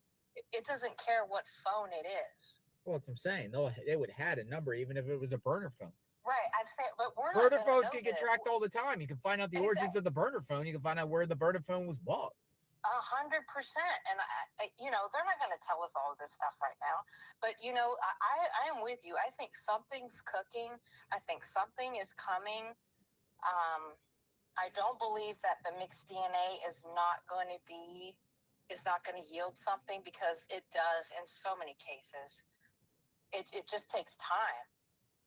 It was explained. I watched Banfield recently. She had some Texan search and rescue person that knows all about the name of the company in Florida, Deerfield Beach, that is working on the DNA analysis.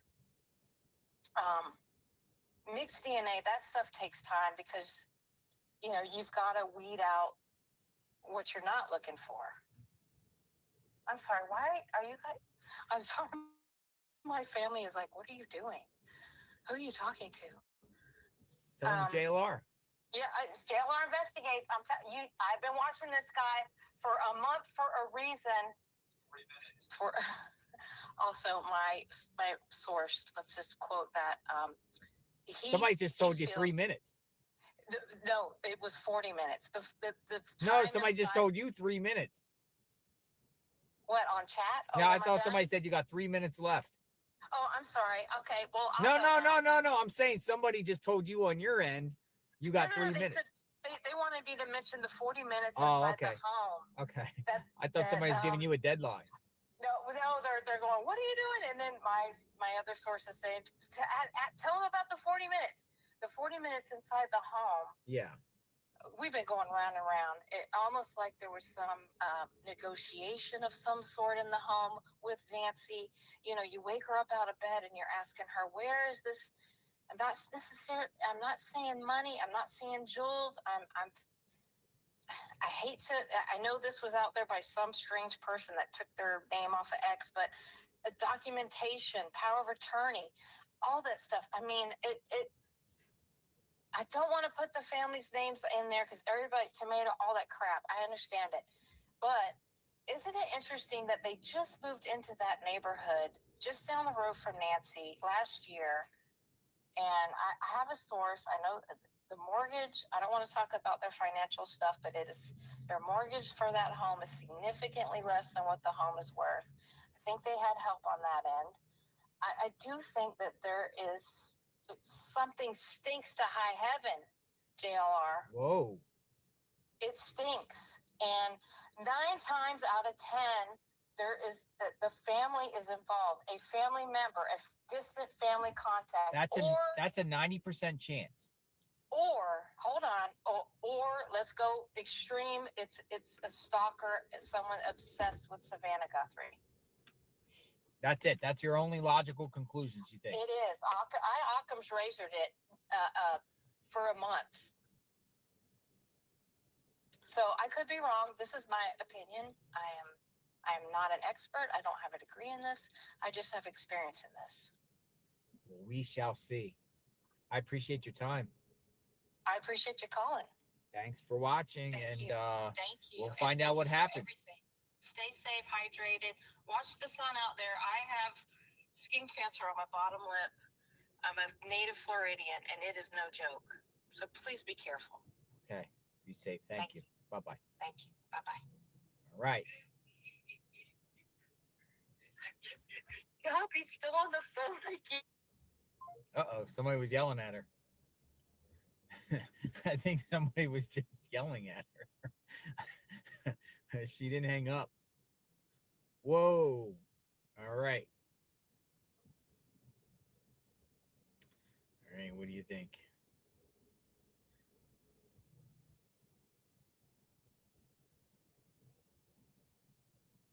I have a few ideas.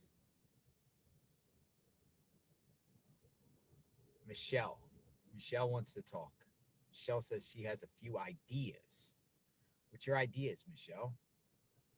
All right, we're going to call Michelle. She says she got a few ideas. See what this is about.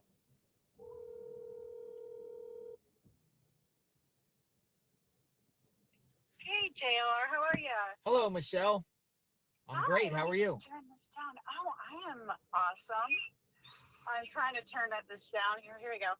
I'm great, and I've totally been enjoying everything you're doing. I know everybody says that, but I've been watching you since you started. And I have a couple of theories that I don't know if anybody has mentioned. Go for but it. All right. Well, it's just very strange timing. The Epstein files have been, released and all this crazy stuff, and there's some high, ranked people involved with this Epstein thing, including the president of the United States, quite possibly. This is just quite possibly. At the same time as this, we have the Charlie Kirk assassination. Okay. Mm-hmm. On top of that, Turning Point USA, who Charlie Kirk was a head of, right, is a multi-billion-dollar church that goes completely untaxed because it is a non-for-profit. Mm-hmm. Now, all this happened, and then poor Nancy, and then on top of all of that, for more corruption, just to get to the TV video side, which is my thing, Blake Lively and Justin Baldoni have been duking it out in the media as well. So you've got Epstein, Charlie Kirk, Turning Point, then there's Nancy, and then there's Blake and Justin Baldoni. And I just really feel like it's just my idea. I always thought that they took her to Mexico because the only way they could keep her alive is with the medication. These are like some serious connections of you're saying, Michelle. Like I know. I took notes, and I know because I'm used to be on a TV show. So what TV show were you on? I was on Guiding Light for 3 years as a contract player, and now I am going through cancer again, and I actually have my own channel called Laughing in Cancer's Face. Laughing in Cancer's Face. Oh. Yeah. So, but anyway, I've been taking notes on this again, and like I said, now on top of the turning point in Charlie Kirk's assassination. Now we have someone like Candace Owens, who I love, and she's all up in Erica Kirk's business because now Erica Kirk is being investigated. And Turning Point USA is so freaking powerful. It's a multi-billion-dollar company.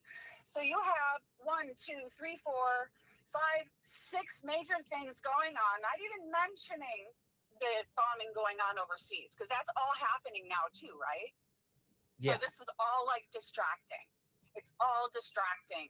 I think, and this is really far-fetched, that if this did have something to do with government, if it had something to do with the timing of this, I just wouldn't be surprised, because there's so many people on the line.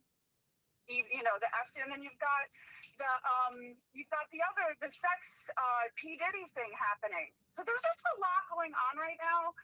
And I just feel like a lot of this stuff has to do with the government and different things, and, you know, the Turning Point and all of this. It's weird. And so if I was to say that this was a setup of some kind, and they knew this was going on, this was going to happen, right? And they knew this was going to happen, so they send in either the feds, or it's got to be the feds, because the sheriff is a numbnut. But anyway, they send them in to screw up the investigation, to walk up and down, to put fingerprints everywhere, to let the guy trim bushes at the house. All of this could quite possibly, I know, right? All of this could quite possibly be dragging their feet to try to keep the media involved in this case, rather than being distracted by the power and greed that is behind all of those things that I just listed. And that is my opinion. Well, I appreciate the call. We'll see if there's any connection to any of those people you mentioned. Yeah, you should check it out, because it's pretty interesting, and I'm interested to see what people say in the chat, if they're all following the other stories. But thank you for everything. I'll let you go. Thank you for watching. You be safe. God bless. I will. Take care. God bless. Bye. Thank you. You're welcome. All right, folks. Let me know what you think.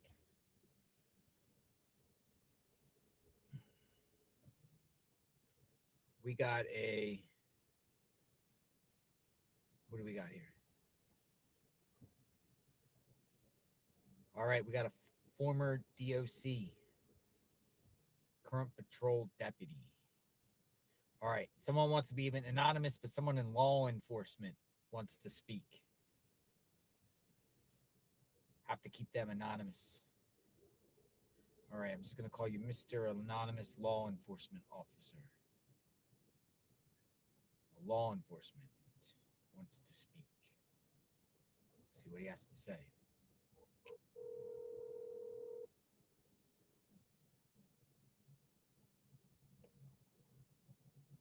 What's going on, JR? Hello, sir. I'll call you Mr. Anonymous LE.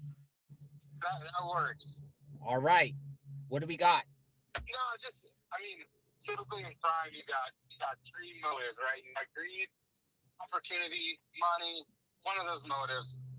And everything that, these crazy theories that people are throwing out there, I don't really see what's the end game, The abduction of Nancy Grace isn't gonna, Nancy Guthrie isn't gonna. You called her Nancy Grace. Yeah, it's close enough. Isn't gonna distract the whole world from the Epstein file. They're gonna distract the whole world from whatever else is going on. I mean, it's got to be something in the family is what I'm thinking. Tommaso is really the only one that would fit all these categories. Like the other people have said, $600,000 home, not far from her house. He was the last person to see her. Everything just adds back to him, and until he is completely cleared and they arrest somebody, I think that the whole world's going to think that it was him. Well, I concur with that. I feel that if this case continues to go on and on and on, there will be quite a few people, and I don't even think it's fringe. It's a lot of people are just always going to point the finger at Tommaso. He's never going to escape that cloud of suspicion. Exactly, yes. And coming out in public, you know, like he did yesterday, coming out in public for the first time and whatnot. I mean, it's a good front, but there's so much more behind the scenes. Like you said on your channel, I mean, the stature doesn't necessarily match up to him, but his bandmate, I mean, it looks pretty similar. And you just got to follow the money. Eventually, somebody's going to slip. Eventually, you know, loose lips. Eventually, something's going to slip, especially if there's more than one person. And I think that, you know, even though we're on, day 32, day 33, you're really still early on in the investigation. This is by no means going cold. This is still very, very early in the investigation. Yeah. We shall see. You work in LE, law enforcement? I do. Anything that you notice of you being in LE that you notice about this case, that should have been done better, or is it done properly that you've seen on the surface? What's your take? So I'm not in the investigation side of things. I mean, obviously that's a step, that's a different step, but just from the onset, I mean, when you have an elderly person missing, the first thing that you do, like everybody else has said, is you really secure the scene, because the chances of Nancy Guthrie getting up at, you know, at 12 o'clock and 11 o'clock at night and just walking out of her front door are about zero. So it just seems like you can always shut down the scene and then close it down. Like you got to cast a wider net than what was cast. I mean, I would do roped off the entire house, shit the entire block if you want to, because you can always change that. But once you go in and you start contaminating the scene, I mean, those fingerprints that they pulled, who knows whose fingerprints those could have been? Yeah. You bring in the FBI 4 days later, who really knows whose fingerprints you got? And like you were talking earlier to the trash guy, I mean, it seems like really nobody's really been interviewed, if you ask me. Well, there's been some, but some of that have not. Maybe they have a reason why they don't interview everyone, but if they really genuinely, like they literally, like right now, do not know who the perp is and they're starting from scratch, then, you know, you would think that they would start interviewing anyone and everyone around there. Yeah, for sure. No, it just doesn't, the timeline is a little iffy on everything, and everything comes Maybe the back to trash money. person or somebody saw, or somebody saw, you know, somebody saw something. Yeah, everything, in my experience, everything comes back to money or greed. And I mean, the family is 9 times out of 10 the ones that either want the money or have the greed. And with that family moving in, you know, Tomas moving in down the block a couple of years ago, he's in a band and a substitute teacher, and he bought a $600,000 home. I don't think that the salary of being in a band and being a substitute teacher is really going to afford you a $600,000 home. Yeah. Seems like they moved in, waiting for mom to pass away so they could cash in on some life insurance. She just didn't die. Appreciate your perspective, opinion. You bet. Thank you, sir. Have a good day. Thank you for your service. You bet. Thank you. All right. He wanted to remain anonymous. He said he works in law enforcement. Interesting. Any other professionals out there?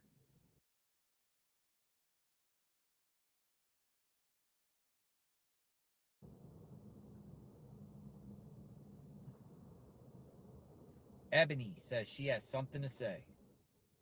Ebony says she has something to say. All right, Ebony. You're coming in the mix, Ebony. Ebony says she has something to say. All right. We always want to hear what people have to say. All right, Ebony. Welcome to the chat. You're up. Hi. If you record your name and reason for calling. Hello. Hi. Hello. Are you there, Ebony? Hello. Hi, Ebony. Hey, mute your TV down, please. I hear my echoing. Echo. Okay, I'm here. Hi, Ebony. Hello, how are you? I'm great. How are you doing? I am good. I just would like to say I've been watching you from day one. Nice. I think that either somebody has a drug problem or a gambling habit, and it's family related. Why do you think that? I think that because who is really, this is 2026, who is really going out and kidnapping people? This is like a movie. Yeah.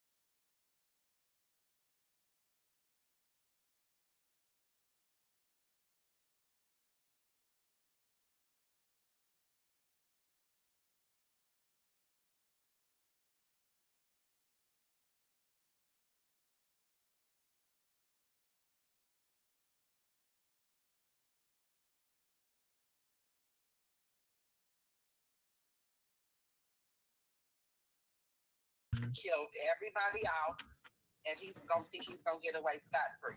Really? That's what I think. We shall see. Ebony. That's what I think. Well, I appreciate your time. Thanks for stopping by. Hey. Thank you. You have a good day. You too. Bye-bye. I'm not trying to interrupt here. No, I got a special guest here. Look who just joined me. Hey! Hey, looking good, brother. Thank you, man. Appreciate it. All right. So this is James. Hey. From the East Coast. That's right. Hey. James just arrived with the maps. Yeah, just checking in, man. I'm the end of my day, the end of my 2 days, my end of my 2.5 days. And, just wanted to feel everybody. How was your day? What was happening? I've got today? blisters, man. Blisters? Yeah, I can feel them. Yeah, I've been on many hikes, and especially after you get out of the city, you have to go far. If you're parking somewhere, there's just so much to look at. So, what do you got? You got the map on you? Yeah, I just wanted to highlight the different canyons and the canyon heads. Oh, shoot. Yeah, got the map. Yeah. All right. So you got the map. The different trailheads that I visited, and even a trail that I hiked that led to a private driveway with a bunch of abandoned cars. Whoa. I know, and I took a picture of it. So if you driveway with what you got? You got the photo? Yeah, I got a photo. I Yeah, took a see the picture of photo. it. Show it up. Yeah, on the so screen. because you just put anything up on the screen you want to show. Okay, cool. I mean, I'm not here to interrupt. No. We do calls, mix it up. You want to see searchers. Oh, there's an anti-ICE and anti-Iran protest down the road. Yeah, right down the road. Somebody was texting. Somebody me. told you? Oh, I've been seeing it. They've been tagging me. Oh, I seeing some took protests. pictures. I don't really want to pay attention to the protests right now. Yeah. Well, it don't matter. There's that. You can show it if you want. No. I mean, it's some people feel different ways and stuff. But I mean, yeah. If you just want to, I mean, I mean, y'all seen images like this before. Maybe you do it like this. There. Watch this, like this. Oh, you got it right there. Yeah. All right. So people are down the street. Yeah, there's that. But and here is the abandoned cars. So I took this is one picture. Let's see, how did you get it? Like this? Yeah, he's just saying. Oh, so there's cars. Yeah. So abandoned cars where? On private property. I can't. It's beyond a fence. So you see the old car there had its hood up. I even checked on Google and Apple Maps. There's many of them right there, and it's a private driveway. But what brought you there? Like, that's connected to the Ventana Canyon trailhead. So I walked probably about a half mile up the trail. Very, very busy, running into a lot of people. But it follows until it gets to the canyon. It follows behind a subdivision or a apartment complex.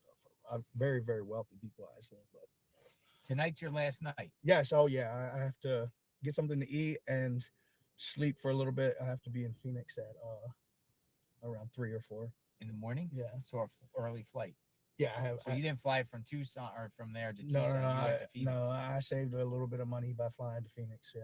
And then renting a car and coming down. Yes. But your take of, okay, so you came here for a couple of days. Yeah. Search around for Nancy. What have you gotten out of this? What's your take? What do you think happened to Nancy? So okay. I feel accomplished in that I gave it up my all. I mean, I've given 20 hours on foot. Mostly, I mean, unless I'm driving somewhere, but nowhere I drove was more than 25 minutes. So, if I'm driving 5 minutes to the next place where I got out, parked, and looked, I feel accomplished in that. I feel defeated otherwise. It's the I mean the blisters. I've gotten red. Whoa. Yeah, you're sunburned, brother. I've gotten red, man. Yeah, so I don't know whether if it shows here. You just all by yourself without no cameras? No cameras, no money, no nothing. And if I come across somebody, I tell them what I'm doing and ask them their opinion. But other than that, I mean, I watch you, but I watch other people too. And so anyway, this case is so interesting to me. But so defeated, sure, but I feel like I gave it my all. So I don't feel just completely down. As far as Nancy, I'm confused. I'll go on record and say, what does it say? Your chat is wild. We got the most liveliest chat on the Well, internet. I tell you, man, I appreciate the people that are paying attention. You got some caring people too. A lot of people with a lot of opinions. Yeah, But so a lot of people are paying attention. Yeah. We got a lot of smart people in the chat. We also got people smart and that really care, genuinely care. emotionally connected too. This is somebody, America's grandma, they say. So yeah. I don't know. What I do know is this: is that everybody, and I've said it before on your stream, is everybody that that we know their name. If we know their name, they are not a suspect. This person that is the people or person, those names have not been. That's your take. They are under the radar. No Tommaso, no Annie, No no Luke, no Luke, no Kayla, no Kayla, no neighbor. Carlos, no neighbor. Well, no neighbor that has been named. All right. Anyone that's been named, you're ruling. Anybody that has been named, cleared in your mind. Yes. It is in a case like this. Why? Because. Well, I mean, there's a lot of attention. I mean, this is just too much attention to let things linger. People were talking about, let's build the case. They may already have somebody. They're people saying nice things. Thank you. They're saying thank you. Okay, cool. It's my pleasure. But if the with a high profile case like this, they're going to want it wrapped up. I mean, they'll I'd almost say that they would jeopardize some possibilities of guilty by jury, knowing that they'll have enough evidence to get a plea for life in prison or something like that. Or, I don't know if people probably don't plead to the death penalty, but so I don't think that they're like, I mean, they may be doing a lot behind the scenes, but they're not holding back. They're not they're not watching this person building a case. If they have someone, they're ready to I mean, they may be like digging on some people, but they're not, they're going to go after them. They didn't have anything on, they had very little on Luke and Carlos, and they went after them, no problem. If they really believe they have someone, then they're going to go after them as soon as they can. So that's my take. How old are you? 34. 34. Why is that someone said? No, I just wondering. 34 years old. A wise 34. I know I'm out here being, I mean, even my friends say like, hey, you got a better chance of Nancy knocking on your door at home than finding her out there in the desert. And I'm not looking for Nancy. I'm just looking for clues. But I did it, Think about this, folks. A 34-year-old from the East Coast just decides to jump on a plane, come out to Arizona, and literally travel from Phoenix all the way down here and spend days, 20 hours searching around, looking around. On your own time. On my own time. Impressive. I had a good meal, sit-down meal last night, but other than that, I've only eaten fast food, and I think only like once or twice a day. You want to go to the Waffle House with me later? No, seriously. I've got Waffle House. I'm going to the Waffle House. I don't know what time. 7. 7. You want to go somewhere and come back here at 7 and follow me over to the Waffle House? I'll take you to Waffle House with me. I want a Waffle House. I like Waffle House. I know you do. You got eggs. You got some good yummy eggs. I understand. You want to go to Waffle House? Let's see. Ask the chat. Yeah, they all say yeah. They all say yeah. Should he come to the Waffle House with me? Here's the thing, chat. I have to be up, so I booked my stay through tomorrow, but because of my flight early, I booked it so I could go to bed around 7 and wake up around midnight and start getting up to Phoenix. Talk me into it. I would love to, Yeah, if you want, just think about it, and you can text you would me do whatever. 7. 7. I mean, by the time I'm done. Is it a Waffle House closer to the foothills? Well, I'm or over you're this over way. this I'm way. over by the airport, so it's not far from here. Oh, not far from here. Yeah. Okay. Well, I just have Waffle House. I got you. I like eggs. Yeah. Yeah. If you want, you don't have to. I mean, I can. have it delivered to you if you want me to. No, I wouldn't. And honestly, I'd probably I'd rather pay for you, man. No, my treat. I may be walking, but dude, you're doing excellent work. I appreciate you. Yeah. I know your chat does, and you know. No, everybody- this is James' appreciation because Yeah. this is, you know, I have much respect for someone taking out their own time and initiative to go out there and try to make a difference. You could do anything in the world right now. You could be gone home. You could be doing anything, but you choose to come out here. You don't have a YouTube channel or anything like that you're doing, right? No YouTube and you're channel. just out here just searching, trying to find answers, trying to find man. You got a map and everything. Right. No, I feel good. Oh, I ran into a rattlesnake yesterday. You did? Show you got the picture. I took a picture. I don't know how good it is. I haven't looked at it up, and so I hate snakes, but I did take a picture as close as I could get. But don't you agree? And this is me, because some people in my chat are saying to me, "Go out there and search. Go out there and search." I don't know where to search. Like you could do a preliminary look with your eyes, and you can brainstorm ideas and look at ideas and say things. That's the best I could get of it. Yeah, You see it? Ooh, scary. You see There it? it is. Dude, like that's an actually Arizona good. rattlesnake. Yeah, it was crazy. It warned me. Did And it? oh yeah. Oh, it was loud. But like it's so, like when we were up in the mountains, we're looking down on the we're at the top, we're looking down the canyon. The little cars look like Matchbox, like this. It's so like it would be, first off, we don't even know what she was wearing. No. So not knowing what she was wearing, that's hard, you know. If you got like remains and stuff like that, bones, but you got to know some sort of clothing that you're looking for, because then people could say, well, you're looking for a nightgown or something, you know, or whatever clothes she was last wearing when she went with Annie and Tommaso. We don't know. I wish we knew. So another it would help. The Uber, I heard a caller earlier. The Uber, why wouldn't they Uber home? Here's the thing. I mean, maybe if you look at it as like they had a lot of love for Nancy, so much love that they moved out to Arizona or moved close This is to one. her. What's one What's of our this people? say? Misty Haynes. That's what makes all you guys together an awesome team. Misty Haynes. Yeah, Misty Haynes, she's super supportive. Misty Haynes wants us to Super- go at the sheriff. Yeah. I support Nanos. I do. I want to support Nanos. I want to make this clear. I think he messed a lot of things up, but I have faith and confidence that Nanos will eventually get this done. I really do. I do believe that there's a lot of pressure on him, just like any other head of the law enforcement, right? You run the program. You the one that sets the tone. You're the one, that it all falls back on you, the head. But I do think that Nanos will get this done. I hope he does, and I pray that he does. I pray. I would love for Nanos to come out and say that we got this guy. Right. So again, Everyone's telling you to stay longer. I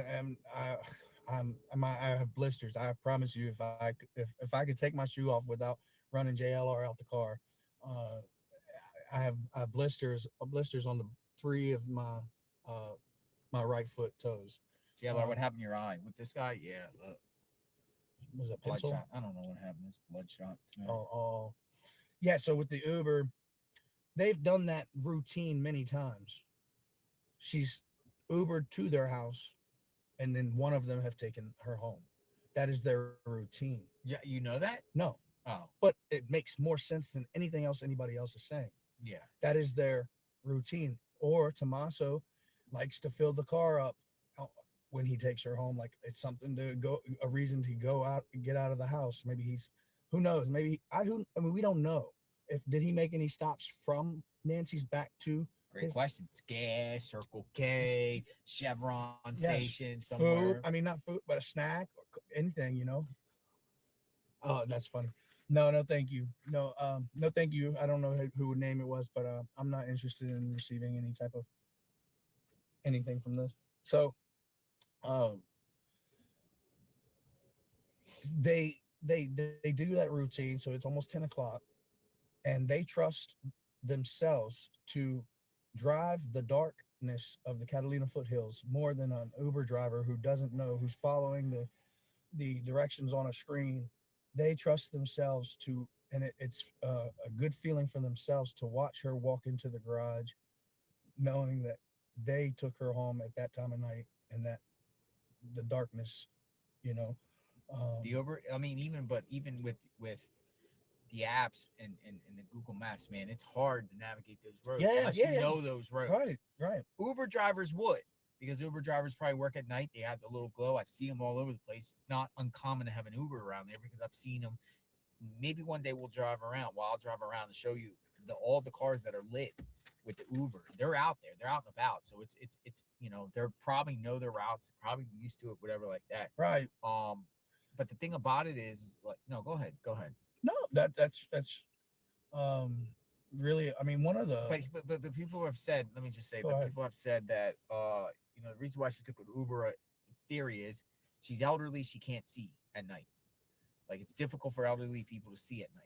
So therefore, there might have been a situation where Annie and Tommaso were busy or something that said, well, I can't pick you up, but we can take you home. But just take an Uber over and Tommaso will bring you home. And because she got a car, I mean, but some elderly people, and I know quite a few that will not drive at night. Their eyesight's bad.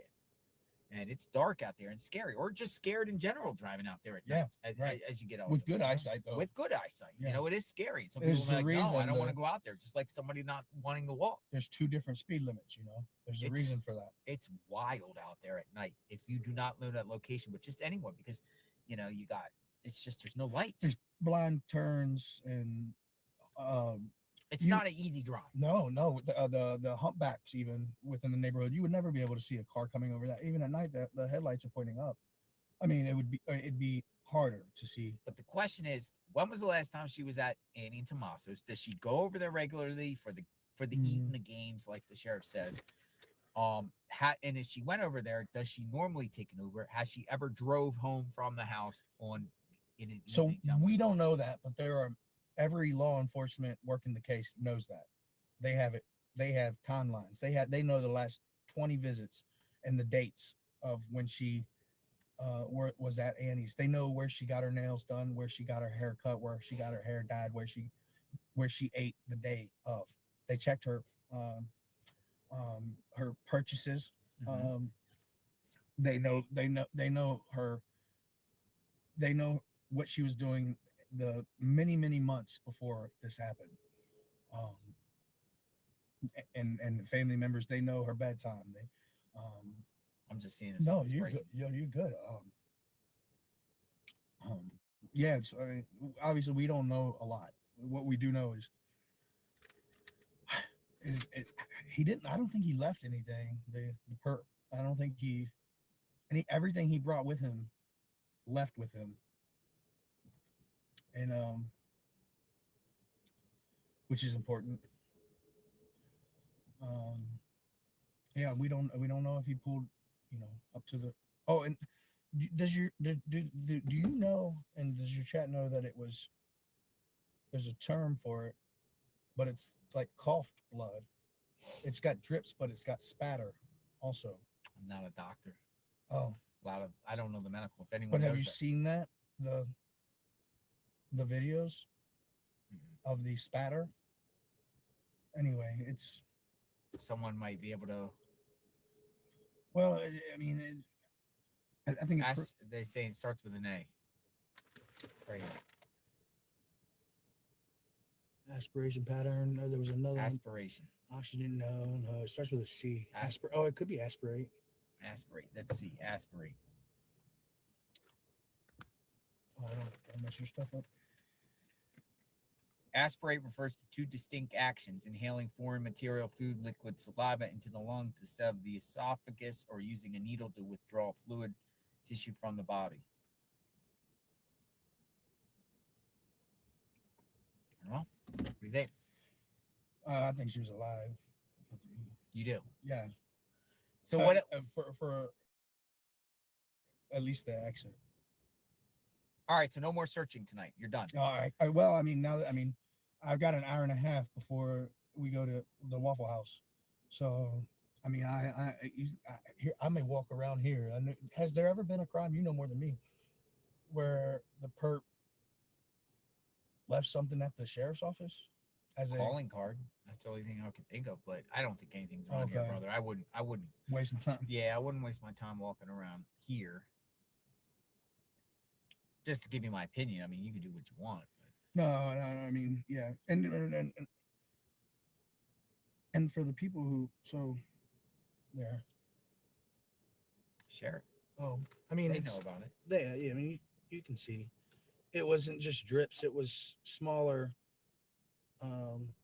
almost coughed or sneezed. Yeah. Good call for sneeze. And it wasn't there before. It's And crazy. there you can see all the shrubbery. The Kimberly Cotto. Kimberly P. Cotto. Thank you, Kimberly. Thank you. Murky. James, for some reason, you remind me of Hank Williams Jr. Oh, that's a compliment. I guess, yeah, he was a wild one. Thank you for putting your boots on the ground. Sure, Coming from yeah. Murky Piglet. Yeah, well, the thanks is what I came out. I mean, I didn't come out here for the thanks, but it makes me feel even better, you know. Stasha, 1977. Thank you. Yeah. You know, people do appreciate your effort. Did James check the area where that elderly man's body was found? Not too No, long I ago wrote that down went that. missing? I understand. Yeah, I had heard Laura's you. musings. Yes. Yeah, it was the 5100 block of something. Yes. No, Swan. Of Swan. I know Swan. Yeah, Swan's a North very Swan Road. So what I'll do for you didn't check? No, I didn't. No, but it's a very popular north-south corridor. All right, so I'm gonna go there tomorrow. The 5100 block of North Swan. How far is it from here? Yeah, it's 35 minutes. Let's do it tomorrow. Right. I'll do it tomorrow, folks. That's the 77-year-old Reuter. His name is Reuter. We'll go see what's going on with that. So I will do that tomorrow for the chat. What do we got? It actually comes backwards, by the way. Oh, But, well, I mean, it's okay. yeah. I so this major north-south corridor right here, right there at my finger, that is Swan. Okay. More or less 2-3 streets over is going to be Campbell, which is Nancy's neighborhood over this way. Yeah, 5100 block. I mean, I'm staying that way, but I mean, it's going to be dark by the time I go. But I searched Pima Canyon, and let me tell you, not only is it busy, it's surrounded by fences along the trail. The Pima Canyon Trail, rather, is what I searched. It's there, and it's posted private property in entirety with people's yards going straight up to the trail, and even at one point a huge 360-degree camera facing the trail from one's property. So that one is and his schools leading all the way up. There's only one way up. So in his schools, Finger Rock, you have to park and then walk to get to the trail. I did not get out. But I drove up there. I don't think that, again, these places are very, very busy. The parking lots are full when I arrived. The Ventana Canyon, still very busy. But that was the one that I walked probably close to a mile and ended up near where a driveway enters the trail, or the trail becomes the driveway, and that driveway leads to a gate where the abandoned vehicles are. And then I checked in the Sabina Canyon, but that is a huge, like, touristy spot, and there's a fee to get in. Yeah. But yeah, I appreciate you, JLR, and really everyone that's doing this. And it's. I mean, we can't say that we're doing more than law enforcement. We don't know anything compared to law enforcement. We're not you. I probably not wasted, but my time was maybe not as. Work gets around. So you're saying it's possible the healthcare worker went home, or whoever it is, home care,